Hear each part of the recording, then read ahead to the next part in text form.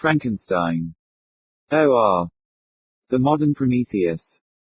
By Mary W. Shelley. Introduction. The publishers of the Standard Novels, in selecting Frankenstein for one of the series, expressed a wish that I should furnish them with some account of the origin of the story. I am the more willing to comply, because I shall thus give a general answer to the question, so very frequently asked me, how I, when a young girl, came to think of and to dilate upon so very hideous an idea. It is true that I am very averse to bringing myself forward in print, but as my account will only appear as an appendage to a former production, and as it will be confined to such topics as have connection with my authorship alone, I can scarcely accuse myself of a personal intrusion. It is not singular that, as the daughter of two persons of distinguished literary celebrity, I should very early in life have thought of writing. As a child I scribbled, and my favorite pastime, during the hours given me for recreation, was to write stories. Still I had a dearer pleasure than this, which was the formation of castles in the air, the indulging in waking dreams, the following up trains of thought, which had for the subject the formation of a succession of imaginary incidents. My dreams were at once more fantastic and agreeable than my writings. In the latter I was a close imitator, rather doing as others had done than putting down the suggestions of my own mind. What I wrote was intended at least for one other, I my childhood's companion and friend, but my dreams were all my own. I accounted for them to nobody. They were my refuge when annoyed, my dearest pleasure when free. I lived principally in the country as a girl, and passed a considerable time in Scotland. I made occasional visits to the more picturesque parts, but my habitual residence was on the blank and dreary northern shores of the Tay, near Dundee. Blank and dreary on retrospection I call them. They were not so to me then. They were the eyrie of freedom, and the pleasant region where unheeded I could commune with the creatures of my fancy. I wrote then, but in a most commonplace style. It was beneath the trees of the grounds belonging to our house, or on the bleak sides of the woodless mountains near, that my true compositions, the airy flights of my imagination, were born and fostered. I did not make myself the heroine of my tales. Life appeared to me too commonplace an affair. As regarded myself, I could not figure to myself that romantic woes or wonderful events would ever be my lot, but I was not confined to my own identity, and I could people the hours with creations far more interesting to me at that age than my own sensations. After this my life became busier, and reality stood in place of fiction. My husband, however, was from the first very anxious that I should prove myself worthy of my parentage, and enroll myself on the page of fame. He was forever inciting me to obtain literary reputation, which, even on my own part, one cared for then, though since I have become infinitely indifferent to it. At this time he desired that I should write, not so much with the idea that I could produce anything worthy of notice, but that he might himself judge how far I possessed the promise of better things hereafter. Still I did nothing. Traveling, and the cares of a family, occupied my time, and study, in the way of reading, or improving my ideas in communication with his far more cultivated mind, was all of literary employment that engaged my attention. In the summer of 1816, we visited Switzerland, and became the neighbors of Lord Byron. At first we spent our pleasant hours on the lake, or wandering on its shores, and Lord Byron, who was writing the third canto of Childe Harold, was the only one among us who put his thoughts upon paper. These, as he brought them successively to us, clothed in all the light and harmony of poetry, seemed to stamp as divine the glories of heaven and earth, whose influences we partook with him. But it proved a wet, ungenial summer, and incessant rain often confined us for days to the house. Some volumes of ghost stories, translated from the German into French, fell into our hands. There was the history of the inconstant lover, who, when he thought to clasp the bride to whom he had pledged his vows, found himself in the arms of the pale ghost of her whom he had deserted. There was the tale of the sinful founder of his race, whose miserable doom it was to bestow the kiss of death on all the younger sons of his fated house, just when they reached the age of promise. His gigantic, shadowy form, clothed like the ghost in Hamlet, in complete armor, but with the beaver up, was seen at midnight, by the moon's fitful beams, to advance slowly along the gloomy avenue. The shape was lost beneath the shadow of the castle walls, but soon a gate swung back, a step was heard, the door of the chamber opened, and he advanced to the couch of the blooming youths, cradled in healthy sleep. Eternal sorrow sat upon his face as he bent down and kissed the forehead of the boys, who from that hour withered like flowers snapped upon the stalk. I have not seen these stories since then, but their incidents are as fresh in my mind as if I had read them yesterday. We will each write a ghost story, said Lord Byron, and his proposition was acceded to. There were 4 of us.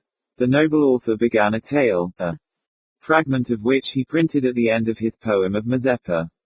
Shelley, more apt to embody ideas and sentiments in the radiance of brilliant imagery, and in the music of the most melodious verse that adorns our language, than to invent the machinery of a story, commenced one founded on the experiences of his early life. Poor Polidori had some terrible idea about a skull-headed lady, who was so punished for peeping through a keyhole. What to see, I forget, something very shocking and wrong of course, but when she was reduced to a worse condition than the renowned Tom of Coventry, he did not know what to do with her, and was obliged to dispatch her to the tomb of the Capulets, the only place for which she was fitted. The illustrious poets also, annoyed by the platitude of prose, speedily relinquished their uncongenial task. I busied myself to think of a story to rival those which had excited us to this task. One which would speak to the mysterious fears of our nature, and awaken thrilling horror, one to make the reader dread to look round, to curdle the blood, and quicken the beatings of the heart. If I did not accomplish these things, my ghost story would be unworthy of its name. I thought and pondered vainly. I felt that blank incapability of invention which is the greatest misery of authorship. When dull nothing replies to our anxious invocations. Have you thought of a story? I was asked each morning, and each morning I was forced to reply with a mortifying negative. Everything must have a beginning, to speak in Sanchine phrase, and that beginning must be linked to something that went before. The Hindus give the world an elephant to support it, but they make the elephant stand upon a tortoise. Invention, it must be humbly admitted, does not consist in creating out of void, but out of chaos. The materials must, in the first place, be afforded. It can give form to dark, shapeless substances, but cannot bring into being the substance itself. In all matters of discovery and invention, even of those that appertain to the imagination, we are continually reminded of the story of Columbus and his egg. Invention consists in the capacity of seizing on the capabilities of a subject, and in the power of molding and fashioning ideas suggested to it. Many and long were the conversations between Lord Byron and Shelley, to which I was a devout but nearly silent listener. During one of these, various philosophical doctrines were discussed, and among others the nature of the principle of life, and whether there was any probability of its ever being discovered and communicated. They talked of the experiments of Dr. Darwin. I speak not of what the doctor really did, or said that he did, but, as more to my purpose, of what was then spoken of as having been done by him, who preserved a piece of vermicelli in a glass case till by some extraordinary means it began to move with voluntary motion. Not thus, after all, would life be given. Perhaps a corpse would be reanimated. Galvanism had given token of such things. Perhaps the component parts of a creature might be manufactured, brought together, and endued with vital warmth. Night waned upon this talk, and even the witching hour had gone by. Before we retired to rest, when I placed my head on my pillow, I did not sleep, nor could I be said to think. My imagination, unbidden, possessed and guided me, gifting the successive images that arose in my mind with a vividness far beyond the usual bounds of reverie. I saw with shut eyes but acute mental vision, I saw the pale student of unhallowed arts kneeling beside the thing he had put together. I saw the hideous phantasm of a man stretched out, and then, on the working of some powerful engine, show signs of life, and stir with an uneasy, half-vital motion. Frightful must it be, for supremely frightful would be the effect of any human endeavor to mock the stupendous mechanism of the Creator of the world. His success would terrify the artist, he would rush away from his odious handiwork, horror-stricken. He would hope that, left to itself, the slight spark of life which he had communicated would fade, that this thing, which had received such imperfect animation, would subside into dead matter, and he might sleep in the belief that the silence of the grave would quench forever the transient existence of the hideous corpse which he had looked upon as the cradle of life. He sleeps, but he is awakened. He opens his eyes, behold the horrid thing stands at his bedside, opening his curtains, and looking on him with yellow, watery, but speculative eyes. I opened mine in terror. The idea so possessed my mind, that a thrill of fear ran through me, and I wished to exchange the ghastly image of my fancy for the realities around. I see them still, the very room, the dark parquet the closed shutters, with the moonlight struggling through, and the sense I had that the glassy lake and white high Alps were beyond. I could not so easily get rid of my hideous phantom, still it haunted me. I must try to think of something else. I recurred to my ghost story, my tiresome unlucky ghost story. Oh, if I could only contrive one which would frighten my reader as I myself had been frightened that night. Swift as light and as cheering was the idea that broke in upon me. I have found it. What terrified me will terrify others, and I need only describe the spectre which had haunted my midnight pillow. On the morrow I announced that I had thought of a story. I began that day with the words, it was on a dreary night of November, making only a transcript of the grim terrors of my waking dream. At first I thought but of a few pages of a short tale, but Shelley urged me to develop the idea at greater length. I certainly did not owe the suggestion of one incident, nor scarcely of one train of feeling, to my husband, and yet but for his incitement, it would never have taken the form in which it was presented to the world. From this declaration I must accept the preface. As far as I can recollect, it was entirely written by him. And now, once again, I bid my hideous progeny go forth and prosper. I have an affection for it was the offspring of happy days, when death and grief were but words, which found no true echo in my heart. Its several pages speak of many a walk, many a drive, and many a conversation, when I was not alone, and my companion was one who, in this world, I shall never see more. But this is for myself, my readers have nothing to do with these associations. I will add but one word as to the alterations I have made.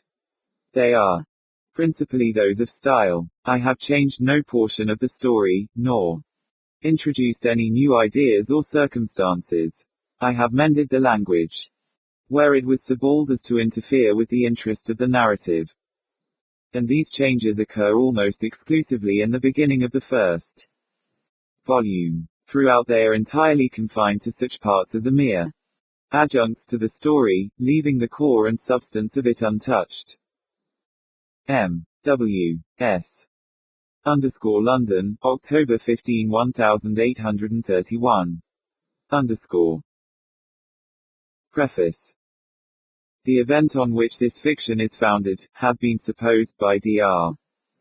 Darwin, and some of the physiological writers of Germany, as not of impossible occurrence. I shall not be supposed as according the remotest degree of serious faith to such an imagination, yet, in assuming it as the basis of a work of fancy, I have not considered myself as merely weaving a series of supernatural terrors. The event on which the interest of the story depends is exempt from the disadvantages of a mere tale of spectres or enchantment.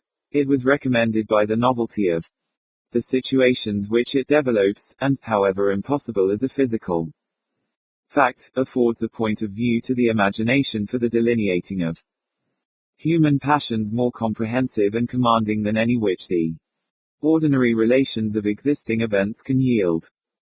I have thus endeavored to preserve the truth of the elementary principles of human nature, while I have not scrupled to innovate upon the combinations. The Iliad, the tragic poetry of Greece, Shakespeare, in The Tempest, and Midsummer Night's Dream, and most especially Milton, in Paradise Lost, conform to this rule, and the most humble novelist, who seeks to confer or receive amusement from his labors, may, without presumption, apply to prose fiction a license, or rather a rule, from the adoption of which so many exquisite combinations of human feeling have resulted in the highest specimens of poetry. The circumstance on which my story rests was suggested in casual conversation. It was commenced partly as a source of amusement, and partly as an expedient for exercising any untried resources of mind. Other motives were mingled with these, as the work proceeded. I am by no means indifferent to the manner in which whatever moral tendencies exist in the sentiments or characters it contains shall affect the reader, yet my chief concern in this respect has been limited to the avoiding the enervating effects of the novels of the present day, and to the exhibition of the amiableness of domestic affection, and the excellence of universal virtue. The opinions which naturally spring from the character and situation of the hero are by no means to be conceived as existing always in my own conviction, nor is any inference justly to be drawn from the following pages as prejudicing any philosophical doctrine of whatever kind. It is a subject also of additional interest to the author, that this story was begun in the majestic region where the scene is principally laid, and in society which cannot cease to be regretted. I passed the summer of 1816 in the environs of Geneva. The season was cold and rainy, and in the evenings we crowded around a blazing wood fire, and occasionally amused ourselves with some German stories of ghosts, which happened to fall into our hands. These tales excited in us a playful desire of imitation. Two other friends, a tale from the pen of one of whom would be far more acceptable to the public than anything I can ever hope to produce, and myself agreed to write each a story, founded on some supernatural occurrence. The weather, however, suddenly became serene, and my two friends left me on a journey among the Alps, and lost, in the magnificent scenes which they present, all memory of the ghostly visions. The following tale is the only one which has been completed. Marlow, September, 1817. Frankenstein. O.R. The Modern Prometheus. Letter I. Underscore to Missy Jarville, England. Underscore. St. Petersburg, Dec 11th 17.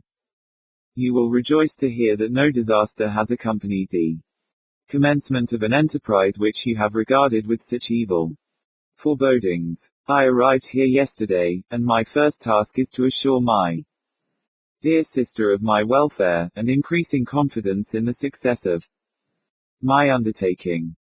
I am already far north of London, and as I walk in the streets of Petersburg, I feel a cold northern breeze play upon my cheeks, which braces my nerves, and fills me with delight. Do you understand this feeling? This breeze, which has traveled from the regions towards which I am advancing, gives me a foretaste of those icy climes. Inspirited by this wind of promise, my daydreams become more fervent and vivid. I try in vain to be persuaded that the pole is the seat of frost and desolation. It ever presents itself to my imagination as the region of beauty and delight. There, Margaret, the sun is forever visible, its broad disk just skirting the horizon, and diffusing a perpetual splendor. Therefore, with your leave, my sister, I will put some trust in preceding navigators. Their snow and frost are banished, and, sailing over a calm sea, we may be wafted to a land surpassing in wonders and in beauty every region hitherto discovered on the habitable globe. Its productions and features may be without example, as the phenomena of the heavenly bodies undoubtedly are in those undiscovered solitudes. What may not be expected in a country of eternal light? I may there discover the wondrous power which attracts the needle, and may regulate 1,000 celestial observations, that require only this voyage to render their seeming eccentricities consistent forever. I shall satiate my ardent curiosity with the sight of a part of the world never before visited, and may tread a land never before imprinted by the foot of man. These are my enticements, and they are sufficient to conquer all fear of danger or death, and to induce me to commence this laborious voyage with the joy a child feels when he embarks in a little boat, with his holiday mates, on an expedition of discovery up his native river. But, supposing all these conjectures to be false, you cannot contest the inestimable benefit which I shall confer on all mankind to the last generation, by discovering a passage near the pole to those countries, to reach which at present so many months are requisite, or by ascertaining the secret of the magnet, which, if at all possible, can only be effected by an undertaking such as mine. These reflections have dispelled the agitation with which I began my letter, and I feel my heart glow with an enthusiasm which elevates me to heaven, for nothing contributes so much to tranquilize the mind as a steady purpose, a point on which the soul may fix its intellectual eye. This expedition has been the favorite dream of my early years. I have read with ardor the accounts of the various voyages which have been made in the prospect of arriving at the North Pacific Ocean through the seas which surround the pole. You may remember that a history of all the voyages made for purposes of discovery composed the whole of our good Uncle Thomas's library. My education was neglected, yet I was passionately fond of reading. These volumes were my study day and night, and my familiarity with them increased the regret which I had felt, as a child, on learning that my father's dying injunction had forbidden my uncle to allow me to embark in a seafaring life.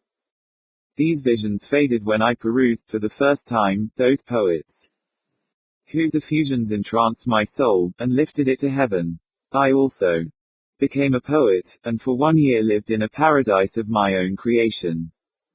I imagined that I also might obtain a niche in the temple where the names of Homer and Shakespeare are consecrated. You are well acquainted with my failure, and how heavily I bore the disappointment. But just at that time I inherited the fortune of my cousin, and my thoughts were turned into the channel of their earlier bent. 6 years have passed since I resolved on my present undertaking. I can, even now, remember the hour from which I dedicated myself to this great enterprise. I commenced by inuring my body to hardship. I accompanied the whale fishers on several expeditions to the North Sea. I voluntarily endured cold, famine, thirst, and want of sleep. I often worked harder than the common sailors during the day, and devoted my nights to the study of mathematics, the theory of medicine, and those branches of physical science from which a naval adventurer might derive the greatest practical advantage. Twice I actually hired myself as an undermate in a Greenland whaler, and acquitted myself to admiration. I must own I felt a little proud when my captain offered me the second dignity in the vessel, and entreated me to remain with the greatest earnestness, so valuable did he consider my services.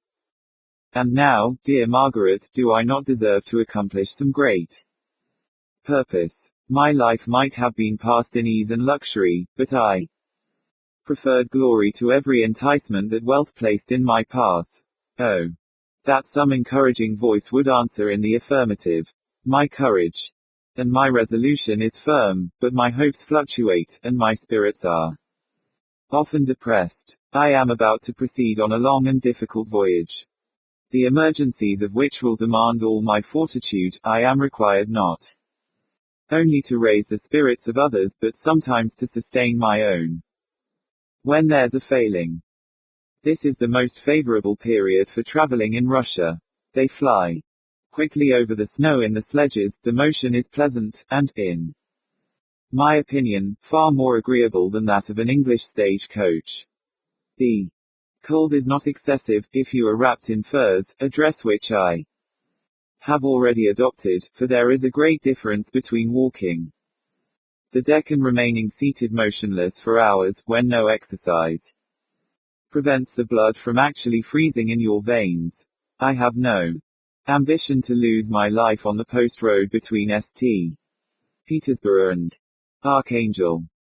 I shall depart for the latter town in a fortnight or 3 weeks, and my intention is to hire a ship there, which can easily be done by paying the insurance for the owner, and to engage as many sailors as I think necessary among those who are accustomed to the whale fishing. I do not intend to sail until the month of June, and when shall I return? Ah, dear sister, how can I answer this question? If I succeed, many months, perhaps years, will pass before you and I may meet. If I fail, you will see me again soon, or never. Farewell, my dear, excellent Margaret. Heaven shower down blessings on you, and save me, that I may again and again testify my gratitude for all your love and kindness. Your affectionate brother, R. Walton. Letter 2.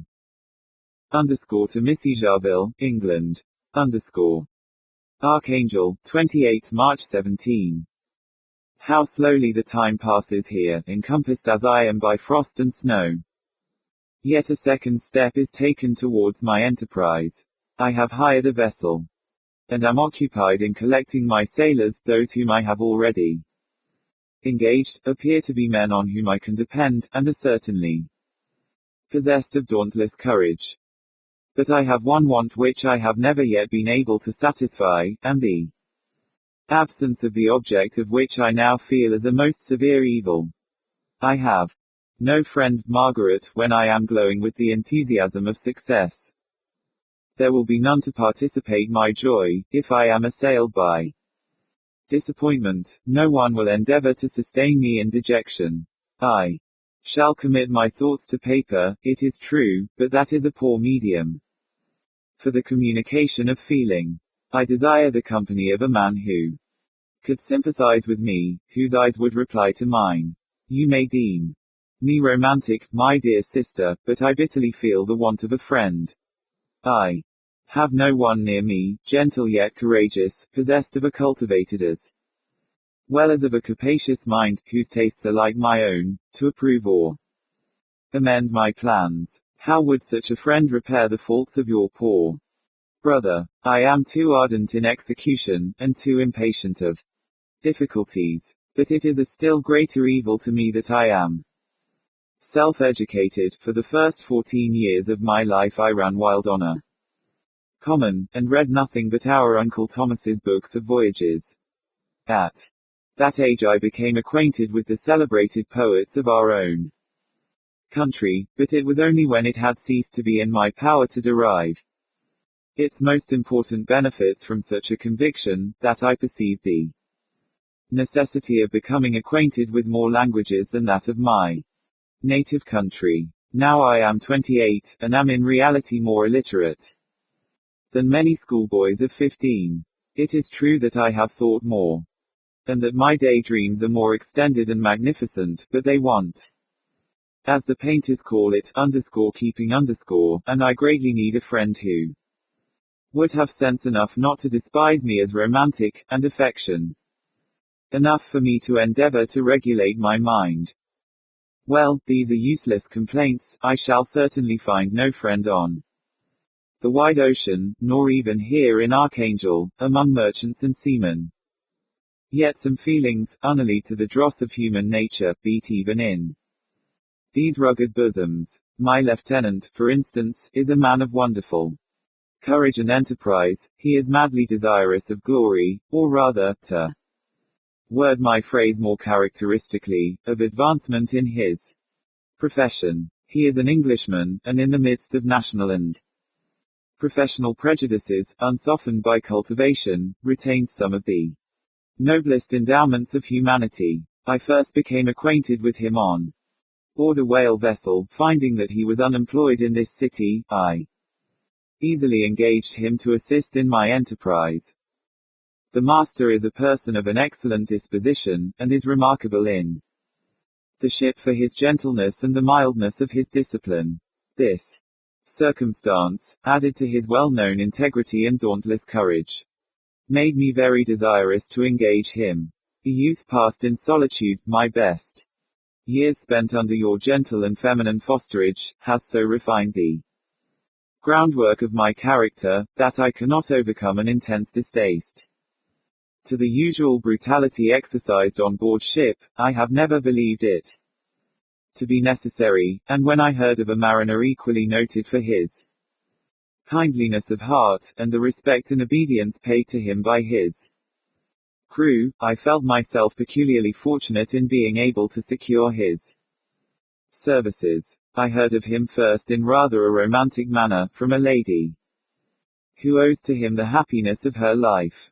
This, briefly, is his story.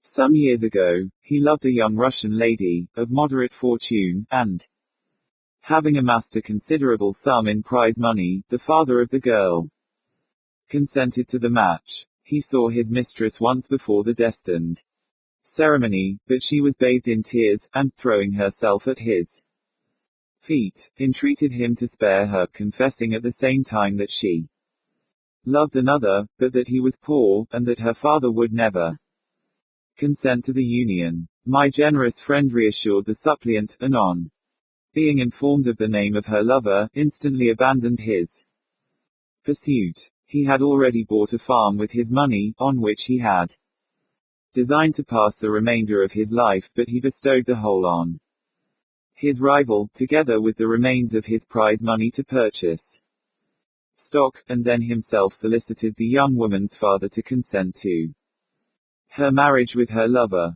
But the old man decidedly refused, thinking himself bound in honor to my friend, who, when he found the father inexorable, quitted his country, nor returned until he heard that his former mistress was married according to her inclinations. What a noble fellow! You will exclaim. He is so, but then he is wholly uneducated. He is as silent as a Turk, and a kind of ignorant carelessness attends him, which, while it renders his conduct the more astonishing, detracts from the interest and sympathy which otherwise he would command. Yet do not suppose, because I complain a little, or because I can conceive a consolation for my toils which I may never know, that I am wavering in my resolutions. Those are as fixed as fate, and my voyage is only now delayed until the weather shall permit my embarkation. The winter has been dreadfully severe, but the spring promises well, and it is considered as a remarkably early season, so that perhaps I may sail sooner than I expected. I shall do nothing rashly, you know me sufficiently to confide in my prudence and considerateness whenever the safety of others is committed to my care. I cannot describe to you my sensations on the near prospect of my undertaking. It is impossible to communicate to you a conception of the trembling sensation, half pleasurable and half fearful, with which I am preparing to depart. I am going to unexplored regions, to the land of mist and snow, but I shall kill no albatross, therefore do not be alarmed for my safety, or if I should come back to you as worn and woeful as the ancient mariner. You will smile at my illusion, but I will disclose a secret. I have often attributed my attachment to my passionate enthusiasm for the dangerous mysteries of ocean, to that production of the most imaginative of modern poets. There is something at work in my soul, which I do not understand. I am practically industrious, painstaking, a workman to execute with perseverance and labor, but besides this, there is a love for the marvelous, a belief in the marvelous, intertwined in all my projects, which hurries me out of the common pathways of men, even to the wild sea and unvisited regions I am about to explore. But to return to dearer considerations. Shall I meet you again, after having traversed immense seas, and returned by the most southern cape of Africa or America? I dare not expect such success, yet I cannot bear to look on the reverse of the picture. Continue for the present to write to me by every opportunity. I may receive your letters on some occasions when I need them most to support my spirits. I love you very tenderly. Remember me with affection, should you never hear from me again. Your affectionate brother, Robert Walton. Letter 3. To Missy Jarville, England. My dear sister, July 7, 17.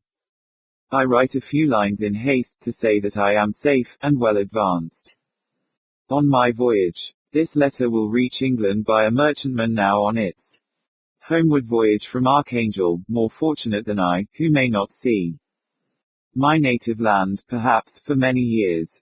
I am, however, in good spirits. My men are bold, and apparently firm of purpose, nor do the floating sheets of ice that continually pass us, indicating the dangers of the region towards which we are advancing, appear to dismay them. We have already reached a very high latitude, but it is the height of summer. And although not so warm as in England, the southern gales, which blow as speedily towards those shores which I so ardently desire to attain, breathe a degree of renovating warmth which I had not expected.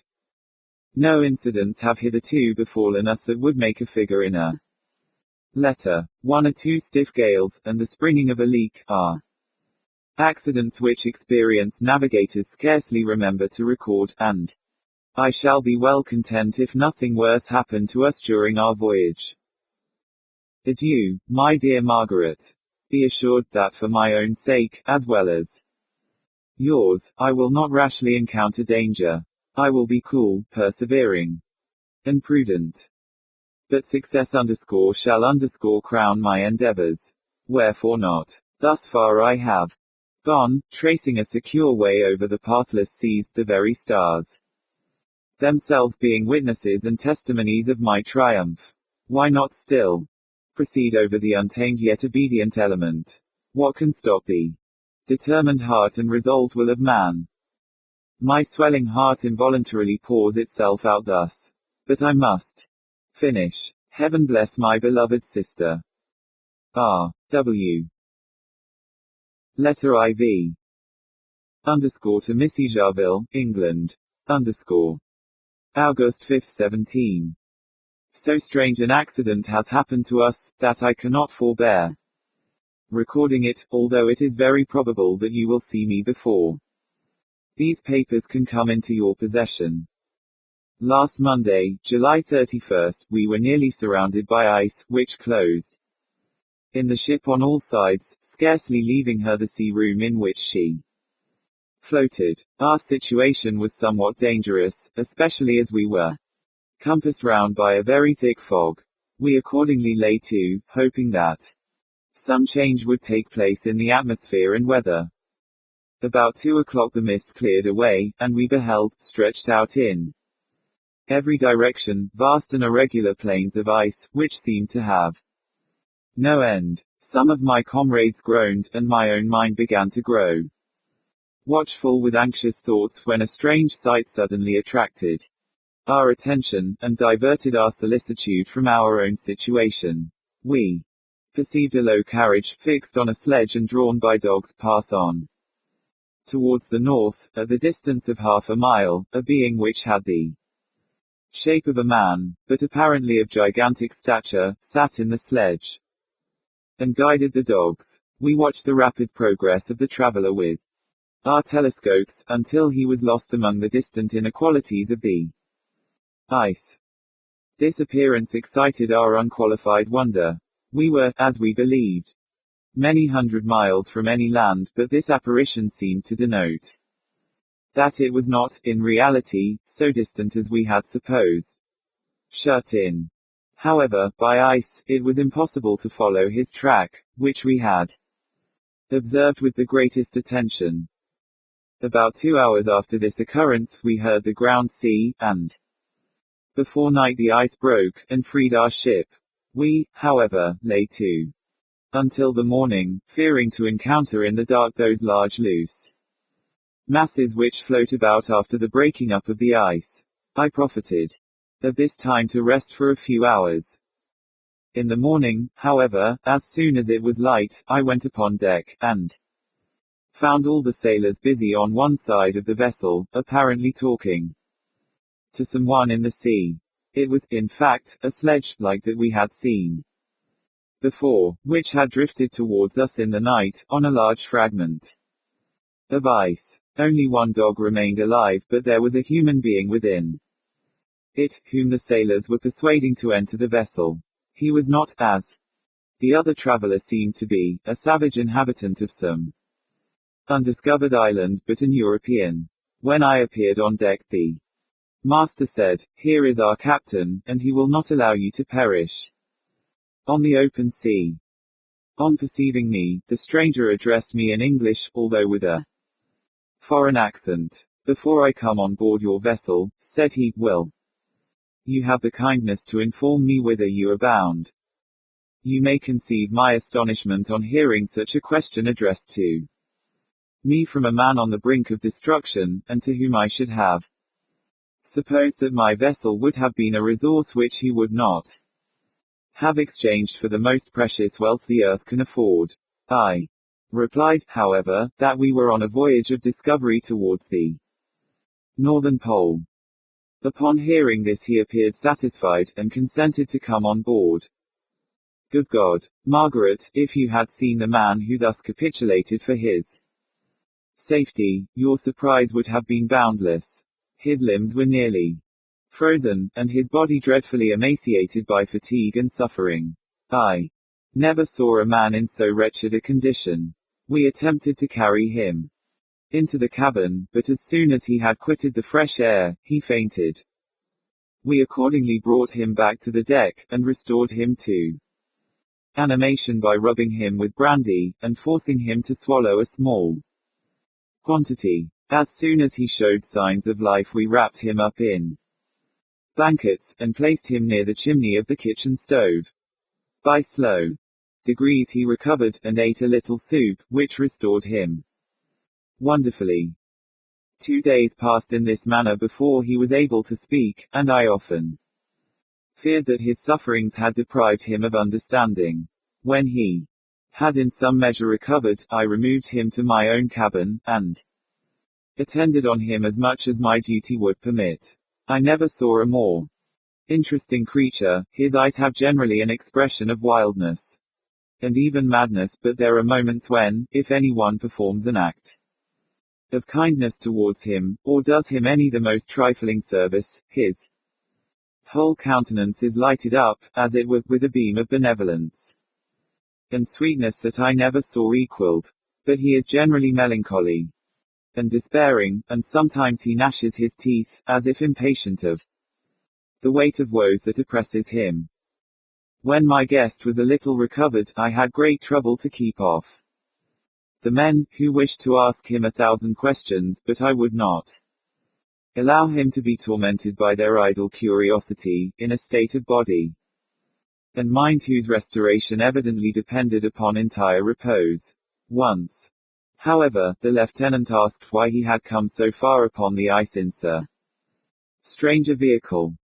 His countenance instantly assumed an aspect of the deepest gloom, and he replied, "To seek one who fled from me." "And did the man whom you pursued travel in the same fashion?" "Yes." "Then I fancy we have seen him, for the day before we picked you up, we saw some dogs drawing a sledge with a man in it, across the ice." This aroused the stranger's attention, and he asked a multitude of questions concerning the route which the demon, as he called him, had pursued. Soon after, when he was alone with me, he said, "I have doubtless excited your curiosity, as well as that of these good people. But you are too considerate to make inquiries. Certainly, it would indeed be very impertinent and inhuman in me to trouble you with any inquisitiveness of mine.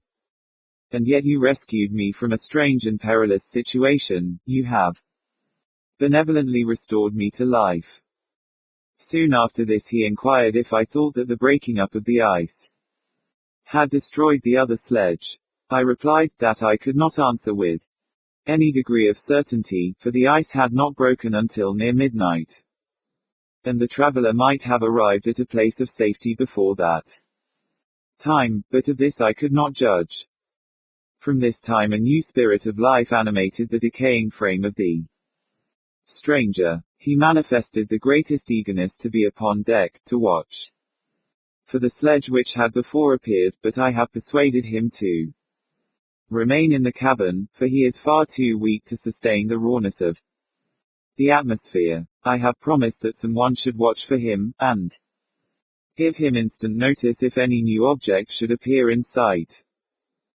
Such is my journal of what relates to this strange occurrence up to the present day. The stranger has gradually improved in health, but is very silent, and appears uneasy when anyone except myself enters his cabin.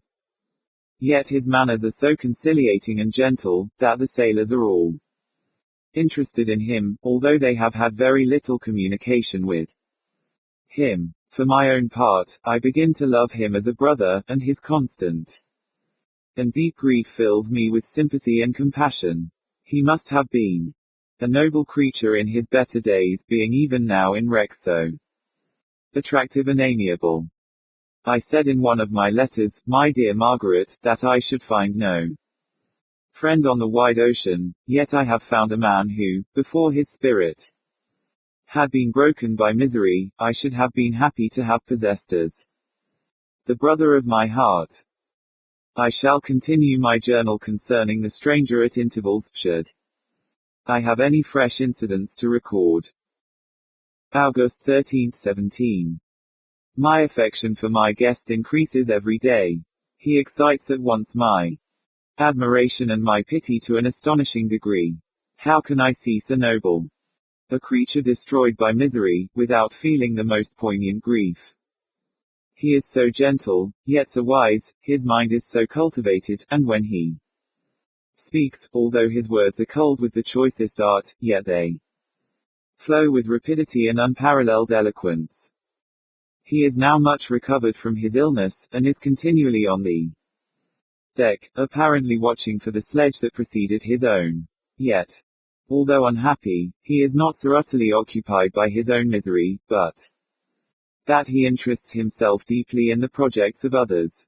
He has frequently conversed with me on mine, which I have communicated to him without disguise. He entered attentively into all my arguments in favor of my eventual success, and into every minute detail of the measures I had taken to secure it.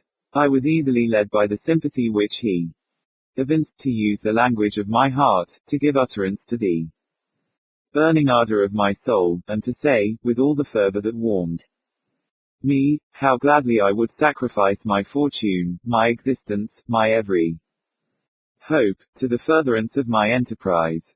One man's life or death were but a small price to pay for the acquirement of the knowledge which I sought, for the dominion I should acquire and transmit over the elemental foes of our race. As I spoke, a dark gloom spread over my listener's countenance. At first I perceived that he tried to suppress his emotion. He placed his hands before his eyes, and my voice quivered and failed me, as I beheld tears trickle fast from between his fingers. A groan burst from his heaving breast. I paused. At length he spoke, in broken accents, "Unhappy man. Do you share my madness? Have you drank also of the intoxicating draught? Hear me, let me reveal my tale, and you will dash the cup from your lips." Such words, you may imagine, strongly excited my curiosity, but the paroxysm of grief that had seized the stranger overcame his weakened powers, and many hours of repose and tranquil conversation were necessary to restore his composure. Having conquered the violence of his feelings, he appeared to despise himself for being the slave of passion, and quelling the dark tyranny of despair, he led me again to converse concerning myself personally. He asked me the history of my earlier years. The tale was quickly told, but it awakened various trains of reflection. I spoke of my desire of finding a friend, of my thirst for a more intimate sympathy with a fellow mind than had ever fallen to my lot, and expressed my conviction that a man could boast of little happiness, who did not enjoy this blessing.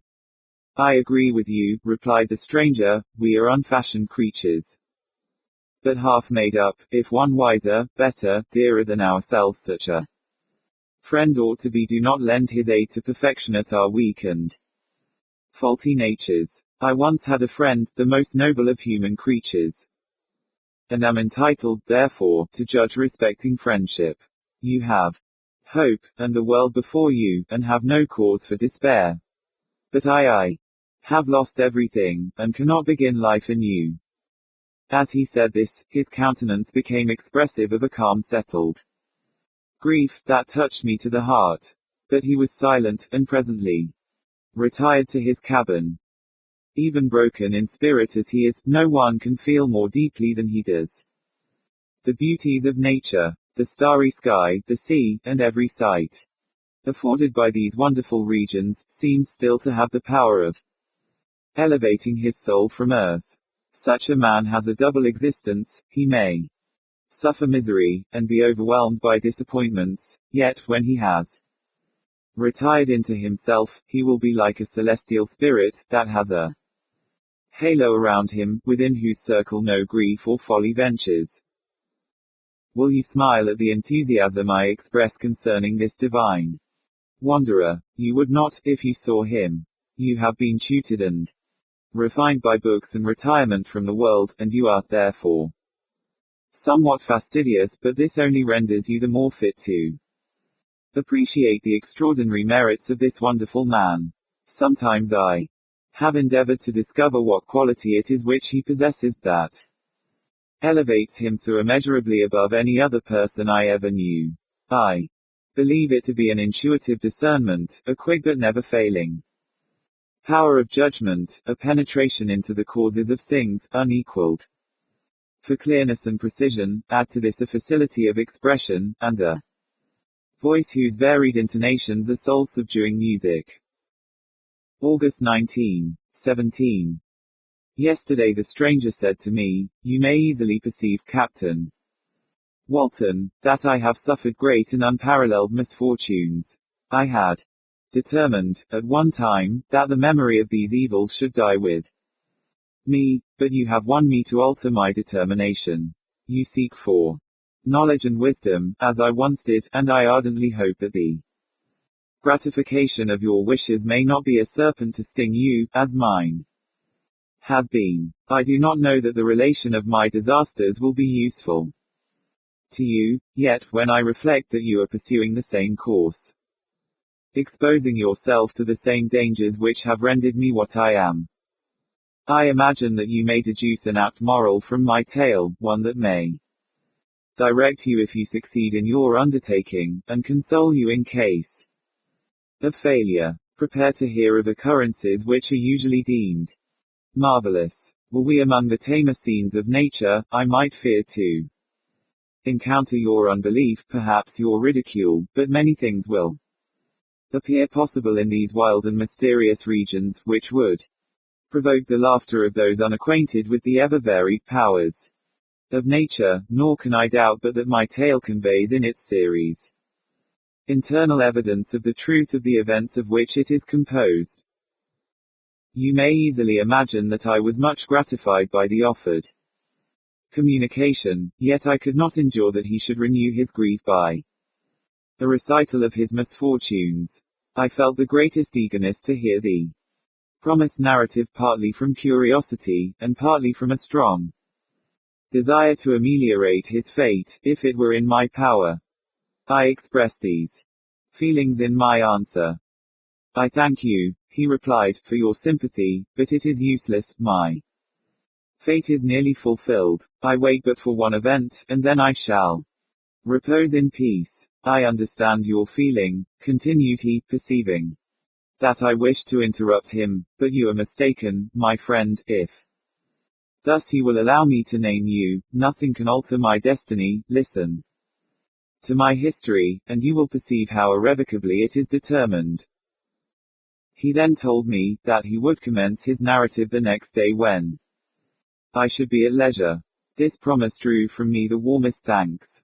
I have resolved every night, when I am not imperatively occupied by my duties, to record, as nearly as possible in his own words, what he has related during the day. If I should be engaged, I will at least make notes. This manuscript will doubtless afford you the greatest pleasure.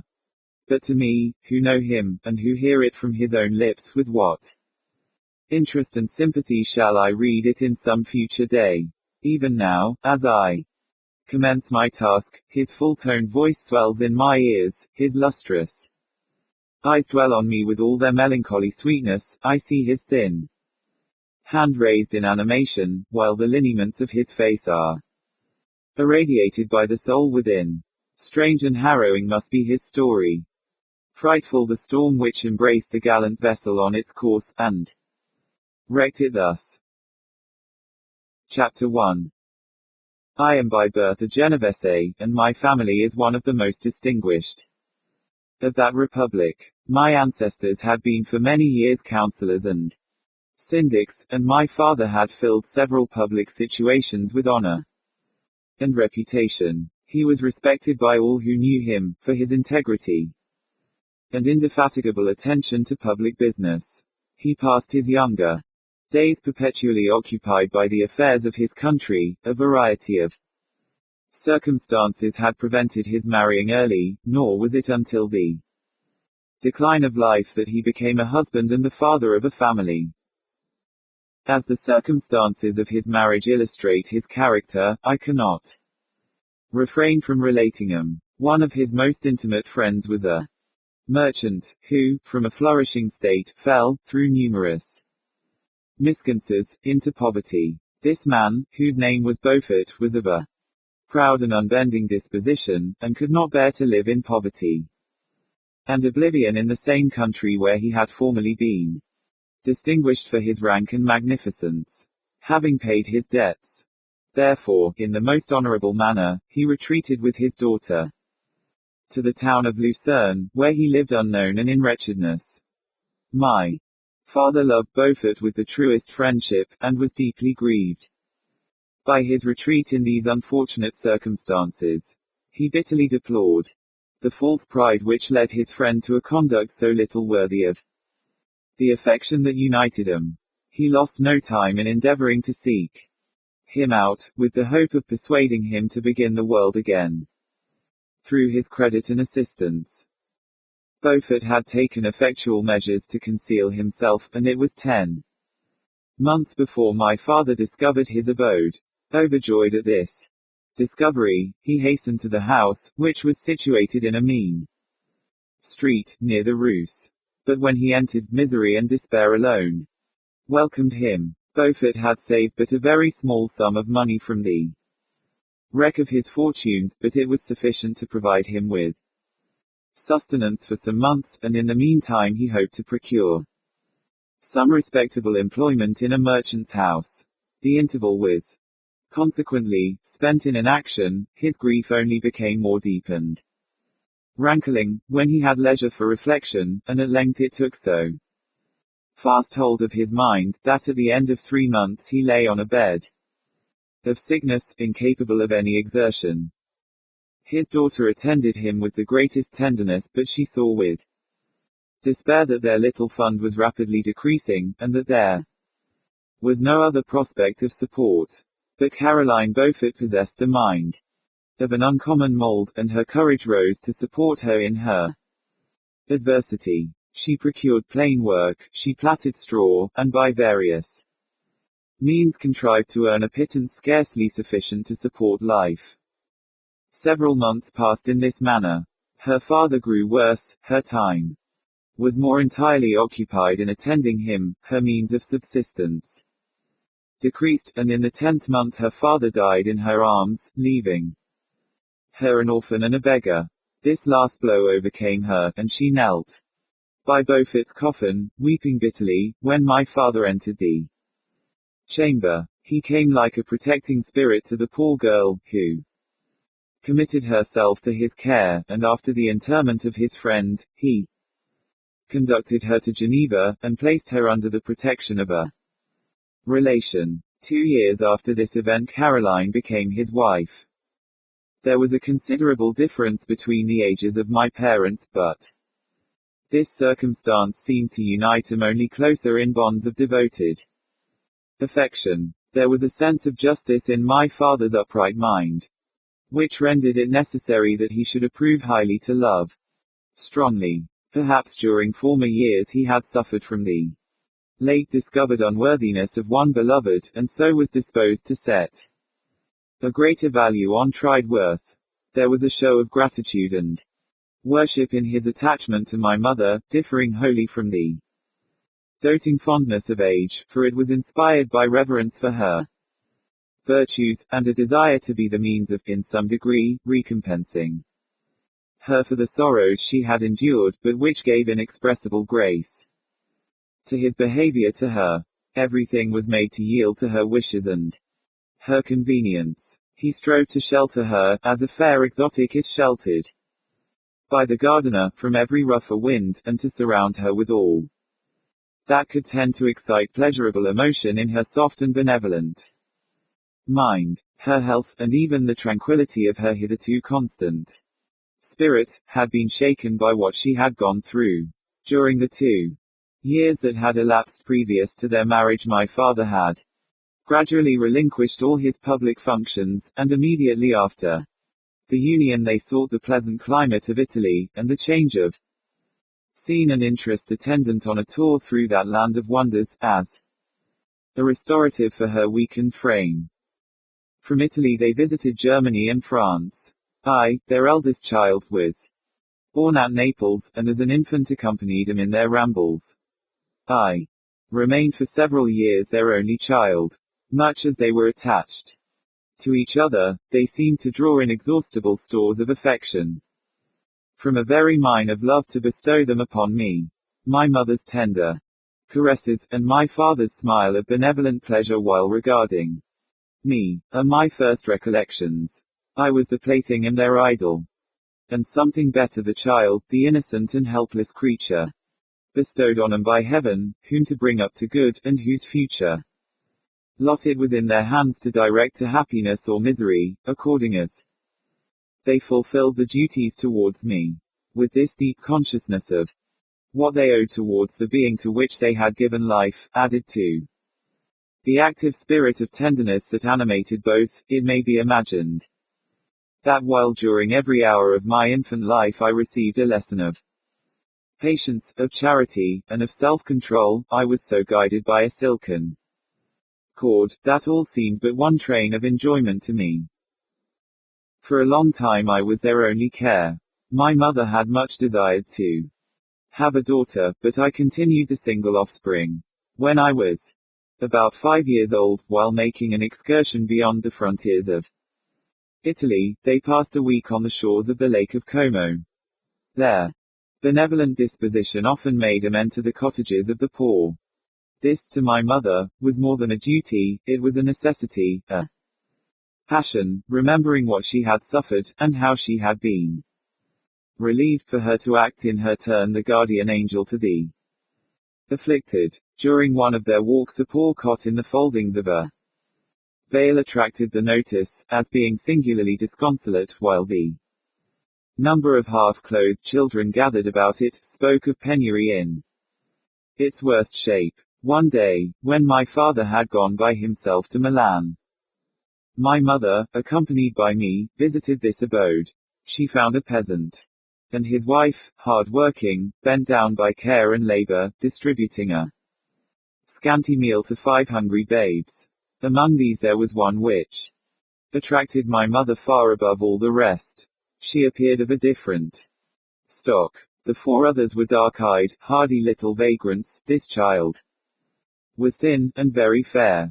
Her hair was the brightest living gold, and, despite the poverty of her clothing, seemed to set a crown of distinction on her head. Her brow was clear and ample, her blue eyes cloudless, and her lips and the molding of her face so expressive of sensibility and sweetness, that none could behold her without looking on her as of a distinct species, a being heaven-sent, and bearing a celestial stamp in all her features.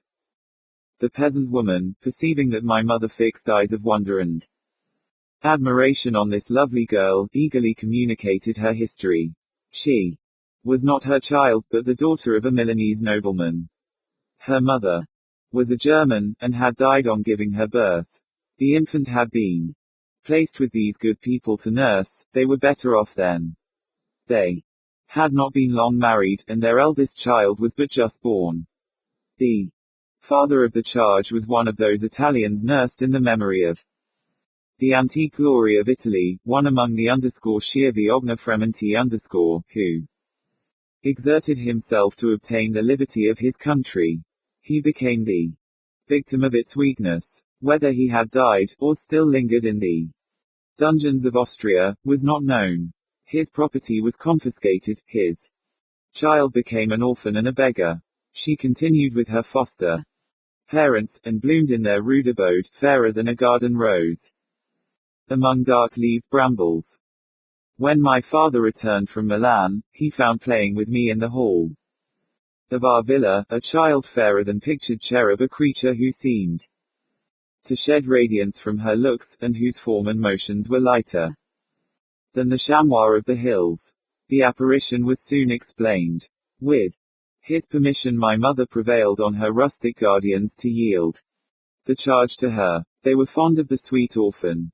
Her presence had seemed a blessing to them, but it would be unfair to her to keep her in poverty and want, when Providence afforded her such powerful protection. They consulted their village priest, and the result was that Elizabeth Lavenza became the inmate of my parents' house, my more than sister, the beautiful and adored companion of all my occupations and my pleasures.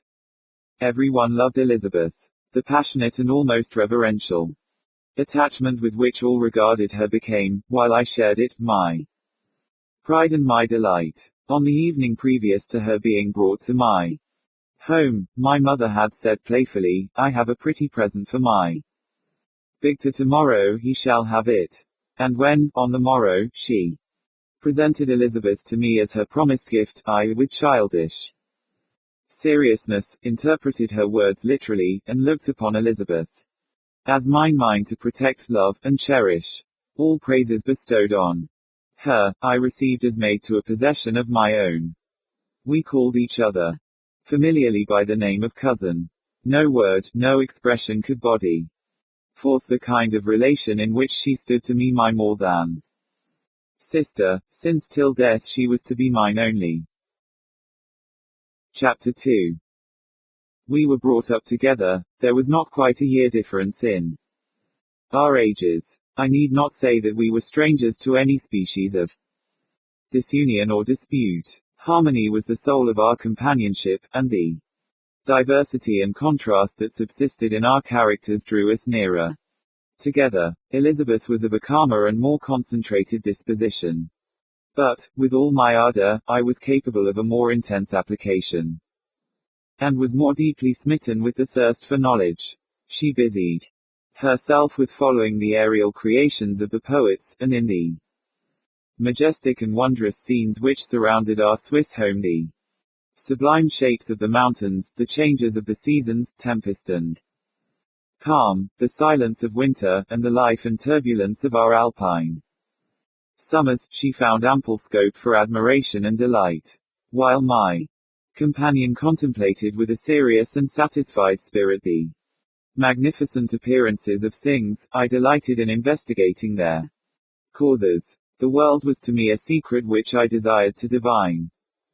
Curiosity, earnest research to learn the hidden laws of nature, gladness, akin to rapture, as they were unfolded to me, are among the earliest sensations I can remember. On the birth of a second son, my junior by 7 years, my parents gave up entirely their wandering life, and fixed themselves in their native country. We possessed a house in Geneva, and _Campagna on Belrive, the eastern shore of the lake, at the distance of rather more than a league from the city. We resided principally in the latter, and the lives of my parents were passed in considerable seclusion. It was my temper to avoid a crowd, and to attach myself fervently to a few.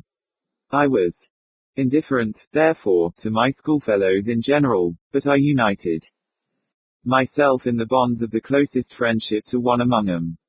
Henry Clerval was the son of a merchant of Geneva. He was a boy of singular talent and fancy. He loved enterprise, hardship, and even danger, for its own sake. He was deeply read in books of chivalry and romance. He composed heroic songs, and began to write many a tale of enchantment and knightly adventure. He tried to make us act plays, and to enter into masquerades, in which the characters were drawn from the heroes of Roncesvalles, of the Round Table of King Arthur, and the chivalrous train who shed the blood to redeem the Holy Sepulchre from the hands of the infidels. No human being could have passed a happier childhood than myself. My parents were possessed by the very spirit of kindness and indulgence. We felt that they were not the tyrants to rule our lot according to their caprice, but the agents and creators of all the many delights which we enjoyed. When I mingled with other families, I distinctly discerned how peculiarly fortunate my lot was, and gratitude assisted the development of filial love. My temper was sometimes violent, and my passions vehement, but by some law in my temperature they were turned, not towards childish pursuits, but to an eager desire to learn, and not to learn all things indiscriminately. I confess that neither the structure of languages, nor the code of governments, nor the politics of various states, possessed attractions for me. It was the secrets of heaven and earth that I desired to learn, and whether it was the outward substance of things, or the inner spirit of nature and the mysterious soul of man that occupied me, still my inquiries were directed to the metaphysical, or, in its highest sense, the physical secrets of the world. Meanwhile Clerval occupied himself, so to speak, with the moral relations of things, the busy stage of life, the virtues of heroes, and the actions of men, were his theme, and his hope and his dream was to become one among those whose names are recorded in story, as the gallant and adventurous benefactors of our species. The saintly soul of Elizabeth shone like a shrine-dedicated lamp in our peaceful home. Her sympathy was ours, her smile, her soft voice, the sweet glance of her celestial eyes, were ever there to bless and animate us. She was the living spirit of love to soften and attract. I might have become sullen in my study, rough through the ardor of my nature, but that she was there to subdue me to a semblance of her own gentleness. And Clerval could aught ill entrench on the noble spirit of Clerval, yet he might not have been so perfectly humane, so thoughtful in his generosity, so full of kindness and tenderness amidst his passion for adventurous exploit, had she not unfolded to him the real loveliness of beneficence, and made the doing good the end and aim of his soaring ambition. I feel exquisite pleasure in dwelling on the recollections of childhood. Before misfortune had tainted my mind, and changed its bright visions of extensive usefulness into gloomy and narrow reflections upon self.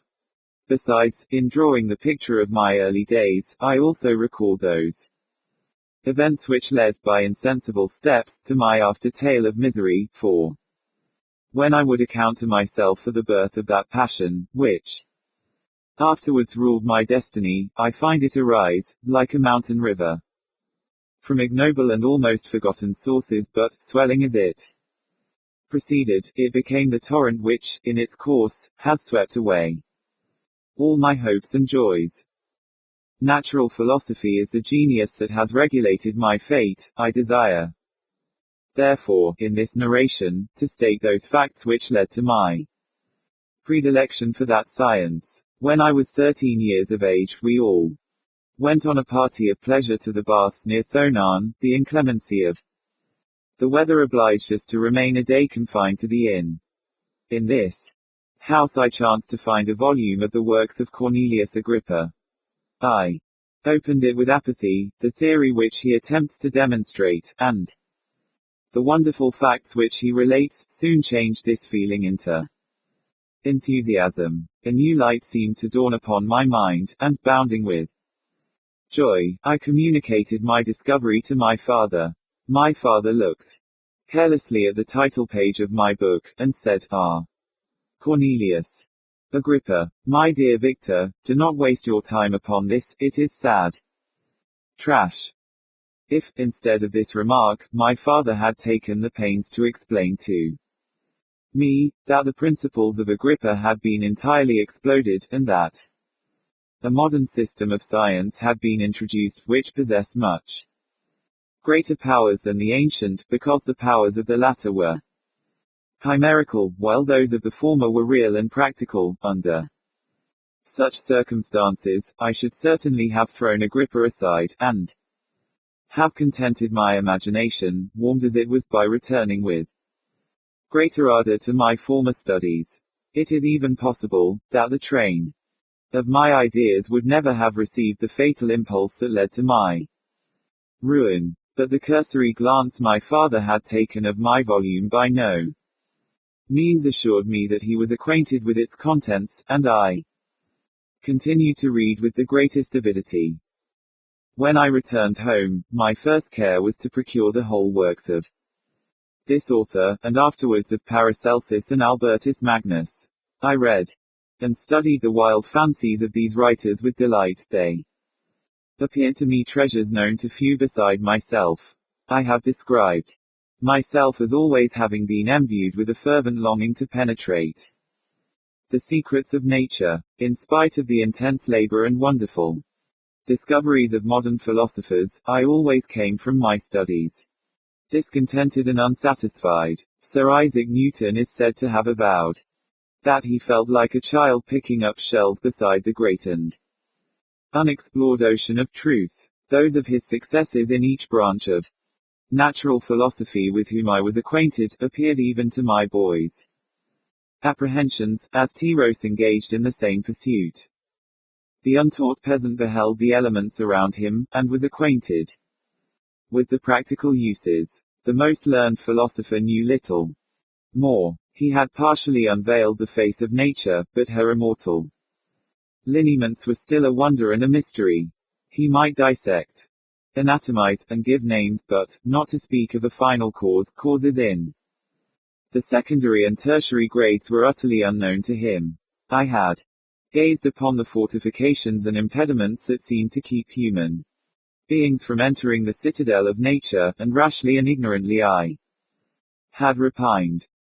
But here were books, and here were men who had penetrated deeper and knew more. I took their word for all that they averred, and I became their disciple. It may appear strange that such should arise in the 18th century, but while I followed the routine of education in the schools of Geneva, I was to a great degree self-taught with regard to my favorite studies. My father was not scientific, and I was left to struggle with a child's blindness, added to a student's thirst for knowledge. Under the guidance of my new preceptors, I entered with the greatest diligence into the search of the philosopher's stone and the elixir of life, but the latter soon obtained my undivided attention.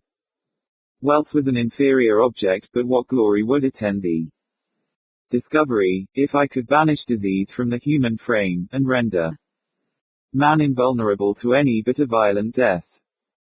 Nor were these my only visions.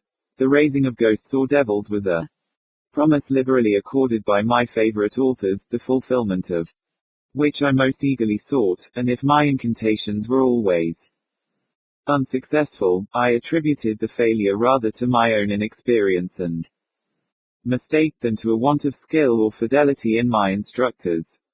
And thus, for a time I was occupied by exploded systems, mingling, like an unadept, 1,000 contradictory theories, and floundering desperately in a very slough of multifarious knowledge, guided by an ardent imagination and childish reasoning, till an accident again changed the current of my ideas.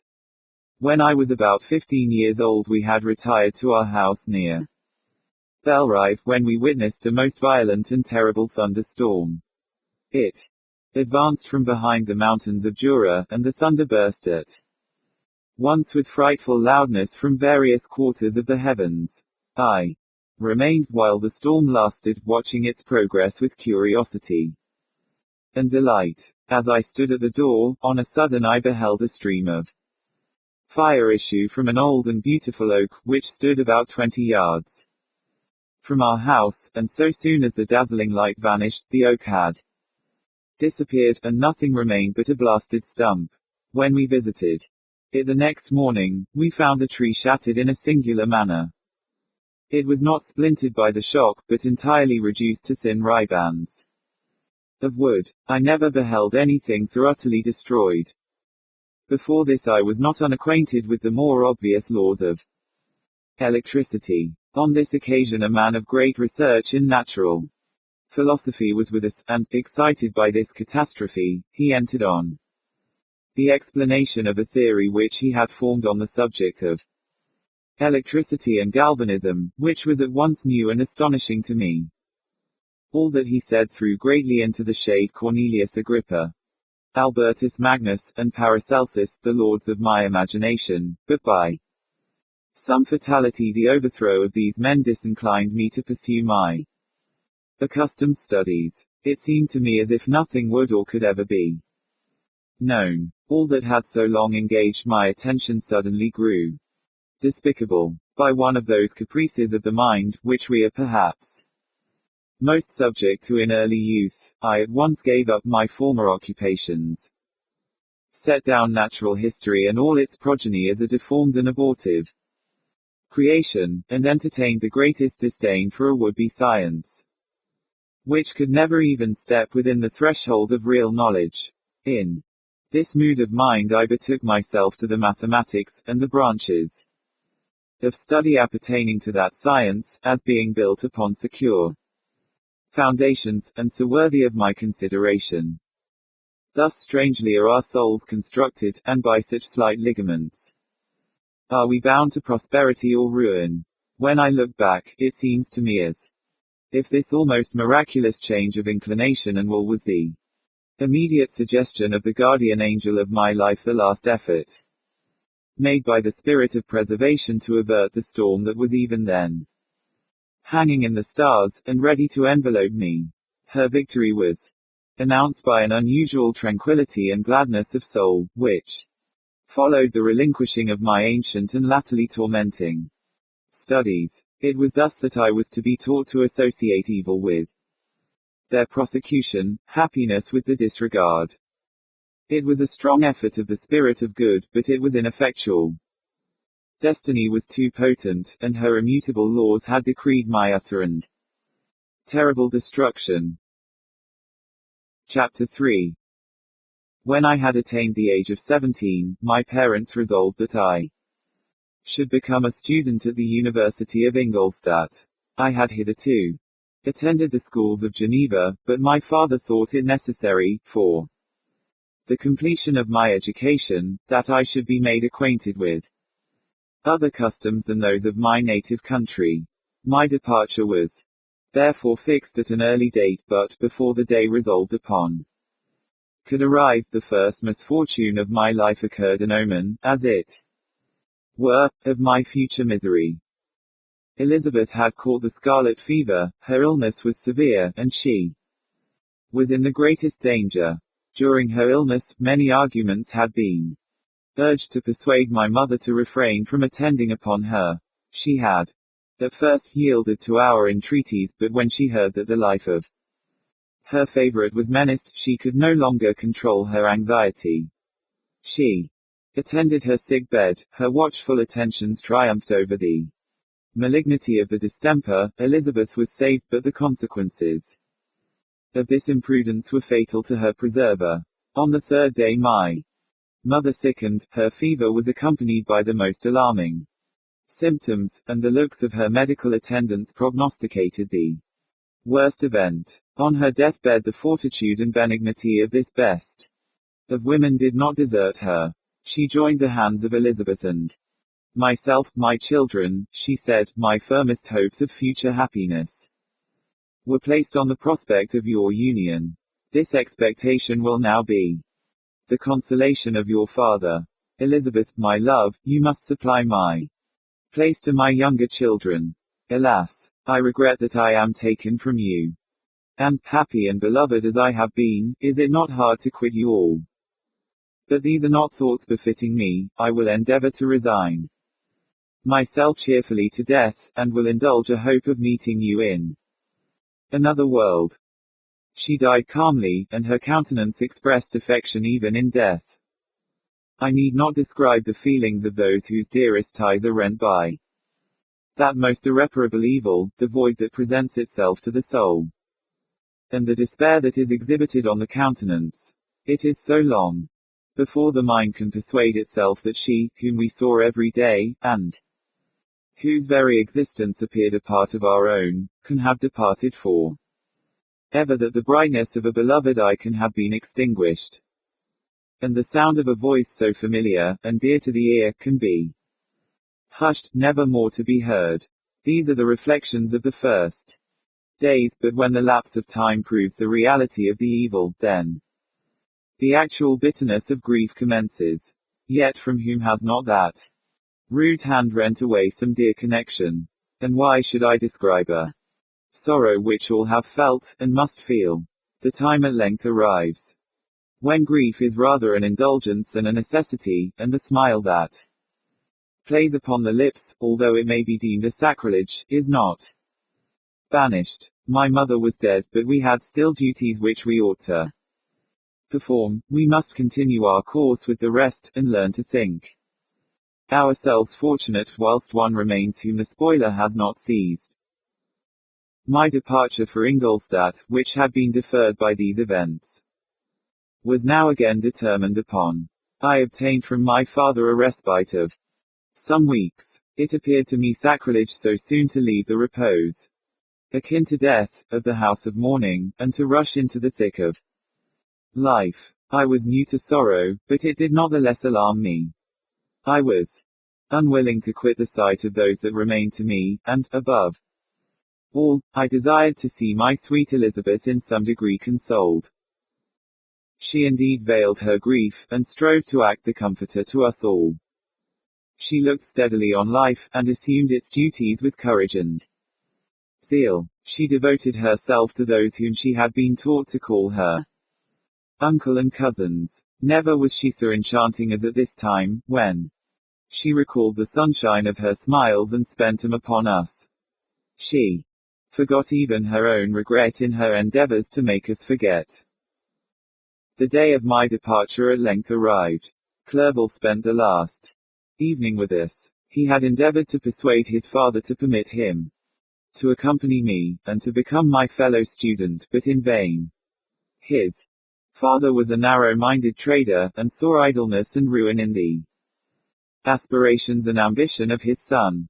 Henry deeply felt the misfortune of being debarred from a liberal education. He said little, but when he spoke, I read in his kindling eye and in his animated glance a Restrained but firm resolve, not to be chained to the miserable details of commerce.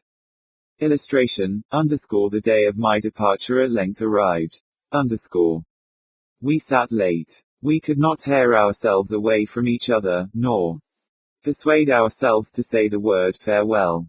It was said, and we retired under the pretense of seeking repose, each fancying that the other was deceived. But when at morning's dawn I descended to the carriage which was to convey me away, they were all there, my father again to bless me, Clerval to press my hand once more, my Elizabeth to renew her entreaties that I would write often, and to bestow the last feminine attentions on her playmate and friend. I threw myself into the chaise that was to convey me away, and indulged in the most melancholy reflections. I, who had ever been surrounded by amiable companions, continually engaged in endeavoring to bestow mutual pleasure, I was now alone. In the university, whither I was going, I must form my own friends, and be my own protector. My life had hitherto been remarkably secluded and domestic, and this had given me invincible repugnance to new countenances. I loved my brothers, Elizabeth, and Clerval. These were old familiar faces, but I believed myself totally unfitted for the company of strangers. Such were my reflections as I commenced my journey, but as I proceeded, my spirits and hopes rose. I ardently desired the acquisition of knowledge. I had often, when at home, thought it hard to remain during my youth cooped up in one place, and had longed to enter the world, and take my station among other human beings. Now my desires were complied with, and it would, indeed, have been folly to repent. I had sufficient leisure for these and many other reflections during my journey to Ingolstadt, which was long and fatiguing. At length the high, white steeple of the town met my eyes. I alighted, and was conducted to my solitary apartment, to spend the evening as I pleased.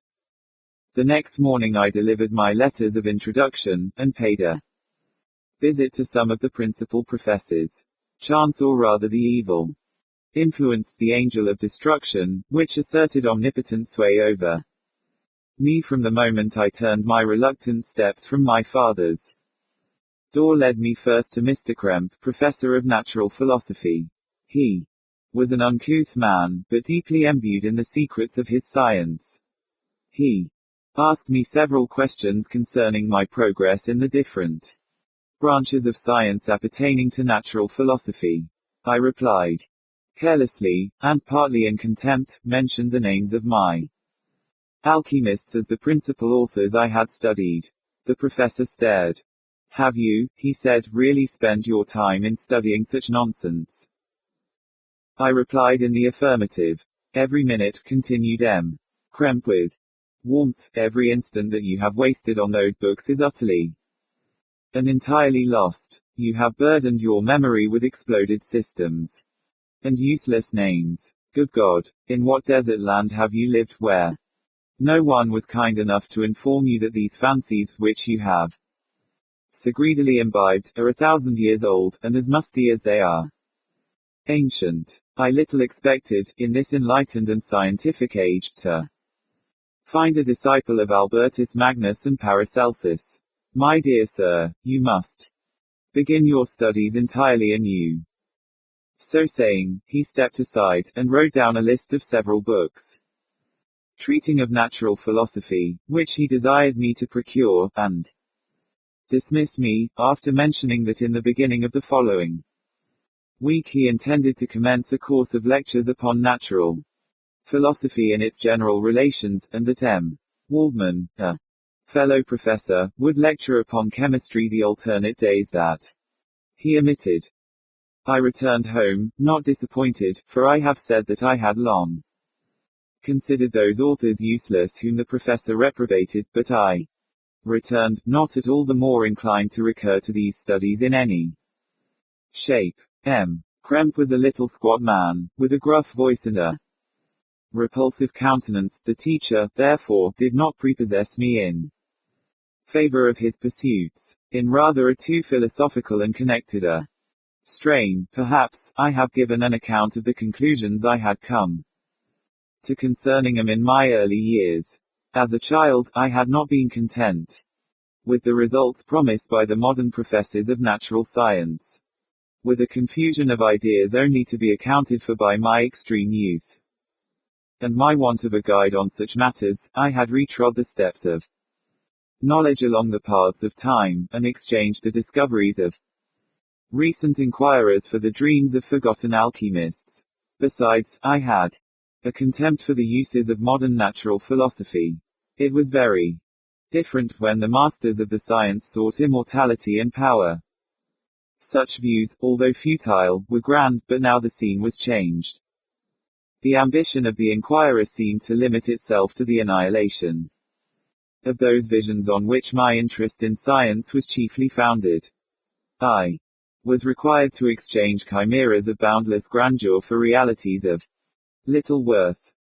Such were my reflections during the first 2 or 3 days of my residence at Ingolstadt, which were chiefly spent in becoming acquainted with the localities, and the principal residents in my new abode. But as the ensuing week commenced, I thought of the information which M. Kremp had given me concerning the lectures, and although I could not consent to go and hear that little conceited fellow deliver sentences out of a pulpit, I recollected what he had said of M. Waldman, whom I had never seen, as he had hitherto been out of town. Partly from curiosity, and partly from idleness, I went into the lecturing room, which M. Waldman entered shortly after. This professor was very unlike his colleague. He appeared about 50 years of age, but with an aspect expressive of the greatest benevolence. A few grey hairs covered his temples, but those at the back of his head were nearly black. His person was short, but remarkably erect, and his voice the sweetest I had ever heard.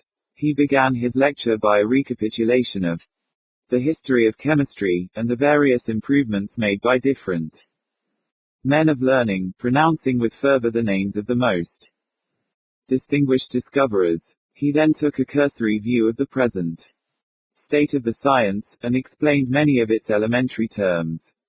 After having made a few preparatory experiments, he concluded with a panegyric upon modern chemistry, the terms of which I shall never forget. The ancient teachers of this science, said he, promised impossibilities, and performed nothing. The modern masters promise very little. They know that metals cannot be transmuted, and that the elixir of life is a chimera. But these philosophers, whose hands seem only made to dabble in dirt, and their eyes to pore over the microscope or crucible, have indeed performed miracles. They penetrate into the recesses of nature, and show how she works in her hiding places. They ascend into the heavens. They have discovered how the blood circulates, and the nature of the air we breathe. They have acquired new and almost unlimited powers. They can command the thunders of heaven, mimic the earthquake, and even mock the invisible world with its own shadows. Such were the professor's words, rather let me say such the words of fate, announced to destroy me. As he went on, I felt as if my soul were grappling with a palpable enemy. One by one the various keys were touched which formed the mechanism of my being. Chord after chord was sounded, and soon my mind was filled with one thought, one conception, one purpose. So much has been done, exclaimed the soul of Frankenstein. More, far more, will I achieve, treading in the steps already marked. I will pioneer a new way, explore unknown powers, and unfold to the world the deepest mysteries of creation. I closed not my eyes that night. My internal being was in a state of insurrection and turmoil. I felt that order would thence arise, but I had no power to produce it. By degrees, after the morning's dawn, sleep came. I awoke, and my yesternight's thoughts were as a dream. There only remained a resolution to return to my ancient studies, and to devote myself to a science for which I believed myself to possess a natural talent. On the same day, I paid M. Waldman a visit. His manners in private were even more mild and attractive than in public, for there was a certain dignity in his mien during his lecture, which in his own house was replaced by the greatest affability and kindness.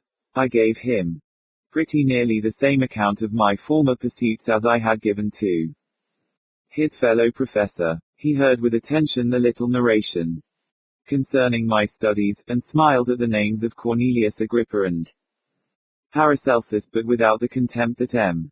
Krempe had exhibited. He said that these were men to whose indefatigable zeal modern philosophers were indebted for most of the foundations of the knowledge they had left to us, as an easier task, to give new names and arrange in connected classifications the facts which they in a great degree had been the instruments of bringing to light. The labors of men of genius, however erroneously directed, scarcely ever fail in ultimately turning to the solid advantage of mankind.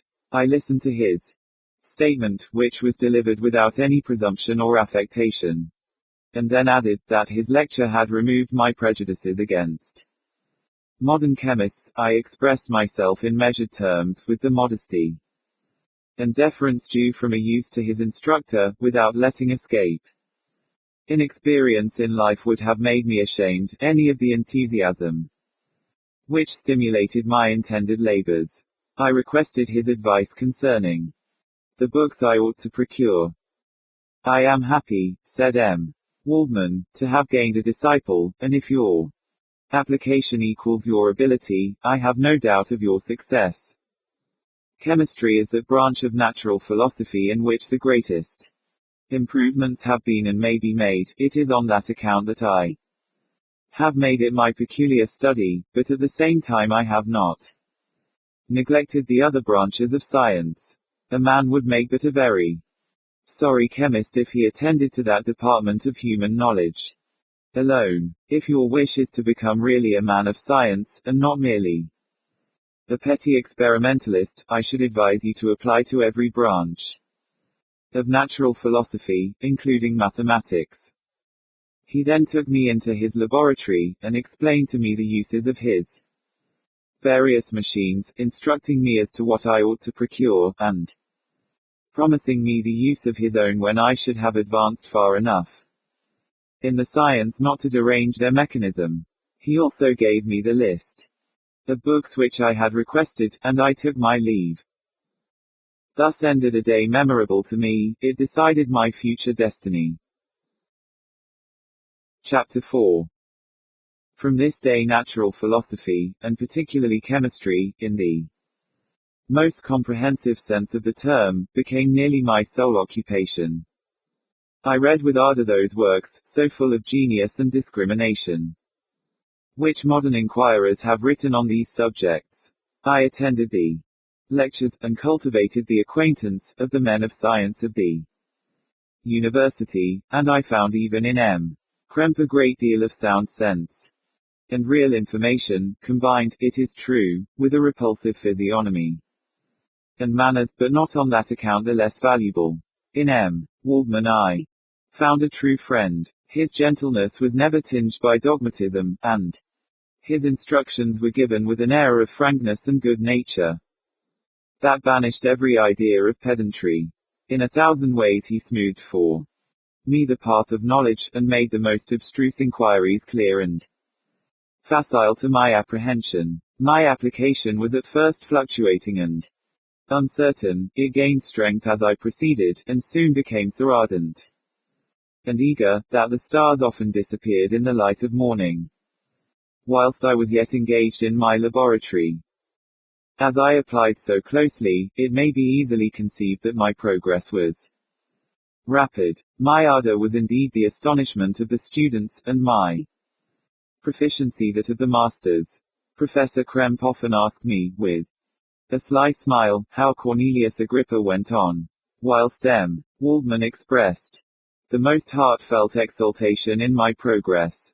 2 years passed in this manner, during which I paid no visit to Geneva, but was engaged, heart and soul, in the pursuit of some discoveries, which I hope to make None but those who have experienced and can conceive of the enticements of science. In other studies you go as far as others have gone before you, and there is nothing more to know, but in a scientific pursuit there is continual food for discovery and wonder. A mind of moderate capacity, which closely pursues one study, must infallibly arrive at great proficiency in that study, and I, who continually sought the attainment of one object of pursuit, and was solely wrapped up in this, improved so rapidly, that, at the end of 2 years, I made some discoveries in the improvement of some chemical instruments, which procured me great esteem and admiration at the university. When I had arrived at this point, and had become as well acquainted with the theory and practice of natural philosophy as depended on the lessons of any of the professors at Ingolstadt, my residence there being no longer conducive to my improvements, I thought of returning to my friends and my native town, when an incident happened that protracted my stay. One of the phenomena which had peculiarly attracted my attention was the structure of the human frame, and, indeed, any animal endued with life. Whence, I often asked myself, did the principle of life proceed? It was a bold question, and one which has ever been considered as a mystery. Yet with how many things are we upon the brink of becoming acquainted? If cowardice or carelessness did not restrain our inquiries, I revolved these circumstances in my mind, and determined thenceforth to apply myself more particularly to those branches of natural philosophy which relate to physiology. Unless I had been animated by an almost supernatural enthusiasm, my application to this study would have been irksome, and almost intolerable. To examine the causes of life, we must first have recourse to death. I became acquainted with the science of anatomy, but this was not sufficient. I must also observe the natural decay and corruption of the human body. In my education my father had taken the greatest precautions that my mind should be impressed with no supernatural horrors. I do not ever remember to have trembled at a tale of superstition, or to have feared the apparition of a spirit. Darkness had no effect upon my fancy, and a churchyard was to me merely the receptacle of bodies deprived of life, which from being the seat of beauty and strength, had become food for the worm. Now I was led to examine the cause and progress of this decay, and forced to spend days and nights in vaults and charnel houses. My attention was fixed upon every object the most insupportable to the delicacy of the human feelings. I saw how the fine form of man was degraded and wasted. I beheld the corruption of death succeed to the blooming cheek of life. I saw how the worm inherited the wonders of the eye and brain. I paused, examining and analyzing all the minutiae of causation, as exemplified in the change from life to death, and death to life, until from the midst of this darkness a sudden light broke in upon me, a light so brilliant and wondrous, yet so simple, that while I became dizzy with the immensity of the prospect which it illustrated, I was surprised that among so many men of genius who had directed their inquiries towards the same science, that I alone should be reserved to discover so astonishing a secret. Remember, I am not recording the vision of a madman. The sun does not more certainly shine in the heavens than that which I now affirm is true. Some miracle might have produced it, yet the stages of the discovery were distinct and probable. After days and nights of incredible labor and fatigue, I succeeded in discovering the cause of generation and life. Nay, more, I became myself capable of bestowing animation upon lifeless matter. The astonishment which I had at first experienced on this discovery soon gave place to delight and rapture. After so much time spent in painful labor, to arrive at once at the summit of my desires, was the most gratifying consummation of my toils. But this discovery was so great and overwhelming, that all the steps by which I had been progressively led to it were obliterated, and I beheld only the result. What had been the study and desire of the wisest men since the creation of the world was now within my grasp. Not that, like a magic scene, it all opened upon me at once. The information I had obtained was of a nature rather to direct my endeavors so soon as I should point them towards the object of my search, than to exhibit that object already accomplished. I was like the Arabian who had been buried with the dead, and found a passage to life, aided only by one glimmering, and seemingly ineffectual, light. I see by your eagerness, and the wonder and hope which your eyes express, my friend, that you expect to be informed of the secret with which I am acquainted, that cannot be. Listen patiently until the end of my story, and you will easily perceive why I am reserved upon that subject. I will not lead you on, unguarded and ardent as I then was, to your destruction and infallible misery. Learn from me, if not by my precepts, at least by my example, how dangerous is the acquirement of knowledge, and how much happier that man is who believes his native town to be the world, than he who aspires to become greater than his nature will allow. When I found so astonishing a power placed within my hands, I hesitated a long time concerning the manner in which I should employ it. Although I possessed the capacity of bestowing animation, yet to prepare a frame for the reception of it with all its intricacies of fibers, muscles, and veins, still remained a work of inconceivable difficulty and labor. I doubted at first whether I should attempt the creation of a being like myself, or one of simpler organization, but my imagination was too much exalted by my first success to permit me to doubt of my ability to give life to an animal as complex and wonderful as man. The materials at present within my command hardly appeared adequate to so arduous an undertaking, but I doubted not that I should ultimately succeed. I prepared myself for a multitude of reverses. My operations might be incessantly baffled, and at last my work be imperfect. Yet, when I considered the improvement which every day takes place in science and mechanics, I was encouraged to hope my present attempts would at least lay the foundations of future success. Nor could I consider the magnitude and complexity of my plan as any argument of its impracticability. It was with these feelings that I began the creation of a human being. As the minuteness of the parts formed a great hindrance to my speed, I resolved, contrary to my first intention, to make the being of a gigantic stature, that is to say, about 8 feet in height, and proportionably large. After having formed this determination, and having spent some months in successfully collecting and arranging my materials, I began. No one can conceive the variety of feelings which bore me onwards, like a hurricane, in the first enthusiasm of success. Life and death appeared to me ideal bounds, which I should first break through, and pour a torrent of light into our dark world. A new species would bless me as its creator and source. Many happy and excellent natures would owe their being to me. No father could claim the gratitude of his child so completely as I should deserve theirs. Pursuing these reflections, I thought that if I could bestow animation upon lifeless matter, I might, in process of time, although I now found it impossible, renew life where death had apparently devoted the body to corruption. These thoughts supported my spirits while I pursued my undertaking with unremitting ardor. My cheek had grown pale with study, and my person had become emaciated with confinement.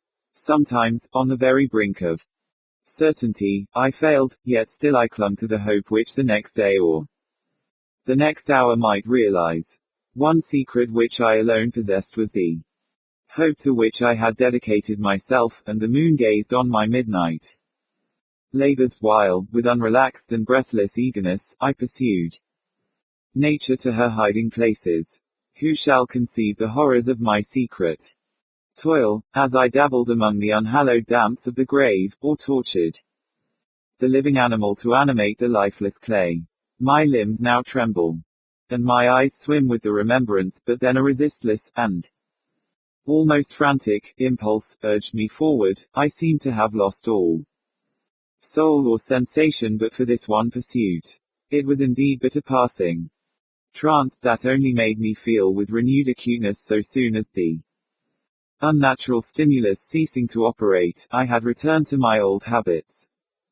I collected bones from charnel houses, and disturbed with profane fingers the tremendous secrets of the human frame. In a solitary chamber, or rather cell, at the top of the house, and separated from all the other apartments by a gallery and staircase, I kept my workshop of filthy creation. My eyeballs were starting from the sockets in attending to the details of my employment. The dissecting room and the slaughterhouse furnished many of my materials, and often did my human nature turn with loathing from my occupation, whilst, still urged on by an eagerness which perpetually increased, I brought my work near to a conclusion. The summer months passed while I was thus engaged, heart and soul, in one pursuit. It was a most beautiful season. Never did the fields bestow a more plentiful harvest, or the vines yield a more luxuriant vintage.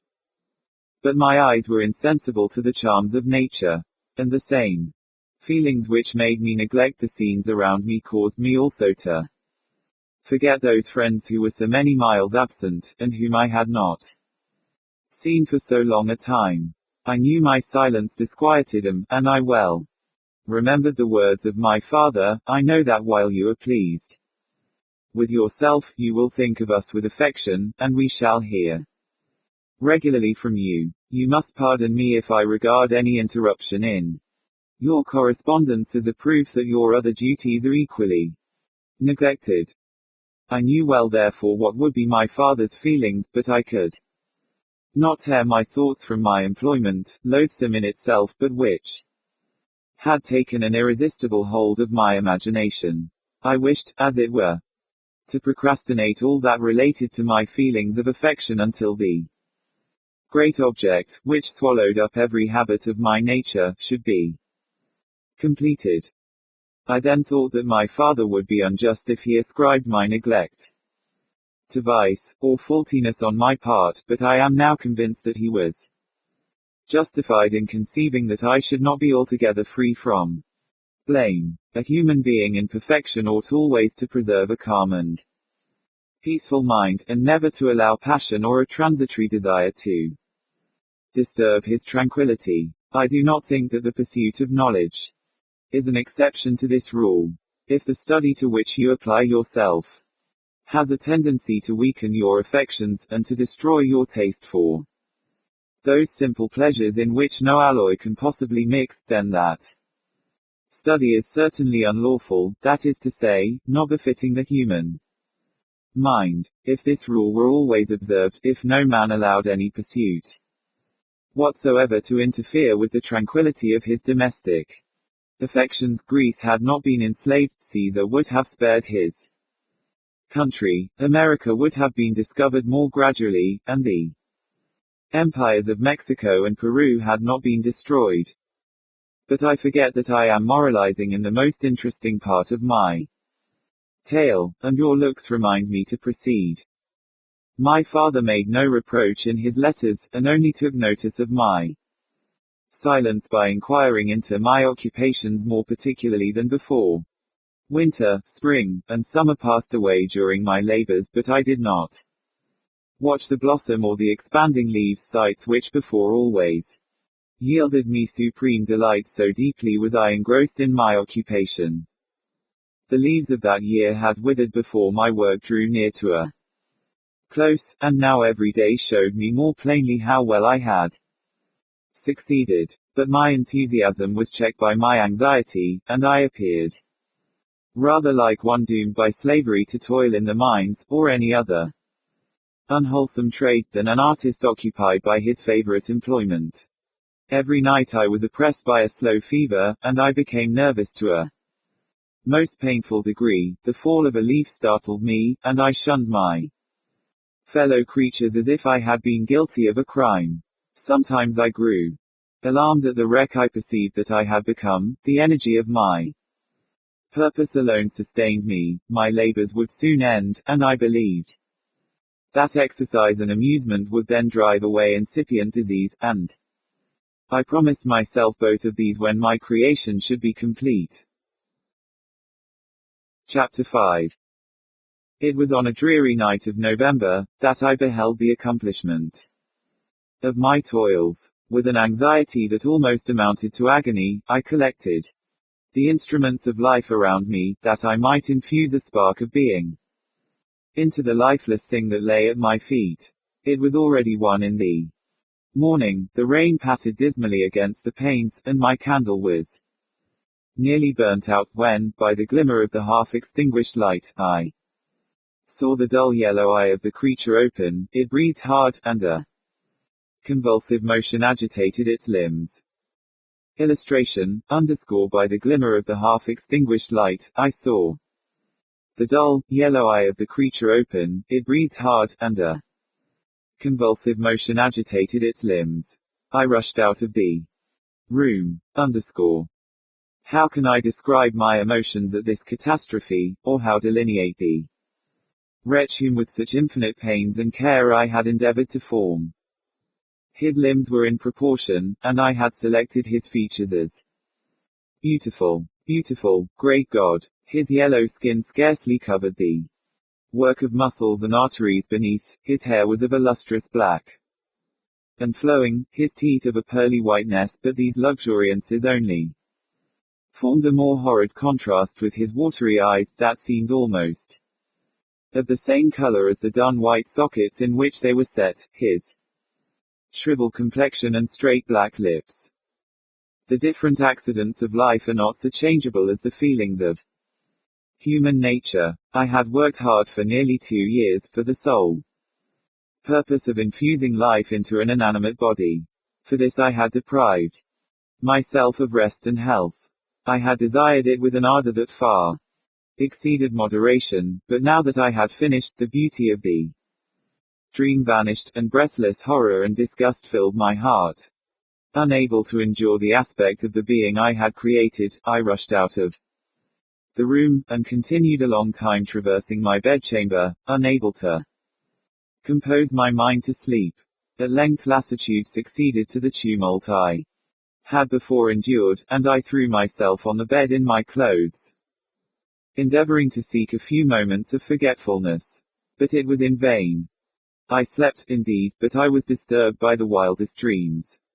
I thought I saw Elizabeth, in the bloom of health, walking in the streets of Ingolstadt. Delighted and surprised, I embraced her, but as I imprinted the first kiss on her lips, they became livid with the hue of death. Her features appeared to change, and I thought that I held the corpse of my dead mother in my arms. A shroud enveloped her form, and I saw the grave worms crawling in the folds of the flannel. I started from my sleep with horror. A cold dew covered my forehead, my teeth chattered, and every limb became convulsed, when, by the dim and yellow light of the moon, as it forced its way through the window shutters, I beheld the wretch, the miserable monster whom I had created. He held up the curtain of the bed, and his eyes, if eyes they may be called, were fixed on me. His jaws opened, and he muttered some inarticulate sounds, while a grin wrinkled his cheeks. He might have spoken, but I did not hear. One hand was stretched out, seemingly to detain me, but I escaped, and rushed downstairs. I took refuge in the courtyard belonging to the house which I inhabited, where I remained during the rest of the night, walking up and down in the greatest agitation, listening attentively, catching and fearing each sound as if it were to announce the approach of the demoniacal corpse to which I had so miserably given life. Oh, no mortal could support the horror of that countenance. A mummy, again endued with animation, could not be so hideous as that wretch. I had gazed on him while unfinished. He was ugly then, but when those muscles and joints were rendered capable of motion, it became a thing such as even Dante could not have conceived. I passed the night wretchedly. Sometimes my pulse beat so quickly and hardly, that I felt the palpitation of every artery. At others, I nearly sank to the ground through languor and extreme weakness. Mingled with this horror, I felt the bitterness of disappointment. Dreams that had been my food and pleasant rest for so long a space were now become a hell to me, and the change was so rapid, the overthrow so complete. Morning, dismal and wet, at length dawned, and discovered to my sleepless and aching eyes the church of Ingolstadt, its white steeple and clock, which indicated the 6th hour. The porter opened the gates of the court, which had that night been my asylum, and I issued into the streets, pacing them with quick steps, as if I sought to avoid the wretch whom I feared every turning of the street would present to my view. I did not dare return to the apartment which I inhabited, but felt impelled to hurry on, although drenched by the rain which poured from a black and comfortless sky. I continued walking in this manner for some time, endeavoring, by bodily exercise, to ease the load that weighed upon my mind. I traversed the streets without any clear conception of where I was, or what I was doing. My heart palpitated in the sickness of fear, and I hurried on with irregular steps, not daring to look about me. Like one who, on a lonely road, doth walk in fear and dread, and, having once turned round, walks on, and turns no more his head, because he knows a frightful fiend doth close behind him tread. 1. Footnote 1, Coleridge's Ancient Mariner. Continuing thus, I came at length opposite to the inn at which the various diligences and carriages usually stopped. Here I paused, I knew not why, but I remained some minutes with my eyes fixed on a coach that was coming towards me from the other end of the street. As it drew nearer, I observed that it was the Swiss diligence. It stopped just where I was standing, and, on the door being opened, I perceived Henry Clerval, who, on seeing me, instantly sprung out. "My dear Frankenstein," exclaimed he, "how glad I am to see you! How fortunate that you should be here at the very moment of my alighting." Nothing could equal my delight on seeing Clerval. His presence brought back to my thoughts my father, Elizabeth, and all those scenes of home, so dear to my recollection. I grasped his hand, and in a moment forgot my horror and misfortune. I felt suddenly, and for the first time during many months, calm and serene joy.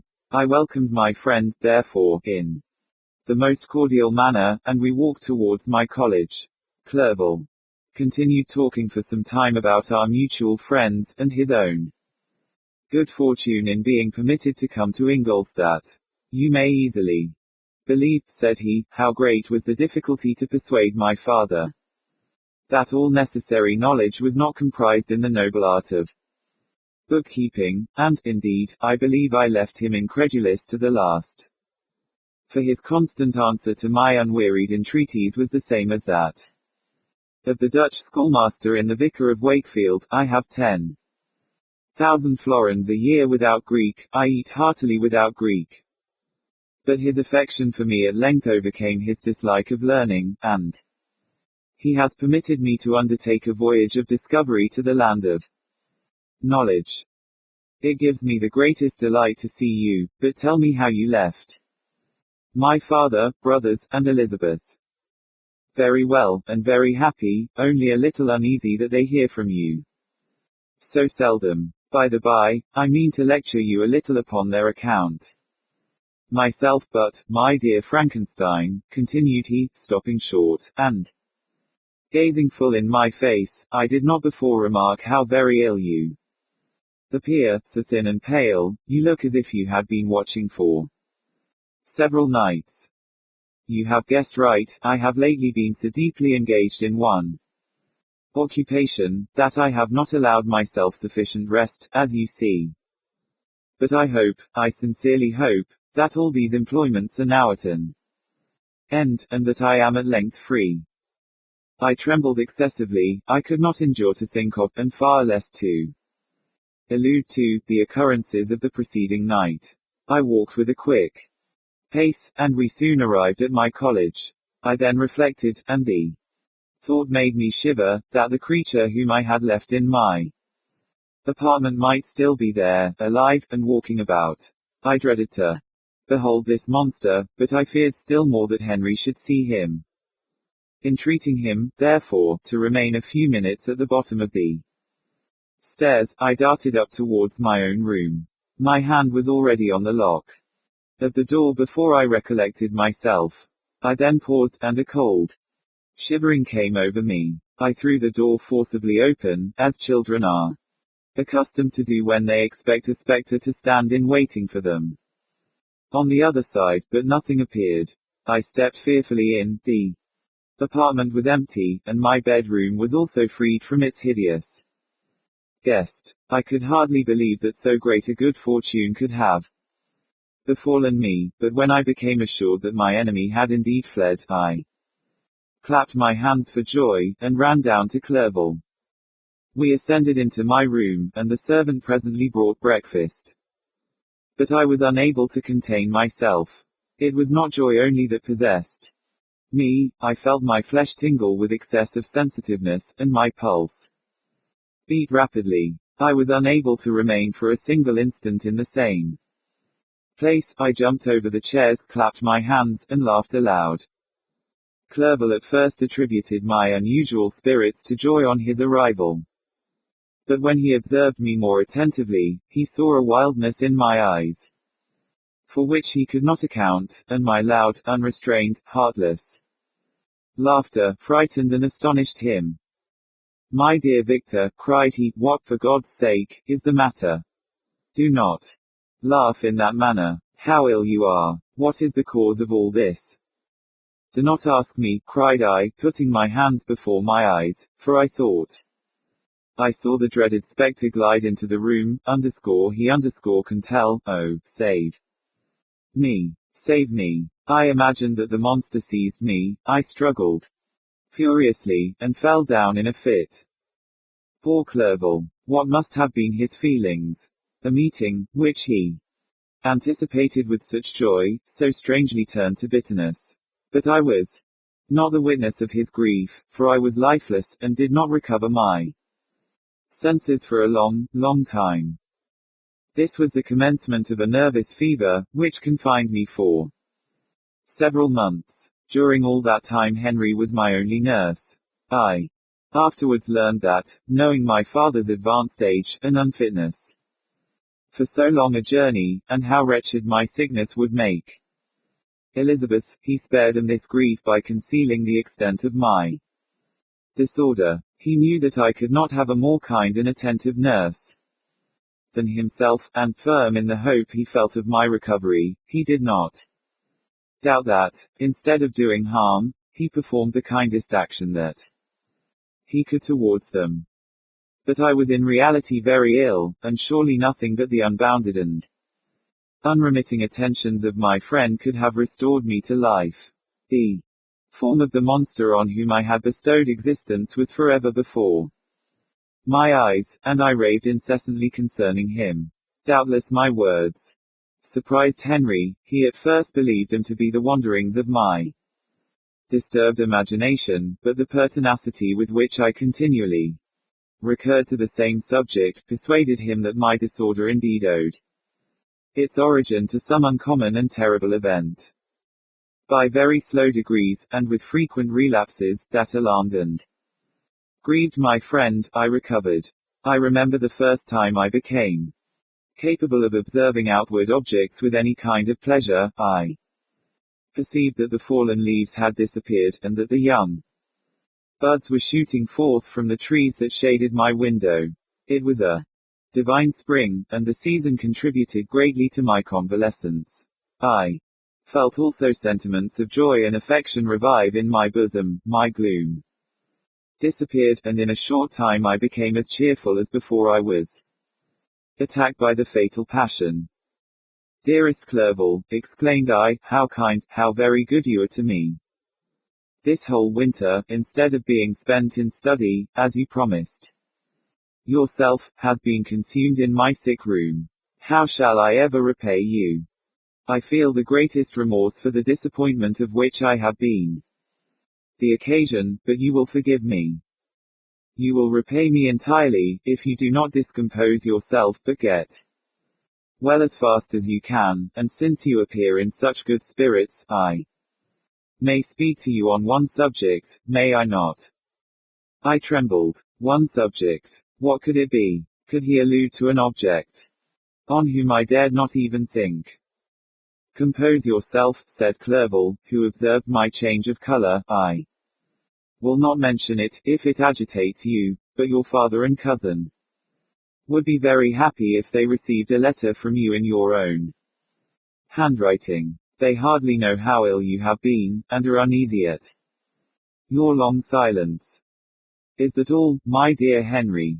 How could you suppose that my first thought would not fly towards those dear, dear friends whom I love, and who are so deserving of my love? If this is your present temper, my friend, you will perhaps be glad to see a letter that has been lying here some days for you. It is from your cousin, I believe. Chapter 6. Clerval then put the following letter into my hands. It was from my own Elizabeth. My dearest cousin, you have been ill, very ill, and even the constant letters of dear kind Henry are not sufficient to reassure me on your account. You are forbidden to write to hold a pen, yet one word from you, dear Victor, is necessary to calm our apprehensions. For a long time I have thought that each post would bring this line, and my persuasions have restrained my uncle from undertaking a journey to Ingolstadt. I have prevented his encountering the inconveniences and perhaps dangers of so long a journey, yet how often have I regretted not being able to perform it myself. I figure to myself that the task of attending on your sick bed has devolved on some mercenary old nurse, who could never guess your wishes, nor minister to them with the care and affection of your poor cousin. Yet that is over now. Clerval writes that indeed you are getting better. I eagerly hope that you will confirm this intelligence soon in your own handwriting. Get well and return to us. You will find a happy, cheerful home, and friends who love you dearly. Your father's health is vigorous, and he asks but to see you, but to be assured that you are well, and not a care will ever cloud his benevolent countenance. How pleased you would be to remark the improvement of our Ernest. He is now 16, and full of activity and spirit. He is desirous to be a true Swiss, and to enter into foreign service, but we cannot part with him, at least until his elder brother return to us. My uncle is not pleased with the idea of a military career in a distant country, but Ernest never had your powers of application. He looks upon study as an odious fetter. His time is spent in the open air, climbing the hills or rowing on the lake. I fear that he will become an idler, unless we yield the point, and permit him to enter on the profession which he has selected. Little alteration, except the growth of our dear children, has taken place since you left us. The blue lake, and snow-clad mountains, they never change, and I think our placid home, and our contented hearts are regulated by the same immutable laws. My trifling occupations take up my time and amuse me, and I am rewarded for any exertions by seeing none but happy, kind faces around me. Since you left us, but one change has taken place in our little household. Do you remember on what occasion Justine Moritz entered our family? Probably you do not. I will relate her history, therefore, in a few words. Madame Moritz, her mother, was a widow with 4 children, of whom Justine was the third. This girl had always been the favorite of her father, but, through a strange perversity, her mother could not endure her, and, after the death of M. Moritz, treated her very ill. My aunt observed this, and, when Justine was 12 years of age, prevailed on her mother to allow her to live at our house. the republican institutions of our country have produced simpler and happier manners than those which prevail in the great monarchies that surround it. Hence there is less distinction between the several classes of its inhabitants, and the lower orders being neither so poor nor so despised, their manners are more refined and moral. A servant in Geneva does not mean the same thing as a servant in France and England. Justine, thus received in our family, learned the duties of a servant, a condition which, in our fortunate country, does not include the idea of ignorance, and a sacrifice of the dignity of a human being.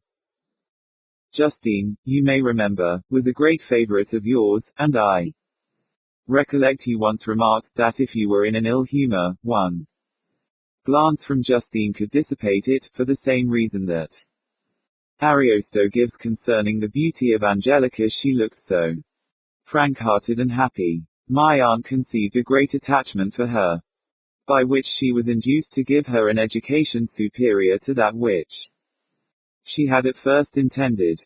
This benefit was fully repaid. Justine was the most grateful little creature in the world. I do not mean that she made any professions, I never heard one pass her lips, but you could see by her eyes that she almost adored her protectress. Although her disposition was gay, and in many respects inconsiderate, yet she paid the greatest attention to every gesture of my aunt.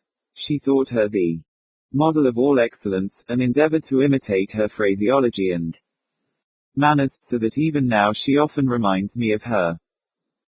When my dearest aunt died, every one was too much occupied in their own grief to notice poor Justine, who had attended her during her illness with the most anxious affection. Poor Justine was very ill, but other trials were reserved for her.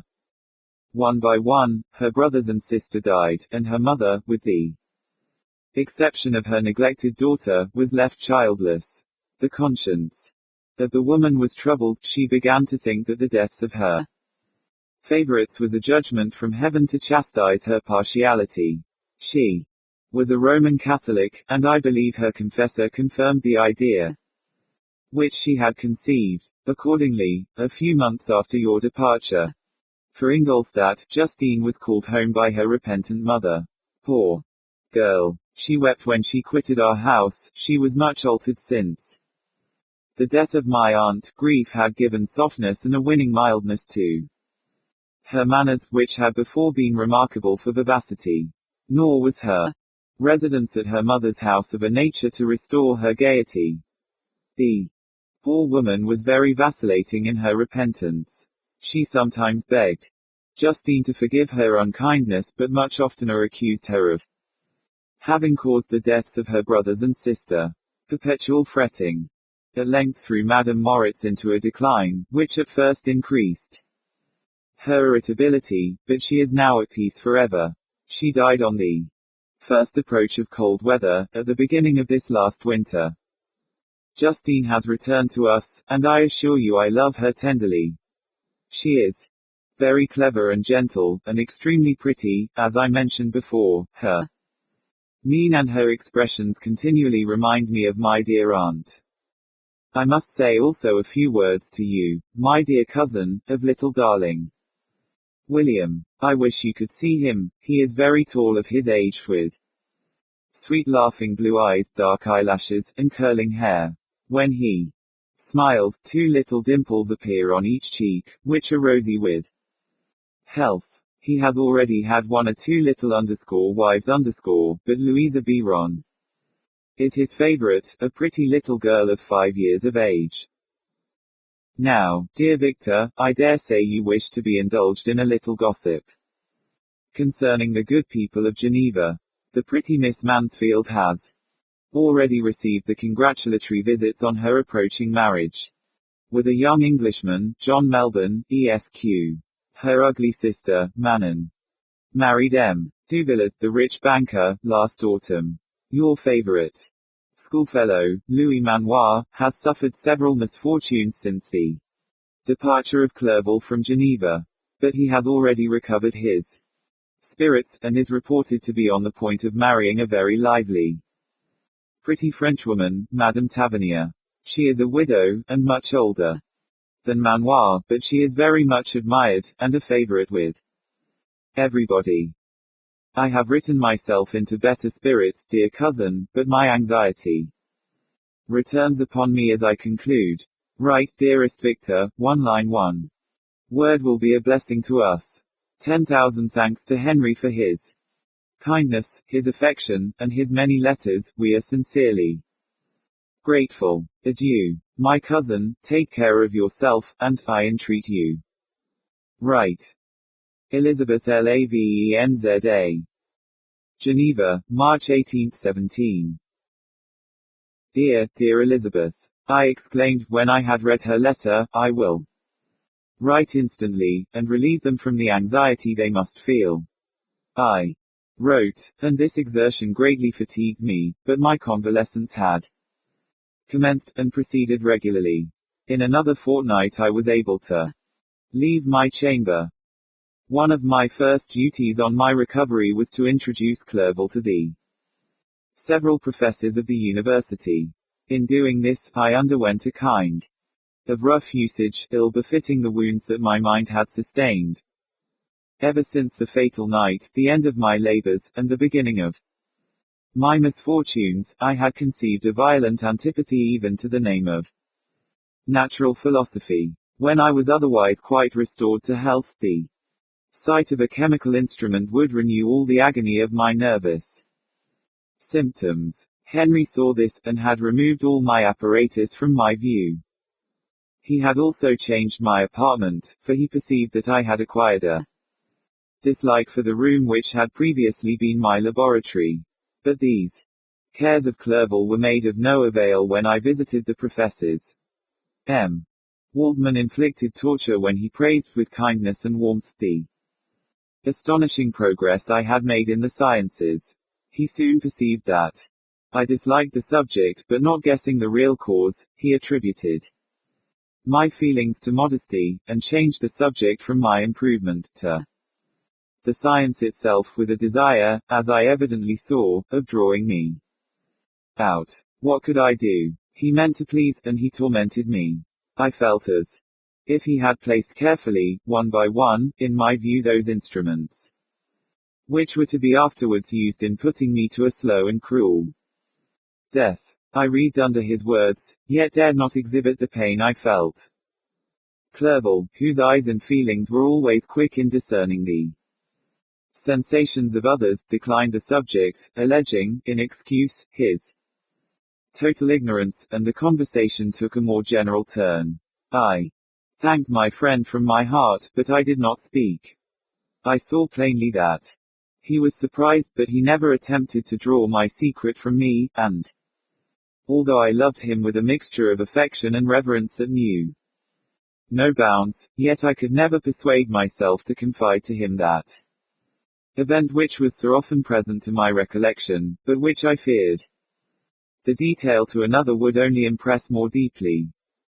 M. Krempe was not equally docile, and in my condition at that time, of almost insupportable sensitiveness, his harsh blunt encomiums gave me even more pain than the benevolent approbation of M. Waldman. D.N. the fellow, cried he, why, M. Clerval, I assure you he has outstripped us all. Stare if you please, but it is nevertheless true. A youngster who, but a few years ago, believed in Cornelius Agrippa as firmly as in the Gospel, has now set himself at the head of the university, and if he is not soon pulled down, we shall all be out of countenance. Continued he, observing my face expressive of suffering. M. Frankenstein is modest, an excellent quality in a young man. Young men should be diffident of themselves, you know. M. Clerval, I was myself when young, but that wears out in a very short time. M. Krempe had now commenced an eulogy on himself, which happily turned the conversation from a subject that was so annoying to me. Clerval had never sympathized in my tastes for natural science, and his literary pursuits differed wholly from those which had occupied me. He came to the university with the design of making himself complete master of the Oriental languages, as thus he should open a field for the plan of life he had marked out for himself. Resolved to pursue no inglorious career, he turned his eyes toward the east, as affording scope for his spirit of enterprise. The Persian, Arabic, and Sanskrit languages engaged his attention, and I was easily induced to enter on the same studies. Idleness had ever been irksome to me, and now that I wished to fly from reflection, and hated my former studies, I felt great relief in being the fellow pupil with my friend, and found not only instruction, but consolation in the works of the Orientalists. I did not, like him, attempt a critical knowledge of the dialects, for I did not contemplate making any other use of them than temporary amusement. I read merely to understand their meaning, and they well repaid my labors. Their melancholy is soothing, and the joy elevating, to a degree I never experienced in studying the authors of any other country. When you read their writings, life appears to consist in a warm sun and a garden of roses, in the smiles and frowns of a fair enemy, and the fire that consumes your own heart. How different from the manly and heroical poetry of Greece and Rome. Summer passed away in these occupations, and my return to Geneva was fixed for the latter end of autumn, but being delayed by several accidents, winter and snow arrived, the roads were deemed impassable, and my journey was retarded until the ensuing spring. I felt this delay very bitterly, for I longed to see my native town and my beloved friends. My return had only been delayed so long, from an unwillingness to leave Clerval in a strange place, before he had become acquainted with any of its inhabitants. The winter, however, was spent cheerfully, and although the spring was uncommonly late when it came, its beauty compensated for its dilatoriness. The month of May had already commenced, and I expected the letter daily, which was to fix the date of my departure, when Henry proposed a pedestrian tour in the environs of Ingolstadt, that I might bid a personal farewell to the country I had so long inhabited. I acceded with pleasure to this proposition. I was fond of exercise, and Clerval had always been my favorite companion in the rambles of this nature that I had taken among the scenes of my native country. We passed a fortnight in these perambulations. My health and spirits had long been restored, and they gained additional strength from the salubrious air I breathed, the natural incidents of our progress, and the conversation of my friend. Study had before secluded me from the intercourse of my fellow creatures, and rendered me unsocial, but Clerval called forth the better feelings of my heart. He again taught me to love the aspect of nature, and the cheerful faces of children. Excellent friend, how sincerely did you love me, and endeavor to elevate my mind until it was on a level with your own. A selfish pursuit had cramped and narrowed me, until your gentleness and affection warmed and opened my senses. I became the same happy creature who, a few years ago, loved and beloved by all, had no sorrow or care. When happy, inanimate nature had the power of bestowing on me the most delightful sensations. A serene sky and verdant fields filled me with ecstasy. The present season was indeed divine. The flowers of spring bloomed in the hedges, while those of summer were already in bud. I was undisturbed by thoughts which during the preceding year had pressed upon me, notwithstanding my endeavors to throw them off with an invincible burden. Henry rejoiced in my gaiety, and sincerely sympathized in my feelings. He exerted himself to amuse me, while he expressed the sensations that filled his soul. The resources of his mind on this occasion were truly astonishing. His conversation was full of imagination, and very often, in imitation of the Persian and Arabic writers, he invented tales of wonderful fancy and passion. At other times he repeated my favorite poems, or drew me out into arguments, which he supported with great ingenuity. We returned to our college on a Sunday afternoon. The peasants were dancing, and everyone we met appeared gay and happy. My own spirits were high, and I bounded along with feelings of unbridled joy and hilarity. Chapter 7. On my return, I found the following letter from my father. My dear Victor, you have probably waited impatiently for a letter to fix the date of your return to us, and I was at first tempted to write only a few lines, merely mentioning the day on which I should expect you. But that would be a cruel kindness, and I dare not do it. What would be your surprise, my son, when you expected a happy and glad welcome, to behold, on the contrary, tears and wretchedness? And how, Victor, can I relate our misfortune? Absence cannot have rendered you callous to our joys and griefs, and how shall I inflict pain on my long absent son?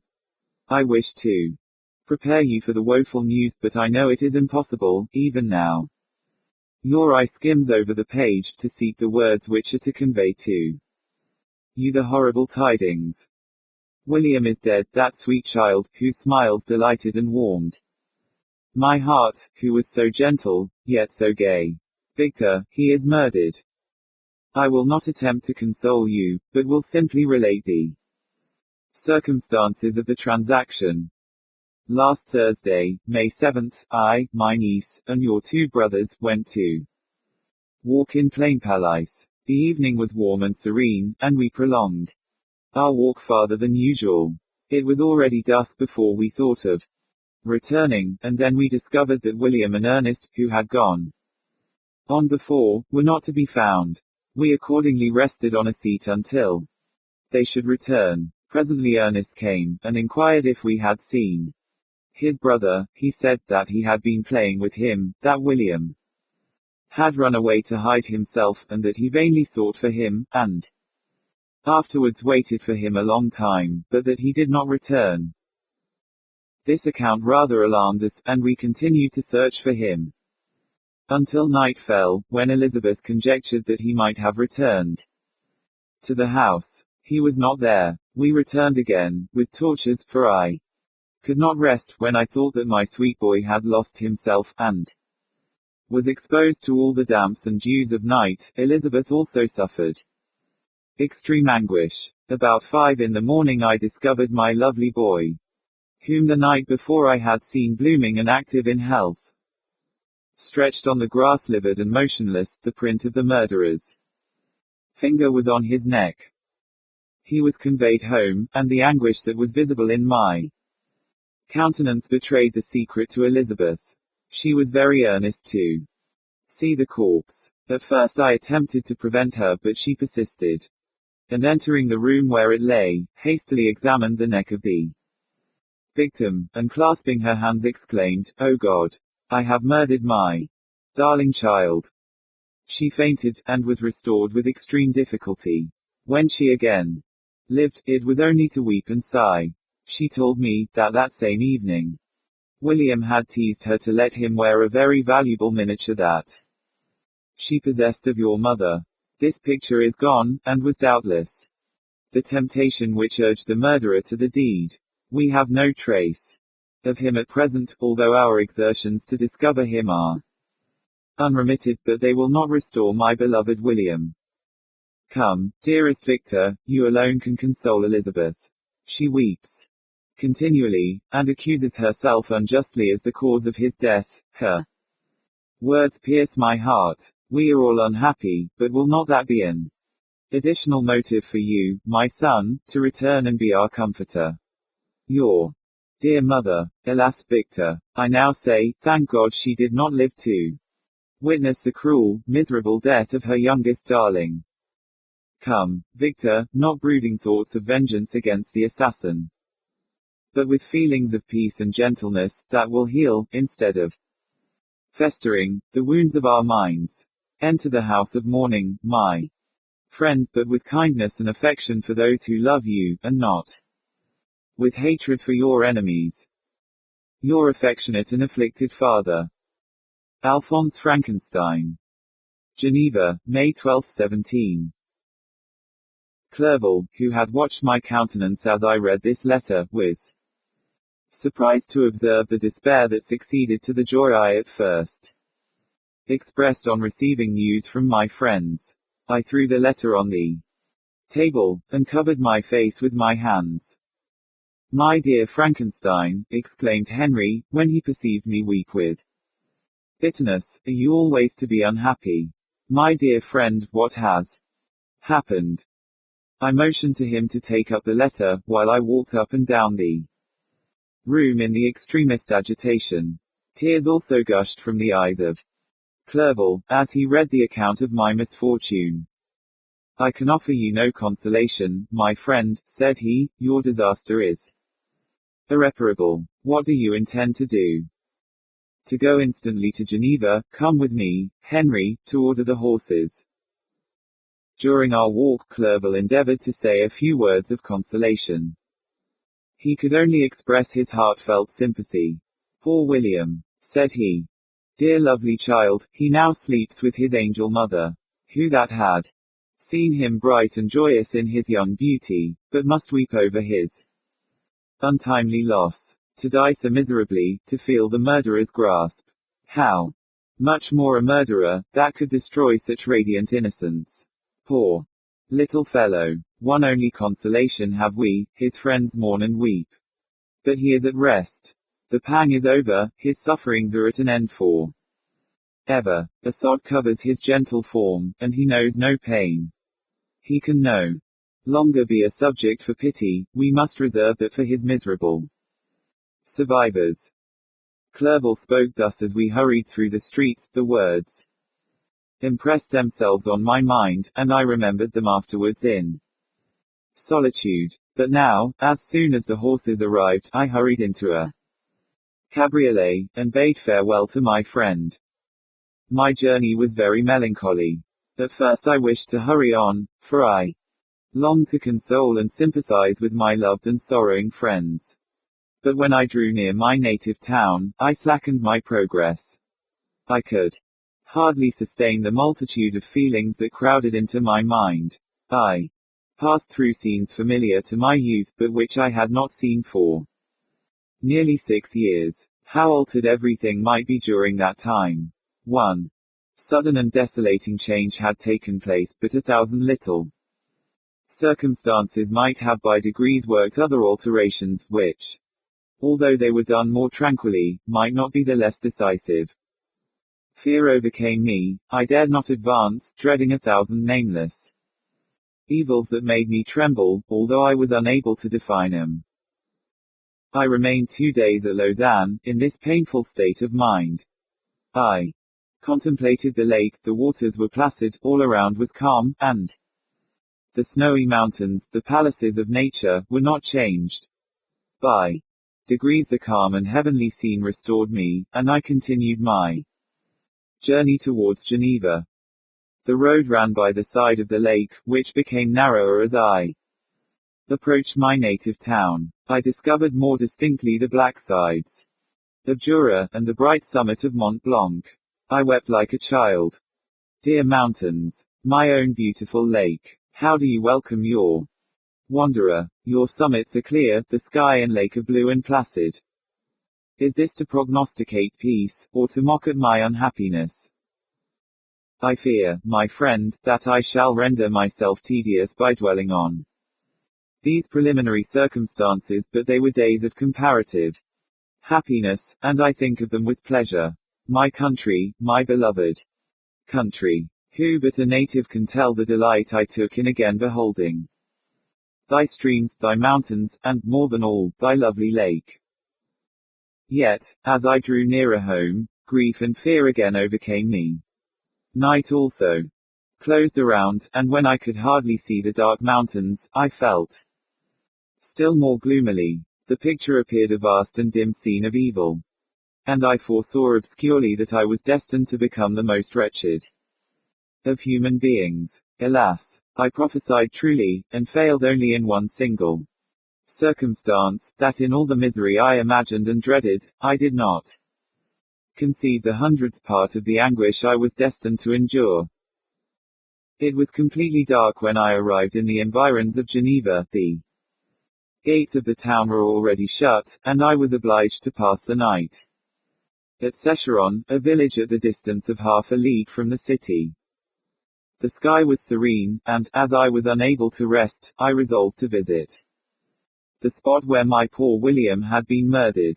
As I could not pass through the town, I was obliged to cross the lake in a boat to arrive at Plainpalais. During this short voyage I saw the lightnings playing on the summit of Mont Blanc in the most beautiful figures. The storm appeared to approach rapidly, and, on landing, I ascended a low hill that I might observe its progress. It advanced, the heavens were clouded, and I soon felt the rain coming slowly in large drops, but its violence quickly increased. I quitted my seat, and walked on, although the darkness and storm increased every minute, and the thunder burst with a terrific crash over my head. It was echoed from Sale, the Juras, and the Alps of Savoy. Vivid flashes of lightning dazzled my eyes, illuminating the lake, making it appear like a vast sheet of fire. Then for an instant every thing seemed of a pitchy darkness, until the eye recovered itself from the preceding flash. The storm, as is often the case in Switzerland, appeared at once in various parts of the heavens. The most violent storm hung exactly north of the town, over that part of the lake which lies between the promontory of Bellerive and the village of Coppet.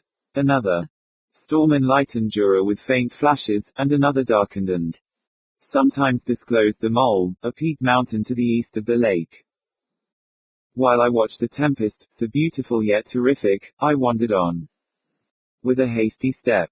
This noble war in the sky elevated my spirits. I clasped my hands, and exclaimed aloud, William, dear angel, this is thy funeral, this thy dirge. As I said these words, I perceived in the gloom a figure which stole from behind a clump of trees near me. I stood fixed, gazing intently. I could not be mistaken.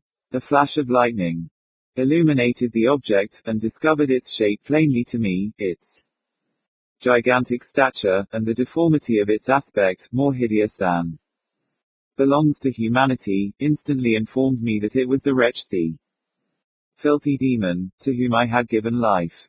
What did he there? Could he be? I shuddered at the conception, the murderer of my brother. No sooner did that idea cross my imagination, than I became convinced of its truth. My teeth chattered, and I was forced to lean against a tree for support. The figure passed me quickly, and I lost it in the gloom. Nothing in human shape could have destroyed that fair child. He was the murderer. I could not doubt it. The mere presence of the idea was an irresistible proof of the fact. I thought of pursuing the devil, but it would have been in vain, for another flash discovered him to me hanging among the rocks of the nearly perpendicular ascent of Mont Salve, a hill that bounds Plainpalais on the south. He soon reached the summit and disappeared. I remained motionless. The thunder ceased, but the rain still continued, and the scene was enveloped in an impenetrable darkness. I revolved in my mind the events which I had until now sought to forget, the whole train of my progress towards the creation, the appearance of the work of my own hands alive at my bedside, its departure.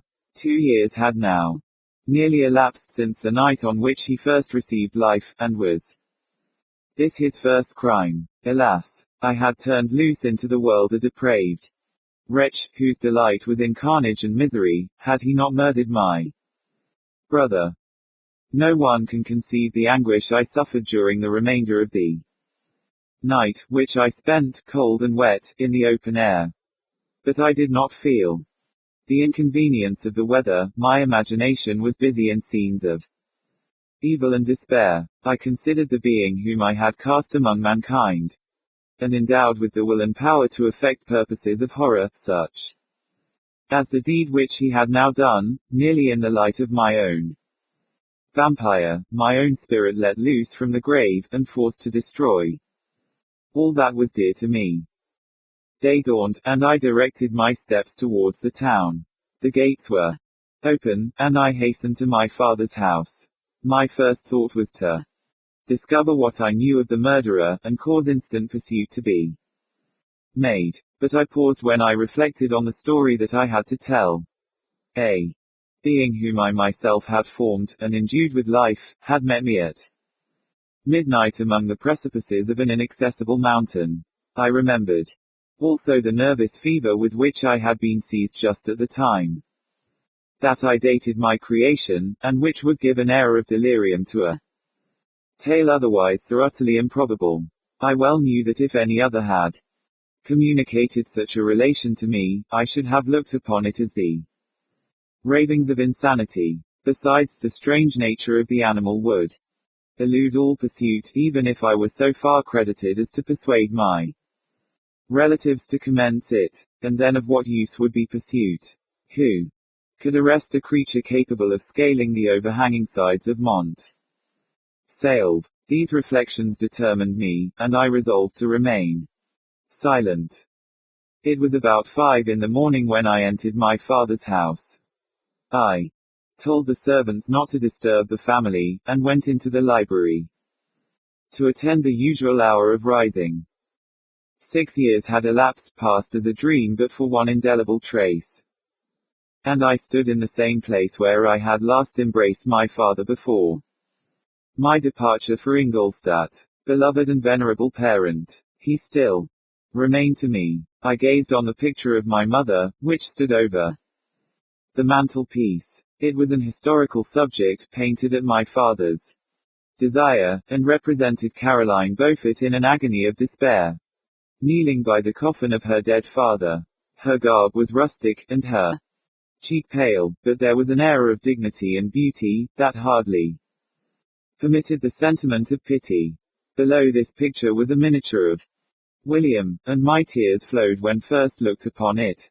While I was thus engaged, Ernest entered. He had heard me arrive, and hastened to welcome me. He expressed a sorrowful delight to see me. Welcome, my dearest Victor, said he. Ah, I wish you had come 3 months ago, and then you would have found us all joyous and delighted. You come to us now to share a misery which nothing can alleviate, yet your presence will, I hope, revive our father, who seems sinking under his misfortune, and your persuasions will induce poor Elizabeth to cease her vain and tormenting self-accusations. Poor William. He was our darling and our pride. Tears, unrestrained, fell from my brother's eyes. A sense of mortal agony crept over my frame. Before, I had only imagined the wretchedness of my desolated home. The reality came on me as a new, and a not less terrible, disaster. I tried to calm Ernest. I inquired more minutely concerning my father, and her I named my cousin. She most of all, said Ernest, requires consolation. She accused herself of having caused the death of my brother, and that made her very wretched. But since the murderer has been discovered. The murderer discovered. Good God, how can that be? Who could attempt to pursue him? It is impossible. One might as well try to overtake the winds, or confine a mountain stream with a straw. I saw him too. He was free last night. I do not know what you mean, replied my brother, in accents of wonder. But to us the discovery we have made completes our misery. No one would believe it at first, and even now Elizabeth will not be convinced. Notwithstanding all the evidence. Indeed, who would credit that Justine Moritz, who was so amiable, and fond of all the family, could suddenly become capable of so frightful, so appalling a crime? Justine Moritz. Poor girl, is she the accused? But it is. Wrongfully, everyone knows that. No one believes it, surely, Ernest. No one did at first, but several circumstances came out, that have almost forced conviction upon us, and her own behavior has been so confused, as to add to the evidence of facts a weight that, I fear, leaves no hope for doubt. But she will be tried today, and you will then hear all. He related that, the morning on which the murder of poor William had been discovered, Justine had been taken ill, and confined to her bed for several days. During this interval, one of the servants, happening to examine the apparel she had worn on the night of the murder, had discovered in her pocket the picture of my mother, which had been judged to be the temptation of the murderer. The servant instantly showed it to one of the others, who, without saying a word to any of the family, went to a magistrate, and, upon their deposition, Justine was apprehended. On being charged with the fact, the poor girl confirmed the suspicion in a great measure by her extreme confusion of manner. This was a strange tale, but it did not shake my faith, and I replied earnestly, "You are all mistaken, I know the murderer. Justine, poor, good Justine, is innocent." At that instant my father entered. I saw unhappiness deeply impressed on his countenance, but he endeavored to welcome me cheerfully, and, after we had exchanged our mournful greeting, would have introduced some other topic than that of our disaster, had not Ernest exclaimed, "Good God! Papa, Victor says that he knows who was the murderer of poor William." "We do also, unfortunately," replied my father, "for indeed I had rather have been forever ignorant than have discovered so much depravity and ingratitude in one I valued so highly." "My dear father, you are mistaken, Justine is innocent. If she is, God forbid that she should suffer as guilty. She is to be tried today, and I hope, I sincerely hope, that she will be acquitted." This speech calmed me. I was firmly convinced in my own mind that Justine, and indeed every human being, was guiltless of this murder. I had no fear, therefore, that any circumstantial evidence could be brought forward strong enough to convict her. My tale was not one to announce publicly; its astounding horror would be looked upon as madness by the vulgar. Did anyone indeed exist, except I, the Creator, who would believe, unless his senses convinced him, in the existence of the living monument of presumption and rash ignorance which I had let loose upon the world? We were soon joined by Elizabeth. Time had altered her since I last beheld her. It had endowed her with loveliness surpassing the beauty of her childish years. There was the same candor, the same vivacity, but it was allied to an expression more full of sensibility and intellect. She welcomed me with the greatest affection. "Your arrival, my dear cousin," said she, "fills me with hope. You perhaps will find some means to justify my poor guiltless Justine. Alas! Who is safe, if she be convicted of crime? I rely on her innocence as certainly as I do upon my own. Our misfortune is doubly hard to us. We have not only lost that lovely darling boy, but this poor girl, whom I sincerely love, is to be torn away by even a worse fate. If she is condemned, I never shall know joy more. But she will not, I am sure she will not, and then I shall be happy again, even after the sad death of my little William." "She is innocent, my Elizabeth," said I, "and that shall be proved. Fear nothing, but let your spirits be cheered by the assurance of her acquittal." "How kind and generous you are. Everyone else believes in her guilt." And that made me wretched, for I knew that it was impossible, and to see everyone else prejudiced in so deadly a manner rendered me hopeless and despairing. She wept. "Dearest niece," said my father, "dry your tears. If she is, as you believe, innocent, rely on the justice of our laws, and the activity with which I shall prevent the slightest shadow of partiality." Chapter 8. We passed a few sad hours, until 11 o'clock, when the trial was to commence. My father and the rest of the family being obliged to attend as witnesses, I accompanied him to the court. During the whole of this wretched mockery of justice I suffered living torture.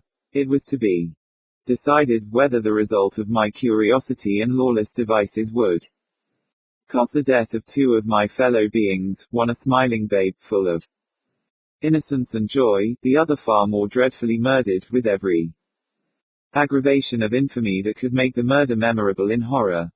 Justine also was a girl of merit, and possessed qualities which promised to render her life happy. Now all was to be obliterated in an ignominious grave, and I the cause. 1,000 times rather would I have confessed myself guilty of the crime ascribed to Justine, but I was absent when it was committed, and such a declaration would have been considered as the ravings of a madman, and would not have exculpated her who suffered through me. The appearance of Justine was calm. She was dressed in mourning, and her countenance, always engaging, was rendered, by the solemnity of her feelings, exquisitely beautiful. Yet she appeared confident in innocence, and did not tremble, although gazed on and execrated by thousands, for all the kindness which her beauty might otherwise have excited, was obliterated in the minds of the spectators by the imagination of the enormity she was supposed to have committed. She was tranquil, yet her tranquility was evidently constrained, and as her confusion had before been adduced as a proof of her guilt, she worked up her mind to an appearance of courage. When she entered the court, she threw her eyes round it, and quickly discovered where we were seated. A tear seemed to dim her eye when she saw us, but she quickly recovered herself, and a look of sorrowful affection seemed to attest her utter guiltlessness. The trial began, and, after the advocate against her had stated the charge, several witnesses were called. Several strange facts combined against her, which might have staggered any one who had not such proof of her innocence as I had. She had been out the whole of the night on which the murder had been committed, and towards morning had been perceived by a market woman not far from the spot where the body of the murdered child had been afterwards found. The woman asked her what she did there, but she looked very strangely, and only returned a confused and unintelligible answer. She returned to the house about 8 o'clock, and, when one inquired where she had passed the night, she replied that she had been looking for the child, and demanded earnestly if anything had been heard concerning him. When shown the body, she fell into violent hysterics, and kept her bed for several days. The picture was then produced, which the servant had found in her pocket.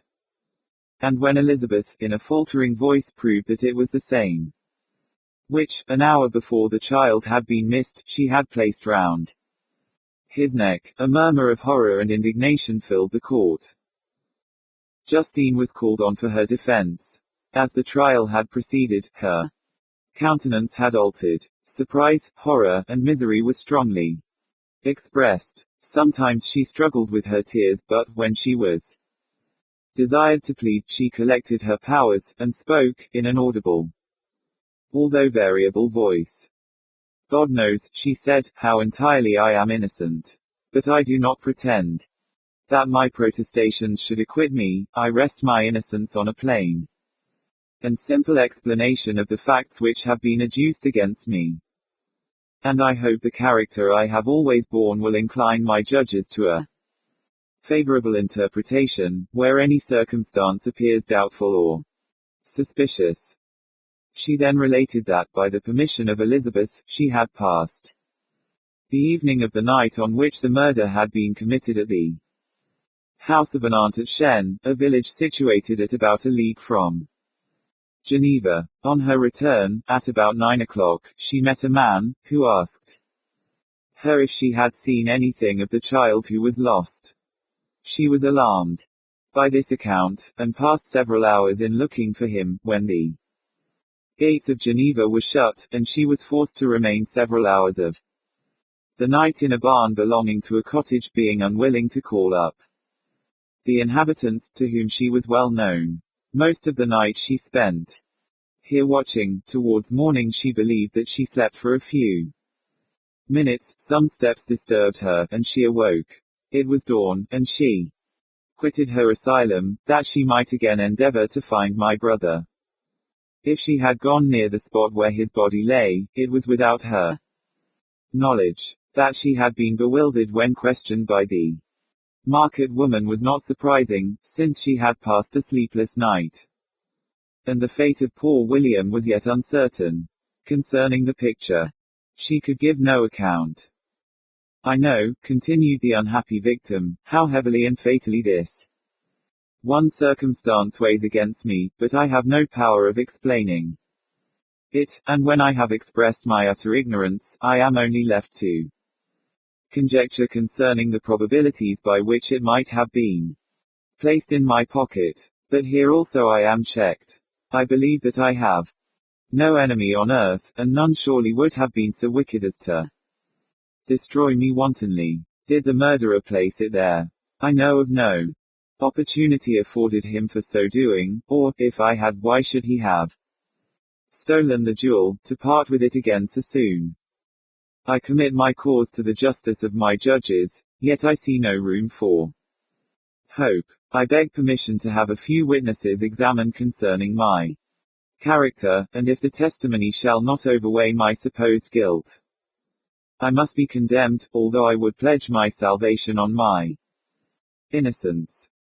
Several witnesses were called, who had known her for many years, and they spoke well of her, but fear, and hatred of the crime of which they supposed her guilty, rendered them timorous, and unwilling to come forward. Elizabeth saw even this last resource, her excellent dispositions and irreproachable conduct, about to fail the accused, when, although violently agitated, she desired permission to address the court.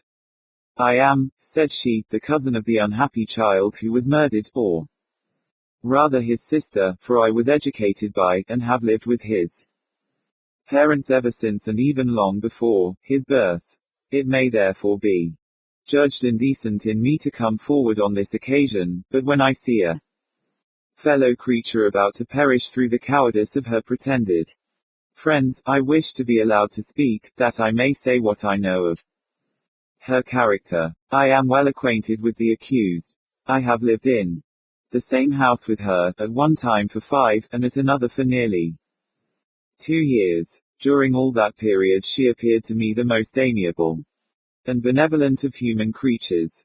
She nursed Madame Frankenstein, my aunt, in her last illness, with the greatest affection and care, and afterwards attended her own mother during a tedious illness, in a manner that excited the admiration of all who knew her, after which she again lived in my uncle's house, where she was beloved by all the family. She was warmly attached to the child who is now dead, and acted towards him like a most affectionate mother. For my own part, I do not hesitate to say, that, notwithstanding all the evidence produced against her, I believe and rely on her perfect innocence. She had no temptation for such an action, as to the bauble on which the chief proof rests. If she had earnestly desired it, I should have willingly given it to her, so much do I esteem and value her. A murmur of approbation followed Elizabeth's simple and powerful appeal. But it was excited by her generous interference, and not in favor of poor Justine, on whom the public indignation was turned with renewed violence, charging her with the blackest ingratitude. She herself wept as Elizabeth spoke, but she did not answer. My own agitation and anguish was extreme during the whole trial.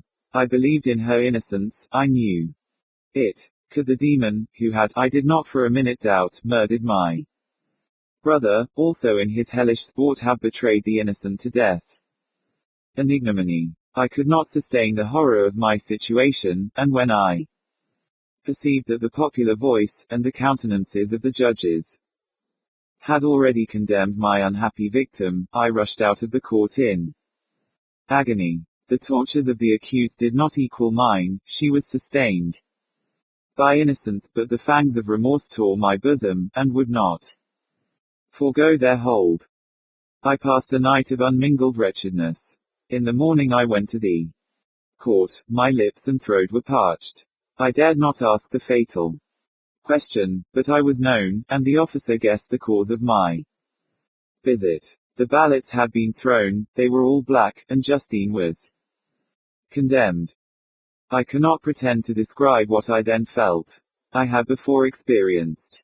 Sensations of horror, and I have endeavored to bestow upon them adequate expressions, but words cannot convey an idea of the heart-sickening despair that I then endured. The person to whom I addressed myself added, that Justine had already confessed her guilt. That evidence, he observed, was hardly required in so glaring a case. But I am glad of it, and, indeed, none of our judges like to condemn a criminal upon circumstantial evidence, be it ever so decisive. This was strange and unexpected intelligence. What could it mean?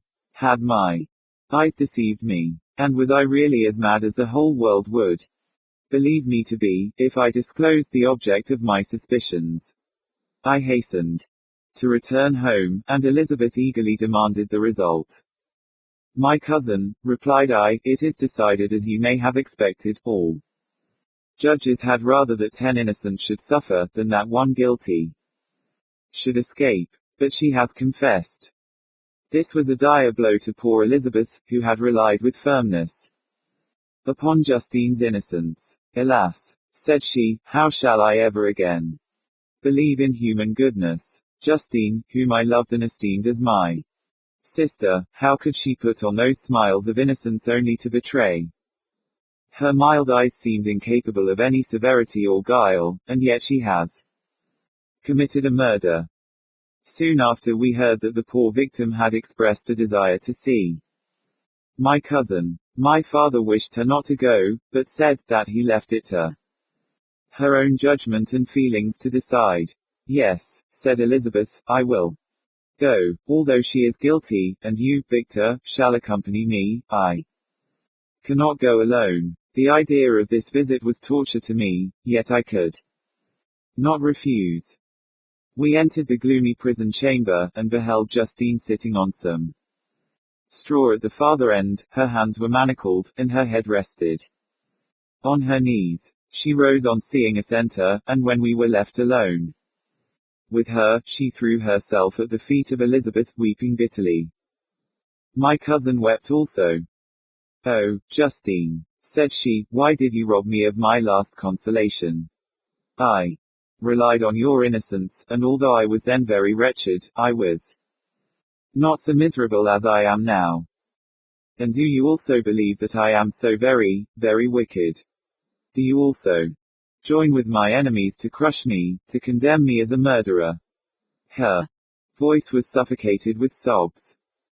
Rise, my poor girl, said Elizabeth, why do you kneel, if you are innocent? I am not one of your enemies, I believed you guiltless, notwithstanding every evidence, until I heard that you had yourself declared your guilt. That report, you say, is false, and be assured, dear Justine, that nothing can shake my confidence in you for a moment but your own confession. I did confess, but I confessed a lie.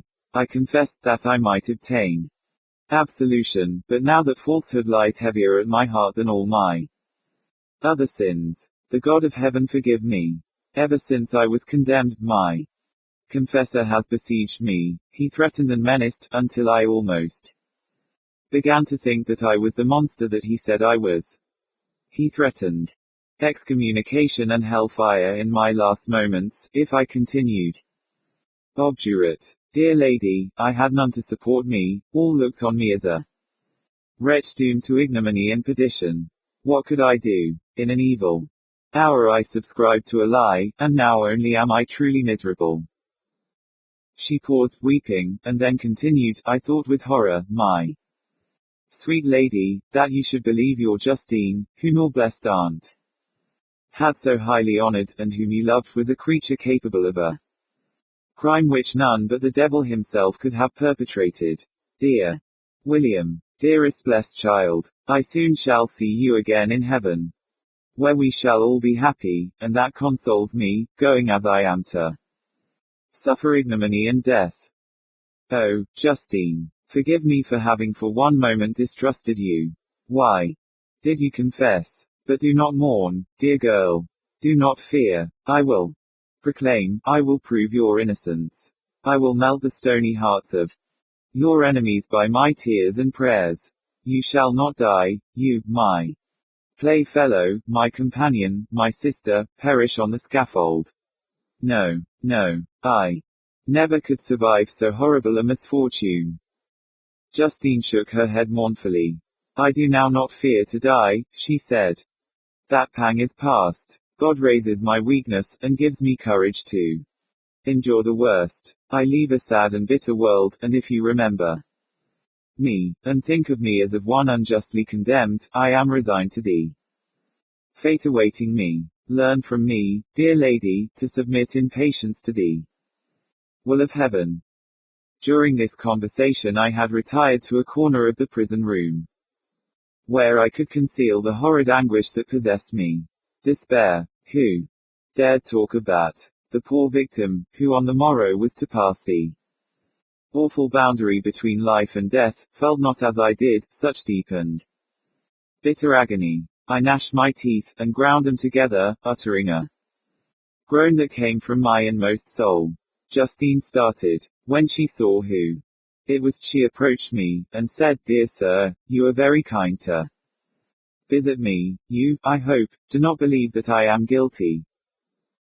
I could not answer. No, Justine, said Elizabeth, he is more convinced of your innocence than I was, for even when he heard that you had confessed, he did not credit it. I truly thank him. In these last moments I feel the sincerest gratitude towards those who think of me with kindness. How sweet is the affection of others to such a wretch as I am. It removes more than half my misfortune, and I feel as if I could die in peace, now that my innocence is acknowledged by you, dear lady, and your cousin. Thus the poor sufferer tried to comfort others and herself. She indeed gained the resignation she desired. But I, the true murderer, felt the never-dying worm alive in my bosom, which allowed of no hope or consolation. Elizabeth also wept, and was unhappy, but hers also was the misery of innocence, which, like a cloud that passes over the fair moon, for a while hides but cannot tarnish its brightness. Anguish and despair had penetrated into the core of my heart. I bore a hell within me, which nothing could extinguish. We stayed several hours with Justine, and it was with great difficulty that Elizabeth could tear herself away. I wish, cried she, that I were to die with you. I cannot live in this world of misery. Justine assumed an air of cheerfulness while she with difficulty repressed her bitter tears. She embraced Elizabeth, and said, in a voice of half-suppressed emotion, Farewell, sweet lady, dearest Elizabeth, my beloved and only friend. May heaven, in its bounty, bless and preserve you. May this be the last misfortune that you will ever suffer. Live. And be happy, and make others so. And on the morrow Justine died. Elizabeth's heart-rending eloquence failed to move the judges from the settled conviction in the criminality of the saintly sufferer. My passionate and indignant appeals were lost upon him. And when I received the cold answers, and heard the harsh unfeeling reasoning of these men, my purposed avowal died away on my lips. Thus I might proclaim myself a madman, but not revoke the sentence passed upon my wretched victim. She perished on the scaffold as a murderess. From the tortures of my own heart, I turned to contemplate the deep and voiceless grief of my Elizabeth. This also was my doing, and my father's woe, and the desolation of that late so smiling home, all was the work of my thrice accursed hands. You weep, unhappy ones, but these are not your last tears. Again shall you raise the funeral wail, and the sound of your lamentations shall again and again be heard.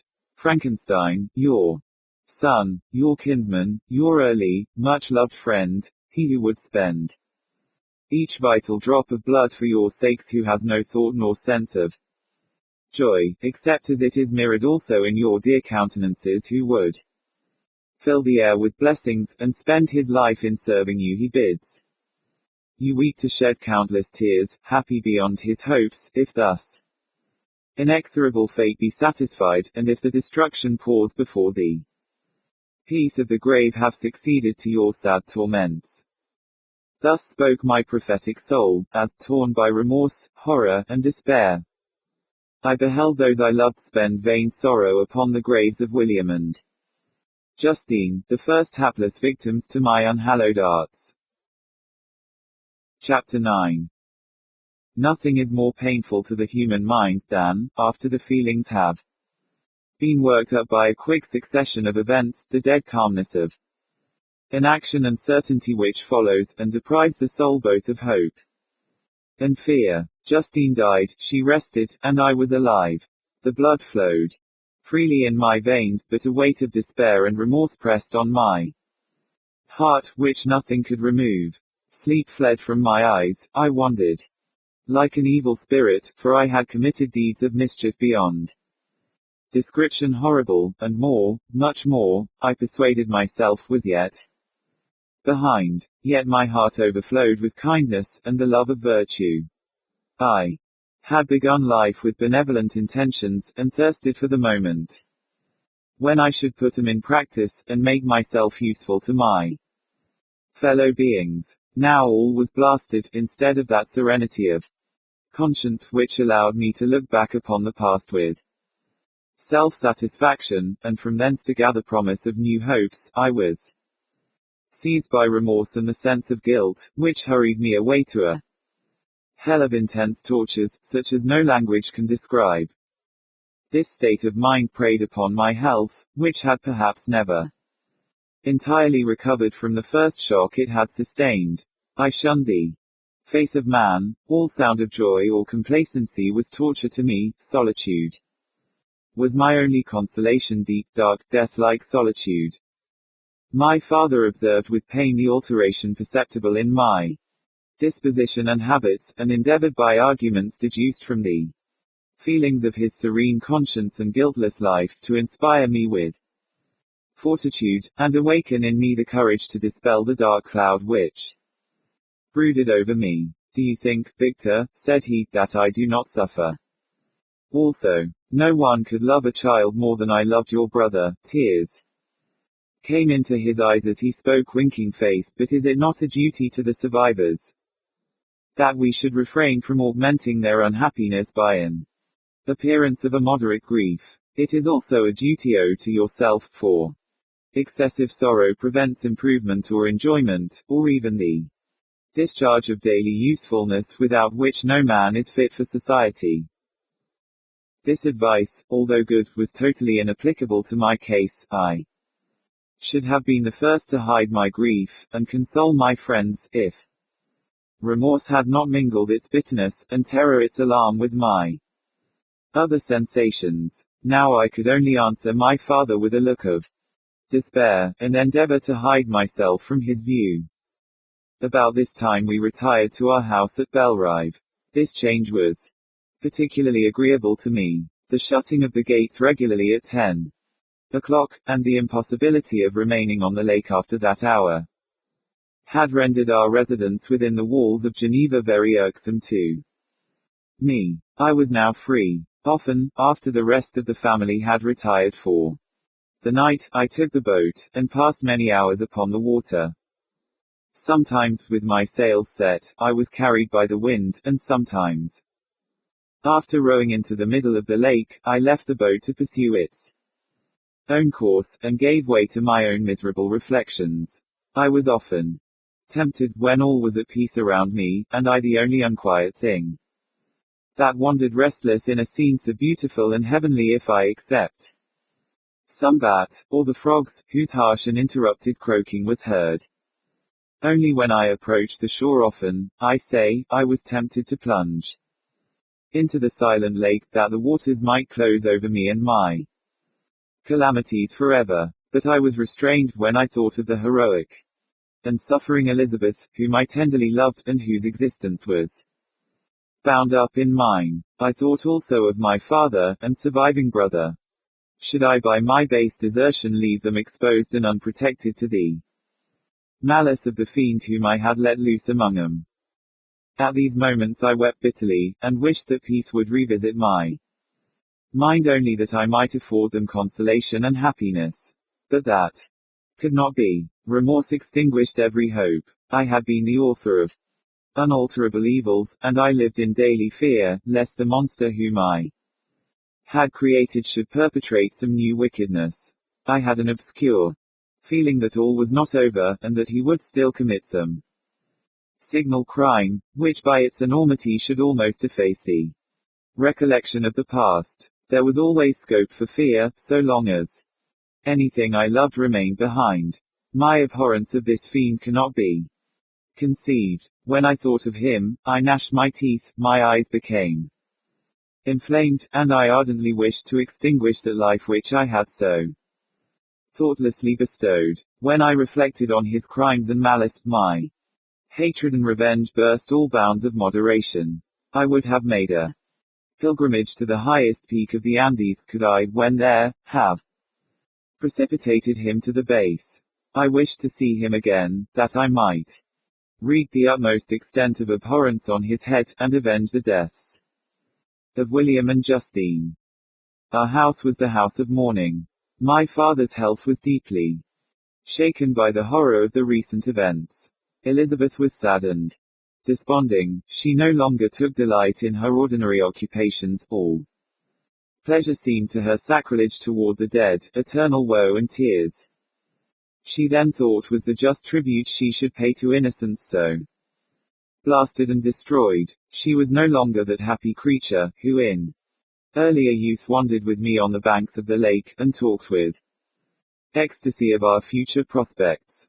The first of those sorrows which are sent to wean us from the earth, had visited her, and its dimming influence quenched her dearest smiles.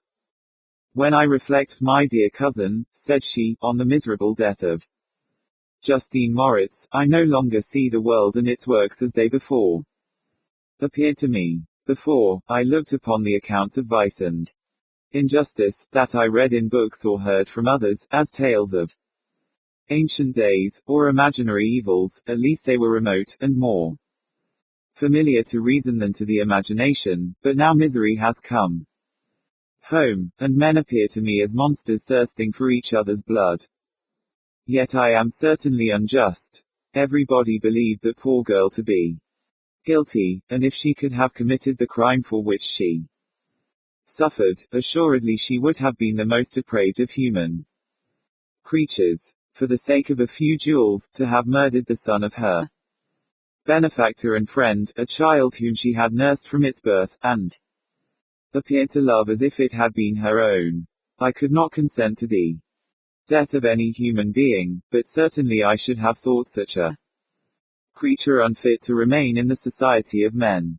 But she was innocent. No, I feel she was innocent. You are of the same opinion, and that confirms me. Alas, Victor, when falsehood can look so like the truth, who can assure themselves of certain happiness? I feel as if I were walking on the edge of a precipice, towards which thousands are crowding, and endeavoring to plunge me into the abyss. William and Justine were assassinated, and the murderer escapes. He walks about the world free, and perhaps respected. But even if I were condemned to suffer on the scaffold for the same crimes, I would not change places with such a wretch. I listened to this discourse with the extremest agony. I, not indeed, but in effect was the true murderer. Elizabeth read my anguish in my countenance, and kindly taking my hand, said, "My dearest friend, you must calm yourself. These events have affected me, God knows how deeply. But I am not so wretched as you are. There is an expression of despair, and sometimes of revenge, in your countenance, that makes me tremble. Dear Victor, banish these dark passions. Remember the friends around you, who center all their hopes in you. Have we lost the power of rendering you happy? While we love, while we are true to each other, here in this land of peace and beauty, your native country, we may reap every tranquil blessing. What can disturb our peace? And could not such words from her whom I fondly prize before every other gift of fortune suffice to chase away the fiend that lurked in my heart? Even as she spoke I drew near to her, as if in terror, lest at That very moment the destroyer had been near to rob me of her. Thus not the tenderness of friendship, nor the beauty of earth, nor of heaven, could redeem my soul from woe. The very accents of love were ineffectual. I was encompassed by a cloud which no beneficial influence could penetrate. The wounded deer dragging its fainting limbs to some untrodden brake, there to gaze upon the arrow which had pierced it, and to die was but a type of me. Sometimes I could cope with the sullen despair that overwhelmed me, but sometimes the whirlwind passions of my soul drove me to seek, by bodily exercise and by change of place, some relief from my intolerable sensations. It was during an access of this kind that I suddenly left my home, and bending my steps towards the near alpine valleys, sought in the magnificence, the eternity of such scenes, to forget myself and my ephemeral, because human, sorrows. My wanderings were directed towards the valley of Chamonix. I had visited it frequently during my boyhood. 6 years had passed since then, I was a wreck, but naught had changed in those savage and enduring scenes. I performed the first part of my journey on horseback. I afterwards hired a mule, as the more sure-footed, and least liable to receive injury on these rugged roads. The weather was fine. It was about the middle of the month of August, nearly 2 months after the death of Justine, that miserable epoch from which I dated all my woe. The weight upon my spirit was sensibly lightened as I plunged yet deeper in the ravine of Arve. The immense mountains and precipices that overhung me on every side, the sound of the river raging among the rocks, and the dashing of the waterfalls around, spoke of a power mighty as omnipotence, and I ceased to fear, or to bend before any being less almighty than that which had created and ruled the elements, here displayed in their most terrific guise. Still, as I ascended higher, the valley assumed a more magnificent and astonishing character. Ruined castles hanging on the precipices of pinny mountains, the impetuous Arve, and cottages every here and there peeping forth from among the trees, formed a scene of singular beauty. But it was augmented and rendered sublime by the mighty Alps, whose white and shining pyramids and domes towered above all, as belonging to another earth, the habitations of another race of beings. I passed the bridge of Policia, where the ravine, which the river forms, opened before me, and I began to ascend the mountain that overhangs it. Soon after I entered the valley of Chamonix. This valley is more wonderful and sublime, but not so beautiful and picturesque, as that of Servox, through which I had just passed. The high and snowy mountains were its immediate boundaries, but I saw no more ruined castles and fertile fields. Immense glaciers approached the road. I heard the rumbling thunder of the falling avalanche, and marked the smoke of its passage. Mont Blanc, the supreme and magnificent Mont Blanc, raised itself from the surrounding _Aiguilles and its tremendous dome overlooked the valley. A tingling long-lost sense of pleasure often came across me during this journey. Some turn in the road, some new object suddenly perceived and recognized, reminded me of days gone by, and were associated with the light-hearted gaiety of boyhood. The very winds whispered in soothing accents, and maternal nature bade me weep no more. Then again the kindly influence ceased to act. I found myself fettered again to grief, and indulging in all the misery of reflection. Then I spurred on my animal, striving so to forget the world, my fears, and, more than all, myself, or, in a more desperate fashion, I alighted, and threw myself on the grass, weighed down by horror and despair. At length I arrived at the village of Chamonix. Exhaustion succeeded to the extreme fatigue both of body and of mind which I had endured. For a short space of time I remained at the window, watching the pallid lightnings that played above Mont Blanc, and listening to the rushing of the Arve, which pursued its noisy way beneath. The same lulling sounds acted as a lullaby to my too keen sensations. When I placed my head upon my pillow, sleep crept over me, I felt it as it came, and blessed thee, giver of oblivion. Chapter 10. I spent the following day roaming through the valley. I stood beside the sources of the Arveyron, which take their rise in a glacier, that with slow pace is advancing down from the summit of the hills, to barricade the valley. The abrupt sides of vast mountains were before me, the icy wall of the glacier overhung me, a few shattered pines were scattered around, and the solemn silence of this glorious presence chamber of imperial nature was broken only by the brawling waves, or the fall of some vast fragment, the thunder sound of the avalanche, or the cracking reverberated along the mountains of the accumulated ice, which, through the silent working of immutable laws, was ever and anon rent and torn, as if it had been but a plaything in their hands. These sublime and magnificent scenes afforded me the greatest consolation that I was capable of receiving. They elevated me from all littleness of feeling, and although they did not remove my grief, they subdued and tranquilized it. In some degree, also, they diverted my mind from the thoughts over which it had brooded for the last month. I retired to rest.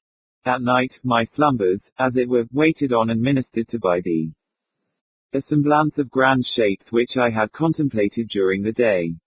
They congregated round me, the unstained snowy mountain top, the glittering pinnacle, the pine woods, and ragged bare ravine, the eagle soaring amidst the clouds. They all gathered round me, and bade me be at peace.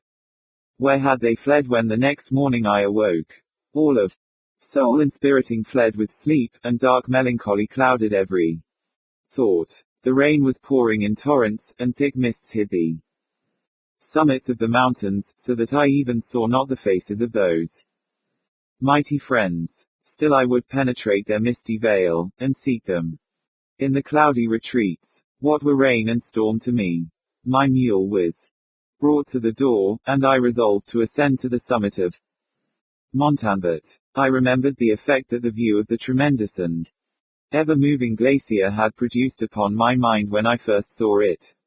It had then filled me with a sublime ecstasy, that gave wings to the soul, and allowed it to soar from the obscure world to light and joy.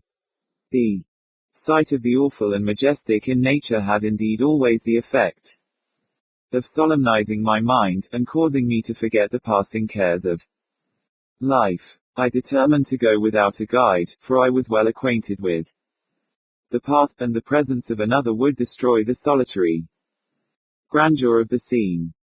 The ascent is precipitous, but the path is cut into continual and short windings, which enable you to surmount the perpendicularity of the mountain. It is a scene terrifically desolate.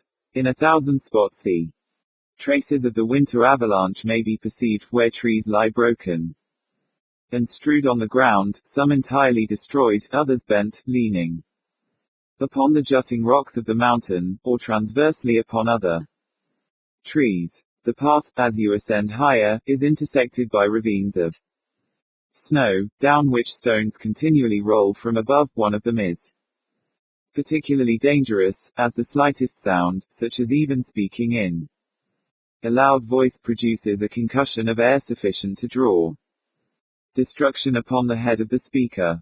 The pines are not tall or luxuriant, but they are somber, and add an air of severity to the scene. I looked on the valley beneath. Vast mists were rising from the rivers which ran through it, and curling in thick wreaths around the opposite mountains, whose summits were hid in the uniform clouds, while rain poured from the dark sky, and added to the melancholy impression I received from the objects around me. Alas! Why does man boast of sensibilities superior to those apparent in the brute? It only renders them more necessary beings. If our impulses were confined to hunger, thirst, and desire, we might be nearly free, but now we are moved by every wind that blows, and a chance word or scene that word may convey to us. We rest. A dream has power to poison sleep. We rise, one wandering thought pollutes the day. We feel, conceive, a reason, laugh or weep. Embrace fond woe, or cast our cares away. It is the same, for, be it joy or sorrow. The path of its departure still is free. Man's yesterday may ne'er be like his morrow.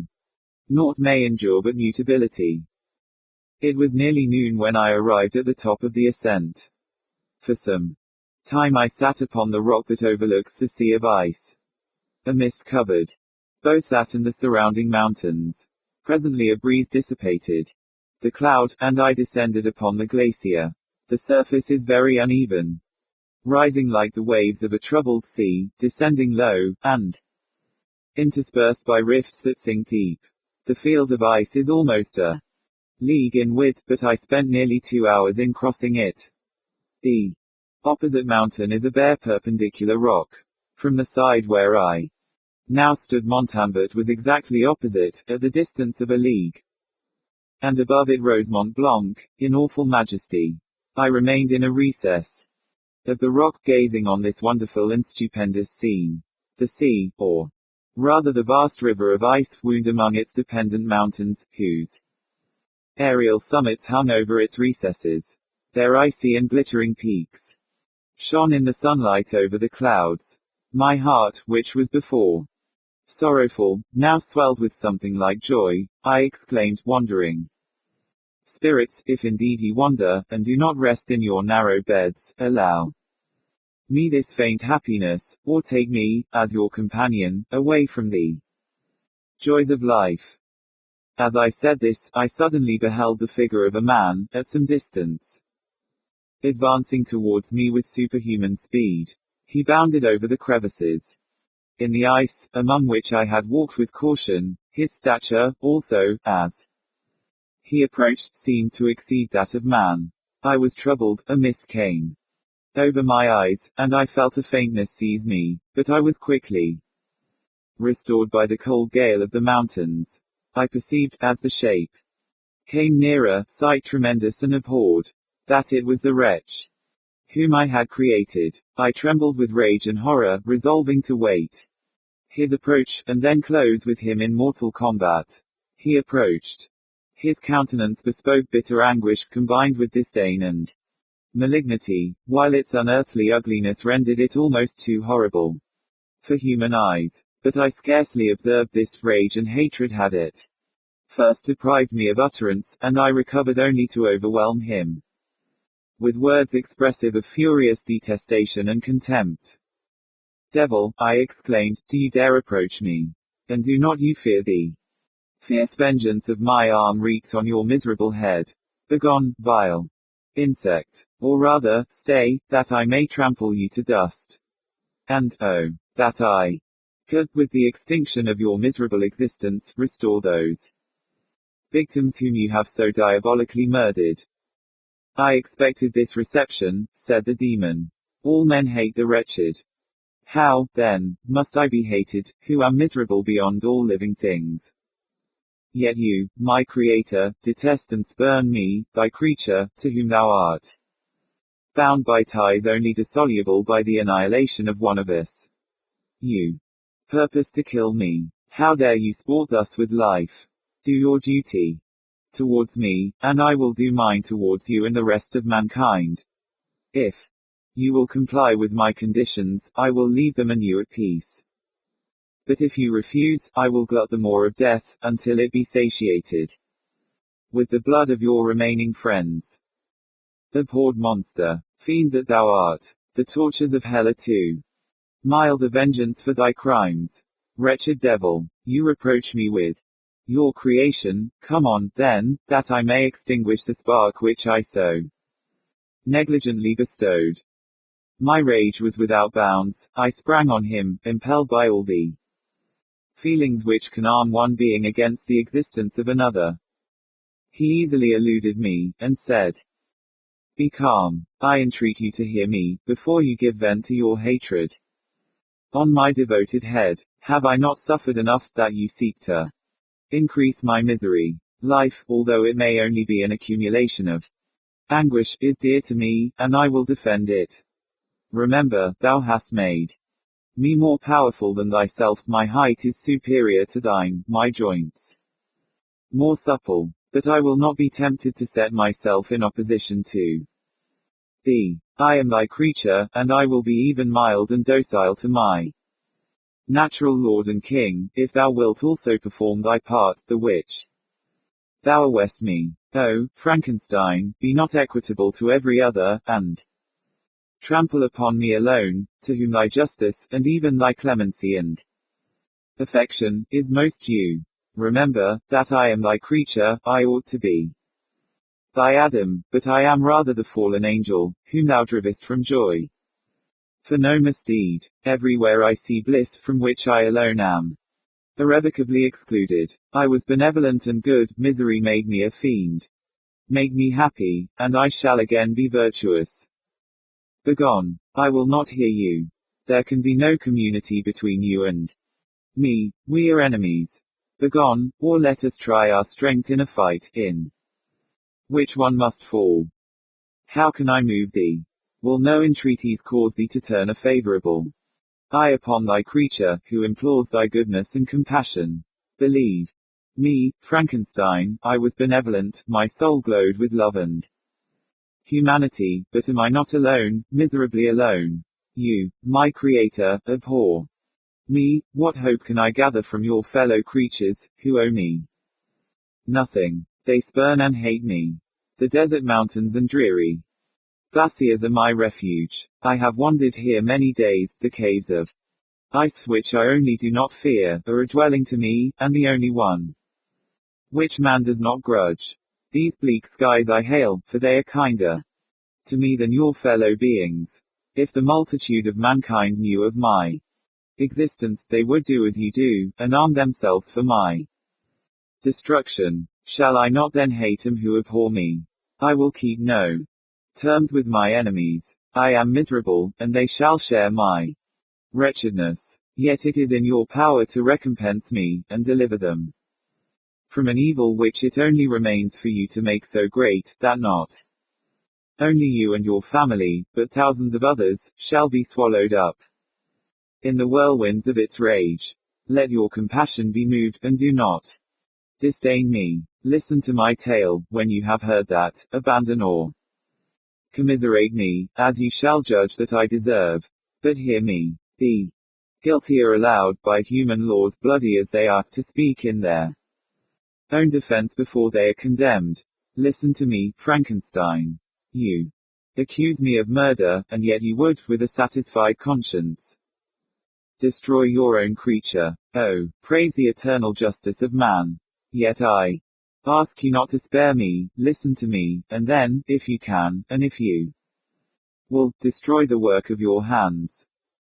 Why do you call to my remembrance, I rejoined, circumstances, of which I shudder to reflect, that I have been the miserable origin and author? Cursed be the day, abhorred devil, in which you first saw light. Cursed, although I curse myself, be the hands that formed you. You have made me wretched beyond expression. You have left me no power to consider whether I am just to you, or not. Begone. Relieve me from the sight of your detested form. Thus I relieve thee, my creator, he said, and placed his hated hands before my eyes, which I flung from me with violence. Thus I take from thee a sight which you abhor. Still thou canst listen to me, and grant me thy compassion. By the virtues that I once possessed, I demand this from you. Hear my tale. It is long and strange, and the temperature of this place is not fitting to your fine sensations. Come to the hut upon the mountain. The sun is yet high in the heavens, before it descends to hide itself behind yon snowy precipices, and illuminate another world. You will have heard my story, and can decide. On you it rests, whether I quit forever the neighborhood of man, and lead a harmless life, or become the scourge of your fellow creatures, and the author of your own speedy ruin. As he said this, he led the way across the ice. I followed. My heart was full, and I did not answer him, but, as I proceeded, I weighed the various arguments that he had used, and determined at least to listen to His tale. I was partly urged by curiosity, and compassion confirmed my resolution. I had hitherto supposed him to be the murderer of my brother, and I eagerly sought a confirmation or denial of this opinion. For the first time, also, I felt what the duties of a creator towards his creature were, and that I ought to render him happy before I complained of his wickedness. These motives urged me to comply with his demand. We crossed the ice, therefore, and ascended the opposite rock. The air was cold, and the rain again began to descend. We entered the hut, the fiend with an air of exultation, I with a heavy heart, and depressed spirits. But I consented to listen, and, seating myself by the fire which my odious companion had lighted, he thus began his tale. Chapter 11. It is with considerable difficulty that I remember the original era of my being. All the events of that period appear confused and indistinct.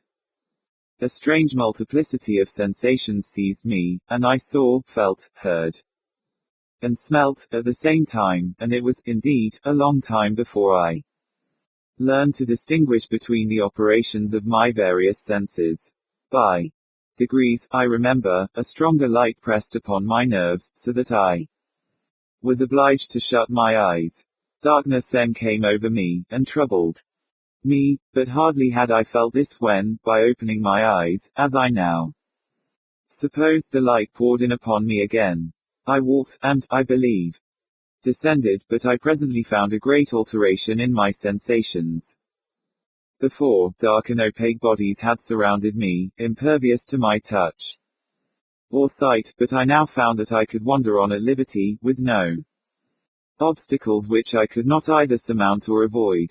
The light became more and more oppressive to me, and, the heat wearying me as I walked, I sought a place where I could receive shade. This was the forest near Ingolstadt, and here I lay by the side of a brook resting from my fatigue, until I felt tormented by hunger and thirst. This roused me from my nearly dormant state, and I ate some berries which I found hanging on the trees, or lying on the ground. I slaked my thirst at the brook, and then lying down, was overcome by sleep. It was dark when I awoke. I felt cold also, and half frightened, as it were instinctively, finding myself so desolate. Before I had quitted your apartment, on a sensation of cold, I had covered myself with some clothes, but these were insufficient to secure me from the dews of night. I was a poor, helpless, miserable wretch, I knew, and could distinguish nothing, but feeling pain invade me on all sides. I sat down and wept. Soon a gentle light stole over the heavens, and gave me a sensation of pleasure. I started up, and beheld a radiant form rise from among the trees. 2. I gazed with a kind of wonder. It moved slowly, but it enlightened my path, and I again went out in search of berries. I was still cold, when under one of the trees I found a huge cloak, with which I covered myself, and sat down upon the ground. No distinct ideas occupied my mind, all was confused. I felt light, and hunger, and thirst, and darkness. Innumerable sounds rung in my ears, and on all sides various scents saluted me. The only object that I could distinguish was the bright moon, and I fixed my eyes on that with pleasure. Footnote 2. The moon.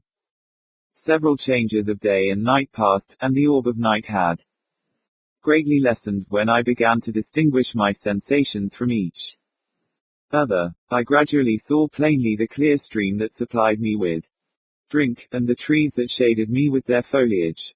I was delighted when I first discovered that a pleasant sound, which often saluted my ears, proceeded from the throats of the little winged animals who had often intercepted the light from my eyes.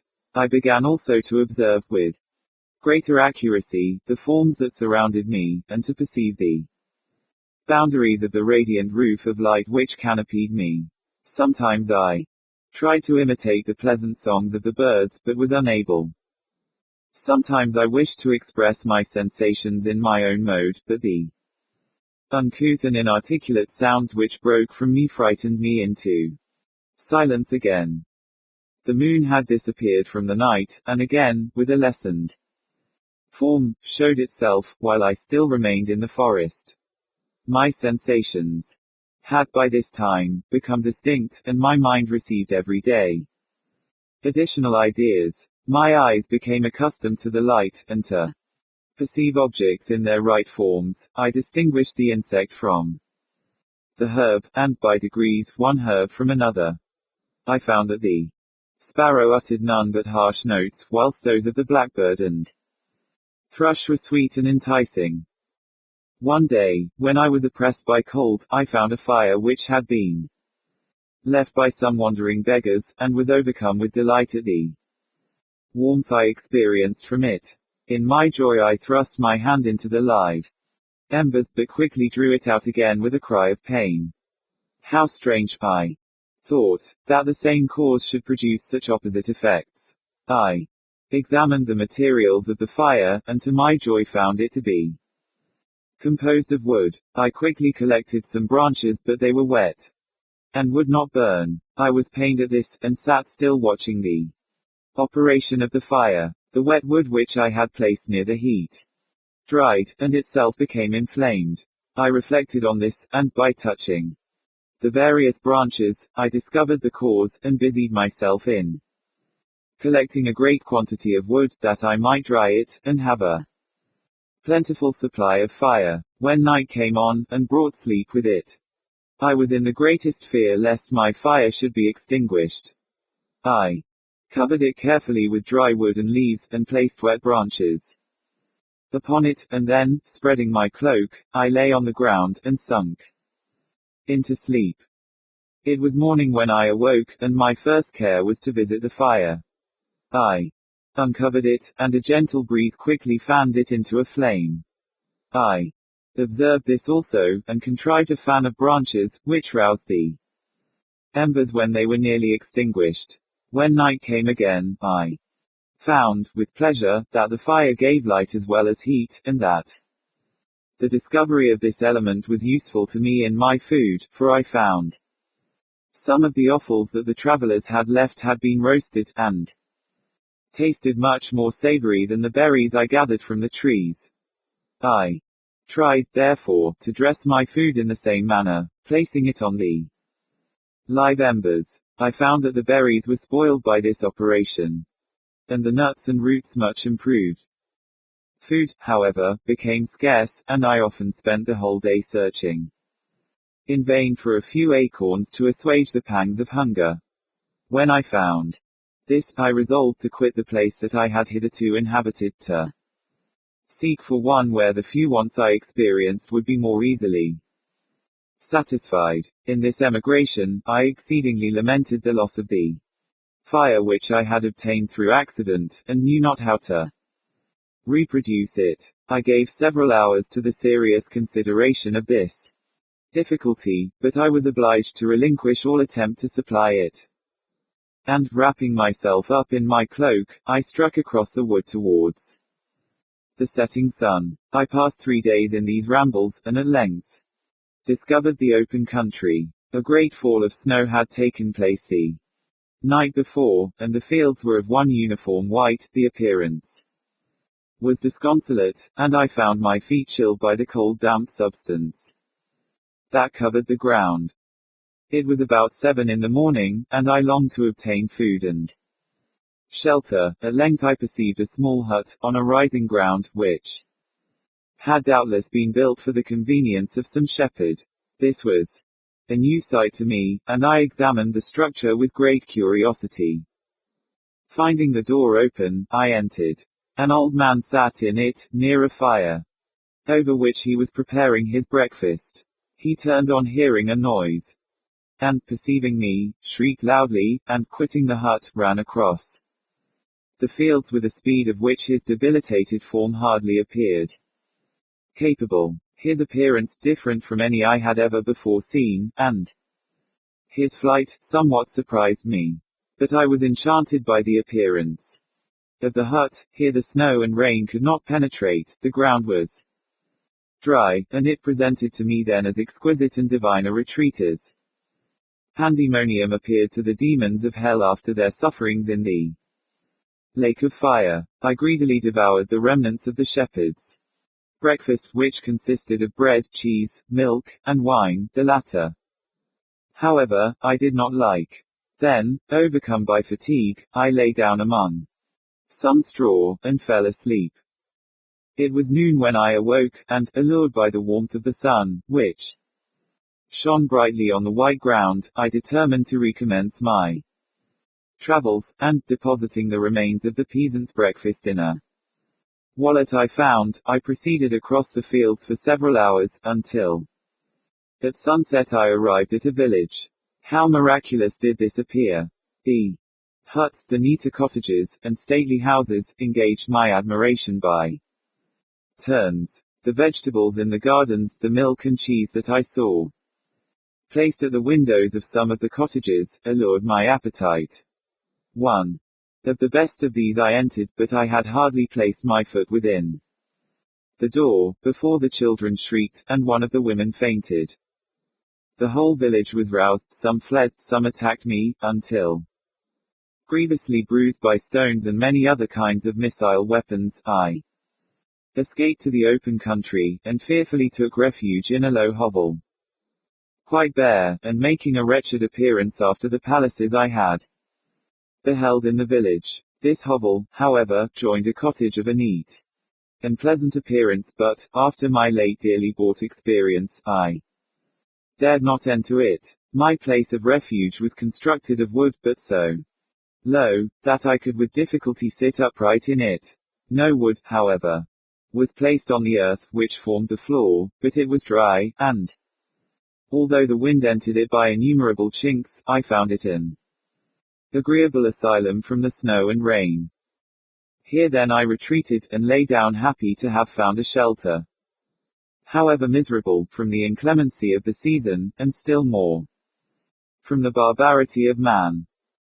As soon as morning dawned, I crept from my kennel, that I might view the adjacent cottage, and discover if I could remain in the habitation I had found. It was situated against the back of the cottage, and surrounded on the sides, which were exposed by a pigsty and a clear pool of water. One part was open, and by that I had crept in, but now I covered every crevice by which I might be perceived with stones and wood, yet in such a manner that I might move them on occasion to pass out. All the light I enjoyed came through the sty, and that was sufficient for me. Having thus arranged my dwelling, and carpeted it with clean straw, I retired, for I saw the figure of a man at a distance, and I remembered too well my treatment the night before, to trust myself in his power. I had first, however, provided for my sustenance for that day, by a loaf of coarse bread, which I purloined, and a cup with which I could drink, more conveniently than from my hand, of the pure water which flowed by my retreat. The floor was a little raised, so that it was kept perfectly dry, and by its vicinity to the chimney of the cottage it was tolerably warm. Being thus provided, I resolved to reside in this hovel, until something should occur which might alter my determination. It was indeed a paradise, compared to the bleak forest, my former residence, the rain-dropping branches, and dank earth. I ate my breakfast with pleasure, and was about to remove a plank to procure myself a little water, when I heard a step, and looking through a small chink, I beheld a young creature, with a pail on her head, passing before my hovel. The girl was young, and of gentle demeanor, unlike what I have since found cottagers and farmhouse servants to be. Yet she was meanly dressed, a coarse blue petticoat and a linen jacket being her only garb. Her fair hair was plaited, but not adorned. She looked patient, yet sad. I lost sight of her, and in about a quarter of an hour she returned, bearing the pail, which was now partly filled with milk. As she walked along, seemingly incommoded by the burden, a young man met her, whose countenance expressed a deeper despondence. Uttering a few sounds with an air of melancholy, he took the pail from her head, and bore it to the cottage himself. She followed, and they disappeared. Presently I saw the young man again, with some tools in his hand, cross the field behind the cottage, and the girl was also busy, sometimes in the house, and sometimes in the yard. On examining my dwelling, I found that one of the windows of the cottage had formerly occupied a part of it, but the panes had been filled up with wood. In one of these was a small and almost imperceptible chink, through which the eye could just penetrate. Through this crevice a small room was visible, whitewashed and clean, but very bare of furniture. In one corner, near a small fire, sat an old man, leaning his head on his hands in a disconsolate attitude. The young girl was occupied in arranging the cottage, but presently she took something out of a drawer, which employed her hands, and she sat down beside the old man, who, taking up an instrument, began to play, and to produce sounds sweeter than the voice of the thrush or the nightingale.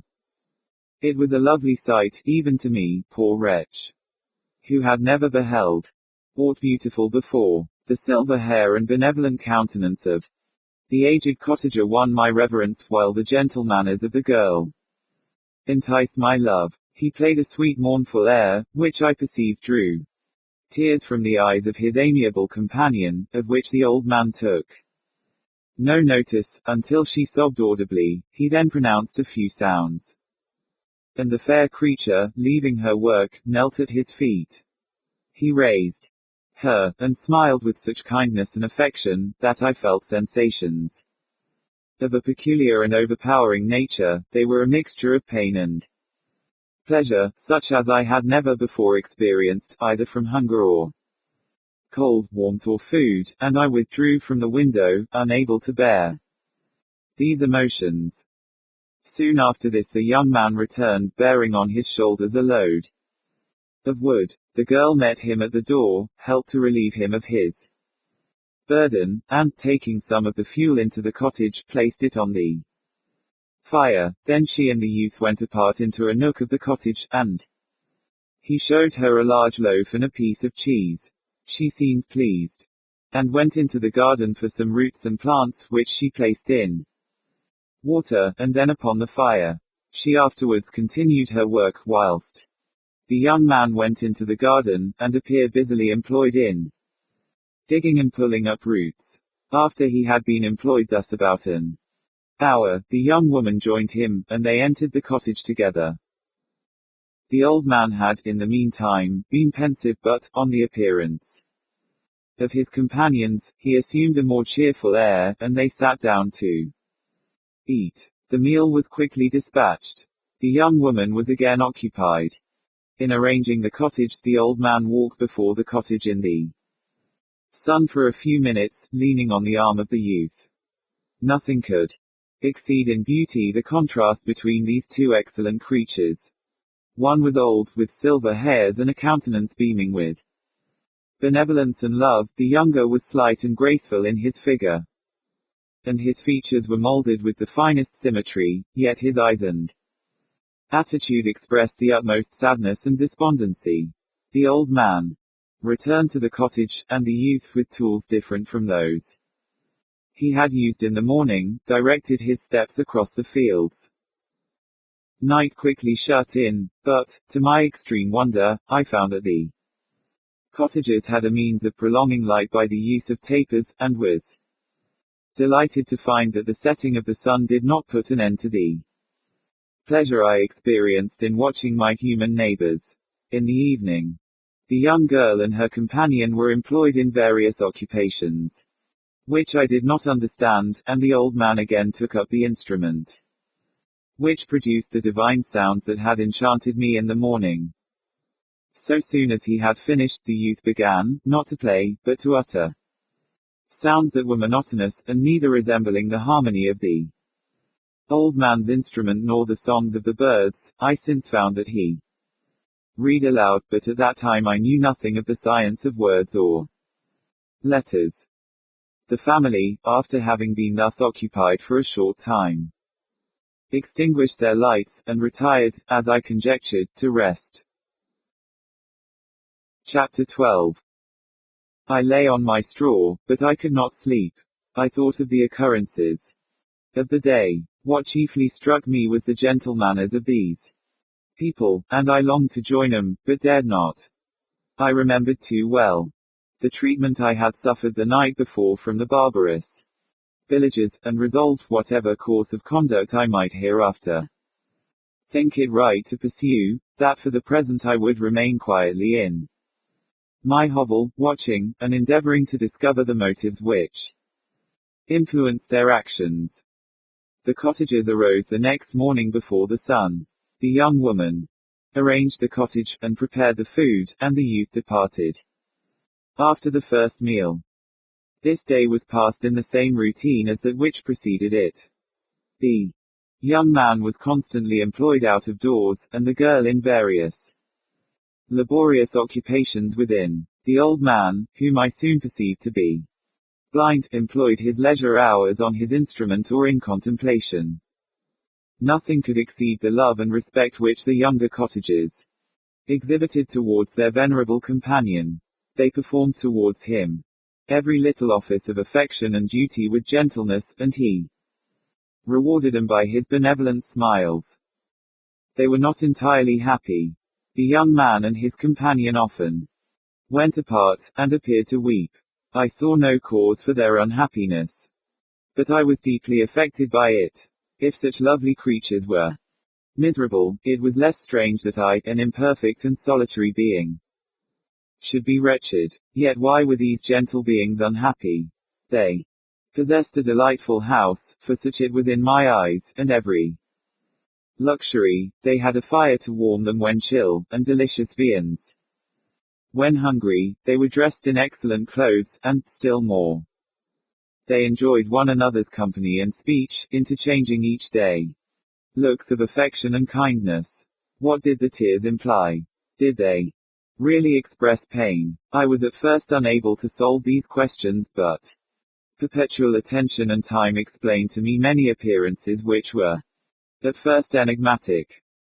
A considerable period elapsed before I discovered one of the causes of the uneasiness of this amiable family. It was poverty, and they suffered that evil in a very distressing degree. Their nourishment consisted entirely of the vegetables of the garden, and the milk of one cow, which gave very little during the winter, when its masters could scarcely procure food to support it. They often, I believe, suffered the pangs of hunger very poignantly, especially the two younger cottagers. For several times they placed food before the old man, when they reserved none for themselves. This trait of kindness moved me sensibly. I had been accustomed, during the night, to steal a part of the store for my own consumption, but when I found that in doing this I inflicted pain on the cottagers, I abstained, and satisfied myself with berries, nuts, and roots, which I gathered from a neighboring wood.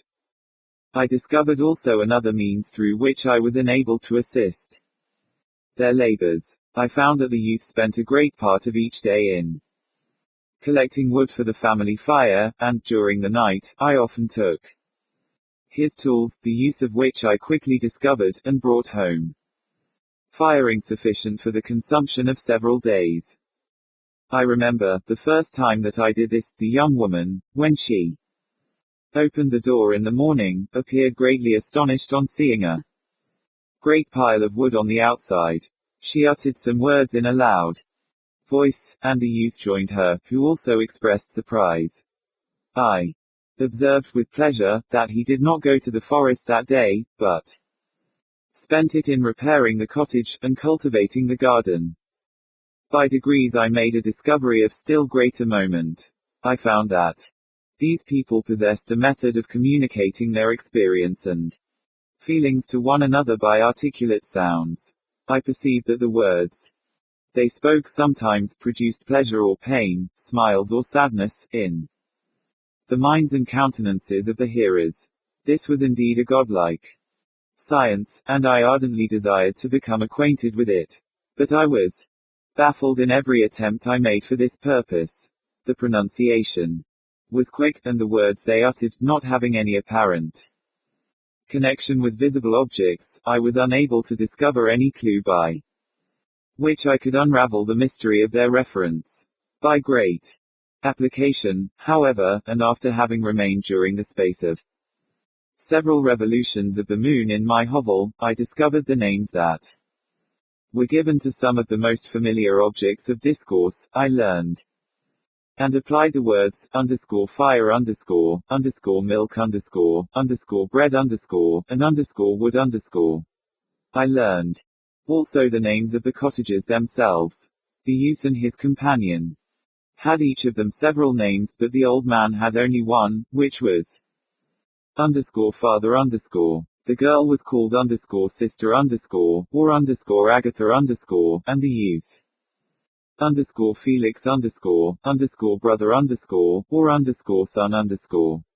I cannot describe the delight I felt when I learned the ideas appropriated to each of these sounds, and was able to pronounce them. I distinguished several other words, without being able as yet to understand or apply them, such as _good _dearest _unhappy _. I spent the winter in this manner. The gentle manners and beauty of the cottages greatly endeared them to me. When they were unhappy, I felt depressed. When they rejoiced, I sympathized in the joys. I saw few human beings beside them, and if any other happened to enter the cottage, their harsh manners and rude gait only enhanced to me the superior accomplishments of my friends. The old man, I could perceive, often endeavored to encourage his children, as sometimes I found that he called them, to cast off their melancholy. He would talk in a cheerful accent, with an expression of goodness that bestowed pleasure even upon me. Agatha listened with respect, her eyes sometimes filled with tears, which she endeavored to wipe away unperceived, but I generally found that her countenance and tone were more cheerful after having listened to the exhortations of her father. It was not thus with Felix. He was always the saddest of the group, and, even to my unpracticed senses, he appeared to have suffered more deeply than his friends. But if his countenance was more sorrowful, his voice was more cheerful than that of his sister, especially when he addressed the old man. I could mention innumerable instances, which, although slight, marked the dispositions of these amiable cottages. In the midst of poverty and want, Felix carried with pleasure to his sister the first little white flower that peeped out from beneath the snowy ground. Early in the morning, before she had risen, he cleared away the snow that obstructed her path to the milk house, drew water from the well, and brought the wood from the outhouse, where, to his perpetual astonishment, he found his store always replenished by an invisible hand. In the day, I believe, he worked sometimes for a neighboring farmer, because he often went forth, and did not return until dinner, yet brought no wood with him. At other times he worked in the garden, but, as there was little to do in the frosty season, he read to the old man and Agatha. This reading had puzzled me extremely at first, but, by degrees, I discovered that he uttered many of the same sounds when he read, as when he talked. I conjectured, therefore, that he found on the paper signs for speech which he understood, and I ardently longed to comprehend these also, but how was that possible, when I did not even understand the sounds for which they stood as signs? I improved, however, sensibly in this science, but not sufficiently to follow up any kind of conversation, although I applied my whole mind to the endeavor, for I easily perceived that, although I eagerly longed to discover myself to the cottages, I ought not to make the attempt until I had first become master of their language, which knowledge might enable me to make them overlook the deformity of my figure, for with this also the contrast perpetually presented to my eyes had made me acquainted. I had admired the perfect forms of my cottages, the grace, beauty, and delicate complexions, but how was I terrified when I viewed myself in a transparent pool. At first I started back, unable to believe that it was indeed I who was reflected in the mirror, and when I became fully convinced that I was in reality the monster that I am, I was filled with the bitterest sensations of despondence and mortification. Alas, I did not yet entirely know the fatal effects of this miserable deformity. As the sun became warmer, and the light of day longer, the snow vanished, and I beheld the bare trees and the black earth. From this time Felix was more employed, and the heart-moving indications of impending famine disappeared. Their food, as I afterwards found, was coarse, but it was wholesome, and they procured a sufficiency of it. Several new kinds of plants sprung up in the garden, which they dressed, and these signs of comfort increased daily as the season advanced. The old man, leaning on his son, walked each day at noon, when it did not rain, as I found it was called when the heavens poured forth its waters. This frequently took place, but a high wind quickly dried the earth, and the season became far more pleasant than it had been. My mode of life in my hovel was uniform. During the morning, I attended the motions of the cottages, and when they were dispersed in various occupations, I slept. The remainder of the day was spent in observing my friends. When they had retired to rest, if there was any moon, or the night was starlight, I went into the woods, and collected my own food and fuel for the cottage. When I returned, as often as it was necessary, I cleared the path from the snow, and performed those offices that I had seen done by Felix. I afterwards found that these labors performed by an invisible hand greatly astonished him, and once or twice I heard them, on these occasions, utter the words _good _spirit wonderful but I did not then understand the signification of these terms. My thoughts now became more active, and I longed to discover the motives and feelings of these lovely creatures. I was inquisitive to know why Felix appeared so miserable, and Agatha so sad. I thought, foolish wretch, that it might be in my power to restore happiness to these deserving people. When I slept, or was absent, the forms of the venerable blind father, the gentle Agatha, and the excellent Felix flitted before me. I looked upon them as superior beings, who would be the arbiters of my future destiny. I formed in my imagination 1,000 pictures of presenting myself to them, and their reception of me. I imagined that they would be disgusted, until, by my gentle demeanor and conciliating words, I should first win the favor, and afterwards their love. These thoughts exhilarated me, and led me to apply with fresh ardor to the acquiring the art of language. My organs were indeed harsh but supple, and although my voice was very unlike the soft music of the tones, yet I pronounced such words as I understood with tolerable ease. It was as the ass and the lapdog, yet surely the gentle ass whose intentions were affectionate, although his manners were rude, deserved better treatment than blows and execration. The pleasant showers and genial warmth of spring greatly altered the aspect of the earth. Men, who before this change seemed to have been hid in caves, dispersed themselves, and were employed in various arts of cultivation. The birds sang in more cheerful notes, and the leaves began to bud forth on the trees. Happy, happy earth, fit habitation for gods, which, so short a time before, was bleak, damp, and unwholesome. My spirits were elevated by the enchanting appearance of nature. The past was blotted from my memory, the present was tranquil, and the future gilded by bright rays of hope, and anticipations of joy. Chapter 13. I now hasten to the more moving part of my story. I shall relate events that impressed me with feelings which, from what I had been, have made me what I am. Spring advanced rapidly, the weather became fine, and the skies cloudless. It surprised me, that what before was desert and gloomy, should now bloom with the most beautiful flowers and verdure. My senses were gratified and refreshed by 1,000 scents of delight, and 1,000 sights of beauty.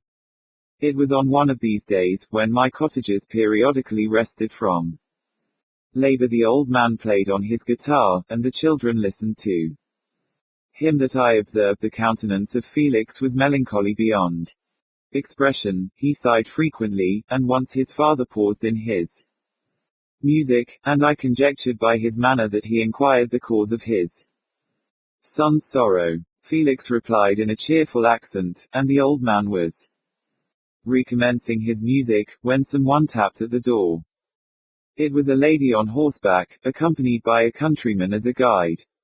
The lady was dressed in a dark suit, and covered with a thick black veil.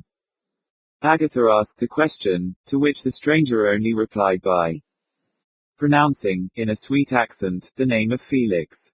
Her voice was musical, but unlike that of either of my friends. On hearing this word, Felix came up hastily to the lady, who, when she saw him, threw up her veil, and I beheld a countenance of angelic beauty and expression.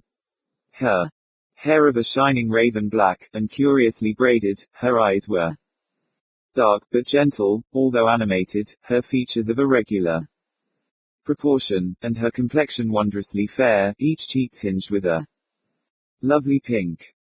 Felix seemed ravished with delight when he saw her. Every trait of sorrow vanished from his face, and it instantly expressed a degree of ecstatic joy, of which I could hardly have believed it capable. His eyes sparkled, as his cheek flushed with pleasure, and at that moment I thought him as beautiful as the stranger.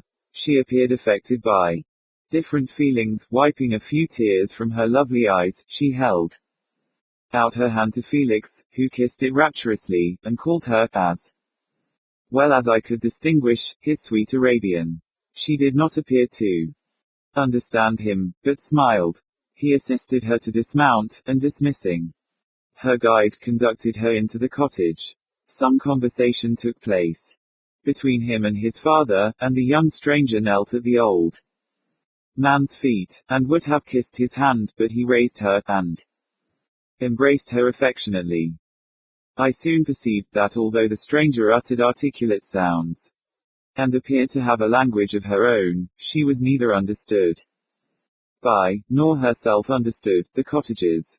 They made many signs which I did not comprehend, but I saw that her presence diffused gladness through the cottage, dispelling the sorrow as the sun dissipates the morning mists. Felix seemed peculiarly happy, and with smiles of delight welcomed his Arabian. Agatha, the ever-gentle Agatha, kissed the hands of the lovely stranger, and pointing to her brother, made signs which appeared to me to mean that he had been sorrowful until she came.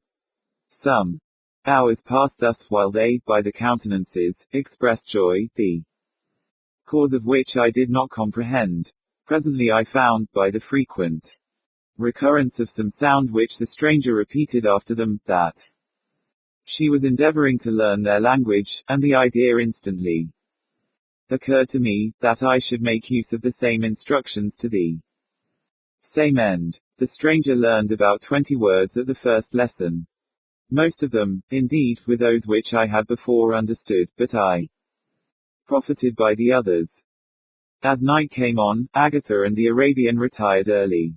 When they separated, Felix kissed the hand of the stranger, and said, "Good night, sweet Safi." He sat up much longer, conversing with his father, and by the frequent repetition of her name, I conjectured that their lovely guest was the subject of the conversation. I ardently desired to understand them, and bent every faculty towards that purpose, but found it utterly impossible. The next morning Felix went out to his work, and, after the usual occupations of Agatha were finished, the Arabian sat at the feet of the old man, and, taking his guitar, played some airs so entrancingly beautiful, that they at once drew tears of sorrow and delight from my eyes. She sang, and her voice flowed in a rich cadence, swelling or dying away, like a nightingale of the woods. When she had finished, she gave the guitar to Agatha, who at first declined it. She played a simple air, and her voice accompanied it in sweet accents, but unlike the wondrous strain of the stranger. The old man appeared enraptured, and said some words, which Agatha endeavored to explain to Safie, and by which he appeared to wish to express that she bestowed on him the greatest delight by her music. The days now passed as peaceably as before, with the sole alteration that joy had taken place of sadness in the countenances of my friends. Safie was always gay and happy. She and I improved rapidly in the knowledge of language, so that in 2 months I began to comprehend most of the words uttered by my protectors. In the meanwhile also the black ground was covered with herbage, and the green banks interspersed with innumerable flowers, sweet to the scent and the eyes, stars of pale radiance among the moonlight woods. The sun became warmer, the nights clear and balmy, and my nocturnal rambles were an extreme pleasure to me, although they were considerably shortened by the late setting and early rising of the sun, for I never ventured abroad during daylight, fearful of meeting with the same treatment I had formerly endured in the first village which I entered. My days were spent in close attention, that I might more speedily master the language, and I may boast that I improved more rapidly than the Arabian, who understood very little, and conversed in broken accents, whilst I comprehended and could imitate almost every word that was spoken. While I improved in speech, I also learned the science of letters, as it was taught to the stranger, and this opened before me a wide field for wonder and delight. The book from which Felix instructed Safie was Volney's Ruins of Empires. I should not have understood the purport of this book, had not Felix, in reading it, given very minute explanations. He had chosen this work, he said, because the declamatory style was framed in imitation of the Eastern authors. Through this work I obtained a cursory knowledge of history, and a view of the several empires at present existing in the world. It gave me an insight into the manners, governments, and religions of the different nations of the earth. I heard of the slothful Asiatics, of the stupendous genius and mental activity of the Grecians, of the wars and wonderful virtue of the early Romans, of the subsequent degenerating of the decline of that mighty empire, of chivalry, Christianity, and kings. I heard of the discovery of the American hemisphere, and wept with Safie over the hapless fate of its original inhabitants. These wonderful narrations inspired me with strange feelings. Was man, indeed, at once so powerful, so virtuous, and magnificent, yet so vicious and base? He appeared at one time a mere scion of the evil principle, and at another, as all that can be conceived of noble and godlike. To be a great and virtuous man appeared the highest honor that can befall a sensitive being. To be base and vicious, as many on record have been, appeared the lowest degradation, a condition more abject than that of the blind mole or harmless worm. For a long time I could not conceive how one man could go forth to murder his fellow, or even why there were laws and governments, but when I heard details of vice and bloodshed, my wonder ceased, and I turned away with disgust and loathing. Every conversation of the cottagers now opened new wonders to me. While I listened to the instructions which Felix bestowed upon the Arabian, the strange system of human society was explained to me. I heard of the division of property, of immense wealth and squalid poverty, of rank, descent, and noble blood. The words induced me to turn towards myself. I learned that the possessions most esteemed by your fellow creatures were high and unsullied descent united with riches. A man might be respected with only one of these advantages, but, without either, he was considered, except in very rare instances, as a vagabond and a slave doomed to waste his powers for the profits of the chosen few. And what was I, of my creation? and creator. I was absolutely ignorant, but I knew that I possessed no money, no friends, no kind of property. I was, besides, endued with a figure hideously deformed and loathsome. I was not even of the same nature as man. I was more agile than they, and could subsist upon coarser diet. I bore the extremes of heat and cold with less injury to my frame. My stature far exceeded theirs. When I looked around, I saw and heard of none like me. Was I then a monster, a blot upon the earth, from which all men fled, and whom all men disowned? I cannot describe to you the agony that these reflections inflicted upon me. I tried to dispel them, but sorrow only increased with knowledge. Oh, that I had forever remained in my native wood, nor known, nor felt beyond the sensations of hunger, thirst, and heat. Of what a strange nature is knowledge! It clings to the mind, when it has once seized on it, like a lichen on the rock. I wished sometimes to shake off all thought and feeling, but I learned that there was but one means to overcome the sensation of pain, and that was death, a state which I feared yet did not understand. I admired virtue and good feelings, and loved the gentle manners and amiable qualities of my cottagers, but I was shut out from intercourse with them, except through means which I obtained by stealth, when I was unseen and unknown, and which rather increased than satisfied the desire I had of becoming one among my fellows. The gentle words of Agatha, and the animated smiles of the charming Arabian, were not for me. The mild exhortations of the old man, and the lively conversation of the loved Felix, were not for me. Miserable, unhappy wretch. Other lessons were impressed upon me even more deeply. I heard of the difference of sexes, and the birth and growth of children, how the father doted on the smiles of the infant, and the lively sallies of the older child, how all the life and cares of the mother were wrapped up in the precious charge, how the mind of youth expanded and gained knowledge of brother, sister, and all the various relationships which bind one human being to another in mutual bonds. But where were my friends and relations? No father had watched my infant days, no mother had blessed me with smiles and caresses, or if they had, all my past life was now a blot, a blind vacancy in which I distinguished nothing. From my earliest remembrance I had been as I then was in height and proportion. I had never yet seen a being resembling me, or who claimed any intercourse with me. What was I? The question again recurred, to be answered only with groans. I will soon explain to what these feelings tended, but allow me now to return to the cottagers, whose story excited in me such various feelings of indignation, delight, and wonder, but which all terminated in additional love and reverence for my protectors, for so I loved, in an innocent, half-painful self-deceit, to call them. Chapter 14. Some time elapsed before I learned the history of my friends.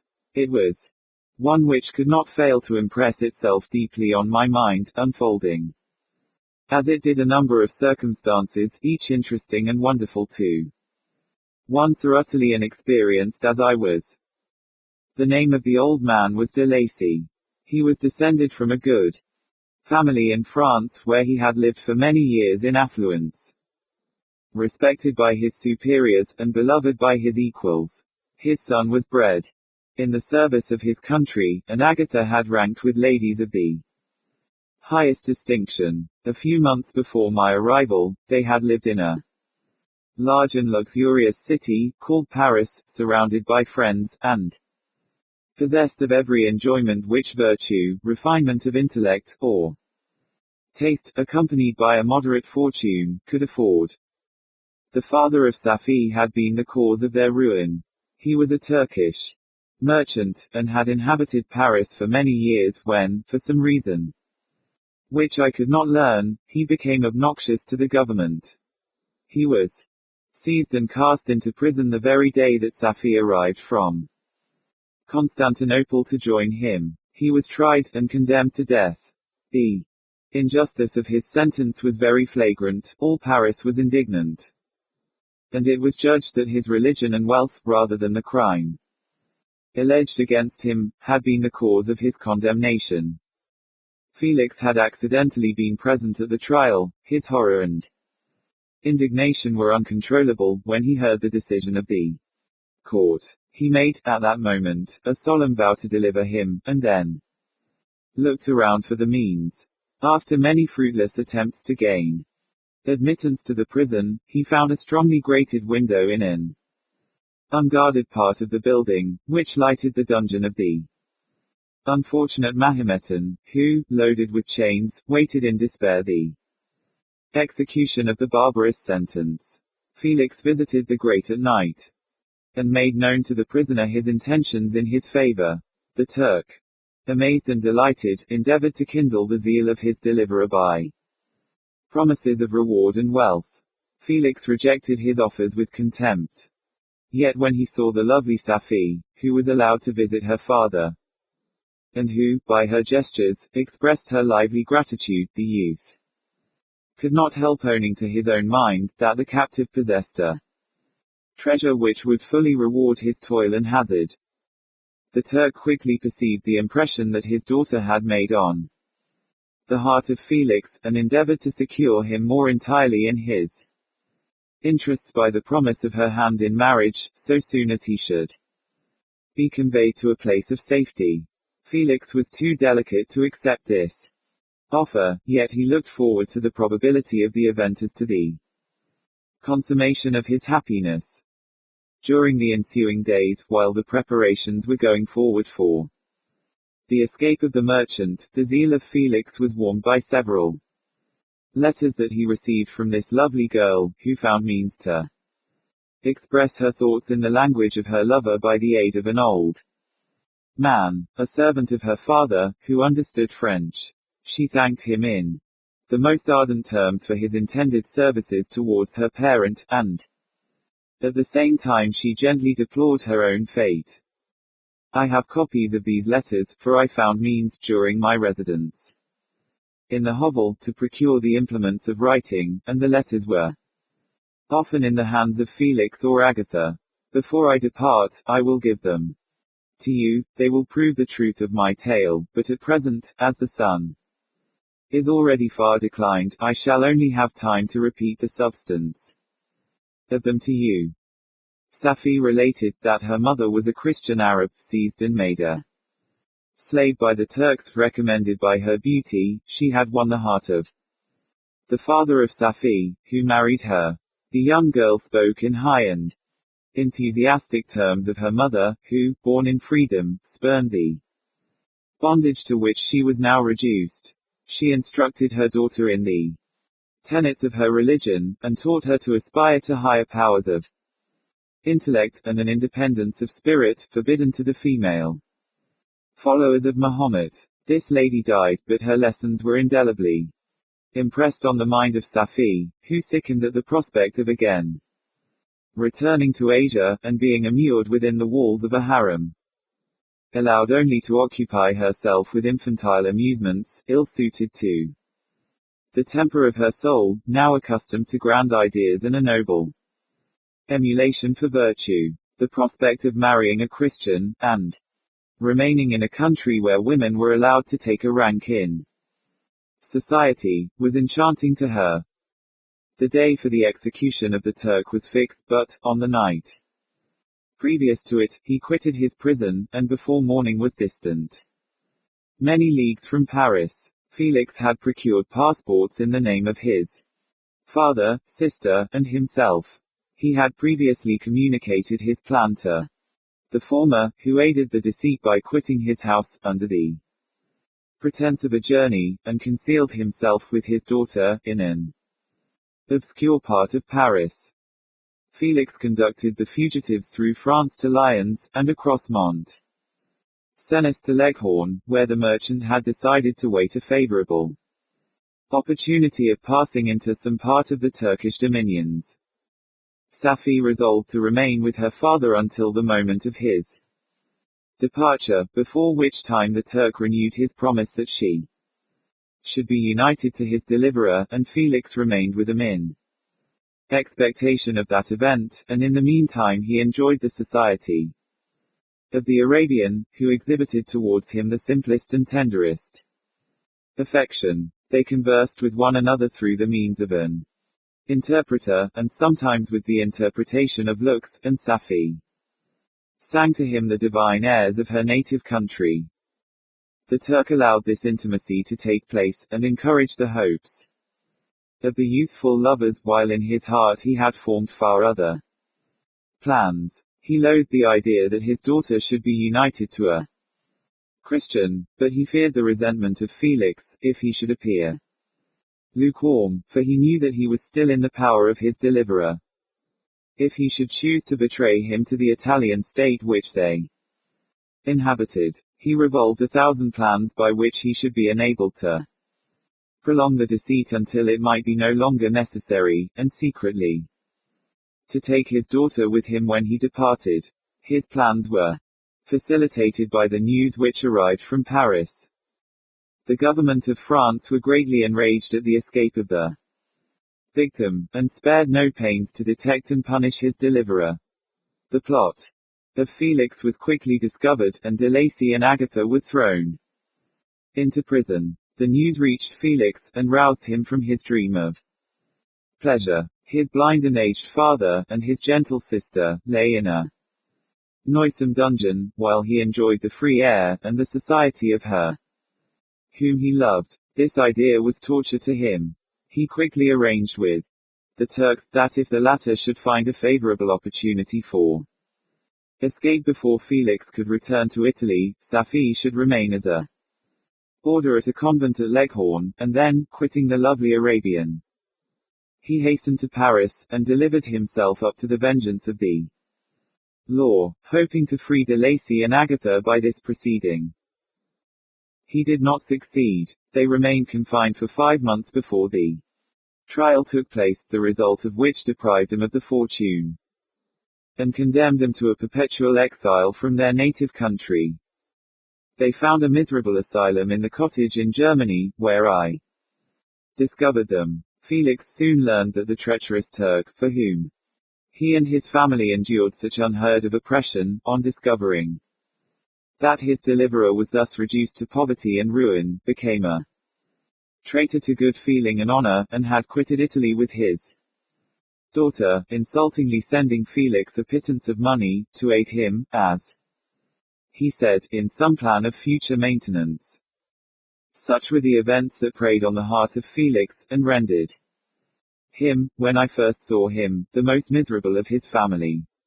He could have endured poverty, and while this distress had been the meed of his virtue, he gloried in it, but the ingratitude of the Turk, and the loss of his beloved Safie, were misfortunes more bitter and irreparable. The arrival of the Arabian now infused new life into his soul. When the news reached Leghorn, that Felix was deprived of his wealth and rank, the merchant commanded his daughter to think no more of her lover, but to prepare to return to her native country. The generous nature of Safie was outraged by this command. She attempted to expostulate with her father, but he left her angrily, reiterating his tyrannical mandate. A few days after, the Turk entered his daughter's apartment, and told her hastily that he had reason to believe that his residence at Leghorn had been divulged, and that he should speedily be delivered up to the French government. He had consequently hired a vessel to convey him to Constantinople, for which city he should sail in a few hours. He intended to leave his daughter under the care of a confidential servant, to follow at her leisure with the greater part of his property, which had not yet arrived at Leghorn. When alone, Safie resolved in her own mind the plan of conduct that it would become her to pursue in this emergency.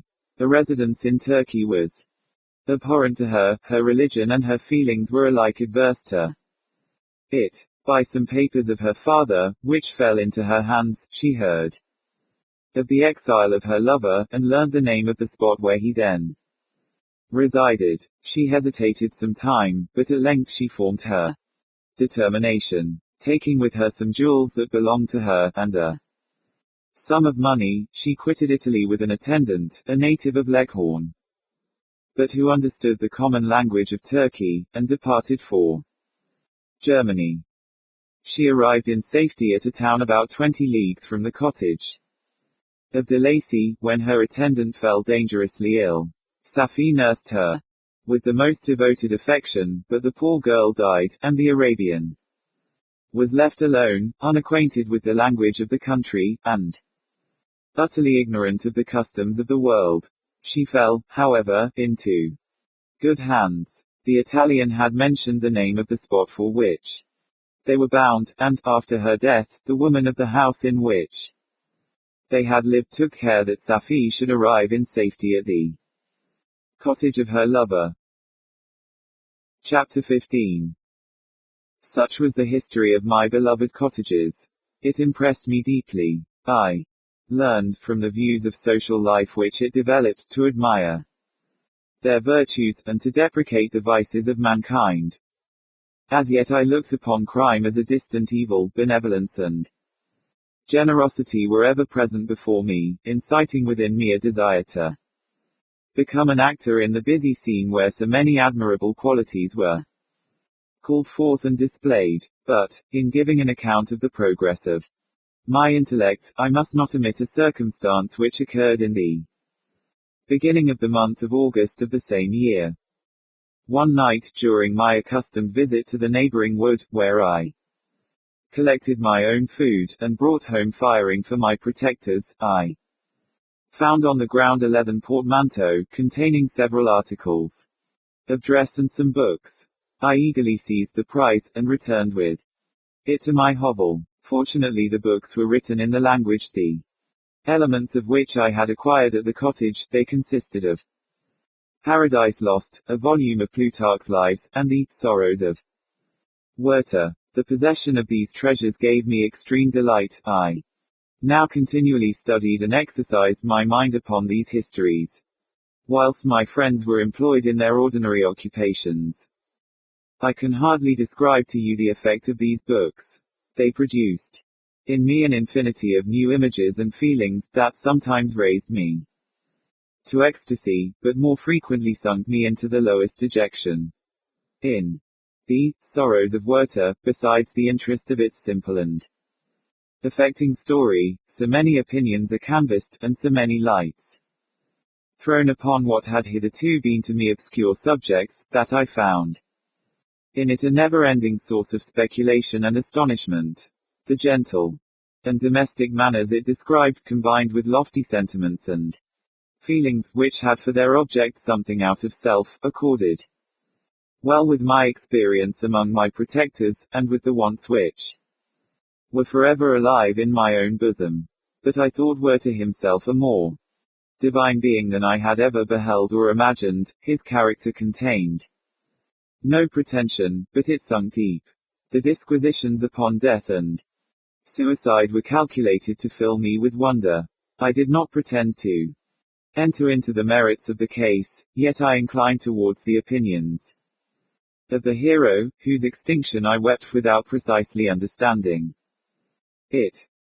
As I read, however, I applied much personally to my own feelings and condition. I found myself similar, yet at the same time strangely unlike, to the beings concerning whom I read, and to whose conversation I was a listener. I sympathized with and partly understood them, but I was unformed in mind, I was dependent on none, and related to none. The path of my departure was free, and there was none to lament my annihilation. My person was hideous, and my stature gigantic. What did this mean? Who was I? What was I? Whence did I come? What was my destination? These questions continually recurred, but I was unable to solve them. The volume of Plutarch's Lives, which I possessed, contained the histories of the first founders of the ancient republics. This book had a far different effect upon me from the Sorrows of Werther. I learned From Werther's imagination's despondency and gloom, but Plutarch taught me high thoughts, he elevated me above the wretched sphere of my own reflections to admire and love the heroes of past ages. Many things I read surpassed my understanding and experience. I had a very confused knowledge of kingdoms, wide extents of country, mighty rivers, and boundless seas. But I was perfectly unacquainted with towns, and large assemblages of men. The cottage of my protectors had been the only school in which I had studied human nature, but this book developed new and mightier scenes of action. I read of men concerned in public affairs, governing or massacring their species. I felt the greatest ardor for virtue rise within me, an abhorrence for vice, as far as I understood the signification of those terms, relative as they were, as I applied them, to pleasure and pain alone. Induced by these feelings, I was of course led to admire peaceable lawgivers, Numa, Solon, and Lycurgus, in preference to Romulus and Theseus. The patriarchal lives of my protectors caused these impressions to take a firm hold on my mind. Perhaps, if my first introduction to humanity had been made by a young soldier, burning for glory and slaughter, I should have been imbued with different sensations. But Paradise Lost excited different and far deeper emotions. I read it, as I had read the other volumes which had fallen into my hands, as a true history. It moved every feeling of wonder and awe that the picture of an omnipotent God warring with his creatures was capable of exciting. I often referred the several situations, as the similarity struck me, to my own. Like Adam, I was apparently united by no link to any other being in existence, but his state was far different from mine. In every other respect, he had come forth from the hands of God, a perfect creature, happy and prosperous, guarded by the especial care of his Creator. He was allowed to converse with, and acquire knowledge from, beings of a superior nature, but I was wretched, helpless, and alone. Many times I considered Satan as the fitter emblem of my condition, for often, like him, when I viewed the bliss of my protectors, the bitter gall of envy rose within me. Another circumstance strengthened and confirmed these feelings. Soon after my arrival in the hovel, I discovered some papers in the pocket of the dress which I had taken from your laboratory. At first I had neglected them, but now that I was able to decipher the characters in which they were written, I began to study them with diligence. It was your journal of the 4 months that preceded my creation. You minutely described in these papers every step you took in the progress of your work. This history was mingled with accounts of domestic occurrences. You, doubtless, recollect these papers. Here they are. Everything is related in them which bears reference to my accursed origin. The whole detail of that series of disgusting circumstances which produced it is set in view. The minutest description of my odious and loathsome person is given, in language which painted your own horrors, and rendered mine indelible. I sickened as I read. Hateful day when I received life. I exclaimed in agony. Accursed Creator, why did you form a monster so hideous that even you turned from me in disgust? God, in pity, made man beautiful and alluring, after his own image, but my form is a filthy type of yours, more horrid even from the very resemblance. Satan had his companions, fellow devils, to admire and encourage him, but I am solitary and abhorred. These were the reflections of my hours of despondency and solitude, but when I contemplated the virtues of the cottagers, their amiable and benevolent dispositions, I persuaded myself that when they should become acquainted with my admiration of their virtues, they would compassionate me, and overlook my personal deformity. Could they turn from the door one, however monstrous, who solicited the compassion and friendship?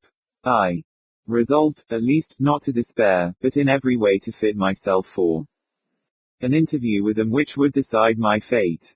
I postponed this attempt for some months longer, for the importance attached to its success inspired me with a dread lest I should fail.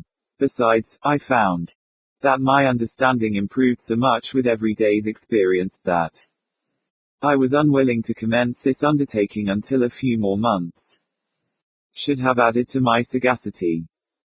Several changes, in the meantime, took place in the cottage. The presence of Safie diffused happiness among its inhabitants, and I also found that a greater degree of plenty reigned there. Felix and Agatha spent more time in amusement and conversation, and were assisted in their labors by servants. They did not appear rich, but they were contented and happy, their feelings were serene and peaceful, while mine became every day more tumultuous. Increase of knowledge only discovered to me more clearly what a wretched outcast I was. I cherished hope, it is true, but it vanished when I beheld my person reflected in water, or my shadow in the moonshine, even as that frail image and that inconstant shade.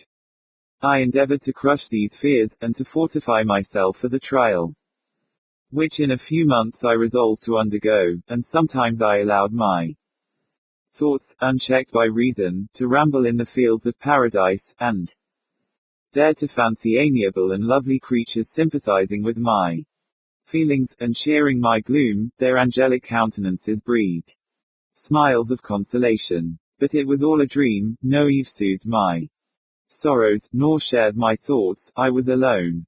I remembered Adam's supplication to his Creator. But where was mine? He had abandoned me. And, in the bitterness of my heart, I cursed him. Autumn passed thus. I saw, with surprise and grief, the leaves decay and fall, and nature again assume the barren and bleak appearance it had worn when I first beheld the woods and the lovely moon. Yet I did not heed the bleakness of the weather. I was better fitted by my conformation for the endurance of cold than heat. But my chief delights were the sight of the flowers, the birds, and all the gay apparel of summer. When those deserted me, I turned with more attention towards the cottagers. Their happiness was not decreased by the absence of summer. They loved and sympathized with one another, and the joys, depending on each other, were not interrupted by the casualties that took place around them. The more I saw of them, the greater became my desire to claim the protection and kindness. My heart yearned to be known and loved by these amiable creatures. To see the sweet looks directed towards me with affection, was the utmost limit of my ambition. I dared not think that they would turn them from me with disdain and horror. The poor that stopped at the door were never driven away. I asked, it is true, for greater treasures than a little food or rest, I required kindness and sympathy, but I did not believe myself utterly unworthy of it. The winter advanced, and an entire revolution of the seasons had taken place since I awoke into life.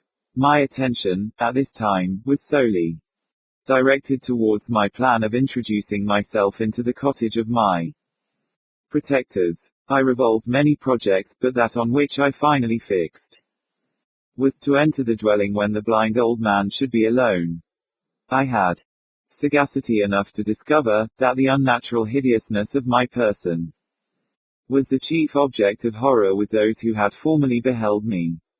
My voice, although harsh, had nothing terrible in it. I thought, therefore, that if, in the absence of his children, I could gain the goodwill and mediation of the older Lacey, I might, by his means, be tolerated by my younger protectors.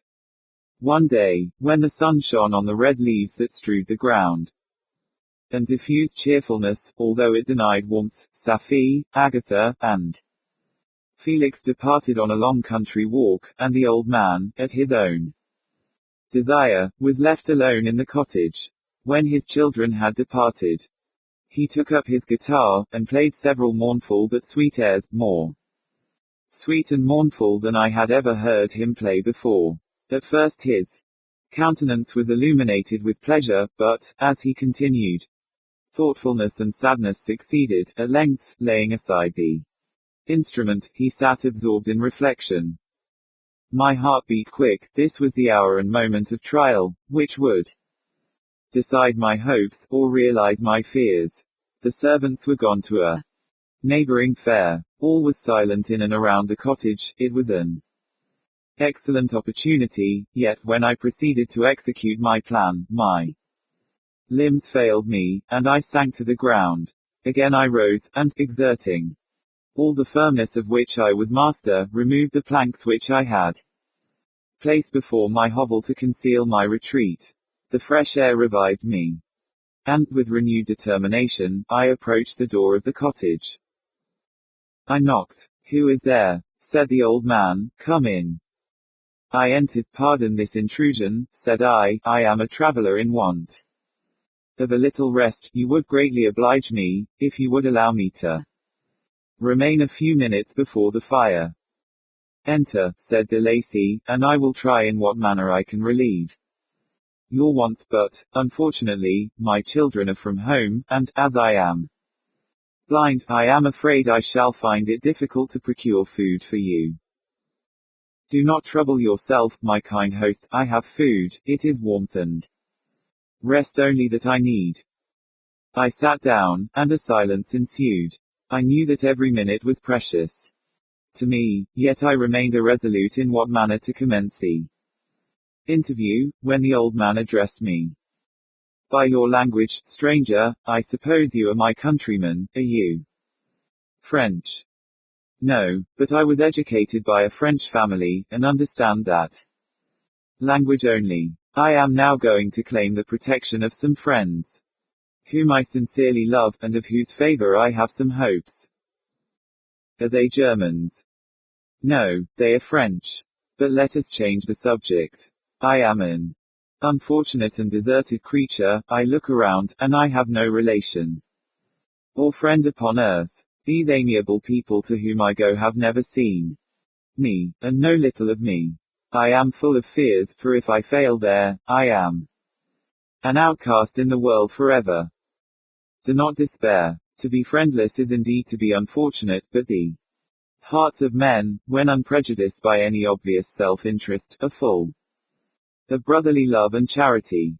Rely, therefore, on your hopes, and if these friends are good and amiable, do not despair. They are kind, they are the most excellent creatures in the world. But, unfortunately, they are prejudiced against me. I have good dispositions, my life has been hitherto harmless, and in some degree beneficial, but a fatal prejudice clouds their eyes, and where they ought to see a feeling and kind friend, they behold only a detestable monster. That is indeed unfortunate, but if you are really blameless, cannot you undeceive them? I am about to undertake that task, and it is on that account that I feel so many overwhelming terrors.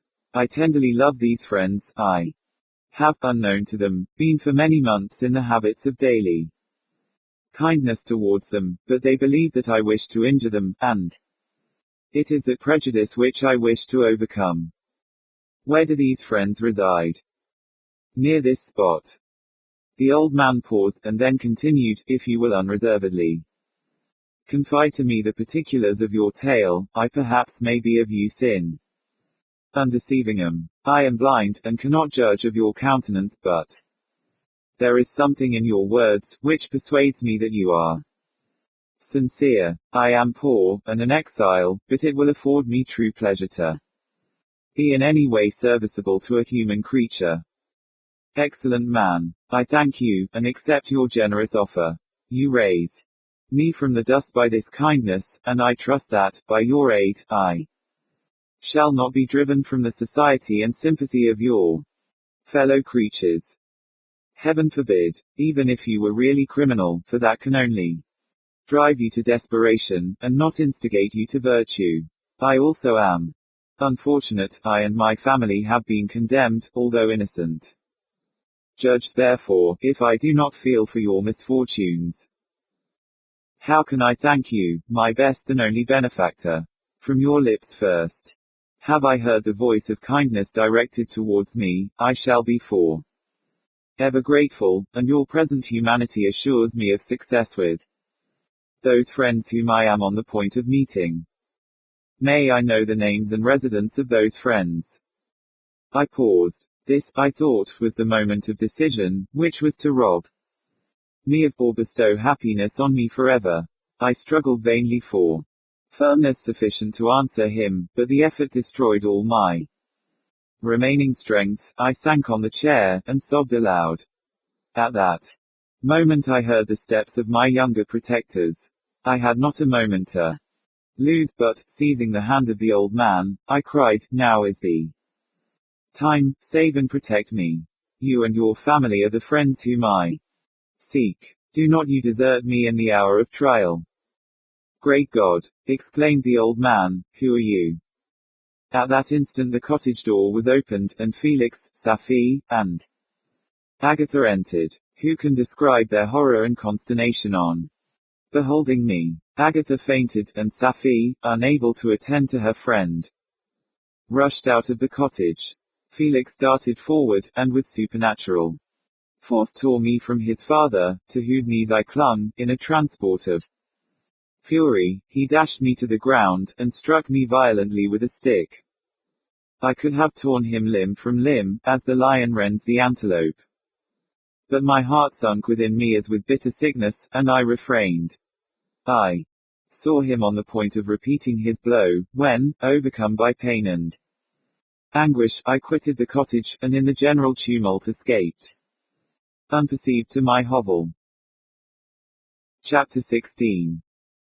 Cursed, cursed Creator! Why did I live? Why, in that instant, did I not extinguish the spark of existence which you had so wantonly bestowed? I know not. Despair had not yet taken possession of me. My feelings were those of rage and revenge. I could with pleasure have destroyed the cottage and its inhabitants, and have glutted myself with their shrieks and misery. When night came, I quitted my retreat, and wandered in the wood, and now, no longer restrained by the fear of discovery, I gave vent to my anguish in fearful howlings. I was like a wild beast that had broken the toils, destroying the objects that obstructed me, and ranging through the wood with a stag-like swiftness. Oh, what a miserable night I passed! The cold stars shone in mockery, and the bare trees waved the branches above me. Now and then the sweet voice of a bird burst forth amidst the universal stillness. All, save I, were at rest or in enjoyment. I, like the arch-fiend, bore a hell within me, and, finding myself unsympathized with wish to tear up the trees, spread havoc and destruction around me, and then to have sat down and enjoyed the ruin. But this was a luxury of sensation that could not endure. I became fatigued with excess of bodily exertion, and sank on the damp grass in the sick impotence of despair. There was none among the myriads of men that existed who would pity or assist me, and should I feel kindness towards my enemies? No. From that moment I declared everlasting war against the species, and, more than all, against him who had formed me and sent me forth to this insupportable misery. The sun rose, I heard the voices of men, and knew that it was impossible to return to my retreat during that day. Accordingly I hid myself in some thick underwood, determining to devote the ensuing hours to reflection on my situation. The pleasant sunshine, and the pure air of day, restored me to some degree of tranquility, and when I considered what had passed at the cottage, I could not help believing that I had been too hasty in my conclusions. I had certainly acted imprudently. It was apparent that my conversation had interested the father in my behalf, and I was a fool in having exposed my person to the horror of his children. I ought to have familiarized the old de Lacy to me, and by degrees to have discovered myself to the rest of his family, when they should have been prepared for my approach. But I did not believe my errors to be irretrievable. And, after much consideration, I resolved to return to the cottage, seek the old man, and by my representations win him to my party. These thoughts calmed me, and in the afternoon I sank into a profound sleep, but the fever of my blood did not allow me to be visited by peaceful dreams. The horrible scene of the preceding day was forever acting before my eyes. The females were flying, and the enraged Felix tearing me from his father's feet. I awoke exhausted, and, finding that it was already night, I crept forth from my hiding place, and went in search of food. When my hunger was appeased, I directed my steps towards the well-known path that conducted to the cottage. All there was at peace. I crept into my hovel, and remained in silent expectation of the accustomed hour when the family arose. That hour passed, the sun mounted high in the heavens, but the cottagers did not appear.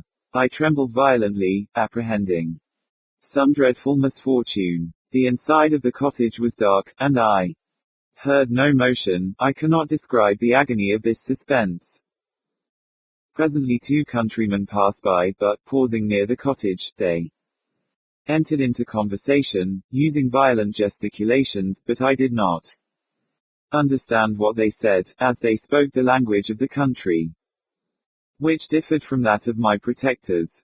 Soon after, however, Felix approached with another man. I was surprised, as I knew that he had not quitted the cottage that morning, and waited anxiously to discover, from his discourse, the meaning of these unusual appearances. Do you consider, said his companion to him, that you will be obliged to pay 3 months' rent, and to lose the produce of your garden? I do not wish to take any unfair advantage, and I beg therefore that you will take some days to consider of your determination.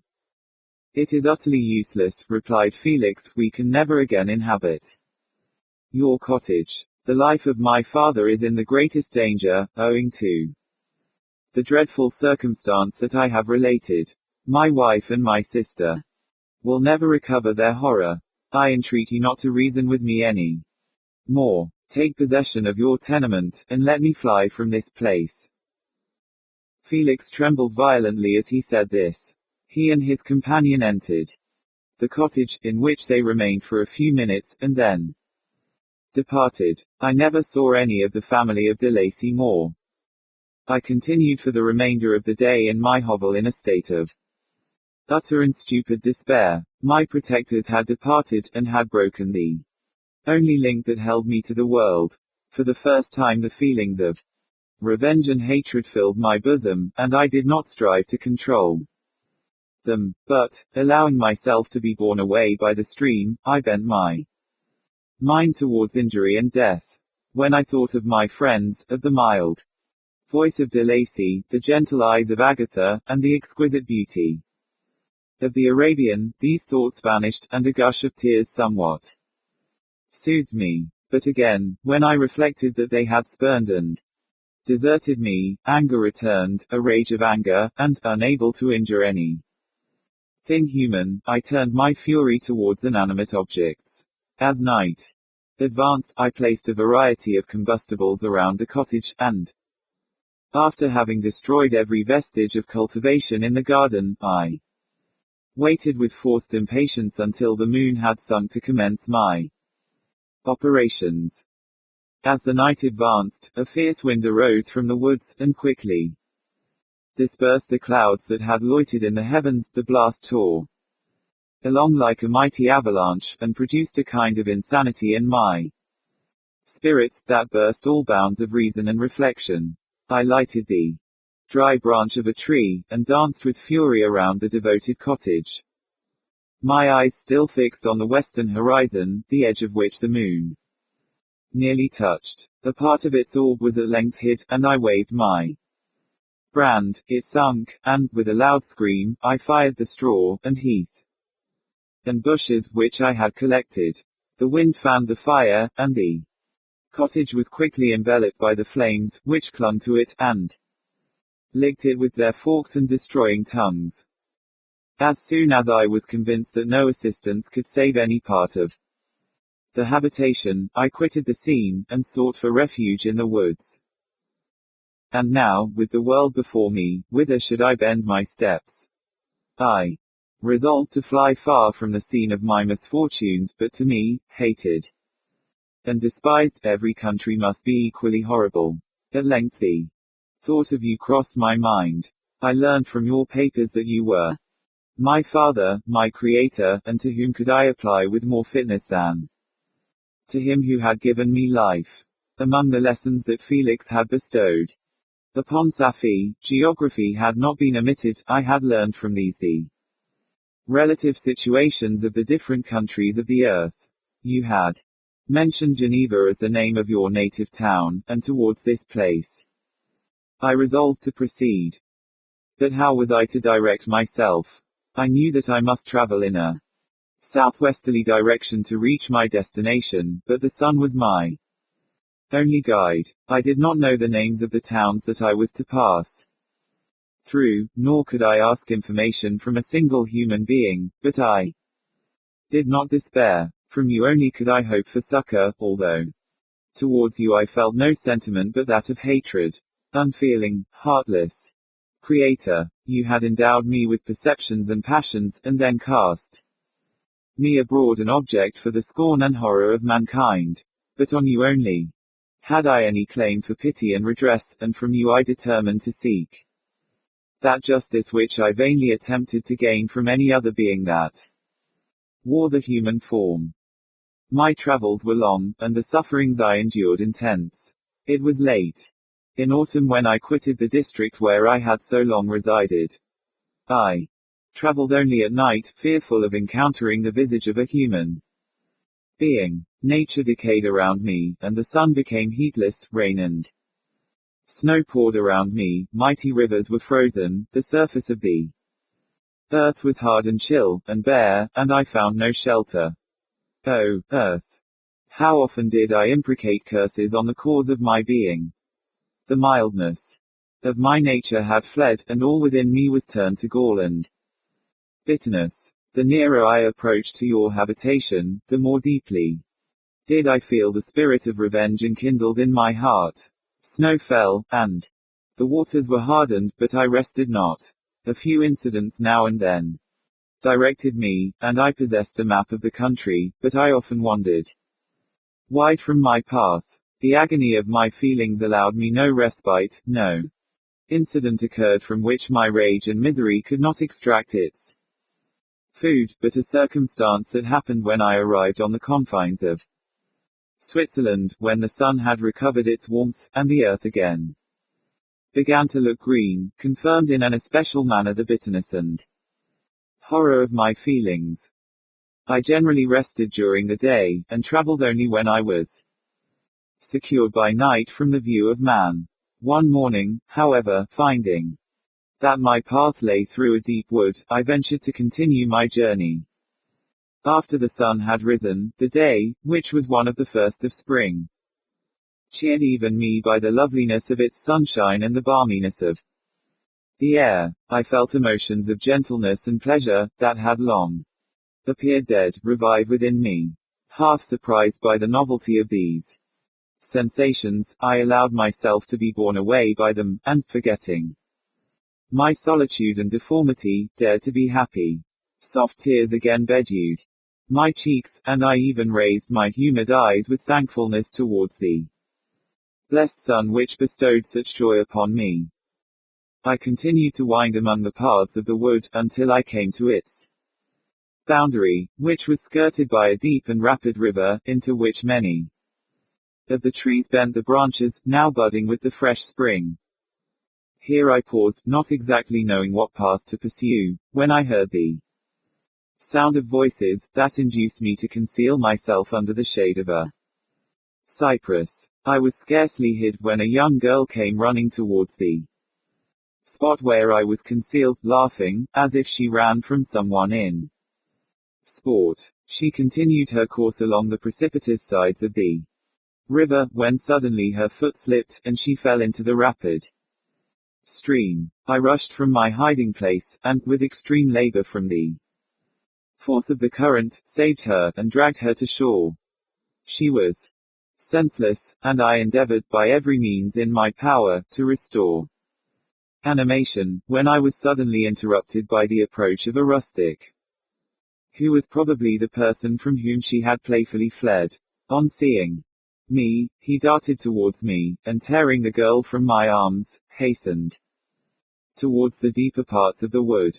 I followed speedily, I hardly knew why, but when the man saw me draw near, he aimed a gun, which he carried, at my body, and fired.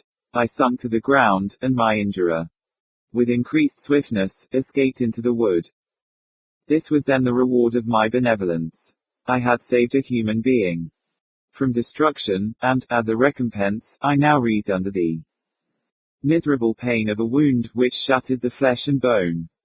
The feelings of kindness and gentleness, which I had entertained but a few moments before, gave place to hellish rage and gnashing of teeth. Inflamed by pain, I vowed eternal hatred and vengeance to all mankind. But the agony of my wound overcame me, my pulses paused, and I fainted. For some weeks I led a miserable life in the woods, endeavoring to cure the wound which I had received. The ball had entered my shoulder, and I knew not whether it had remained there or passed through. At any rate, I had no means of extracting it. My sufferings were augmented also by the oppressive sense of the injustice and ingratitude of the infliction. My daily vows rose for revenge, a deep and deadly revenge, such as would alone compensate for the outrages and anguish I had endured. After some weeks my wound healed, and I continued my journey. The labors I endured were no longer to be alleviated by the bright sun or gentle breezes of spring. All joy was but a mockery, which insulted my desolate state, and made me feel more painfully that I was not made for the enjoyment of pleasure. But my toils now drew near a close, and, in 2 months from this time, I reached the environs of Geneva. It was evening when I arrived, and I retired to a hiding place among the fields that surround it, to meditate in what manner I should apply to you. I was oppressed by fatigue and hunger, and far too unhappy to enjoy the gentle breezes of evening, or the prospect of the sun setting behind the stupendous mountains of Jura. At this time a slight sleep relieved me from the pain of reflection, which was disturbed by the approach of a beautiful child, who came running into the recess I had chosen, with all the sportiveness of infancy. Suddenly, as I gazed on him, an idea seized me, that this little creature was unprejudiced, and had lived too short a time to have imbibed a horror of deformity. If, therefore, I could seize him, and educate him as my companion and friend, I should not be so desolate in this peopled earth. Urged by this impulse, I seized on the boy as he passed, and drew him towards me. As soon as he beheld my form, he placed his hands before his eyes, and uttered a shrill scream. I drew his hand forcibly from his face, and said, "Child, what is the meaning of this? I do not intend to hurt you, listen to me." He struggled violently. "Let me go," he cried, "monster! Ugly wretch! You wish to eat me, and tear me to pieces. You are an ogre. Let me go, or I will tell my papa. Boy, you will never see your father again. You must come with me. Hideous monster! Let me go. My papa is a syndic. He is Frankenstein. He will punish you. You dare not keep me. Frankenstein. You belong then to my enemy, to him towards whom I have sworn eternal revenge. You shall be my first victim." The child still struggled, and loaded me with epithets which carried despair to my heart. I grasped his throat to silence him, and in a moment he lay dead at my feet.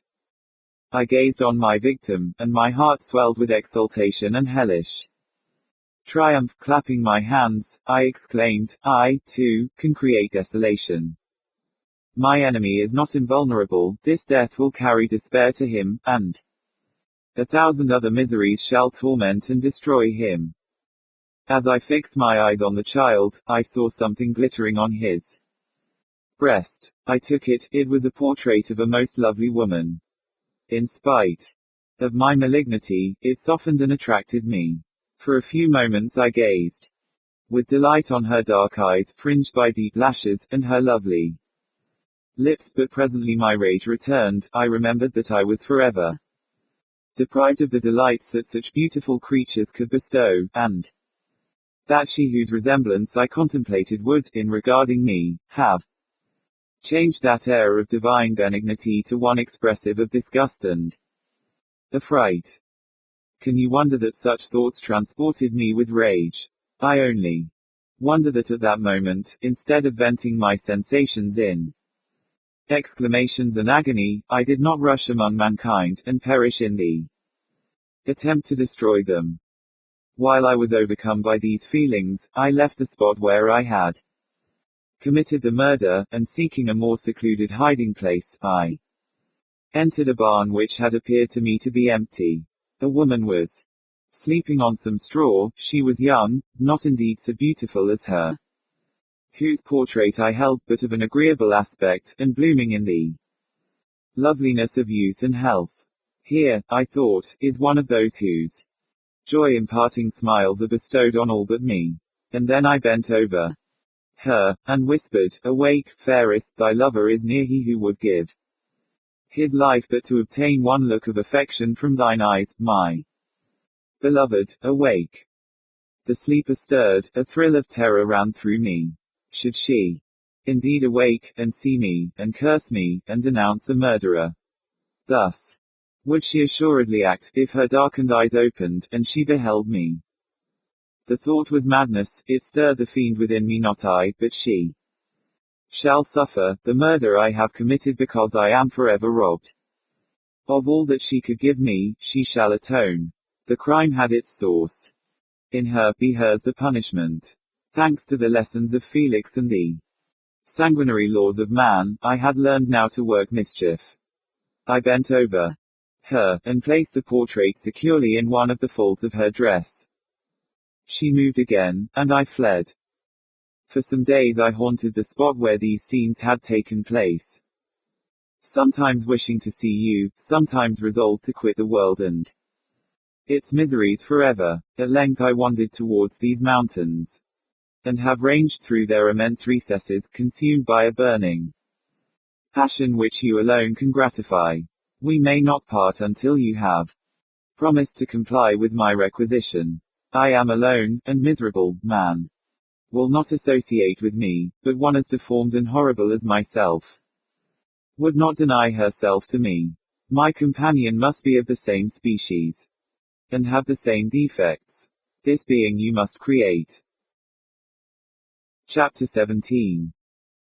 The being finished speaking, and fixed his looks upon me in expectation of a reply. But I was bewildered, perplexed, and unable to arrange my ideas sufficiently to understand the full extent of his proposition. He continued, "You must create a female for me, with whom I can live in the interchange of those sympathies necessary for my being. This you alone can do, and I demand it of you as a right which you must not refuse to concede." The latter part of his tale had kindled anew in me the anger that had died away while he narrated his peaceful life among the cottages, and as he said this, I could no longer suppress the rage that burned within me. "I do refuse it," I replied, "and no torture shall ever extort a consent from me. You may render me the most miserable of men, but you shall never make me base in my own eyes. Shall I create another like yourself, whose joined wickedness might desolate the world? Begone. I have answered. You may torture me, but I will never consent." "You are in the wrong," replied the fiend, and, instead of threatening, "I am content to reason with you. I am malicious because I am miserable. Am I not shunned and hated by all mankind? You, my creator, would tear me to pieces, and triumph. Remember that, and tell me why I should pity man more than he pities me. You would not call it murder, if you could precipitate me into one of those ice rifts, and destroy my frame, the work of your own hands. Shall I respect man, when he contemns me? Let him live with me in the interchange of kindness, and, instead of injury, I would bestow every benefit upon him with tears of gratitude at his acceptance. But that cannot be, the human senses are insurmountable barriers to our union. Yet mine shall not be the submission of abject slavery. I will revenge my injuries, if I cannot inspire love, I will cause fear, and chiefly towards you my archenemy, because my Creator. Do I swear inextinguishable hatred?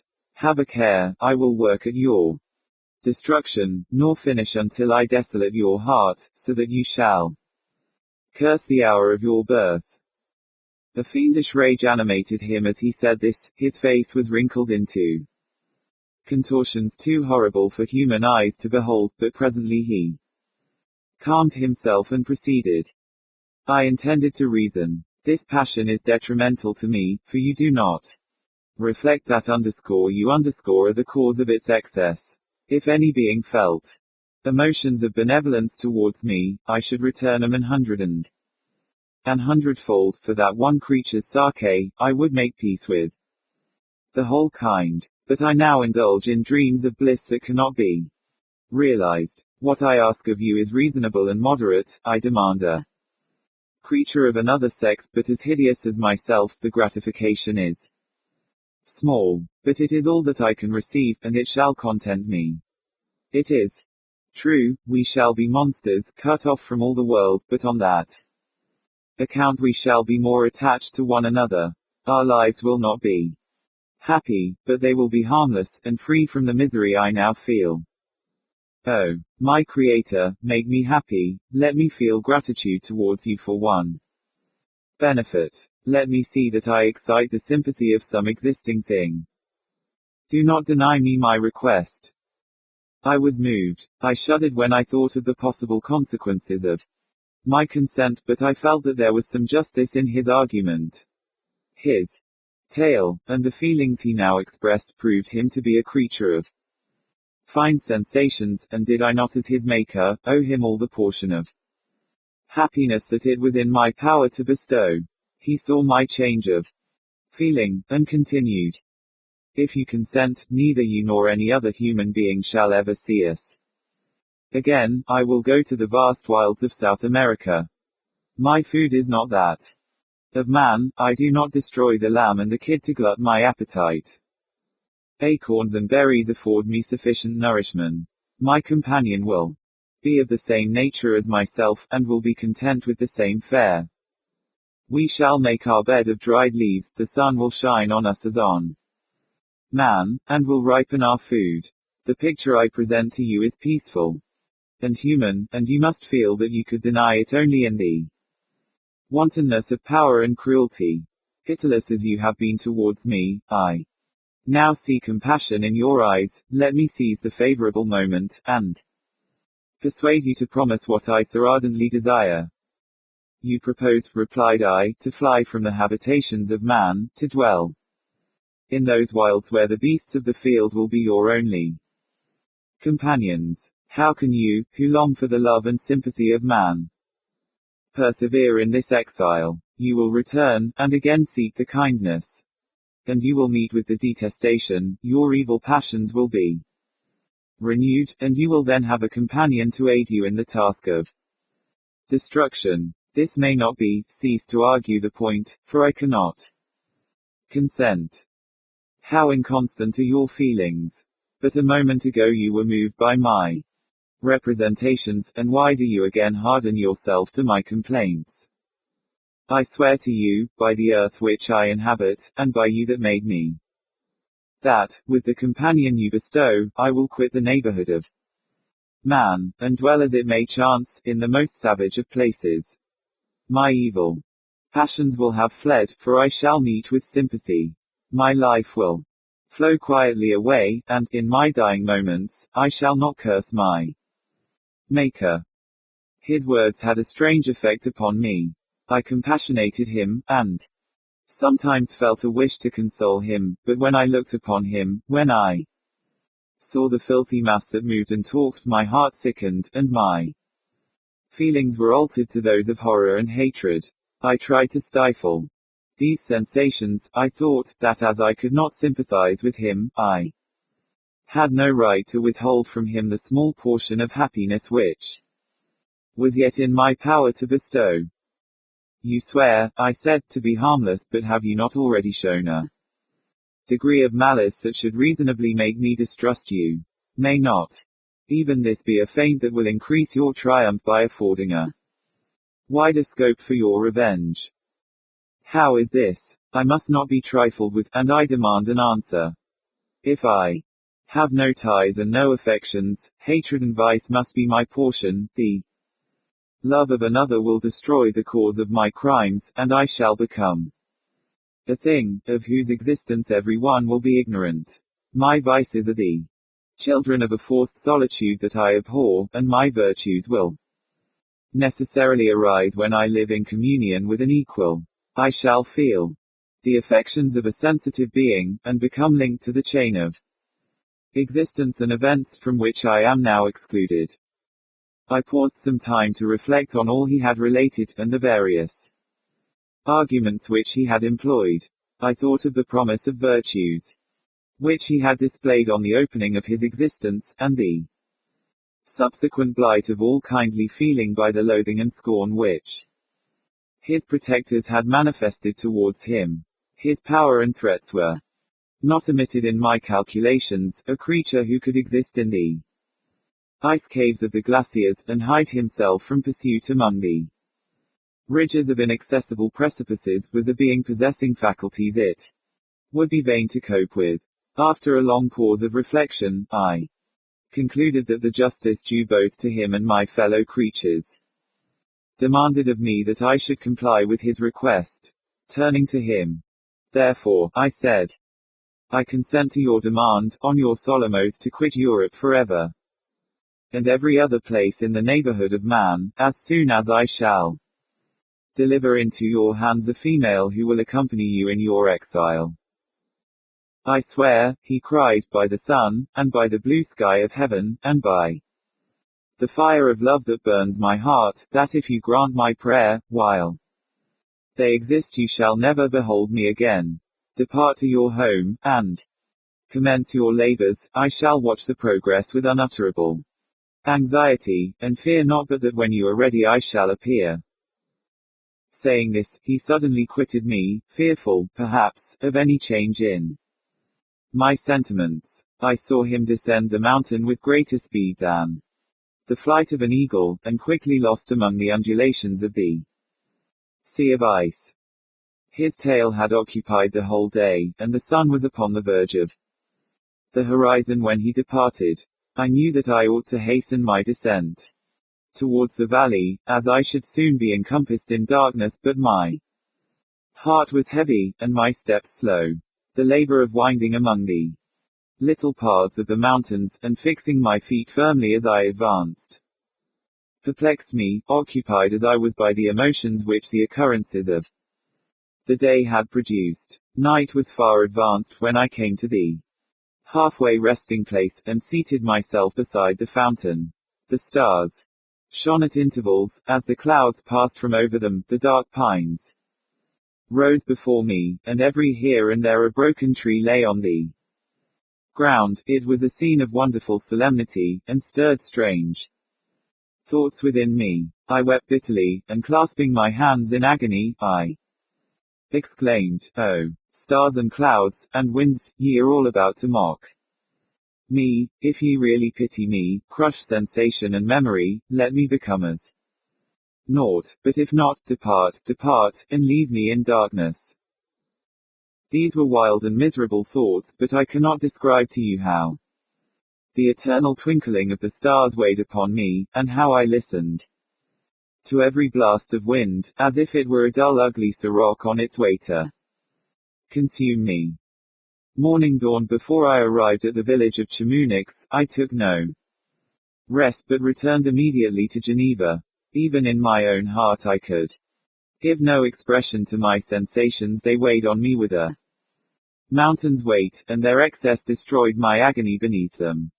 Thus I returned home, and entering the house presented myself to the family. My haggard and wild appearance awoke intense alarm, but I answered no question. Scarcely did I speak. I felt as if I were placed under a ban, as if I had no right to claim the sympathies, as if never More might I enjoy companionship with them.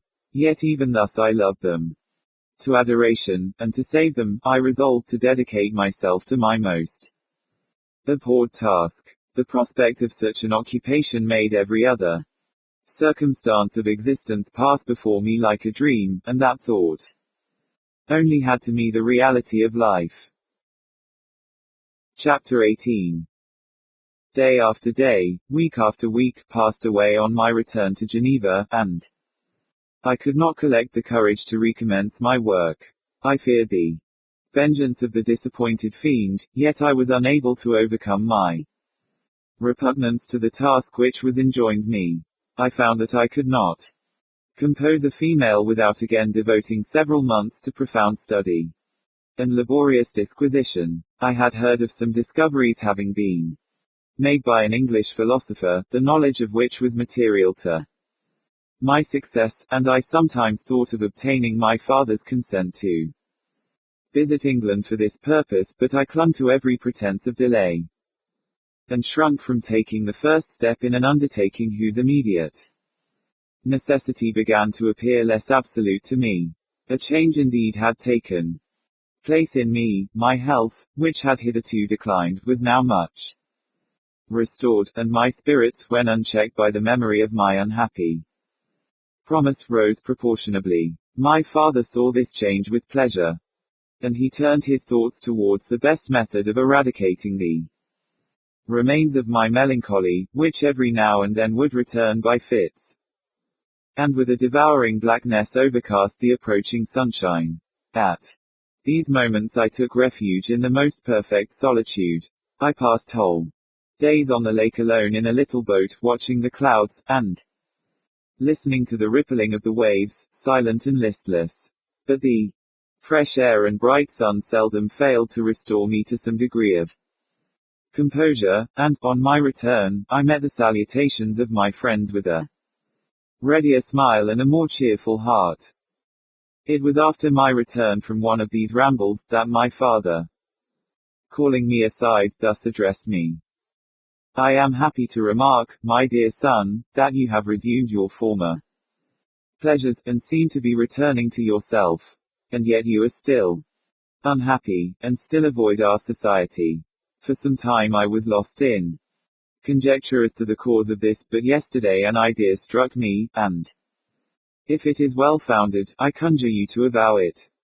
Reserve on such a point would be not only useless, but draw down treble misery on us all.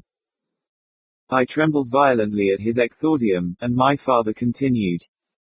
I confess, my son, that I have always looked forward to your marriage with our dear Elizabeth as the tie of our domestic comfort, and the stay of my declining years. You were attached to each other from your earliest infancy, you studied together, and appeared, in dispositions and tastes, entirely suited to one another. But so blind is the experience of man, that what I conceived to be the best assistance to my plan, may have entirely destroyed it. You, perhaps, regard her as your sister, without any wish that she might become your wife. Nay, you may have met with another whom you may love, and, considering yourself as bound in honor to Elizabeth, this struggle may occasion the poignant misery which you appear to feel. My dear father, reassure yourself.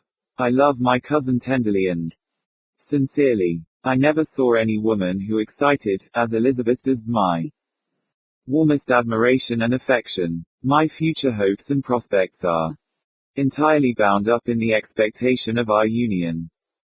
The expression of your sentiments of this subject, my dear Victor, gives me more pleasure than I have for some time experienced.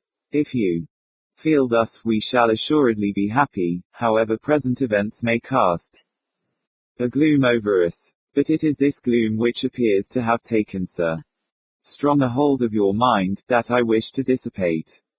Tell me, therefore, whether you object to an immediate solemnization of the marriage. We have been unfortunate, and recent events have drawn us from that everyday tranquility befitting my years and infirmities.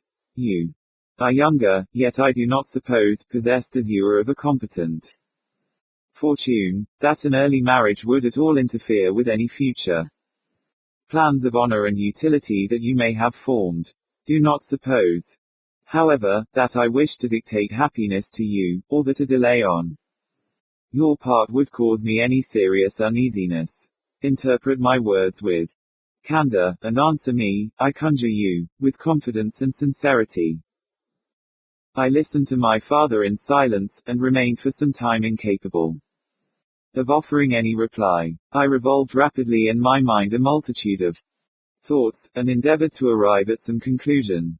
Alas, to me the idea of an immediate union with my Elizabeth was one of horror and dismay. I was bound by a solemn promise, which I had not yet fulfilled, and dared not break, or, if I did, what manifold miseries might not impend over me and my devoted family. Could I enter into a festival with this deadly weight yet hanging round my neck, and bowing me to the ground? I must perform my engagement, and let the monster depart with his mate, before I allowed myself to enjoy the delight of an union from which I expected peace.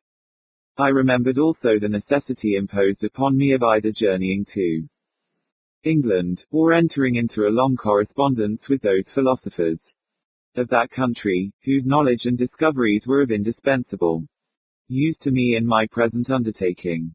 The latter method of obtaining the desired intelligence was dilatory and unsatisfactory. Besides, I had an insurmountable aversion to the idea of engaging myself in my loathsome task in my father's house while in habits of familiar intercourse with those I loved. I knew that 1,000 fearful accidents might occur, the slightest of which would disclose a tale to thrill all connected with me.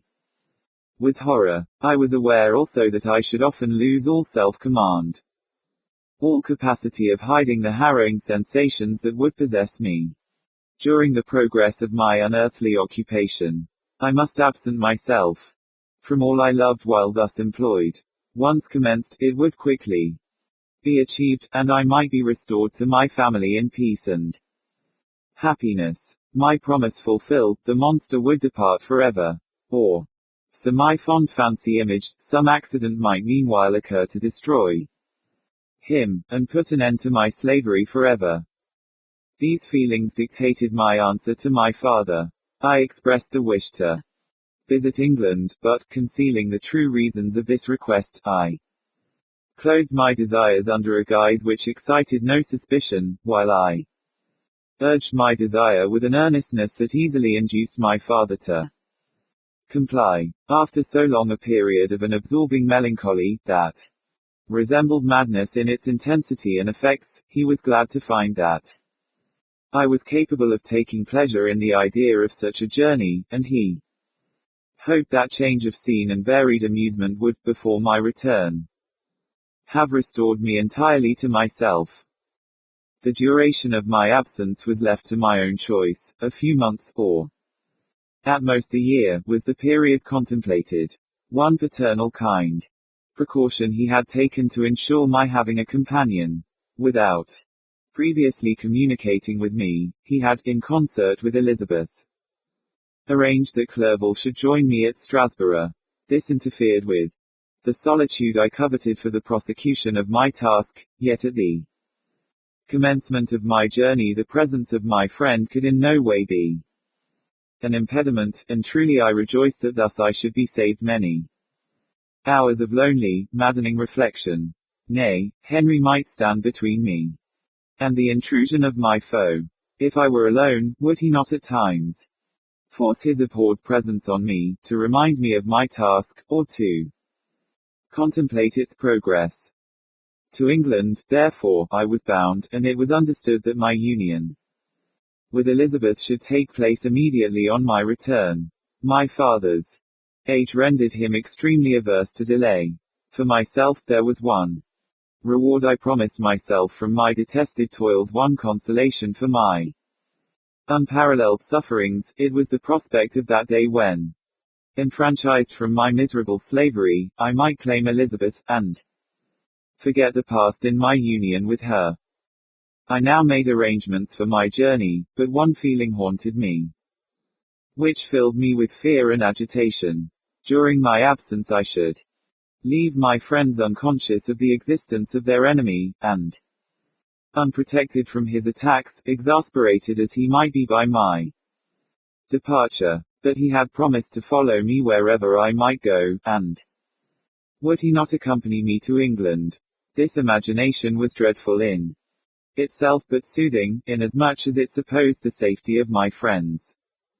I was agonized with the idea of the possibility that the reverse of this might happen. But through the whole period during which I was the slave of my creature, I allowed myself to be governed by the impulses of the moment, and my present sensations strongly intimated that the fiend would follow me, and exempt my family from the danger of his machinations.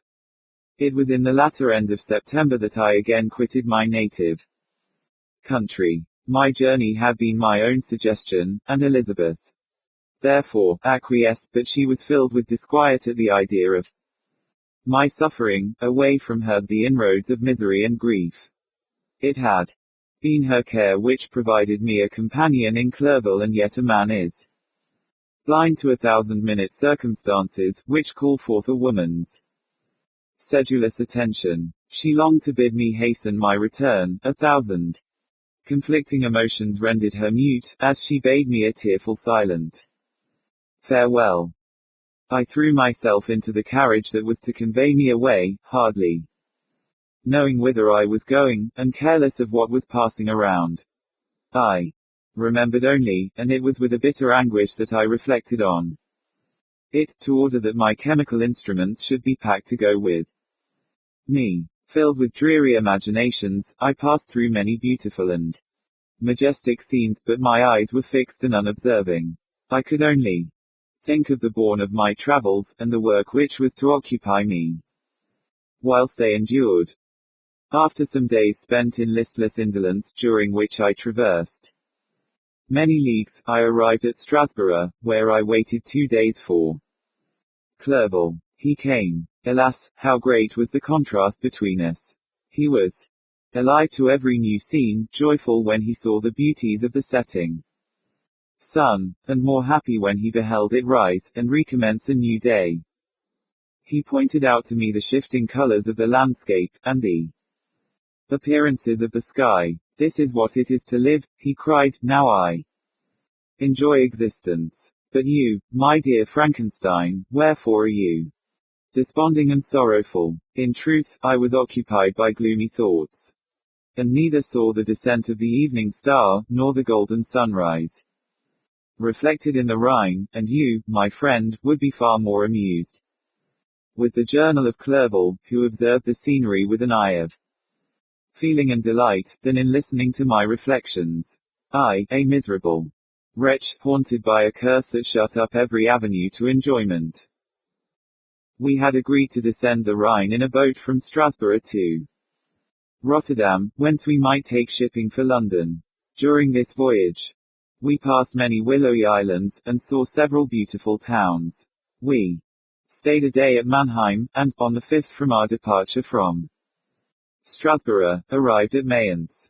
The course of the Rhine below Mayence becomes much more picturesque. The river descends rapidly, and winds between hills, not high, but steep, and of beautiful forms. We saw many ruined castles standing on the edges of precipices, surrounded by black woods, high and inaccessible. This part of the Rhine, indeed, presents a singularly variegated landscape. In one spot you view rugged hills, ruined castles overlooking tremendous precipices, with the dark Rhine rushing beneath, and, on the sudden turn of a promontory, flourishing vineyards with green sloping banks, and a meandering river, and populous towns occupy the scene. We traveled at the time of the vintage, and heard the song of the laborers, as we glided down the stream. Even I, depressed in mind, and my spirits continually agitated by gloomy feelings, even I was pleased. I lay at the bottom of the boat, and, as I gazed on the cloudless blue sky, I seemed to drink in a tranquility to which I had long been a stranger. And if these were my sensations, who can describe those of Henry. He felt as if he had been transported to fairyland, and enjoyed a happiness seldom tasted by man. I have seen, he said, the most beautiful scenes of my own country. I have visited the lakes of Lucerne and Uri, where the snowy mountains descend almost perpendicularly to the water, casting black and impenetrable shades, which would cause a gloomy and mournful appearance were it not for the most verdant islands that relieve the eye by the gay appearance. I have seen this lake agitated by a tempest when the wind tore up whirlwinds of water, and gave you an idea of what the water spout must be on the great ocean, and the waves dash with fury the base of the mountain, where the priest and his mistress were overwhelmed by an avalanche, and where the dying voices are still said to be heard amid the pauses of the nightly wind. I have seen the mountains of La Valais, and the Pays de Vaud, but this country, Victor, pleases me more than all those wonders.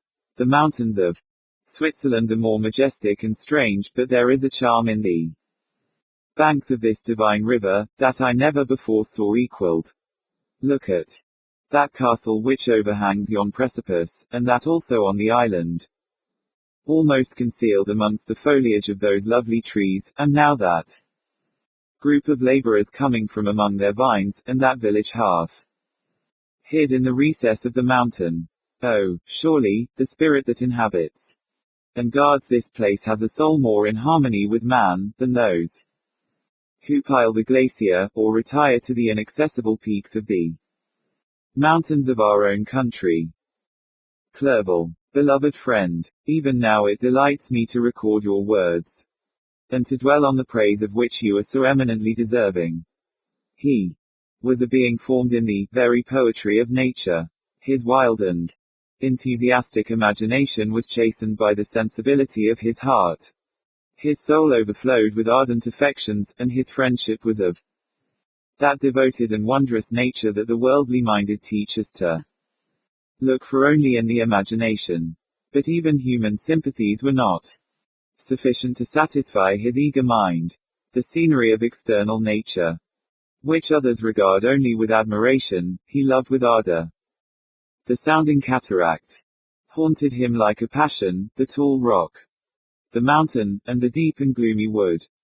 The colors and the forms were then to him an appetite, a feeling, and a love that had no need of a remoter charm by thought supplied, or any interest unborrowed from the eye. 3. Footnote 3. Wordsworth's Tintern Abbey. And where does he now exist? Is this gentle and lovely being lost for ever? Has this mind, so replete with ideas, imaginations fanciful and magnificent, which formed a world, whose existence depended on the life of its creator, has this mind perished? Does it now only exist in my memory? No, it is not thus. Your form so divinely wrought, and beaming with beauty, has decayed, but your spirit still visits and consoles your unhappy friend. Pardon this gush of sorrow, these ineffectual words are but a slight tribute to the unexampled worth of Henry, but they soothe my heart, overflowing with the anguish which his remembrance creates. I will proceed with my tale. Beyond Cologne we descended to the plains of Holland, and we resolved to post the remainder of our way, for the wind was contrary, and the stream of the river was too gentle to aid us. Our journey here lost the interest arising from beautiful scenery, but we arrived in a few days at Rotterdam, whence we proceeded by sea to England. It was on a clear morning, in the latter days of December, that I first saw the white cliffs of Britain. The banks of the Thames presented a new scene. They were flat but fertile, and almost every town was marked by the remembrance of some story. We saw Tilbury Fort, and remembered the Spanish Armada, Gravesend, Woolwich, and Greenwich, places which I had heard of even in my country. At length we saw the numerous steeples of London, St. Paul's towering above all, and the tower famed in English history. Chapter 19. London was our present point of rest. We determined to remain several months in this wonderful and celebrated city. Clerval desired the intercourse of the men of genius and talent who flourished at this time. But this was with me a secondary object. I was principally occupied with the means of obtaining the information necessary for the completion of my promise, and quickly availed myself of the letters of introduction that I had brought with me, addressed to the most distinguished natural philosophers. If this journey had taken place during my days of study and happiness, it would have afforded me inexpressible pleasure. But a blight had come over my existence, and I only visited these people for the sake of the information they might give me on the subject in which my interest was so terribly profound. Company was irksome to me. When alone, I could fill my mind with the sights of heaven and earth. The voice of Henry soothed me, and I could thus cheat myself into a transitory peace. But busy, uninteresting, joyous faces brought back despair to my heart. I saw an insurmountable barrier placed between me and my fellow men. This barrier was sealed with the blood of William and Justine, and to reflect on the events connected with those names filled my soul with anguish. But in Clerval I saw the image of my former self. He was inquisitive and anxious to gain experience and instruction. The difference of manners which he observed was to him an inexhaustible source of instruction and amusement. He was also pursuing an object he had long had in view. His design was to visit India, in the belief that he had in his knowledge of its various languages, and in the views he had taken of its society, the means of materially assisting the progress of European colonization and trade. In Britain only could he further the execution of his plan. He was forever busy, and the only check to his enjoyments was my sorrowful and dejected mind. I tried to conceal this as much as possible, that I might not debar him from the pleasures natural to one who was entering on a new scene of life, undisturbed by any care or bitter recollection. I often refused to accompany him, alleging another engagement, that I might remain alone. I now also began to collect the materials necessary for my new creation, and this was to me like the torture of single drops of water continually falling on the head. Every thought that was devoted to it was an extreme anguish, and every word that I spoke in allusion to it caused my lips to quiver, and my heart to palpitate. After passing some months in London, we received a letter from a person in Scotland, who had formerly been our visitor at Geneva. He mentioned the beauties of his native country, and asked us if those were not sufficient allurements to induce us to prolong our journey as far north as Perth, where he resided. Clerval eagerly desired to accept this invitation, and I, although I abhorred society, wished to view again mountains and streams, and all the wondrous works with which nature adorns her chosen dwelling places. We had arrived in England at the beginning of October, and it was now February. We accordingly determined to commence our journey towards the north at the expiration of another month. In this expedition we did not intend to follow the great road to Edinburgh, but to visit Windsor, Oxford, Matlock, and the Cumberland Lakes, resolving to arrive at the completion of this tour about the end of July. I packed up my chemical instruments, and the materials I had collected, resolving to finish my labors in some obscure nook in the northern highlands of Scotland. We quitted London on the 27th of March, and remained a few days at Windsor, rambling in its beautiful forest. This was a new scene to us. Mountaineers, the majestic oaks, the quantity of game, and the herds of stately deer, were all novelties to us. From thence we proceeded to Oxford. As we entered this city, our minds were filled with the remembrance of the events that had been transacted there more than a century and a half before. It was here that Charles I had collected his forces. This city had remained faithful to him, after the whole nation had forsaken his cause to join the standard of Parliament and liberty. The memory of that unfortunate king, and his companions, the amiable Falkland, the insolent Goring, his queen, and son, gave a peculiar interest to every part of the city, which they might be supposed to have inhabited. The spirit of elder days found a dwelling here, and we delighted to trace its footsteps.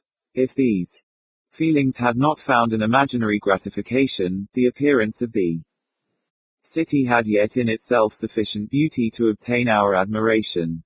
The colleges are ancient and picturesque, the streets are almost magnificent, and the lovely Isis, which flows beside it through meadows of exquisite verdure, is spread forth into a placid expanse of waters, which reflects its majestic assemblage of towers, and spires, and domes, embosomed among aged trees.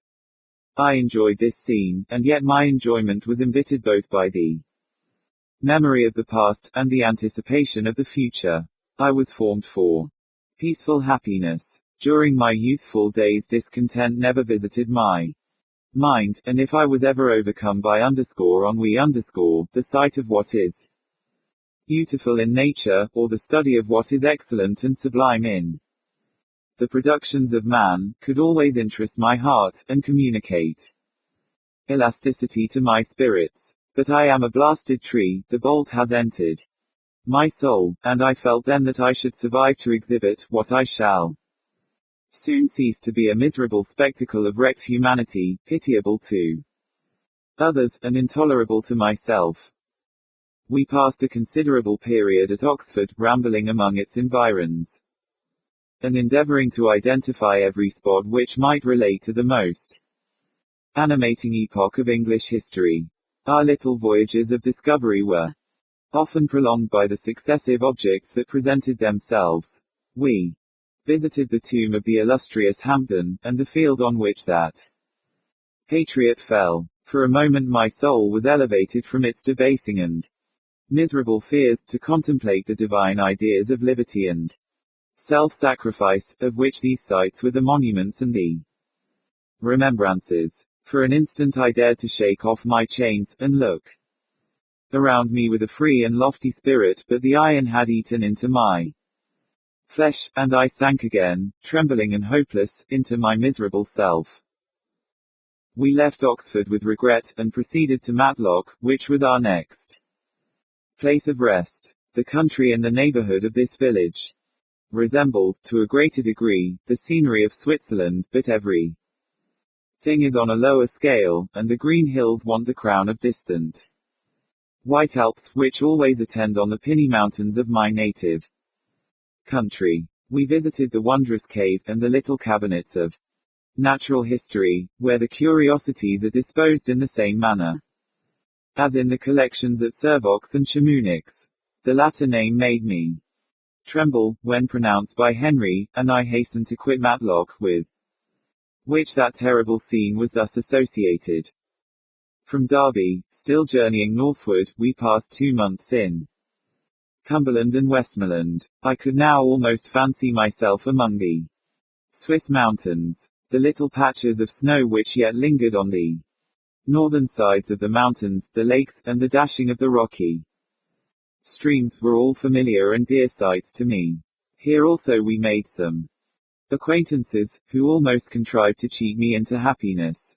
The delight of Clerval was proportionably greater than mine. His mind expanded in the company of men of talent, and he found in his own nature greater capacities and resources than he could have imagined himself to have possessed while he associated with his inferiors. I could pass my life here, said he to me, and among these mountains I should scarcely regret Switzerland and the Rhine. But he found that a traveler's life is one that includes much pain amidst its enjoyments. His feelings are forever on the stretch, and when he begins to sink into repose, he finds himself obliged to quit that on which he rests in pleasure for something new, which again engages his attention, and which also he forsakes for other novelties. We had scarcely visited the various lakes of Cumberland and Westmoreland, and conceived an affection for some of the inhabitants, when the period of our appointment with our Scotch friend approached, and we left them to travel on. For my own part, one was not sorry. I had now neglected my promise for some time, and I feared the effects of the demons. Disappointment. He might remain in Switzerland, and wreak his vengeance on my relatives. This idea pursued me, and tormented me at every moment, from which I might otherwise have snatched repose and peace. I waited for my letters with feverish impatience. If they were delayed, I was miserable, and overcome by 1,000 fears, and when they arrived, and I saw the superscription of Elizabeth or my father, I hardly dared to read and ascertain my fate. Sometimes I thought that the fiend followed me, and might expedite my remissness by murdering my companion. When these thoughts possessed me, I would not quit Henry for a moment, but followed him as his shadow, to protect him from the fancied rage of his destroyer. I felt as if I had committed some great crime, the consciousness of which haunted me. I was guiltless, but I had indeed drawn down a horrible curse upon my head, as mortal as that of crime. I visited Edinburgh with languid eyes and mind, and yet that city might have interested the most unfortunate being. Clerval did not like it so well as Oxford, for the antiquity of the latter city was more pleasing to him. But the beauty and regularity of the new town of Edinburgh, its romantic castle, and its environs, the most delightful in the world. Arthur's Seat, St. Bernard's Well, and the Pentland Hills compensated him for the change, and filled him with cheerfulness and admiration. But I was impatient to arrive at the termination of my journey. We left Edinburgh in a week, passing through Cooper, St. Andrews, and along the banks of the Tay, to Perth, where our friend expected us. But I was in no mood to laugh and talk with strangers, or enter into their feelings or plans with the good humor expected from a guest, and accordingly I told Clerval that I wished to make the tour of Scotland alone. Do you, said I, enjoy yourself, and let this be our rendezvous. I may be absent a month or two, but do not interfere with my motions. I entreat you, leave me to peace and solitude for a short time. And when I return, I hope it will be with a lighter heart, more congenial to your own temper. Henry wished to dissuade me, but, seeing me bent on this plan, ceased to remonstrate. He entreated me to write often. I had rather be with you, he said, in your solitary rambles, than with these Scotch people, whom I do not know. Hasten then, my dear friend, to return, that I may again feel myself somewhat at home, which I cannot do in your absence. Having parted from my friend, I determined to visit some remote spot of Scotland, and finish my work in solitude. I did not doubt but that the monster followed me, and would discover himself to me when I should have finished, that he might receive his companion. With this resolution I traversed the northern highlands, and fixed on one of the remotest of the Orkneys as the scene of my labors. It was a place fitted for such a work, being hardly more than a rock, whose high sides were continually beaten upon by the waves. The soil was barren, scarcely affording pasture for a few miserable cows, and oatmeal for its inhabitants, which consisted of 5 persons, whose gaunt and scraggy limbs gave tokens of their miserable fare. Vegetables and bread, when they indulged in such luxuries, and even fresh water, was to be procured from the mainland, which was about 5 miles distant. On the whole island there were but 3 miserable huts, and one of these was vacant when I arrived. This I hired. It contained but 2 rooms, and these exhibited all the squalidness of the most miserable penury. The thatch had fallen in, the walls were unplastered, and the door was off its hinges. I ordered it to be repaired, bought some furniture, and took possession, an incident which would, doubtless, have occasioned some surprise, had not all the senses of the cottagers been benumbed by want and squalid poverty. As it was, I lived ungazed at and unmolested, hardly thanked for the pittance of food and clothes which I gave, so much does suffering blunt even the coarsest sensations of men. In this retreat I devoted the morning to labor, but in the evening, when the weather permitted, I walked on the stony beach of the sea, to listen to the waves as they roared and dashed at my feet. It was a monotonous yet ever-changing scene. I thought of Switzerland. It was far different from this desolate and appalling landscape. Its hills are covered with vines, and its cottages are scattered thickly in the plains. Its fair lakes reflect a blue and gentle sky, and, when troubled by the winds, the tumult is but as the play of a lively infant, when compared to the roarings of the giant ocean. In this manner I distributed my occupations when I first arrived, but as I proceeded in my labor, it became every day more horrible and irksome to me. Sometimes I could not prevail on myself to enter my laboratory for several days, and at other times I toiled day and night in order to complete my work. It was, indeed, a filthy process in which I was engaged. During my first experiment, a kind of enthusiastic frenzy had blinded me to the horror of my employment. My mind was intently fixed on the consummation of my labor, and my eyes were shut to the horror of my proceedings. But now I went to it in cold blood, and my heart often sickened at the work of my hands. Thus situated, employed in the most detestable occupation, immersed in a solitude where nothing could for an instant call my attention from the actual scene in which I was engaged, my spirits became unequal, I grew restless and nervous. Every moment I feared to meet my persecutor. Sometimes I sat with my eyes fixed on the ground, fearing to raise them, lest they should encounter the object which I so much dreaded to behold. I feared to wander from the sight of my fellow creatures, lest when alone he should come to claim his companion. In the meantime I worked on, and my labor was already considerably advanced. I looked towards its completion with a tremulous and eager hope, which I dared not trust myself to question, but which was intermixed with obscure forebodings of evil, that made my heart sicken in my bosom. Chapter 20. I sat one evening in my laboratory. The sun had set, and the moon was just rising from the sea. I had not sufficient light for my employment, and I remained idle, in a pause of consideration of whether I should leave my labor for the night, or hasten its conclusion by an unremitting attention to it. As I sat, a train of reflection occurred to me, which led me to consider the effects of what I was now doing.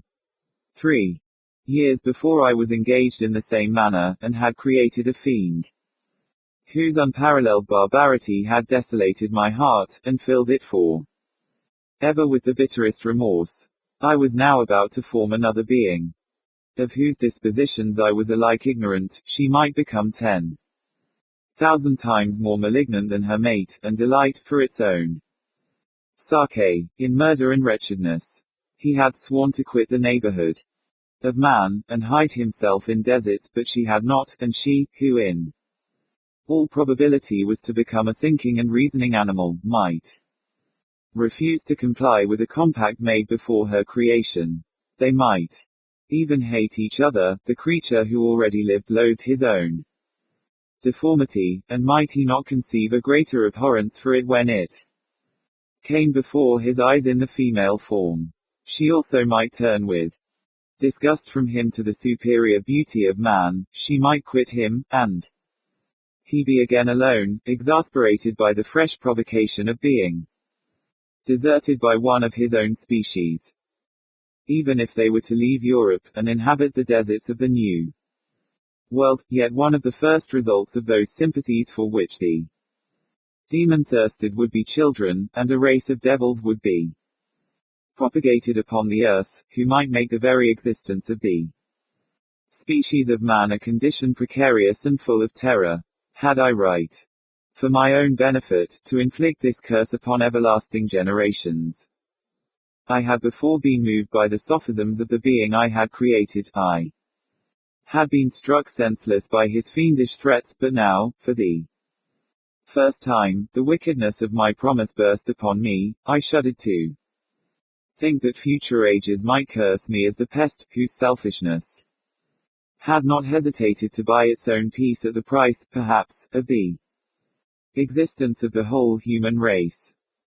I trembled, and my heart failed within me, when, on looking up, I saw, by the light of the moon, the demon at the casement. A ghastly grin wrinkled his lips as he gazed on me, where I sat fulfilling the task which he had allotted to me. Yes, he had followed me in my travels, he had loitered in forests, hid himself in caves, or taken refuge in wide and desert heaths, and he now came to mark my progress, and claim the fulfillment of my promise.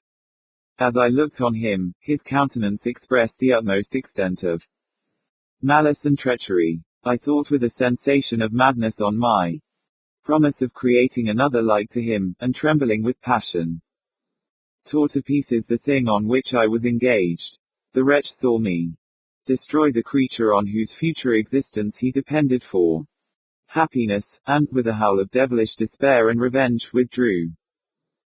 I left the room, and, locking the door, made a solemn vow in my own heart never to resume my labors, and then, with trembling steps, I sought my own apartment. I was alone, none were near me to dissipate the gloom, and relieve me from the sickening oppression of the most terrible reveries. Several hours passed, and I remained near my window gazing on the sea.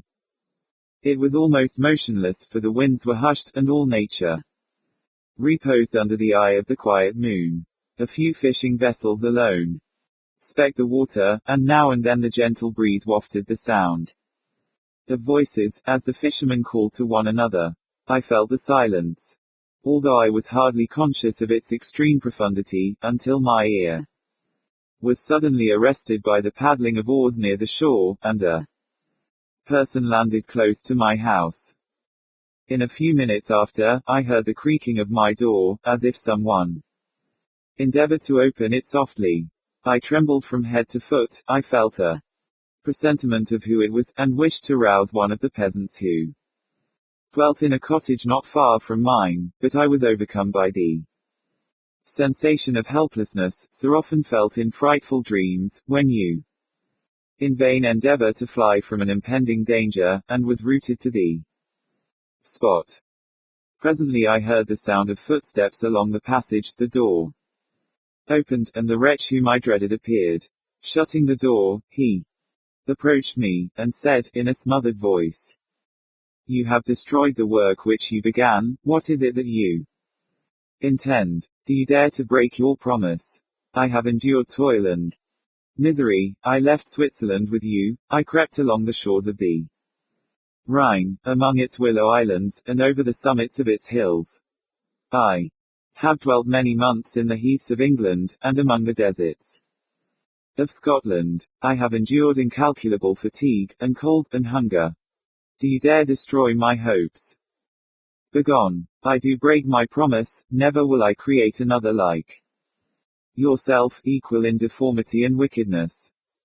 Slave, I before reasoned with you, but you have proved yourself unworthy of my condescension. Remember that I have power. You believe yourself miserable, but I can make you so wretched that the light of day will be hateful to you.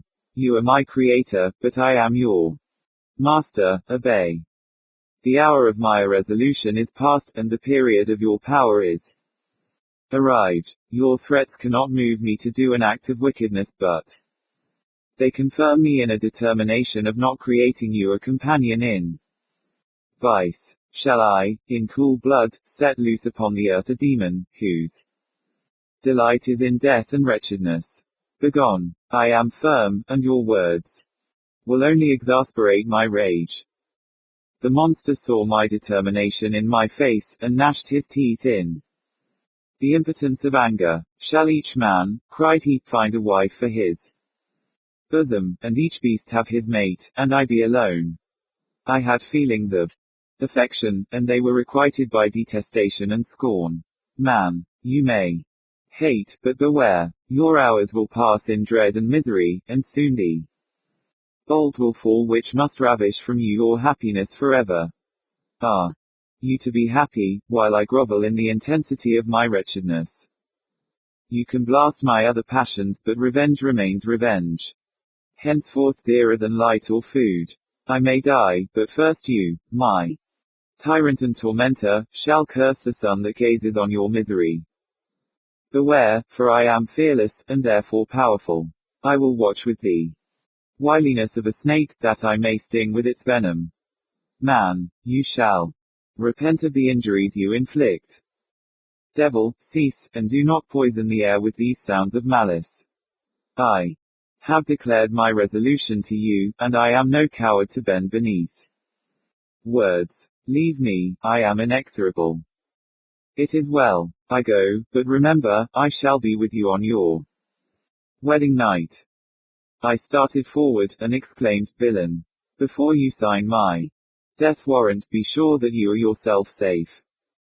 I would have seized him, but he eluded me, and quitted the house with precipitation. In a few moments I saw him in his boat, which shot across the waters with an arrowy swiftness, and was soon lost amidst the waves. All was again silent, but his words rung in my ears. I burned with rage to pursue the murderer of my peace, and precipitate him into the ocean. I walked up and down my room hastily and perturbed, while my imagination conjured up 1,000 images to torment and sting me. Why had I not followed him, and closed with him in mortal strife? But I had suffered him to depart, and he had directed his course towards the mainland. I shuddered to think who might be the next victim sacrificed to his insatiate revenge. And then I thought again of his words, I will be with you on your wedding night. That then was the period fixed for the fulfillment of my destiny. In that hour I should die, and at once satisfy and extinguish his malice. The prospect did not move me to fear, yet, when I thought of my beloved Elizabeth, of her tears and endless sorrow, when she should find her lover so barbarously snatched from her, tears, the first I had shed for many months, streamed from my eyes, and I resolved not to fall before my enemy without a bitter struggle. The night passed away, and the sun rose from the ocean. My feelings became calmer, if it may be called calmness when the violence of rage sinks into the depths of despair. I left the house, the horrid scene of the last night's contention, and walked on the beach of the sea, which I almost regarded as an insuperable barrier between me and my fellow creatures. Nay, a wish that such should prove the fact stole across me. I desired that I might pass my life on that barren rock. Wearily, it is true, but uninterrupted by any sudden shock of misery. If I returned, it was to be sacrificed, or to see those whom I most loved die under the grasp of a demon whom I had myself created. I walked about the isle like a restless spectre, separated from all it loved, and miserable in the separation. When it became noon, and the sun rose higher, I lay down on the grass, and was overpowered by a deep sleep. I had been awake the whole of the preceding night, my nerves were agitated, and my eyes inflamed by watching and misery.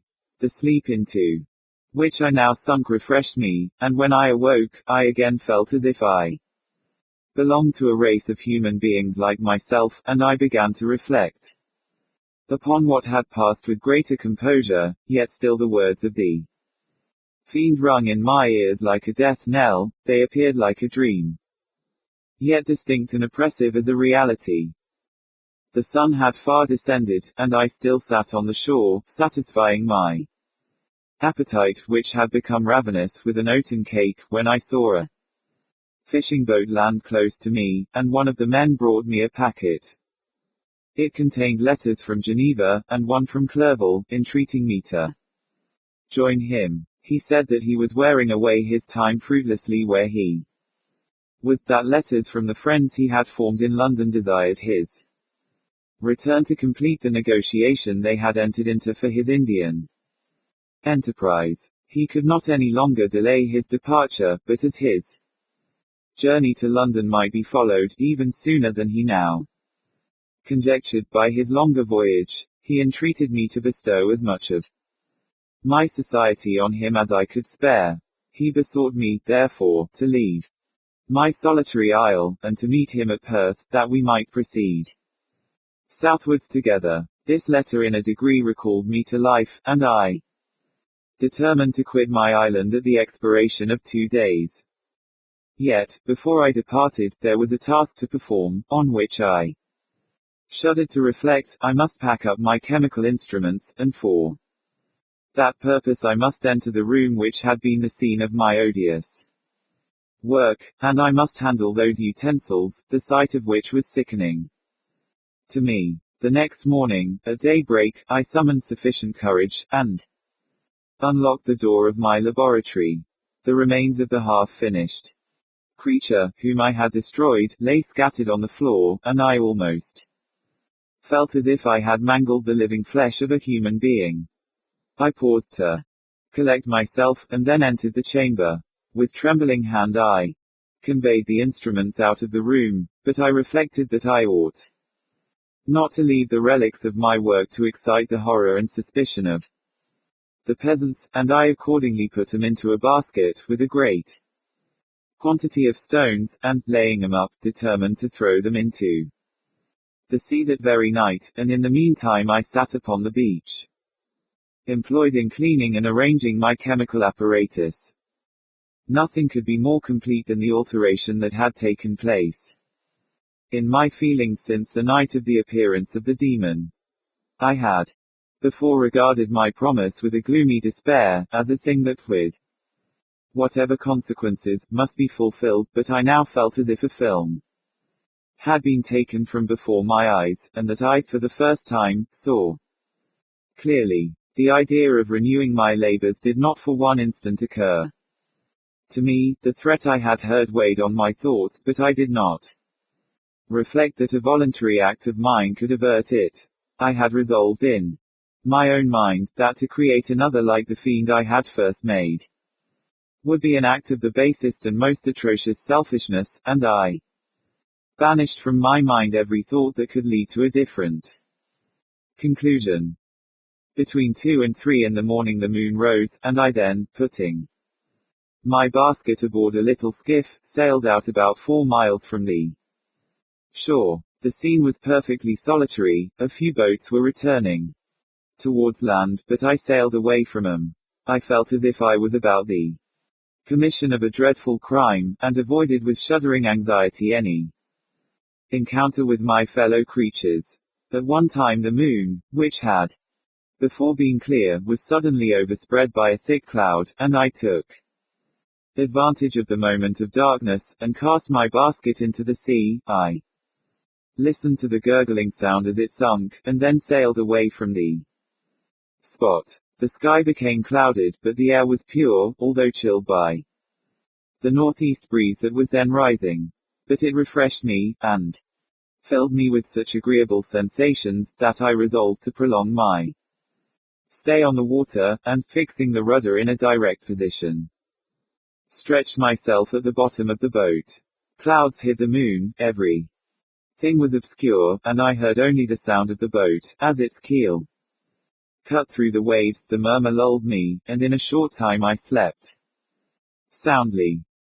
I do not know how long I remained in this situation, but when I awoke I found that the sun had already mounted considerably. The wind was high, and the waves continually threatened the safety of my little skiff. I found that the wind was northeast, and must have driven me far from the coast from which I had embarked. I endeavored to change my course, but quickly found that, if I again made the attempt, the boat would be instantly filled with water. Thus situated, my only resource was to drive before the wind. I confess that I felt a few sensations of terror. I had no compass with me, and was so slenderly acquainted with the geography of this part of the world, that the sun was of little benefit to me. I might be driven into the wide Atlantic, and feel all the tortures of starvation, or be swallowed up in the immeasurable waters that roared and buffeted around me. I had already been out many hours, and felt the torment of a burning thirst, a prelude to my other sufferings. I looked on the heavens, which were covered by clouds that flew before the wind, only to be replaced by others. I looked upon the sea, it was to be my grave. Fiend, I exclaimed, your task is already fulfilled. I thought of Elizabeth, of my father, and of Clerval, all left behind, on whom the monster might satisfy his sanguinary and merciless passions. This idea plunged me into a reverie, so despairing and frightful, that even now, when the scene is on the point of closing before me forever, I shudder to reflect on it.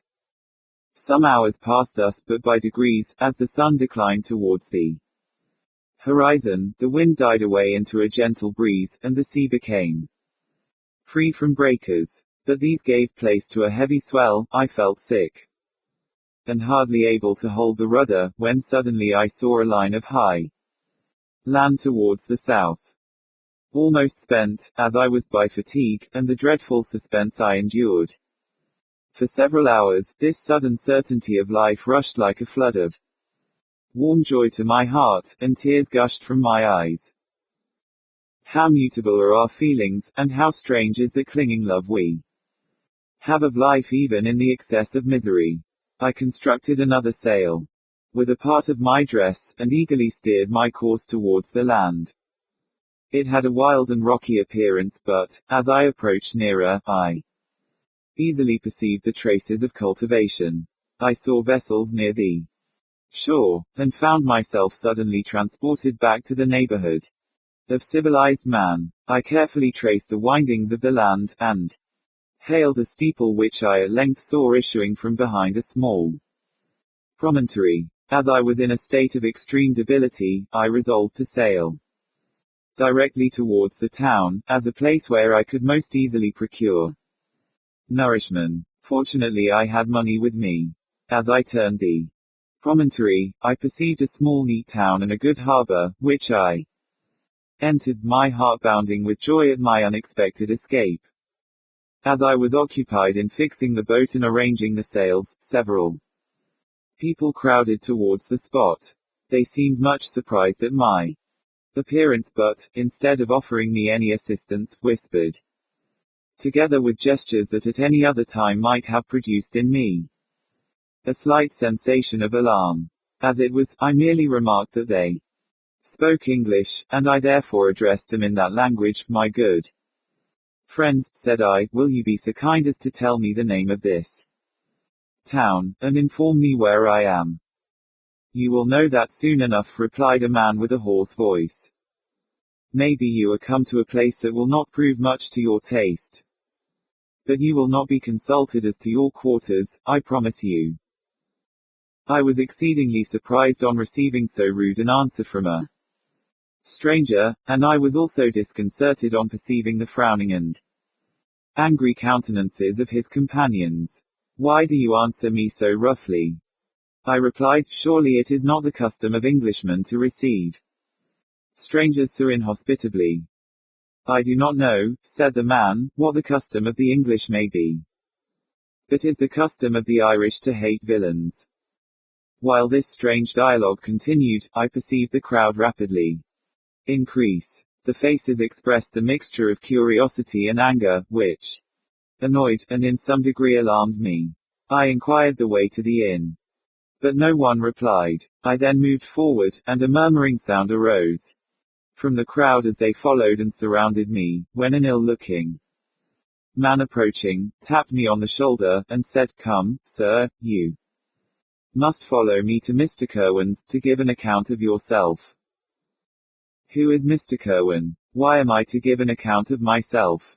Is not this a free country? Sir, free enough for honest folks. Mr. Kerwin is a magistrate, and you are to give an account of the death of a gentleman who was found murdered here last night.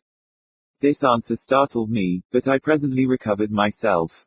I was innocent, that could easily be proved. Accordingly I followed my conductor in silence, and was led to one of the best houses in the town. I was ready to sink from fatigue and hunger, but, being surrounded by a crowd, I thought it politic to rouse all my strength, that no physical Debility might be construed into apprehension or conscious guilt. Little did I then expect the calamity that was in a few moments to overwhelm me, and extinguish in horror and despair all fear of ignominy or death. I must pause here, for it requires all my fortitude to recall the memory of the frightful events which I am about to relate, in proper detail, to my recollection. Chapter 21. I was soon introduced into the presence of the magistrate, an old, benevolent man, with calm and mild manners. He looked upon me, however, with some degree of severity, and then, turning towards my conductors, he asked who appeared as witnesses on this occasion. About half a dozen men came forward, and, one being selected by the magistrate, he deposed that he had been out fishing the night before with his son and brother-in-law, Daniel Nugent, when, about 10 o'clock, they observed a strong northerly blast rising, and they accordingly put in for port. It was a very dark night, as the moon had not yet risen.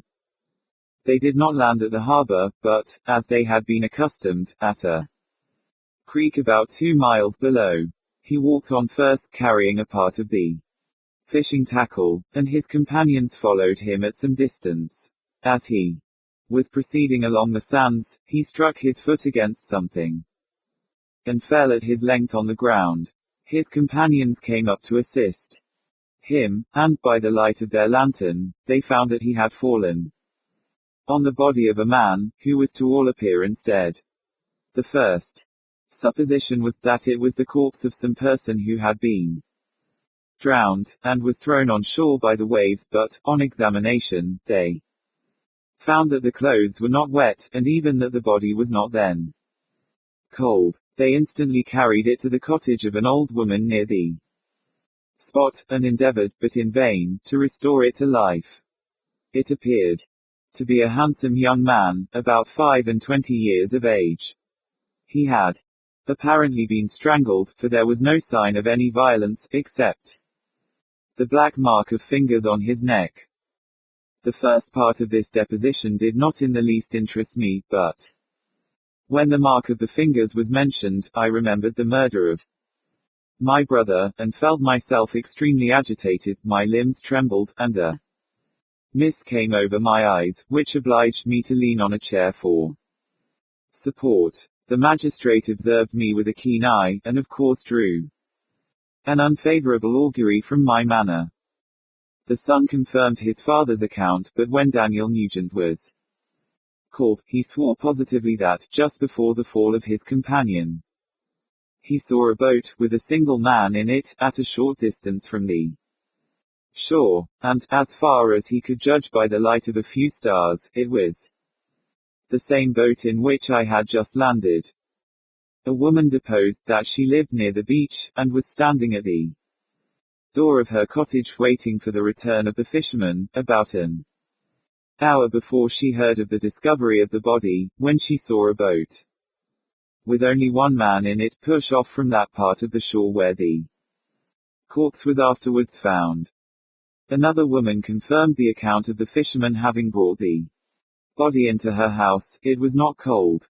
They put it into a bed, and rubbed it, and Daniel went to the town for an apothecary, but life was quite gone.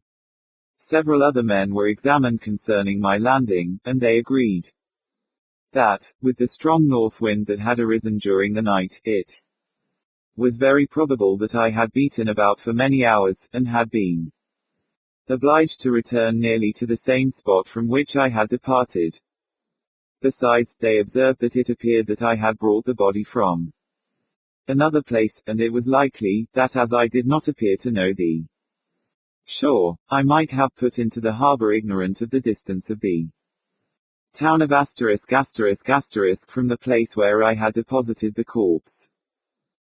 Mr. Kerwin, on hearing this evidence, desired that I should be taken into the room where the body lay for interment, that it might be observed what effect the sight of it would produce upon me. This idea was probably suggested by the extreme agitation I had exhibited when the mode of the murder had been described. I was accordingly conducted by the magistrate and several other persons to the inn. I could not help being struck by the strange coincidences that had taken place during this eventful night, but, knowing that I had been conversing with several persons in the island I had inhabited about the time that the body had been found, I was perfectly tranquil as to the consequences of the affair. I entered the room where the corpse lay, and was led up to the coffin. How can I describe my sensations on beholding it? I feel yet parched with horror, nor can I reflect on that terrible moment without shuddering and agony. The examination, the presence of the magistrate and witnesses passed like a dream from my memory, when I saw the lifeless form of Henry Clerval stretched before me. I gasped for breath. And, throwing myself on the body, I exclaimed, "Have my murderous machinations deprived you also, my dearest Henry, of life? Two I have already destroyed, other victims await the destiny, but you, Clerval, my friend, my benefactor." The human frame could no longer support the agonies that I endured, and I was carried out of the room in strong convulsions. A fever succeeded to this. I lay for 2 months on the point of death. My ravings, as I afterwards heard, were frightful. I called myself the murderer of William, of Justine, and of Clerval. Sometimes I entreated my attendants to assist me in the destruction of the fiend by whom I was tormented, and at others, I felt the fingers of the monster already grasping my neck, and screamed aloud with agony and terror. Fortunately, as I spoke my native language, Mr. Curwen alone understood me, but my gestures and bitter cries were sufficient to affright the other witnesses. Why did I not die? More miserable than man ever was before, why did I not sink into forgetfulness and rest? Death snatches away many blooming children, the only hopes of the doting parents. How many brides and youthful lovers have been one day in the bloom of health and hope, and the next a prey for worms and the decay of the tomb. Of what materials was I made, that I could thus resist so many shocks, which, like the turning of the wheel, continually renewed the torture? But I was doomed to live, and, in 2 months, found myself as awaking from a dream, in a prison, stretched on a wretched bed, surrounded by jailers, turnkeys, bolts, and all the miserable apparatus of a dungeon. It was morning, I remember, when I thus awoke to understanding. I had forgotten the particulars of what had happened, and only felt as if some great misfortune had suddenly overwhelmed me. But when I looked around and saw the barred windows, and the squalidness of the room in which I was, all flashed across my memory, and I groaned bitterly. This sound disturbed an old woman who was sleeping in a chair beside me. She was a hired nurse, the wife of one of the turnkeys, and her countenance expressed all those bad qualities which often characterize that class. The lines of her face were hard and rude, like that of persons accustomed to see without sympathizing in sights of misery. Her tone expressed her entire indifference. She addressed me in English, and the voice struck me as one that I had heard during my sufferings. "Are you better now, sir?" said she. I replied in the same language with a feeble voice, "I believe I am. But if it be all true, if indeed I did not dream, I am sorry that I am still alive to feel this misery and horror." "For that matter," replied the old woman, "if you mean about the gentleman you murdered, I believe that it were better for you if you were dead, for I fancy it will go hard with you. However, that's none of my business. I am sent to nurse you, and get you well. I do my duty with a safe conscience. It were well if everybody did the same." I turned with loathing from the woman who could utter so unfeeling a speech to a person just saved, on the very edge of death, but I felt languid, and unable to reflect on all that had passed. The whole series of my life appeared to me as a dream. I sometimes doubted if indeed it were all true, for it never presented itself to my mind with the force of reality. As the images that floated before me became more distinct, I grew feverish, a darkness pressed around me, no one was near me who soothed me with the gentle voice of love, no dear hand supported me. The physician came and prescribed medicines, and the old woman prepared them for me, but utter carelessness was visible in the first, and the expression of brutality was strongly marked in the visage of the second. Who could be interested in the fate of a murderer, but the hangman who would gain his fee? These were my first reflections, but I soon learned that Mr. Kerwin had shown me extreme kindness. He had caused the best room in the prison to be prepared for me. Wretched indeed was the best, and it was he who had provided a physician and a nurse. It is true, he seldom came to see me. For, although he ardently desired to relieve the sufferings of every human creature, he did not wish to be present at the agonies and miserable ravings of a murderer. He came, therefore, sometimes, to see that I was not neglected, but his visits were short, and with long intervals. One day, while I was gradually recovering, I was seated in a chair, my eyes half open, and my cheeks livid like those in death. I was overcome by gloom and misery, and often reflected I had better seek death than desire to remain in a world which to me was replete with wretchedness. At one time I considered whether I should not declare myself guilty, and suffer the penalty of the law, less innocent than poor Justine had been. Such were my thoughts when the door of my apartment was opened, and Mr. Kerwin entered. His countenance expressed sympathy and compassion. He drew a chair close to mine, and addressed me in French. I fear that this place is very shocking to you. Can I do anything to make you more comfortable? I thank you, but all that you mention is nothing to me. On the whole earth there is no comfort which I am capable of receiving. I know that the sympathy of a stranger can be but of little relief to one borne down as you are by so strange a misfortune. But you will, I hope, soon quit this melancholy abode, for, doubtless, evidence can easily be brought to free you from the criminal charge. That is my least concern. I am, by a course of strange events, become the most miserable of mortals. Persecuted and tortured as I am and have been, can death be any evil to me? Nothing indeed could be more unfortunate and agonizing than the strange chances that have lately occurred. You were thrown, by some surprising accident, on this shore, renowned for its hospitality, seized immediately, and charged with murder. The first sight that was presented to your eyes was the body of your friend, murdered in so unaccountable a manner, and placed, as it were, by some fiend across your path. As Mr. Kerwin said this, notwithstanding the agitation I endured on this retrospect of my sufferings, I also felt considerable surprise at the knowledge he seemed to possess concerning me. I suppose some astonishment was exhibited in my countenance, for Mr. Kerwin hastened to say, immediately upon your being taken ill, all the papers that were on your person were brought me, and I examined them that I might discover some trace by which I could send to your relations an account of your misfortune and illness. I found several letters, and, among others, one which I discovered from its commencement to be from your father. I instantly wrote to Geneva. Nearly 2 months have elapsed since the departure of my letter, but you are ill, even now you tremble, you are unfit for agitation of any kind. This suspense is 1,000 times worse than the most horrible event.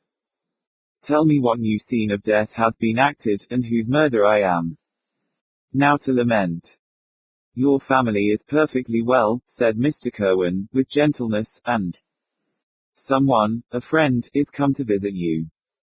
I know not by what chain of thought, the idea presented itself, but it instantly darted into my mind that the murderer had come to mock at my misery, and taunt me with the death of Clerval, as a new incitement for me to comply with his hellish desires.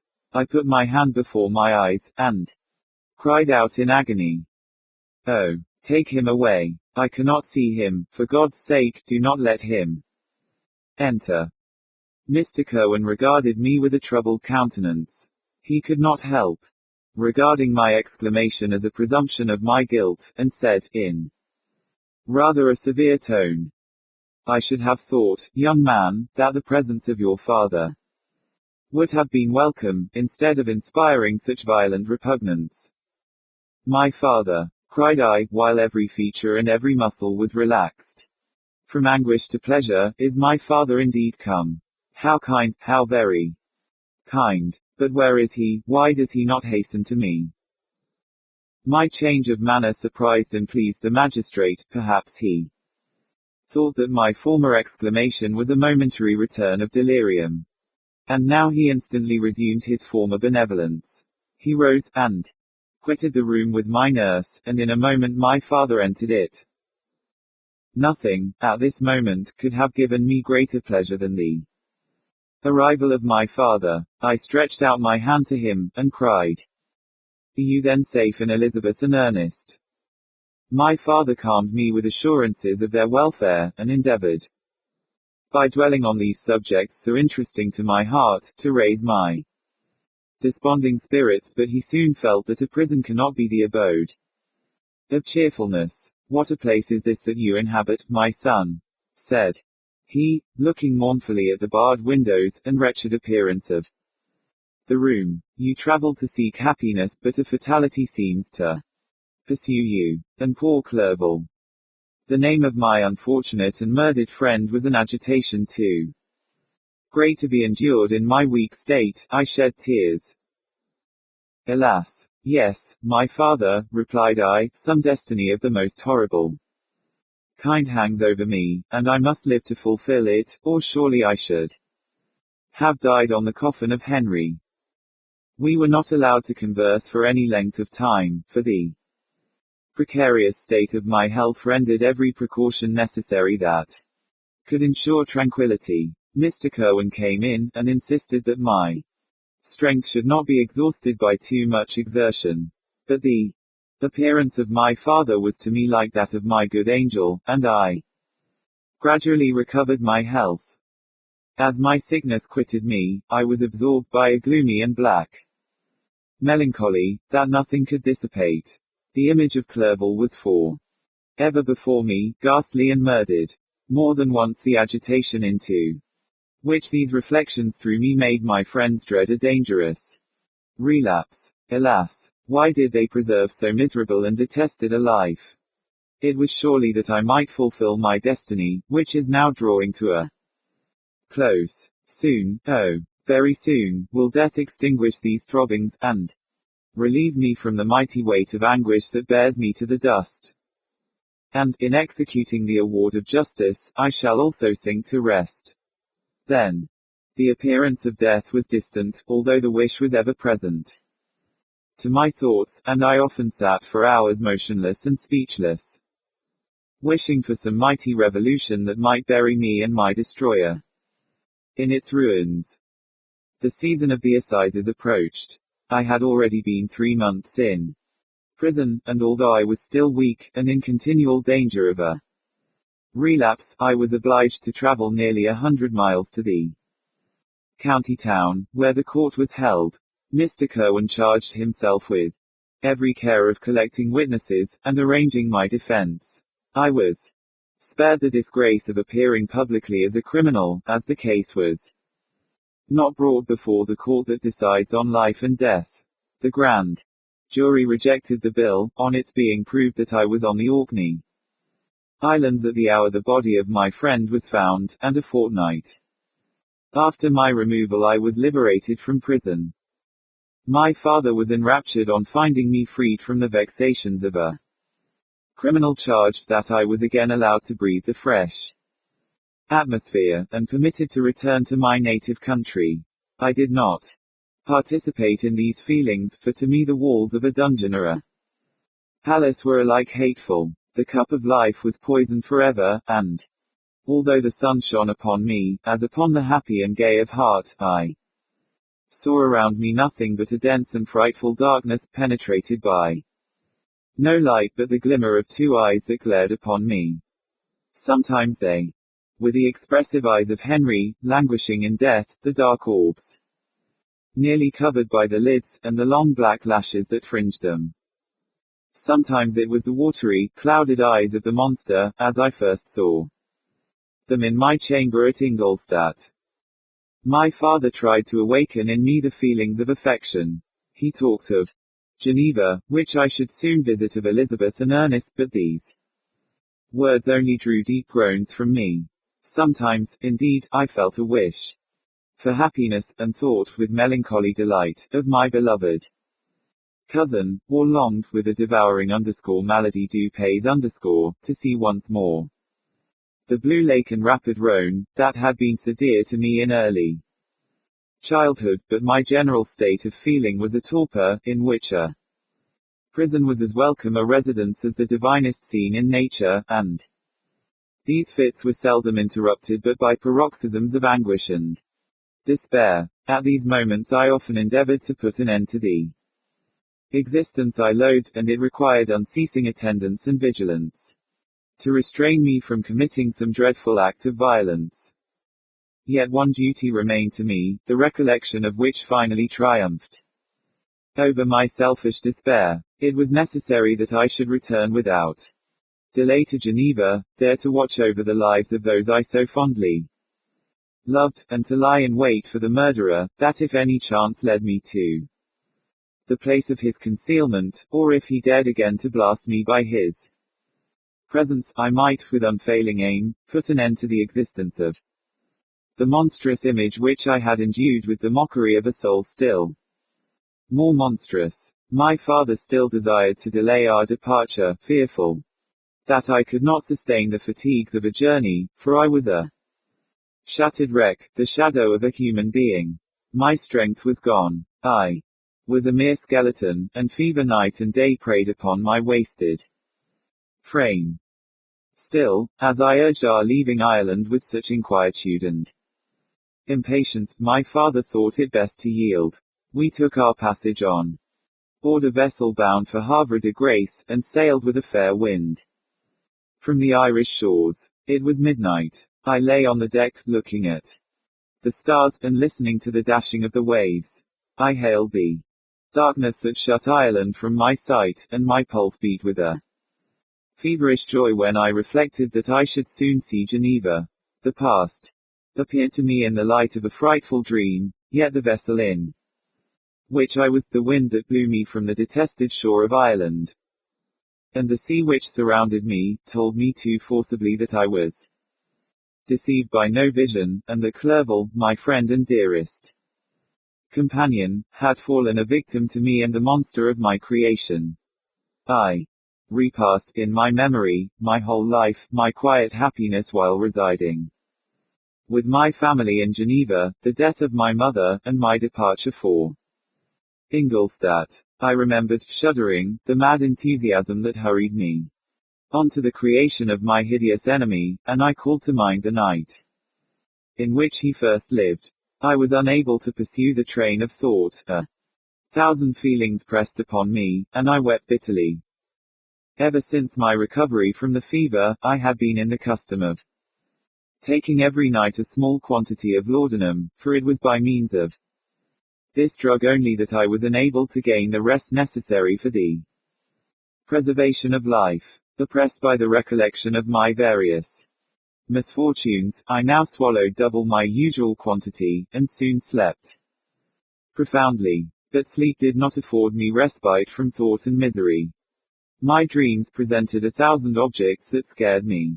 Towards morning I was possessed by a kind of nightmare. I felt the fiend's grasp in my neck, and could not free myself from it. Groans and cries rung in my ears. My father, who was watching over me, perceiving my restlessness, awoke me. The dashing waves were around, the cloudy sky above. The fiend was not here. A sense of security, a feeling that a truce was established between the present hour and the irresistible, disastrous future, imparted to me a kind of calm forgetfulness, of which the human mind is by its structure peculiarly susceptible.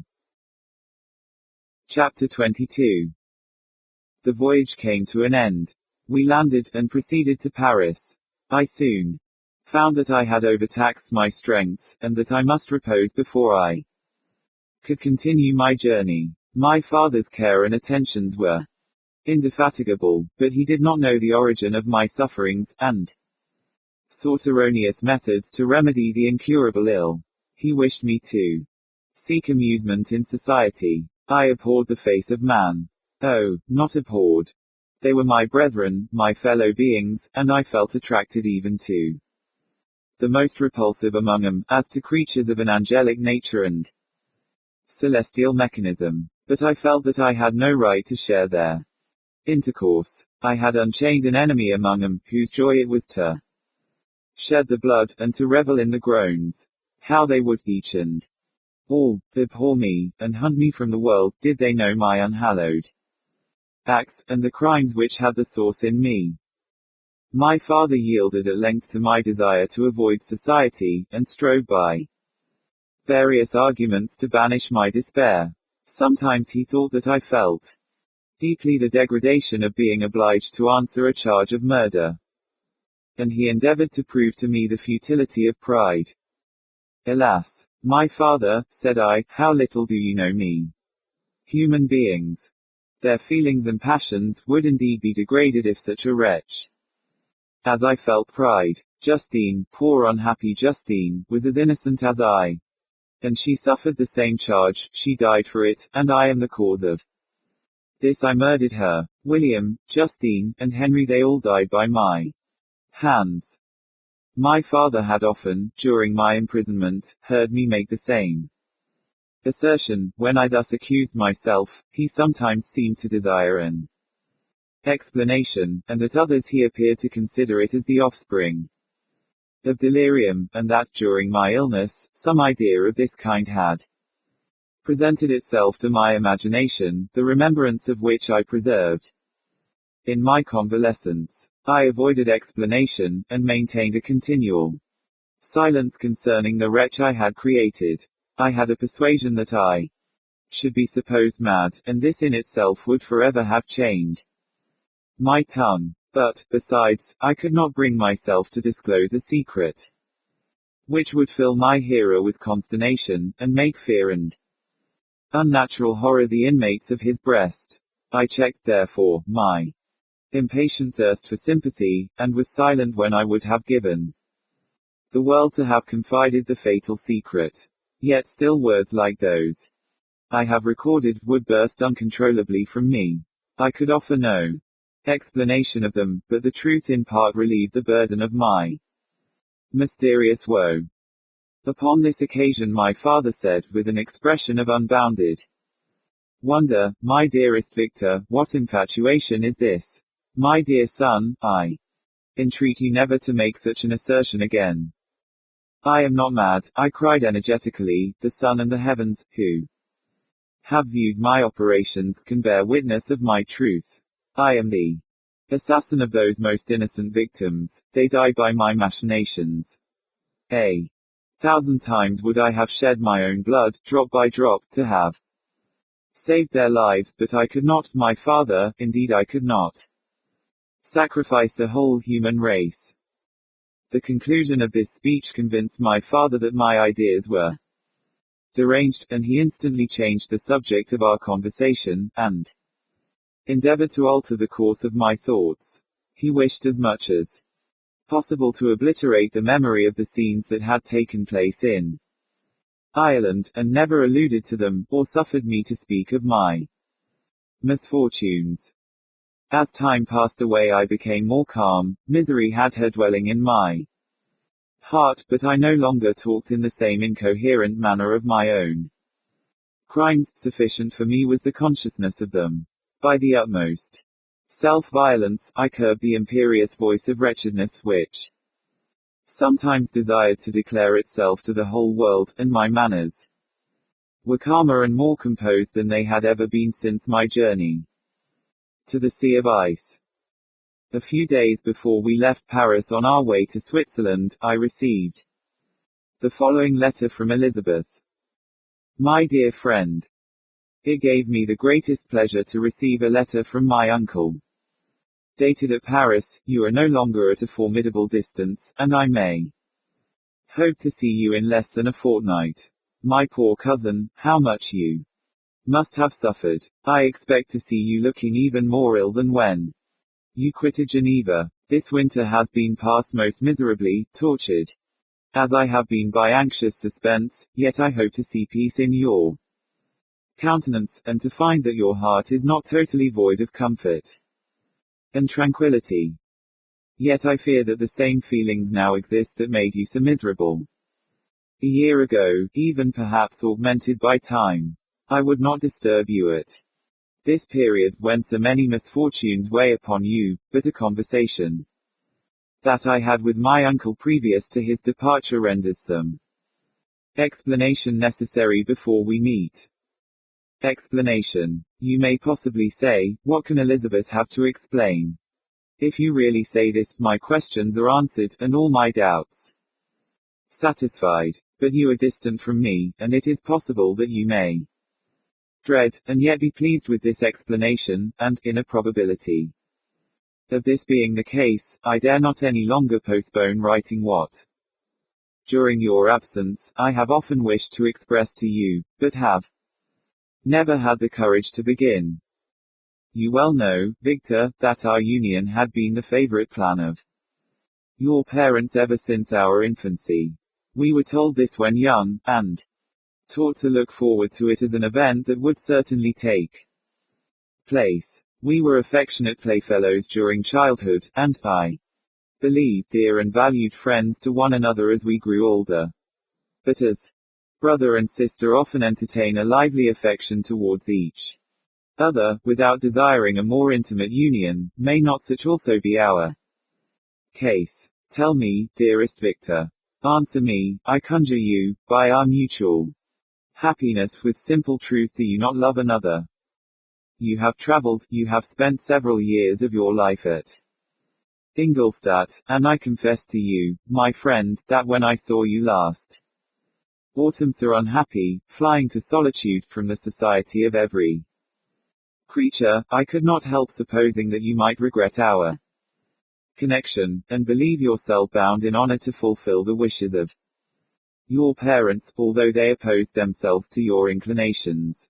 But this is false reasoning. I confess to you, my friend, that I love you, and that in my airy dreams of futurity you have been my constant friend and companion. But it is your happiness I desire as well as my own, when I declare to you, that our marriage would render me eternally miserable, unless it were the dictate of your own free choice. Even now I weep to think, that, borne down as you are by the cruelest misfortunes, you may stifle, by the word honor all hope of that love and happiness which would alone restore you to yourself. I, who have so disinterested an affection for you, may increase your miseries tenfold by being an obstacle to your wishes. Ah, Victor, be assured that your cousin and playmate has too sincere a love for you not to be made miserable by this supposition. Be happy, my friend, and if you obey me in this one request, remain satisfied that nothing on earth will have the power to interrupt my tranquility. Do not let this letter disturb you. Do not answer tomorrow, or the next day, or even until you come, if it will give you pain. My uncle will send me news of your health, and if I see but one smile on your lips when we meet, occasioned by this or any other exertion of mine, I shall need no other happiness. Elizabeth Lavenza. Geneva, May 18, 17. This letter revived in my memory what I had before forgotten, the threat of the fiend, I will be with you on your wedding night. Such was my sentence, and on that night would the demon employ every art to destroy me, and tear me from the glimpse of happiness which promised partly to console my sufferings. On that night he had determined to consummate his crimes by my death. Well, be it so, a deadly struggle would then assuredly take place, in which if he were victorious I should be at peace, and his power over me be at an end. If he were vanquished, I should be a free man. Alas, what freedom, such as the peasant enjoys, when his family have been massacred before his eyes, his cottage burnt, his lands laid waste, and he is turned adrift, homeless, penniless, and alone, but free. Such would be my liberty, except that in my Elizabeth I possessed a treasure, alas, balanced by those horrors of remorse and guilt, which would pursue me until death. Sweet and beloved Elizabeth. I read and reread her letter, and some softened feelings stole into my heart, and dared to whisper paradisiacal dreams of love and joy, but the apple was already eaten, and the angel's arm bared to drive me from all hope. Yet I would die to make her happy. If the monster executed his threat, death was inevitable, yet, again, I considered whether my marriage would hasten my fate. My destruction might indeed arrive a few months sooner, but if my torturer should suspect that I postponed it, influenced by his menaces, he would surely find other, and perhaps more dreadful means of revenge. He had vowed to be with me on my wedding night yet he did not consider that threat as binding him to peace in the meantime, for, as if to show me that he was not yet satiated with blood, he had murdered Clerval immediately after the enunciation of his threats. I resolved, therefore, that if my immediate union with my cousin would conduce either to hers or my father's happiness, my adversary's designs against my life should not retard it a single hour. In this state of mind I wrote to Elizabeth.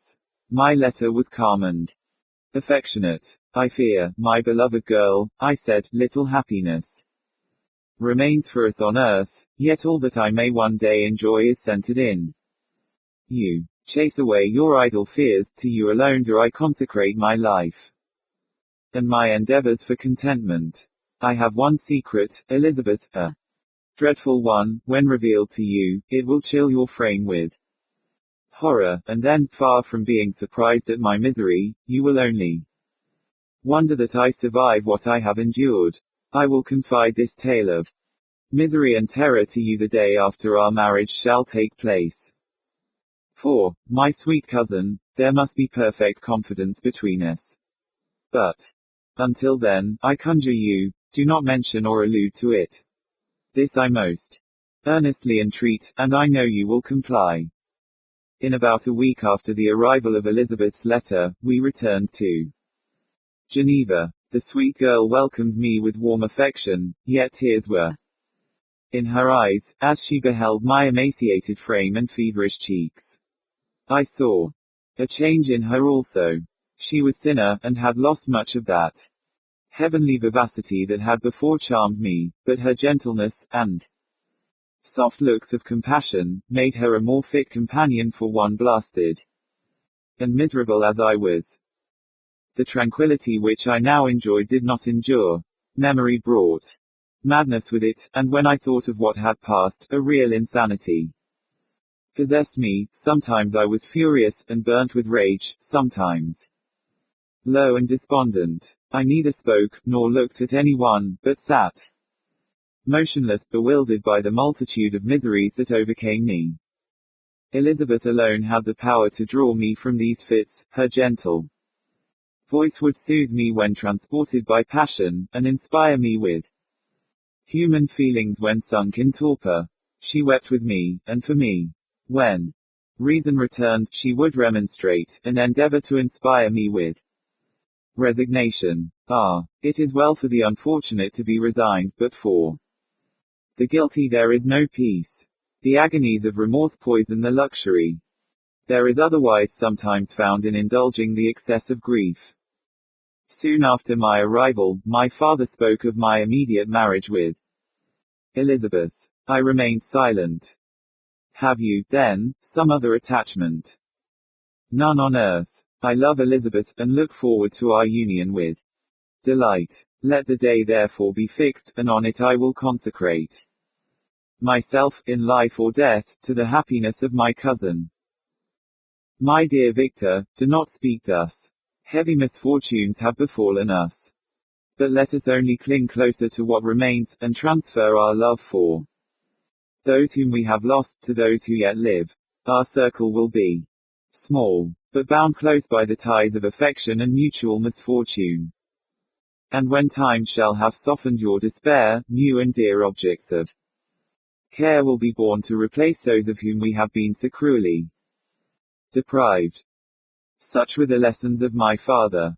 But to me the remembrance of the threat returned, nor can you wonder, that, omnipotent as the fiend had yet been in his deeds of blood, I should almost regard him as invincible, and that when he had pronounced the words, I shall be with you on your wedding night, I should regard the threatened fate as unavoidable. But death was no evil to me, if the loss of Elizabeth were balanced with it, and I therefore, with a contented and even cheerful countenance, agreed with my father, that if my cousin would consent, the ceremony should take place in 10 days, and thus put, as I imagined, the seal to my fate.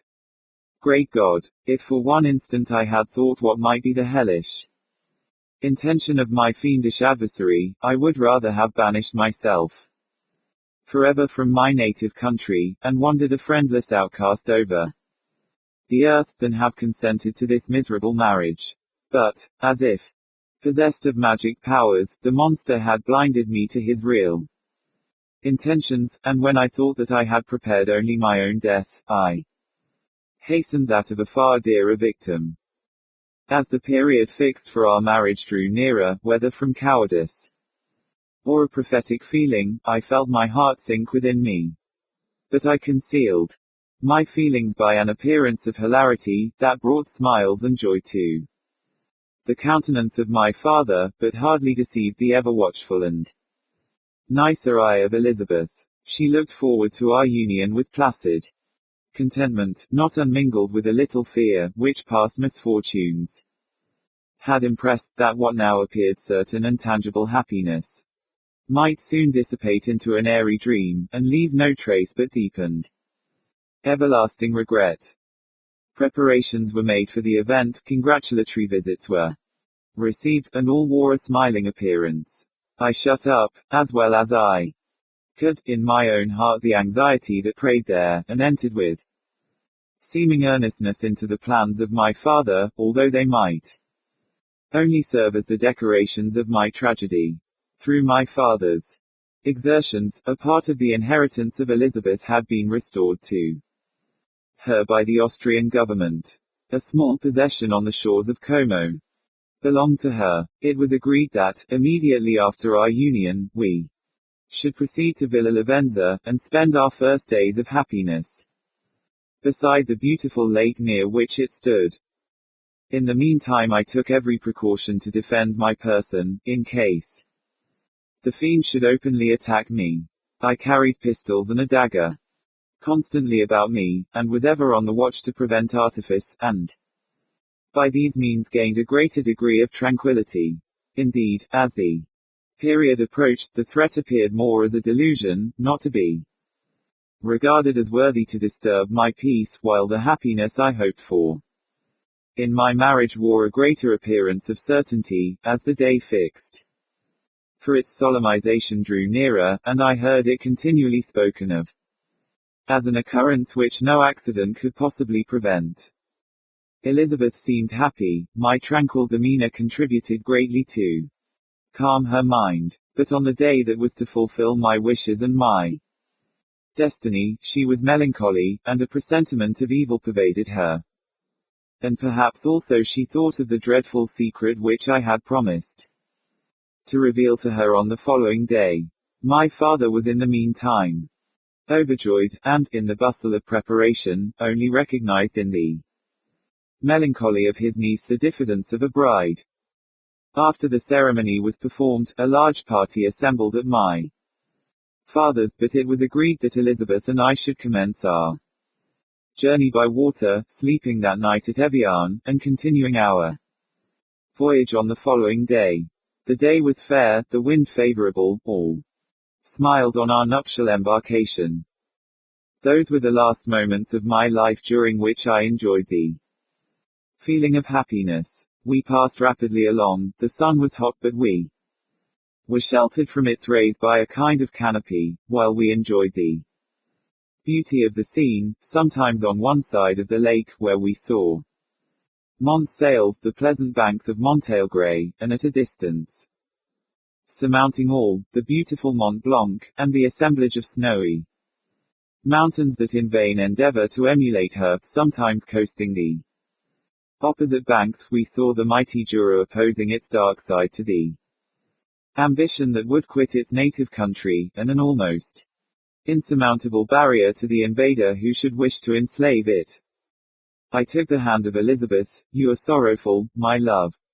Ah, if you knew what I have suffered, and what I may yet endure, you would endeavor to let me taste the quiet and freedom from despair, that this one day at least permits me to enjoy.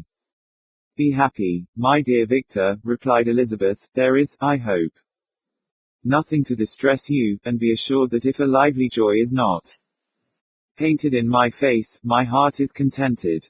Something whispers to me not to depend too much on the prospect that is opened before us, but I will not listen to such a sinister voice. Observe how fast we move along, and how the clouds, which sometimes obscure and sometimes rise above the dome of Mont Blanc, render this scene of beauty still more interesting.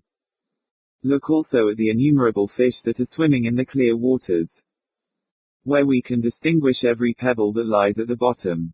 What a divine day! How happy and serene all nature appears! Thus Elizabeth endeavored to divert her thoughts and mind from all reflection upon melancholy subjects. But her temper was fluctuating. Joy for a few instants shone in her eyes, but it continually gave place to distraction and reverie.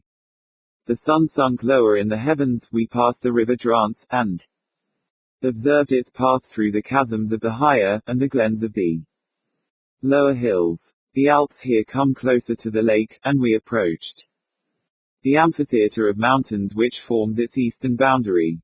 The spire of Evian shone under the woods that surrounded it, and the range of mountain above mountain by which it was overhung. The wind, which had hitherto carried us along with amazing rapidity, sunk at sunset to a light breeze. The soft air just ruffled the water, and caused a pleasant motion among the trees as we approached the shore, from which it wafted the most delightful scent of flowers and hay. The sun sunk beneath the horizon as we landed, and as I touched the shore, I felt those cares and fears revive, which soon were to clasp me, and cling to me forever. Chapter 23. It was 8 o'clock when we landed. We walked for a short time on the shore, enjoying the transitory light, and then retired to the inn, and contemplated the lovely scene of waters, woods, and mountains, obscured in darkness, yet still displaying the black outlines. The wind, which had fallen in the south, now rose with great violence in the west. The moon had reached her summit in the heavens, and was beginning to descend. The clouds swept across it swifter than the flight of the vulture, and dimmed her rays, while the lake reflected the scene of the busy heavens, rendered still busier by the restless waves that were beginning to rise. Suddenly a heavy storm of rain descended. I had been calm during the day, but so soon as night obscured the shapes of objects, 1,000 fears arose in my mind. I was anxious and watchful, while my right hand grasped a pistol which was hidden in my bosom. Every sound terrified me, but I resolved that I would sell my life dearly, and not shrink from the conflict until my own life, or that of my adversary, was extinguished. Elizabeth observed my agitation for some time in timid and fearful silence, but there was something in my glance which communicated terror to her, and trembling she asked, "What is it that agitates you, my dear Victor? What is it you fear?" "Oh, peace, peace, my love," replied I, "this night, and all will be safe, but this night is dreadful, very dreadful." I passed an hour in this state of mind, when suddenly I reflected how fearful the combat which I momentarily expected would be to my wife, and I earnestly entreated her to retire, resolving not to join her until I had obtained some knowledge as to the situation of my enemy. She left me, and I continued some time walking up and down the passages of the house, and inspecting every corner that might afford a retreat to my adversary. But I discovered no trace of him, and was beginning to conjecture that some fortunate chance had intervened to prevent the execution of his menaces, when suddenly I heard a shrill and dreadful scream. It came from the room into which Elizabeth had retired. As I heard it, the whole truth rushed into my mind, my arms dropped, the motion of every muscle and fiber was suspended, I could feel the blood trickling in my veins, and tingling in the extremities of my limbs. This state lasted but for an instant, the scream was repeated, and I rushed into the room. Great God! Why did I not then expire? Why am I here to relate the destruction of the best hope, and the purest creature of earth? She was there, lifeless and inanimate, thrown across the bed, her head hanging down, and her pale and distorted features half covered by her hair. Everywhere I turn I see the same figure, her bloodless arms and relaxed form flung by the murderer on its bridal bier.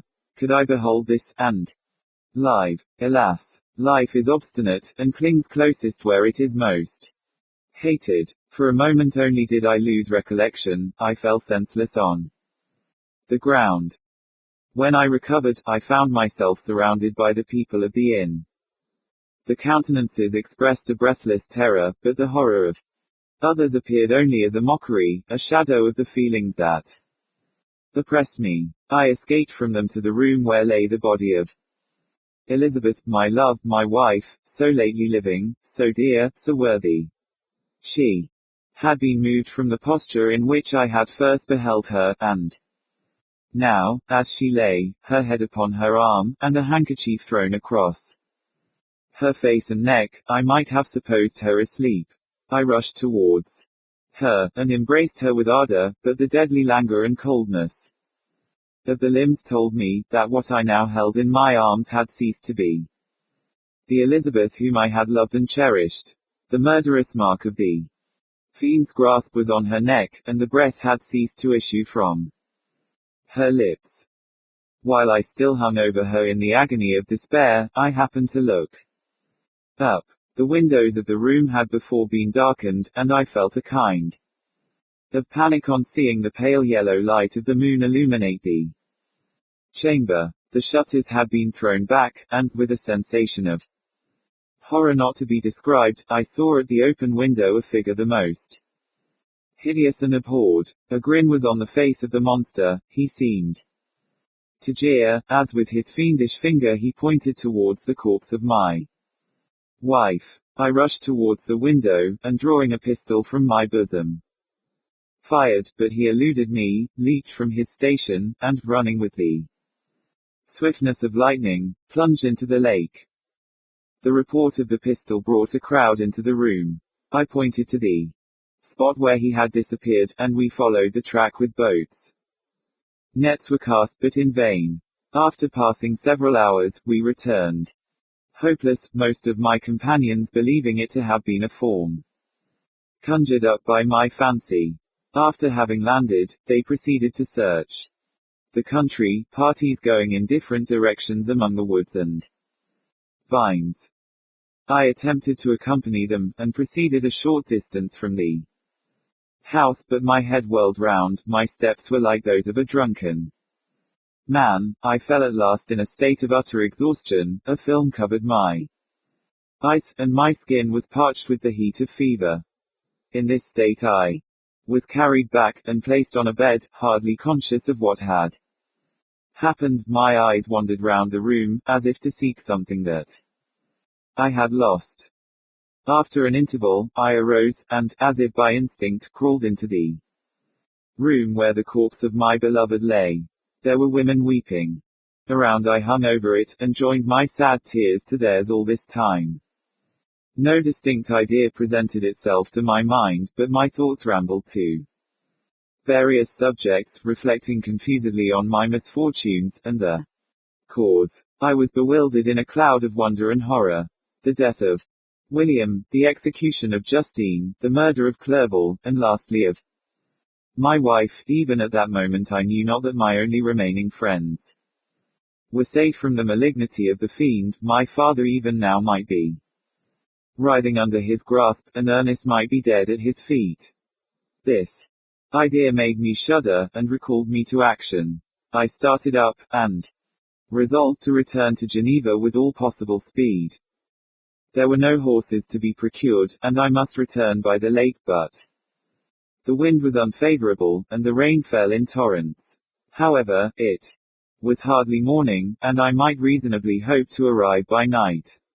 I hired men to row, and took an oar myself, for I had always experienced relief from mental torment in bodily exercise. But the overflowing misery I now felt, and the excess of agitation that I endured, rendered me incapable of any exertion. I threw down the oar, and leaning my head upon my hands, gave way to every gloomy idea that arose. If I looked up, I saw the scenes which were familiar to me in my happier time, and which I had contemplated but the day before in the company of her who was now but a shadow and a recollection. Tears streamed from my eyes. The rain had ceased for a moment, and I saw the fish play in the waters as they had done a few hours before. They had then been observed by Elizabeth. Nothing is so painful to the human mind as a great and sudden change. The sun might shine, or the clouds might lower, but nothing could appear to me as it had done the day before. A fiend had snatched from me every hope of future happiness. No creature had ever been so miserable as I was. So frightful an event is single in the history of man. But why should I dwell upon the incidents that followed this last overwhelming event? Mine has been a tale of horrors. I have reached their acme, and what I must now relate can but be tedious to you. Know that, one by one, my friends were snatched away. I was left desolate. My own strength is exhausted, and I must tell, in a few words, what remains of my hideous narration. I arrived at Geneva. My father and Ernest yet lived, but the former sunk under the tidings that I bore. I see him now, excellent and venerable old man. His eyes wandered in vacancy, for they had lost the charm and their delight. His Elizabeth, his more than daughter, whom he doted on with all that affection which a man feels, who in the decline of life, having few affections, clings more earnestly to those that remain. Cursed be the fiend that brought misery on his grey hairs, and doomed him to waste in wretchedness. He could not live under the horrors that were accumulated around him. The springs of existence suddenly gave way. He was unable to rise from his bed, and in a few days he died in my arms. What then became of me? I know not. I lost sensation, and chains and darkness were the only objects that pressed upon me. Sometimes, indeed, I dreamt that I wandered in flowery meadows and pleasant vales with the friends of my youth, but I awoke, and found myself in a dungeon. Melancholy followed, but by degrees I gained a clear conception of my miseries and situation, and was then released from my prison. For they had called me mad, and during many months, as I understood, a solitary cell had been my habitation. Liberty, however, had been an useless gift to me, had I not, as I awakened to reason, at the same time awakened to revenge. As the memory of past misfortunes pressed upon me, I began to reflect on their cause. The monster whom I had created, the miserable demon whom I had sent abroad into the world for my destruction. I was possessed by a maddening rage when I thought of him, and desired and ardently prayed that I might have him within my grasp to wreak a great and signal revenge on his cursed head. Nor did my hate long confine itself to useless wishes. I began to reflect on the best means of securing him, and for this purpose, about a month after my release, I repaired to a criminal judge in the town, and told him that I had an accusation to make, that I knew the destroyer of my family, and that I required him to exert his whole authority for the apprehension of the murderer. The magistrate listened to me with attention and kindness, be assured. Sir, said he, no pains or exertions on my part shall be spared to discover the villain. I thank you, replied I. Listen, therefore, to the deposition that I have to make. It is indeed a tale so strange, that I should fear you would not credit it, were there not something in truth which, however wonderful, forces conviction. The story is too connected to be mistaken for a dream, and I have no motive for falsehood. My manner, as I thus addressed him, was impressive but calm. I had formed in my own heart a resolution to pursue my destroyer to death, and this purpose quieted my agony, and for an interval reconciled me to life. I now related my history, briefly, but with firmness and precision, marking the dates with accuracy, and never deviating into invective or exclamation. The magistrate appeared at first perfectly incredulous, but as I continued he became more attentive and interested. I saw him sometimes shudder with horror, at others a lively surprise, unmingled with disbelief, was painted on his countenance. When I had concluded my narration, I said, this is the being whom I accuse, and for whose seizure and punishment I call upon you to exert your whole power. It is your duty as a magistrate, and I believe and hope that your feelings as a man will not revolt from the execution of those functions on this occasion. This address caused a considerable change in the physiognomy of my own auditor. He had heard my story with that half kind of belief that is given to a tale of spirits and supernatural events, but when he was called upon to act officially in consequence, the whole tide of his incredulity returned. He, however, answered mildly, I would willingly afford you every aid in your pursuit, but the creature of whom you speak appears to have powers which would put all my exertions to defiance. Who can follow an animal which can traverse the sea of ice, and inhabit caves and dens where no man would venture to intrude? Besides, some months have elapsed since the commission of his crimes, and no one can conjecture to what place he has wandered, or what region he may now inhabit. I do not doubt that he hovers near the spot which I inhabit, and if he has indeed taken refuge in the Alps, he may be hunted like the chamois and destroyed as a beast of prey. But I perceive your thoughts. You do not credit my narrative, and do not intend to pursue my enemy with the punishment which is his desert. As I spoke, rage sparkled in my eyes. The magistrate was intimidated. You are mistaken, said he. I will exert myself, and if it is in my power to seize the monster, be assured that he shall suffer punishment proportionate to his crimes. But I fear, from what you have yourself described to be his properties, that this will prove impracticable, and thus, while every proper measure is pursued, you should make up your mind to disappointment. That cannot be, but all that I can say will be of little avail. My revenge is of no moment to you, yet, while I allow it to be a vice, I confess that it is the devouring and only passion of my soul.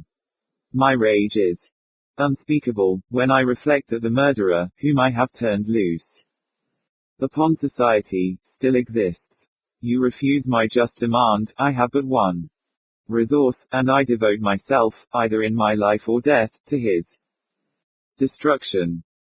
I trembled with excess of agitation as I said this. There was a frenzy in my manner, and something, I doubt not, of that haughty fierceness which the martyrs of old are said to have possessed. But to a Genevan magistrate, whose mind was occupied by far other ideas than those of devotion and heroism, this elevation of mind had much the appearance of madness. He endeavored to soothe me as a nurse does a child, and reverted to my tale as the effects of delirium. Man, I cried, how ignorant art thou in thy pride of wisdom. Cease. You know not what it is you say. I broke from the house angry and disturbed, and retired to meditate on some other mode of action. Chapter 24. My present situation was one in which all voluntary thought was swallowed up and lost. I was hurried away by fury, revenge alone endowed me with strength and composure, it molded my feelings, and allowed me to be calculating and calm, at periods when otherwise delirium or death would have been my portion. My first resolution was to quit Geneva forever, my country, which when I was happy and beloved, was dear to me, now, in my adversity, became hateful. I provided myself with a sum of money, together with a few jewels which had belonged to my mother, and departed. And now my wanderings began, which are to cease but with life. I have traversed a vast portion of the earth, and have endured all the hardships which travelers, in deserts and barbarous countries, are wont to meet. How I have lived I hardly know, many times have I stretched my failing limbs upon the sandy plain, and prayed for death. But revenge kept me alive, I dared not die, and leave my adversary in being. When I quitted Geneva, my first labor was to gain some clue by which I might trace the steps of my fiendish enemy. But my plan was unsettled, and I wandered many hours round the confines of the town, uncertain what path I should pursue. As night approached, I found myself at the entrance of the cemetery where William, Elizabeth, and my father reposed. I entered it, and approached the tomb which marked the graves. Everything was silent, except the leaves of the trees, which were gently agitated by the wind. The night was nearly dark, and the scene would have been solemn and affecting even to an uninterested observer. The spirits of the departed seemed to flit around, and to cast a shadow, which was felt but not seen, around the head of the mourner. The deep grief which this scene had at first excited quickly gave way to rage and despair. They were dead, and I lived, their murderer also lived, and to destroy him I must drag out my weary existence. I knelt on the grass, and kissed the earth, and with quivering lips exclaimed, by the sacred earth on which I kneel, by the shades that wander near me, by the deep and eternal grief that I feel, I swear, and by thee, O night, and the spirits that preside over thee, to pursue the demon, who caused this misery, until he or I shall perish in mortal conflict. For this purpose I will preserve my life, to execute this dear revenge, will I again behold the sun, and tread the green herbage of earth, which otherwise should vanish from my eyes forever. And I call on you, spirits of the dead, and on you, wandering ministers of vengeance, to aid and conduct me in my work. Let the cursed and hellish monster drink deep of agony, let him feel the despair that now torments me.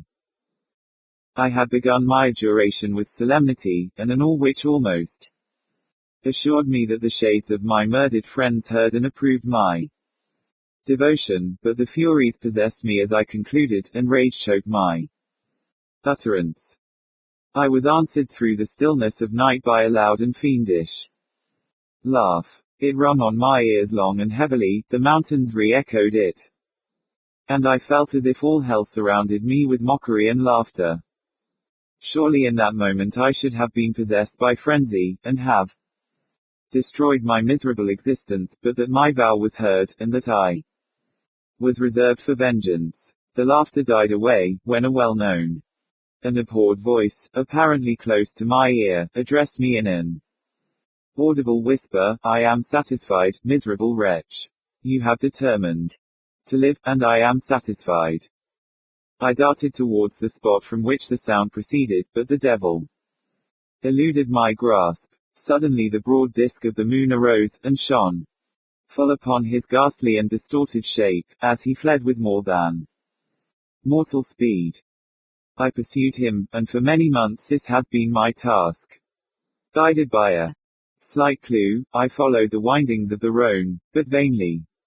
The blue Mediterranean appeared, and, by a strange chance, I saw the fiend enter by night, and hide himself in a vessel bound for the Black Sea.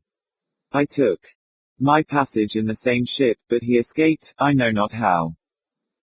Amidst the wilds of Tartary and Russia, although he still evaded me, I have ever followed in his track. Sometimes the peasants, scared by this horrid apparition, informed me of his path, sometimes he himself, who feared that if I lost all trace of him, I should despair and die, left some mark to guide me. The snows descended on my head, and I saw the print of his huge step on the white plain. To you first entering on life, to whom care is new, and agony unknown, how can you understand what I have felt, and still feel? Cold, want, and fatigue, with the least pains which I was destined to endure, I was cursed by some devil, and carried about with me my eternal hell, yet still a spirit of good followed and directed my steps, and, when I most murmured, would suddenly extricate me from seemingly insurmountable difficulties. Sometimes, when nature, overcome by hunger, sunk under the exhaustion, a repast was prepared for me in the desert, that restored and inspirited me. The fare was, indeed, coarse, such as the peasants of the country ate, but I will not doubt that it was set there by the spirits that I had invoked to aid me.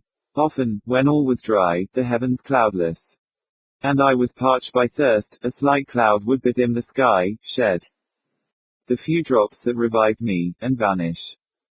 I followed, when I could, the courses of the rivers, but the demon generally avoided these, as it was here that the population of the country chiefly collected. In other places human beings were seldom seen, and I generally subsisted on the wild animals that crossed my path. I had money with me, and gained the friendship of the villagers by distributing it, or I brought with me some food that I had killed, which, after taking a small part, I always presented to those who had provided me with fire and utensils for cooking.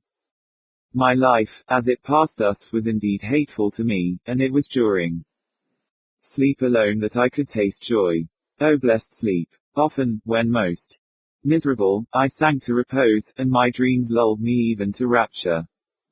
The spirits that guarded me had provided these moments, or rather hours, of happiness, that I might retain strength to fulfill my pilgrimage. Deprived of this respite, I should have sunk under my hardships. During the day I was sustained and inspirited by the hope of night, for in sleep I saw my friends, my wife, and my beloved country. Again I saw the benevolent countenance of my father, heard the silver tones of my Elizabeth's voice, and beheld Clerval enjoying health and youth. Often, when wearied by a toilsome march, I persuaded myself that I was dreaming, until night should come, and that I should then enjoy reality in the arms of my dearest friends. What agonizing fondness did I feel for them! How did I cling to the dear forms, as sometimes they haunted even my waking hours, and persuade myself that they still lived. At such moments, vengeance, that burned within me, died in my heart, and I pursued my path towards the destruction of the demon, more as a task enjoined by heaven, as the mechanical impulse of some power of which I was unconscious, than as the ardent desire of my soul. What his feelings were whom I pursued I cannot know. Sometimes, indeed, he left marks in writing on the barks of the trees, or cut in stone, that guided me, and instigated my fury. My reign is not yet over. These words were legible in one of these inscriptions: winking face, you live, and my power is complete. Follow me, I seek the everlasting ices of the north, where you will feel the misery of cold and frost, to which I am impassive. You will find near this place, if you follow not too tardily, a dead hare. Eat, and be refreshed. Come on, my enemy, we have yet to wrestle for our lives, but many hard and miserable hours must you endure, until that period shall arrive. Scoffing devil, again do I vow vengeance, again do I devote thee, miserable fiend, to torture and death. Never will I give up my search. Until he or I perish, and then with what ecstasy shall I join my Elizabeth, and my departed friends, who even now prepare for me the reward of my tedious toil and horrible pilgrimage. As I still pursued my journey to the northward, the snows thickened, and the cold increased in a degree almost too severe to support. The peasants were shut up in their hovels, and only a few of the most hardy ventured forth to seize the animals whom starvation had forced from their hiding places to seek for prey. The rivers were covered with ice, and no fish could be procured, and thus I was cut off from my chief article of maintenance. The triumph of my enemy increased with the difficulty of my labors. 1. Inscription that he left was in these words: prepare your toils only. Begin, wrap yourself in furs, and provide food, for we shall soon enter upon a journey where your sufferings will satisfy my everlasting hatred. My courage and perseverance were invigorated by these scoffing words. I resolved not to fail in my purpose, and, calling on heaven to support me, I continued with unabated fervor to traverse immense deserts, until the ocean appeared at a distance, and formed the utmost boundary of the horizon. Oh, how unlike it was to the blue seas of the south! Covered with ice, it was only to be distinguished from land by its superior wildness and ruggedness. The Greeks wept for joy when they beheld the Mediterranean from the hills of Asia, and hailed with rapture the boundary of the toils. I did not weep, but I knelt down, and, with a full heart, thanked my guiding spirit for conducting me in safety to the place where I hoped, notwithstanding my adversary's jibe, to meet and grapple with him. Some weeks before this period I had procured a sledge and dogs, and thus traversed the snows with inconceivable speed. I know not whether the fiend possessed the same advantages, but I found that, as before I had daily lost ground in the pursuit, I now gained on him, so much so, that when I first saw the ocean, he was but 1 day's journey in advance, and I hoped to intercept him before he should reach the beach. With new courage, therefore, I pressed on, and in 2 days arrived at a wretched hamlet on the seashore. I inquired of the inhabitants concerning the fiend, and gained accurate information. A gigantic monster, they said, had arrived the night before, armed with a gun and many pistols, putting to flight the inhabitants of a solitary cottage, through fear of his terrific appearance. He had carried off the store of winter food, and placing it in a sledge, to draw which he had seized on a numerous drove of trained dogs, he had harnessed them, and the same night, to the joy of the horror-struck villagers, had pursued his journey across the sea in a direction that led to no land, and they conjectured that he must speedily be destroyed by the breaking of the ice, or frozen by the eternal frosts. On hearing this information, I suffered a temporary access of despair. He had escaped me, and I must commence a destructive and almost endless journey across the mountainous ices of the ocean, amidst cold that few of the inhabitants could long endure, and which I, the native of a genial and sunny climate, could not hope to survive. Yet at the idea that the fiend should live and be triumphant, my rage and vengeance returned, and, like a mighty tide, overwhelmed every other feeling. After a slight repose, during which the spirits of the dead hovered round, and instigated me to toil and revenge, I prepared for my journey. I exchanged my land sledge for one fashioned for the inequalities of the frozen ocean, and purchasing a plentiful stock of provisions, I departed from land. I cannot guess how many days have passed since then, but I have endured misery, which nothing but the eternal sentiment of a just retribution burning within my heart could have enabled me to support. Immense and rugged mountains of ice often barred up my passage, and I often heard the thunder of the ground sea, which threatened my destruction. But again the frost came, and made the paths of the sea secure. By the quantity of provision which I had consumed, I should guess that I Had passed 3 weeks in this journey, and the continual protraction of hope, returning back upon the heart, often wrung bitter drops of despondency and grief from my eyes. Despair had indeed almost secured her prey, and I should soon have sunk beneath this misery. Once, after, the poor animals that conveyed me had with incredible toil gained the summit of a sloping ice mountain, and one, sinking under his fatigue, died. I viewed the expanse before me with anguish when suddenly my eye caught a dark speck upon the dusky plain. I strained my sight to discover what it could be, and uttered a wild cry of ecstasy when I distinguished a sledge, and the distorted proportions of a well-known form within. Oh, with what a burning gush did hope revisit my heart! Warm tears filled my eyes, which I hastily wiped away, that they might not intercept the view I had of the demon, but still my sight was dimmed by the burning drops, until, giving way to the emotions that oppressed me, I wept aloud. But this was not the time for delay. I disencumbered the dogs of the dead companion, gave them a plentiful portion of food, and, after an hour's rest, which was absolutely necessary, and yet which was bitterly irksome to me, I continued my route. The sledge was still visible, nor did I again lose sight of it, except at the moments when for a short time some ice rock concealed it with its intervening crags. I indeed perceptibly gained on it, and when, after nearly 2 days' journey, I beheld my enemy at no more than a mile distant, my heart bounded within me. But now, when I appeared almost within grasp of my foe, my hopes were suddenly extinguished, and I lost all trace of him more utterly than I had ever done before. A ground sea was heard, the thunder of its progress, as the waters rolled and swelled beneath me, became every moment more ominous and terrific. I pressed on, but in vain. The wind arose, the sea roared, and, as with the mighty shock of an earthquake, it split, and cracked with a tremendous and overwhelming sound.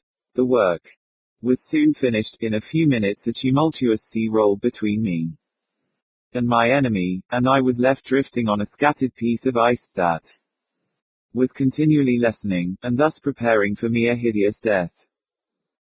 In this manner many appalling hours passed, several of my dogs died, and I myself was about to sink under the accumulation of distress when I saw your vessel riding at anchor, and holding forth to me hopes of succor and life. I had no conception that vessels ever came so far north, and was astounded at the sight. I quickly destroyed part of my sledge to construct oars, and by these means was enabled, with infinite fatigue, to move my ice raft in the direction of your ship. I had determined, if you were going southward, still to trust myself to the mercy of the seas rather than abandon my purpose. I hoped to induce you to grant me a boat with which I could pursue my enemy. But your direction was northward. You took me on board when my vigor was exhausted, and I should soon have sunk under my multiplied hardships into a death which I still dread, for my task is unfulfilled.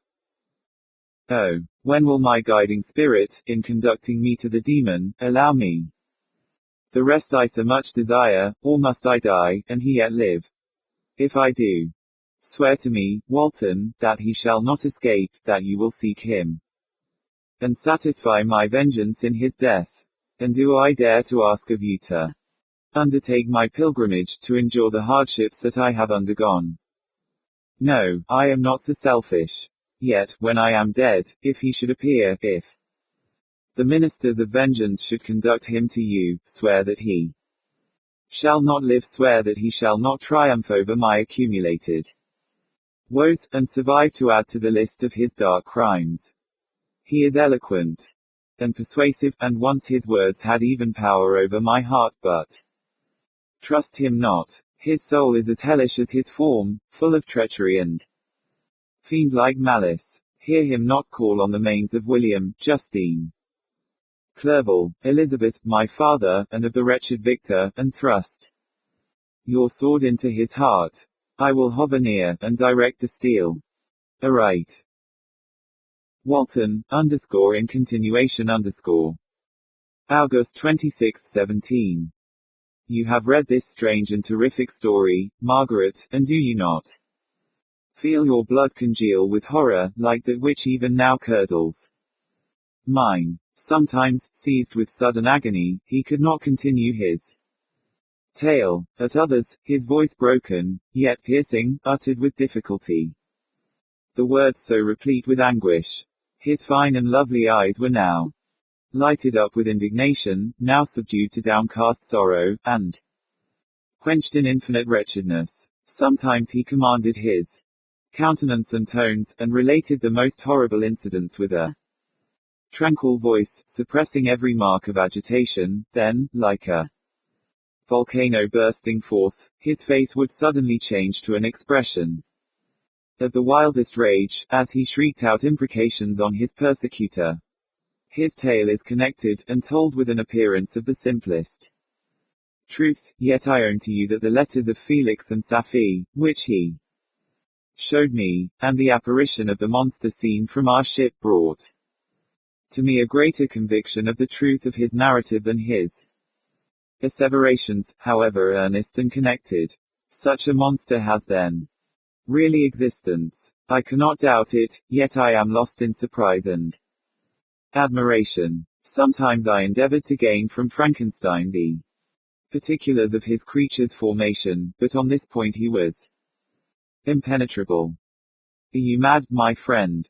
Said he, or whither does your senseless curiosity lead you? Would you also create for yourself and the world a demoniacal enemy? Peace, peace. Learn my miseries, and do not seek to increase your own. Frankenstein discovered that I made notes concerning his history. He asked to see them, and then himself corrected and augmented them in many places, but principally in giving the life and spirit to the conversations he held with his enemy. Since you have preserved my narration, said he, I would not that a mutilated one should go down to posterity.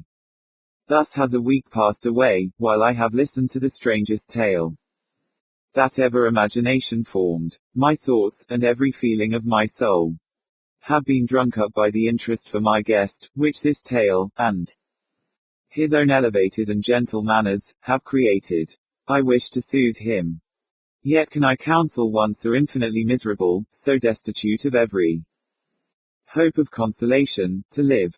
Oh, no. The only joy that he can now know will be when he composes his shattered spirit to peace and death.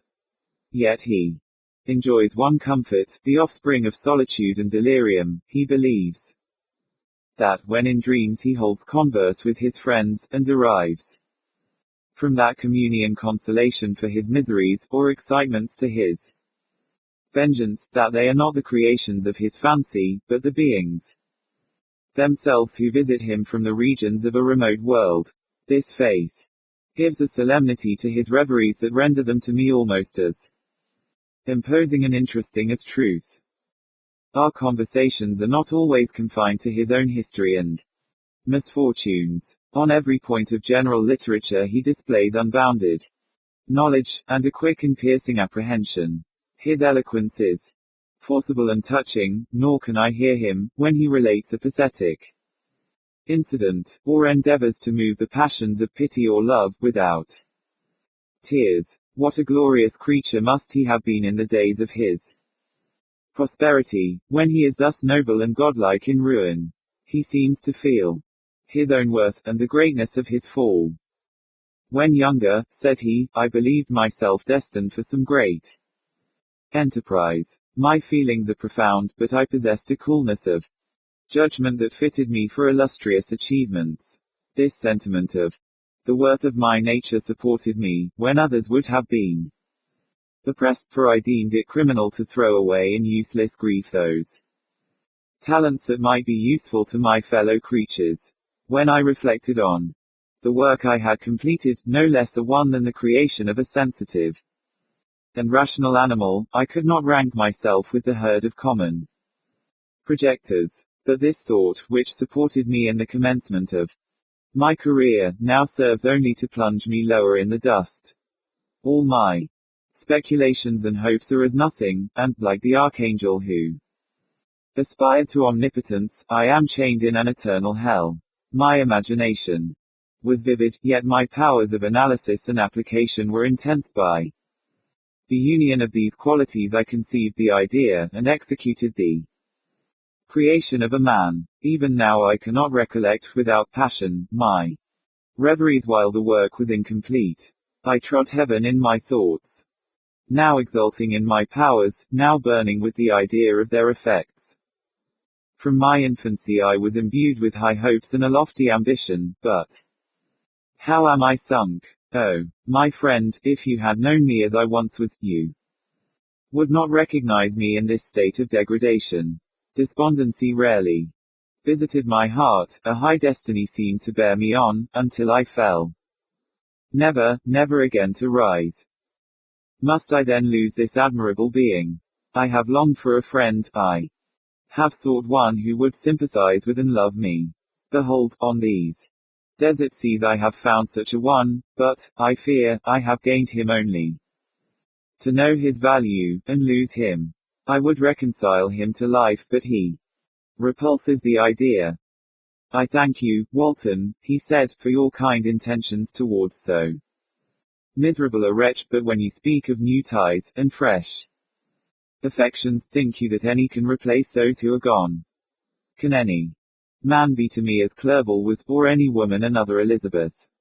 Even where the affections are not strongly moved by any superior excellence, the companions of our childhood always possess a certain power over our minds, which hardly any later friend can obtain.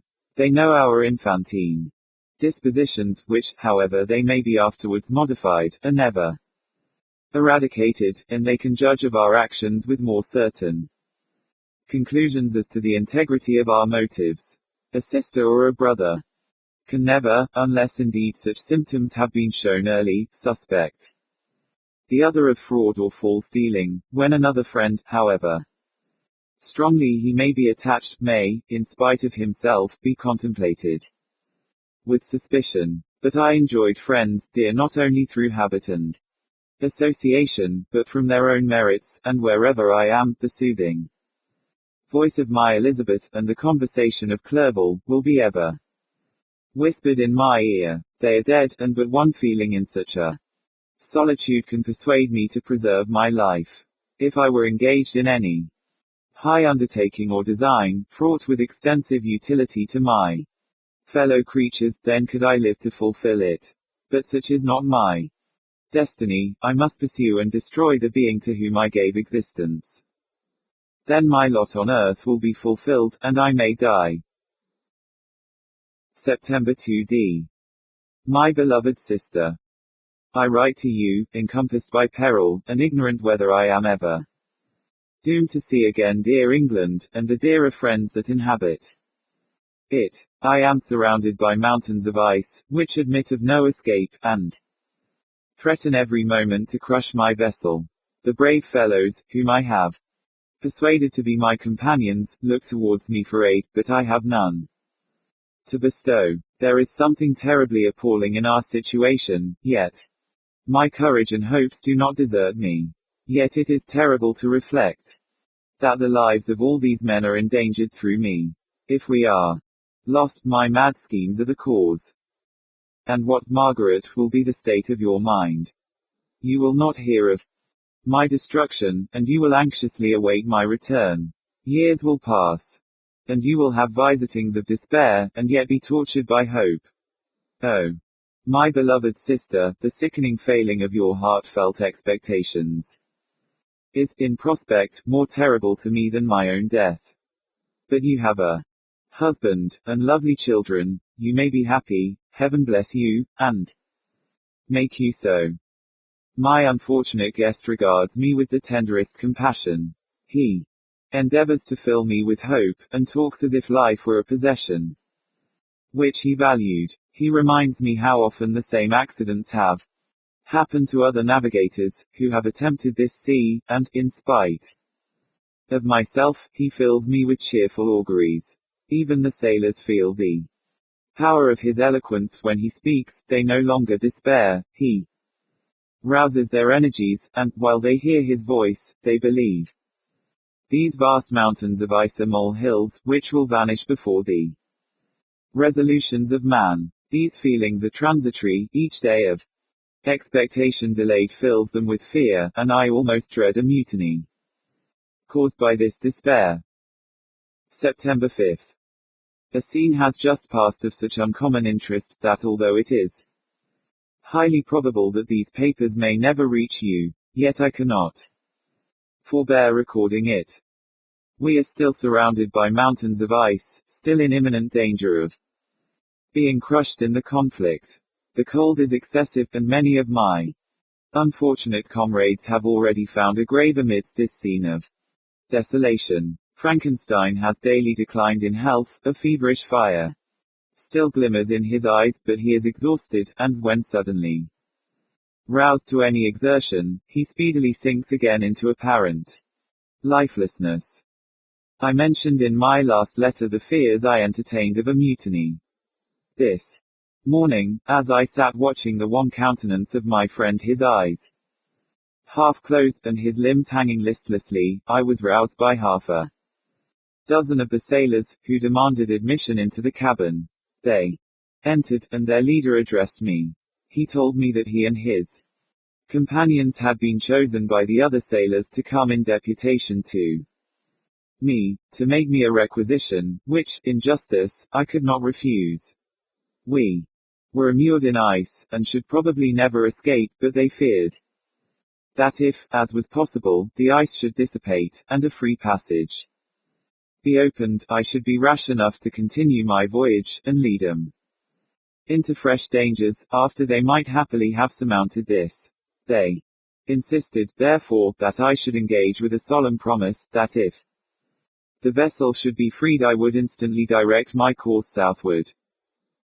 This speech troubled me. I had not despaired, nor had I yet conceived the idea of returning, if set free. Yet could I, in justice, or even in possibility, refuse this demand. I hesitated before I answered, when Frankenstein, who had at first been silent, and, indeed, appeared hardly to have force enough to attend, now roused himself, his eyes sparkled, and his cheeks flushed with momentary vigor. Turning towards the men, he said, "What do you mean? What do you demand of your captain? Are you then, sir, easily turned from your design? Did you not call this a glorious expedition? And wherefore was it glorious? Not because the way was smooth and placid as a southern sea, but because it was full of dangers and terror, because, at every new incident, your fortitude was to be called forth, and your courage exhibited, because danger and death surrounded it, and these you were to brave and overcome. For this was it for this was it an honorable undertaking. You were hereafter to be hailed as the benefactors of your species, your names adored, as belonging to brave men who encountered death for honor, and the benefit of mankind. And now, behold, with the first imagination of danger, or, if you will, the first mighty and terrific trial of your courage, you shrink away, and are content to be handed down as men who had not strength enough to endure cold and peril, and so, poor souls, they were chilly, and returned to their warm firesides.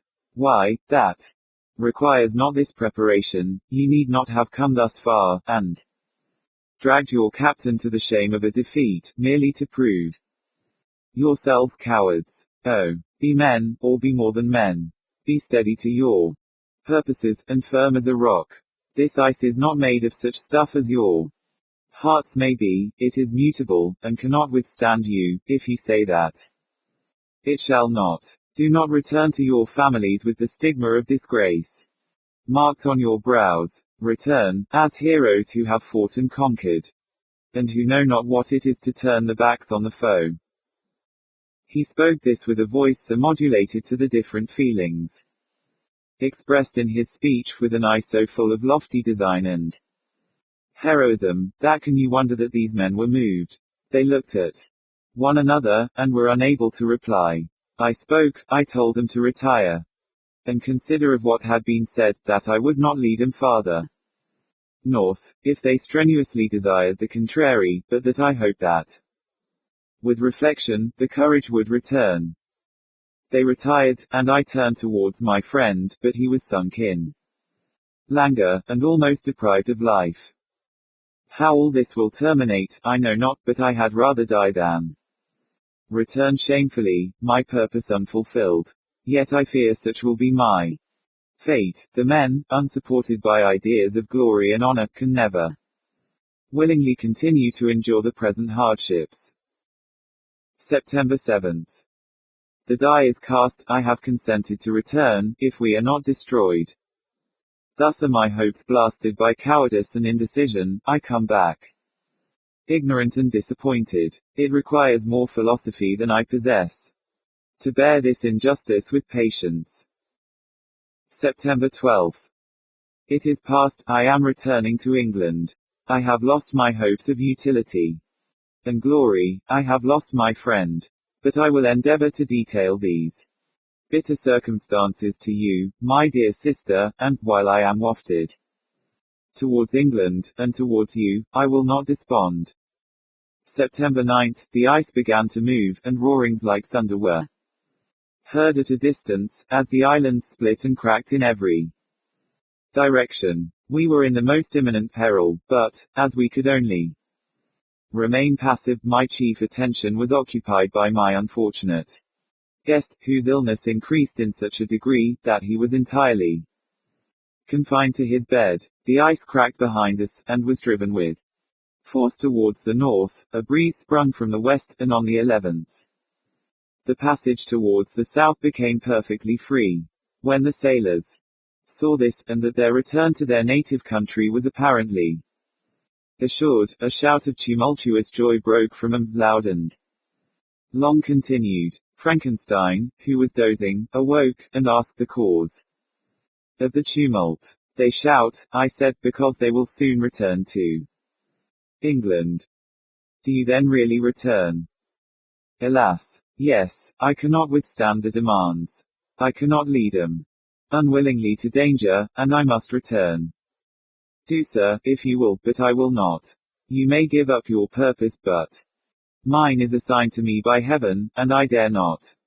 I am weak, but surely the spirits who assist my vengeance will endow me with sufficient strength. Saying this, he endeavored to spring from the bed, but the exertion was too great for him. He fell back, and fainted. It was long before he was restored, and I often thought that life was entirely extinct. At length he opened his eyes, he breathed with difficulty, and was unable to speak. The surgeon gave him a composing draught, and ordered us to leave him undisturbed. In the meantime he told me that my friend had certainly not many hours to live. His sentence was pronounced, and I could only grieve, and be patient. I sat by his bed, watching him. His eyes were closed, and I thought he slept, but presently he called to me in a feeble voice, and bidding me come near, said, Alas! The strength I relied on is gone. I feel that I shall soon die, and he, my enemy and persecutor, may still be in being. Think not, Walton, that in the last moments of my existence I feel that burning hatred, and ardent desire of revenge, I once expressed, but I feel myself justified in desiring the death of my adversary. During these last days I have been occupied in examining my past conduct, nor do I find it blamable. In a fit of enthusiastic madness I created a rational creature, and was bound towards him, to assure, as far as was in my power, his happiness and well-being. This was my duty, but there was another still paramount to that. My duties towards the beings of my own species had greater claims to my attention, because they included a greater proportion of happiness or misery. Urged by this view, I refused, and I did right in refusing, to create a companion for the first creature. He showed unparalleled malignity and selfishness. In evil, he destroyed my friends. He devoted to destruction beings who possessed exquisite sensations, happiness, and wisdom, nor do I know where this thirst for vengeance may end. Miserable himself that he may render no other wretched, he ought to die. The task of his destruction was mine, but I have failed. When actuated by selfish and vicious motives, I asked you to undertake my unfinished work, and I renew this request now, when I am only induced by reason and virtue. Yet I cannot ask you to renounce your country and friends, to fulfill this task, and now, that you are returning to England, you will have little chance of meeting with him. But the consideration of these points, and the well-balancing of what you may esteem your duties, I leave to you. My judgment and ideas are already disturbed by the near approach of death. I dare not ask you to do what I think right, for I may still be misled by passion. That he should live to be an instrument of mischief disturbs me. In other respects, this hour, when I momentarily expect my release, is the only happy one which I have enjoyed for several years. The forms of the beloved dead flit before me, and I hasten to their arms. Farewell, Walton. Seek happiness in tranquility, and avoid ambition, even if it be only the apparently innocent one of distinguishing yourself in science and discoveries. Yet why do I say this? I have myself been blasted in these hopes, yet another may succeed. His voice became fainter as he spoke, and at length, exhausted by his effort, he sunk into silence. About half an hour afterwards he attempted again to speak, but was unable. He pressed my hand feebly, and his eyes closed forever, while the irradiation of a gentle smile passed away from his lips. Margaret, what comment can I make on the untimely extinction of this glorious spirit? What can I say that will enable you to understand the depth of my sorrow? All that I should express would be inadequate and feeble. My tears flow, my mind is overshadowed by a cloud of disappointment. But I journey towards England, and I may there find consolation. I am interrupted. What do these sounds portend? It is midnight, the breeze blows fairly, and the watch on deck scarcely stir. Again, there is a sound as of a human voice, but hoarser. It comes from the cabin, where the remains of Frankenstein still lie. I must arise, and examine. Good night, my sister. Great God, what a scene has just taken place. I am yet dizzy with the remembrance of it. I hardly know whether I shall have the power to detail it, yet the tale which I have recorded would be incomplete without this final and wonderful catastrophe. I entered the cabin, where lay the remains of my ill-fated and admirable friend. Over him hung a form which I cannot find words to describe. Gigantic in stature, yet uncouth and distorted in its proportions. As he hung over the coffin, his face was concealed by long locks of ragged hair, but one vast hand was extended, in color and apparent texture, like that of a mummy. When he heard the sound of my approach, he ceased to utter exclamations of grief and horror, and sprung towards the window. Never did I behold a vision so horrible as his face, of such loathsome, yet appalling hideousness. I shut my eyes involuntarily, and endeavored to recollect what were my duties with regard to this destroyer. I called on him to stay. He paused, looking on me with wonder, and, again turning towards the lifeless form of his creator, he seemed to forget my presence, and every feature and gesture seemed instigated by the wildest rage of some uncontrollable passion. That is also my victim, he exclaimed. In his murder my crimes are consummated, the miserable series of my being is wound to its close. Oh, Frankenstein, generous and self-devoted being, what does it avail that I now ask thee to pardon me? I, who irretrievably destroyed thee by destroying all thou lovedst. Alas, he is cold, he cannot answer me. His voice seemed suffocated, and my first impulses, which had suggested to me the duty of obeying the dying request of my friend, in destroying his enemy, were now suspended by a mixture of curiosity and compassion. I approached this tremendous being. I dared not again raise my eyes to his face. There was something so scaring and unearthly in his ugliness. I attempted to speak, but the words died away on my lips. The monster continued to utter wild and incoherent self-reproaches. At length I gathered resolution to address him in a pause of the tempest of his passion. Your repentance, I said, is now superfluous. If you had listened to the voice of conscience, and heeded the stings of remorse, before you had urged your diabolical vengeance to this extremity, Frankenstein would yet have lived. And do you dream, said the demon, do you think that I was then dead?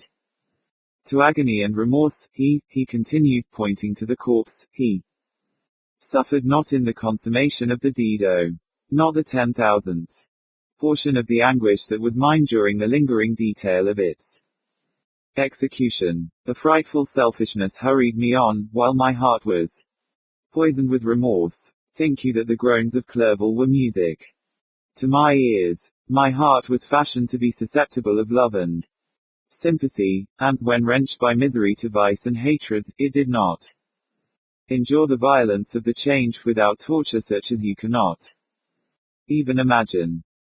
After the murder of Clerval, I returned to Switzerland, heartbroken and overcome. I pitied Frankenstein. My pity amounted to horror. I abhorred myself. But when I discovered that he'd the author at once of my existence and of its unspeakable torments, dared to hope for happiness. That while he accumulated wretchedness and despair upon me, he sought his own enjoyment in feelings and passions from the indulgence of which I was forever barred. Then impotent envy and bitter indignation filled me with an insatiable thirst for vengeance. I recollected my threat, and resolved that it should be accomplished. I knew that I was preparing for myself a deadly torture, but I was the slave, not the master, of an impulse which I detested, yet could not disobey. Yet when she died, nay, then I was not miserable. I had cast off all feeling, subdued all anguish, to riot in the excess of my despair. Evil thenceforth became my good. Urged thus far, I had no choice but to adapt my nature to an element which I had willingly chosen. The completion of my demoniacal design became an insatiable passion. And now it is ended. There is my last victim. I was at first touched by the expressions of his misery, yet, when I called to mind what Frankenstein had said of his powers of eloquence and persuasion, and when I again cast my eyes on the lifeless form of my friend, indignation was rekindled within me. Wretch, I said, it is well that you come here to whine over the desolation that you have made. You throw a torch into a pile of buildings, and when they are consumed, you sit among the ruins, and lament the fall. Hypocritical fiend! If he whom you mourn still lived, still would he be the object, again would he become the prey of your accursed vengeance. It is not pity that you feel, you lament only because the victim of your malignity is withdrawn from your power. Oh, it is not thus, interrupted the being, yet such must be the impression conveyed to you by what appears to be the purport of my actions. Yet I seek not a fellow feeling in my misery. No sympathy may I ever find. When I first sought it, it was the love of virtue, the feelings of happiness and affection with which my whole being overflowed, that I wished to be participated. But now, that virtue has become to me a shadow, and that happiness and affection are turned into bitter and loathing despair, in what should I seek for sympathy? I am content to suffer alone, while my sufferings shall endure. When I die, I am well satisfied that abhorrence and opprobrium should load my memory. Once my fancy was soothed with dreams of virtue, of fame, and of enjoyment. Once I falsely hoped to meet with beings, who, pardoning my outward form, would love me for the excellent qualities which I was capable of unfolding. I was nourished with high thoughts of honor and devotion. But now crime has degraded me beneath the meanest animal. No. Guilt, no mischief, no malignity, no misery, can be found comparable to mine. When I run over the frightful catalogue of my sins, I cannot believe that I am the same creature whose thoughts were once filled with sublime and transcendent visions of the beauty and the majesty of goodness. But it is even so, the fallen angel becomes a malignant devil. Yet even that enemy of God and man had friends and associates in his desolation. I am alone. You, who call Frankenstein your friend, seem to have a knowledge of my crimes and his misfortunes. But, in the detail which he gave you of them, he could not sum up the hours and months of misery which I endured, wasting in impotent passions. For while I destroyed his hopes, I did not satisfy my own desires. They were forever ardent and craving. Still I desired love and fellowship, and I was still spurned. Was there no injustice in this? Am I to be thought the only criminal, when all humankind sinned against me? Why do you not hate Felix, who drove his friend from his door with contumely? Why do you not execrate the rustic who sought to destroy the savior of his child? Nay, these are virtuous and immaculate beings. I, the miserable and the abandoned, am an abortion, to be spurned at, and kicked, and trampled on. Even now my blood boils at the recollection of this injustice. But it is true that I am a wretch. I have murdered the lovely and the helpless, I have strangled the innocent as they slept, and grasped to death his throat who never injured me or any other living thing. I have devoted my Creator, the select specimen of all that is worthy of love and admiration among men, to misery. I have pursued him even to that irremediable ruin. There he lies, white and cold in death. You hate me. But your abhorrence cannot equal that with which I regard myself. I look on the hands which executed the deed, I think on the heart in which the imagination of it was conceived, and long for the moment when these hands will meet my eyes, when that imagination will haunt my thoughts no more. Fear not that I shall be the instrument of future mischief. My work is nearly complete. Neither yours nor any man's death is needed to consummate the series of my being, and accomplish that which must be done, but it requires my own. Do not think that I shall be slow to perform this sacrifice. I shall quit your vessel on the ice raft which brought me thither, and shall seek the most northern extremity of the globe. I shall collect my funeral pile, and consume to ashes this miserable frame, that its remains may afford no light to any curious and unhallowed wretch, who would create such another as I have been. I shall die. I shall no longer feel the agonies which now consume me, or be the prey of feelings unsatisfied, yet unquenched. He is dead who called me into being, and when I shall be no more, the very remembrance of us both will speedily vanish. I shall no longer see the sun or stars, or feel the winds play on my cheeks. Light, feeling, and sense will pass away. And in this condition must I find my happiness. Some years ago, when the images which this world affords first opened upon me, when I felt the cheering warmth of summer, and heard the rustling of the leaves and the warbling of the birds, and these were all to me, I should have wept to die. Now it is my only consolation. Polluted by crimes, and torn by the bitterest remorse, where can I find rest but in death? Farewell. I leave you, and in you the last of humankind whom these eyes will ever behold. Farewell, Frankenstein. If thou wert yet alive, and yet cherished a desire of revenge against me, it would be better satiated in my life than in my destruction. But it was not so. Thou didst seek my extinction, that I might not cause greater wretchedness. And if yet, in some mode unknown to me, thou hadst not ceased to think and feel, thou wouldst not desire against me a vengeance greater than that which I feel. Blasted as thou wert, my agony was still superior to thine, for the bitter sting of remorse will not cease to rankle in my wounds until death shall close them forever. But soon, he cried, with sad and solemn enthusiasm, I shall die, and what I now feel be no longer felt. Soon these burning miseries will be extinct. I shall ascend my funeral pile triumphantly, and exult in the agony of the torturing flames. The light of that conflagration will fade away, my ashes will be swept into the sea by the winds. My spirit will sleep in peace, or if it thinks, it will not surely think thus. Farewell. He sprung from the cabin window, as he said this, upon the ice raft, which lay close to the vessel. He was soon borne away by the waves, and lost in darkness and distance. The end.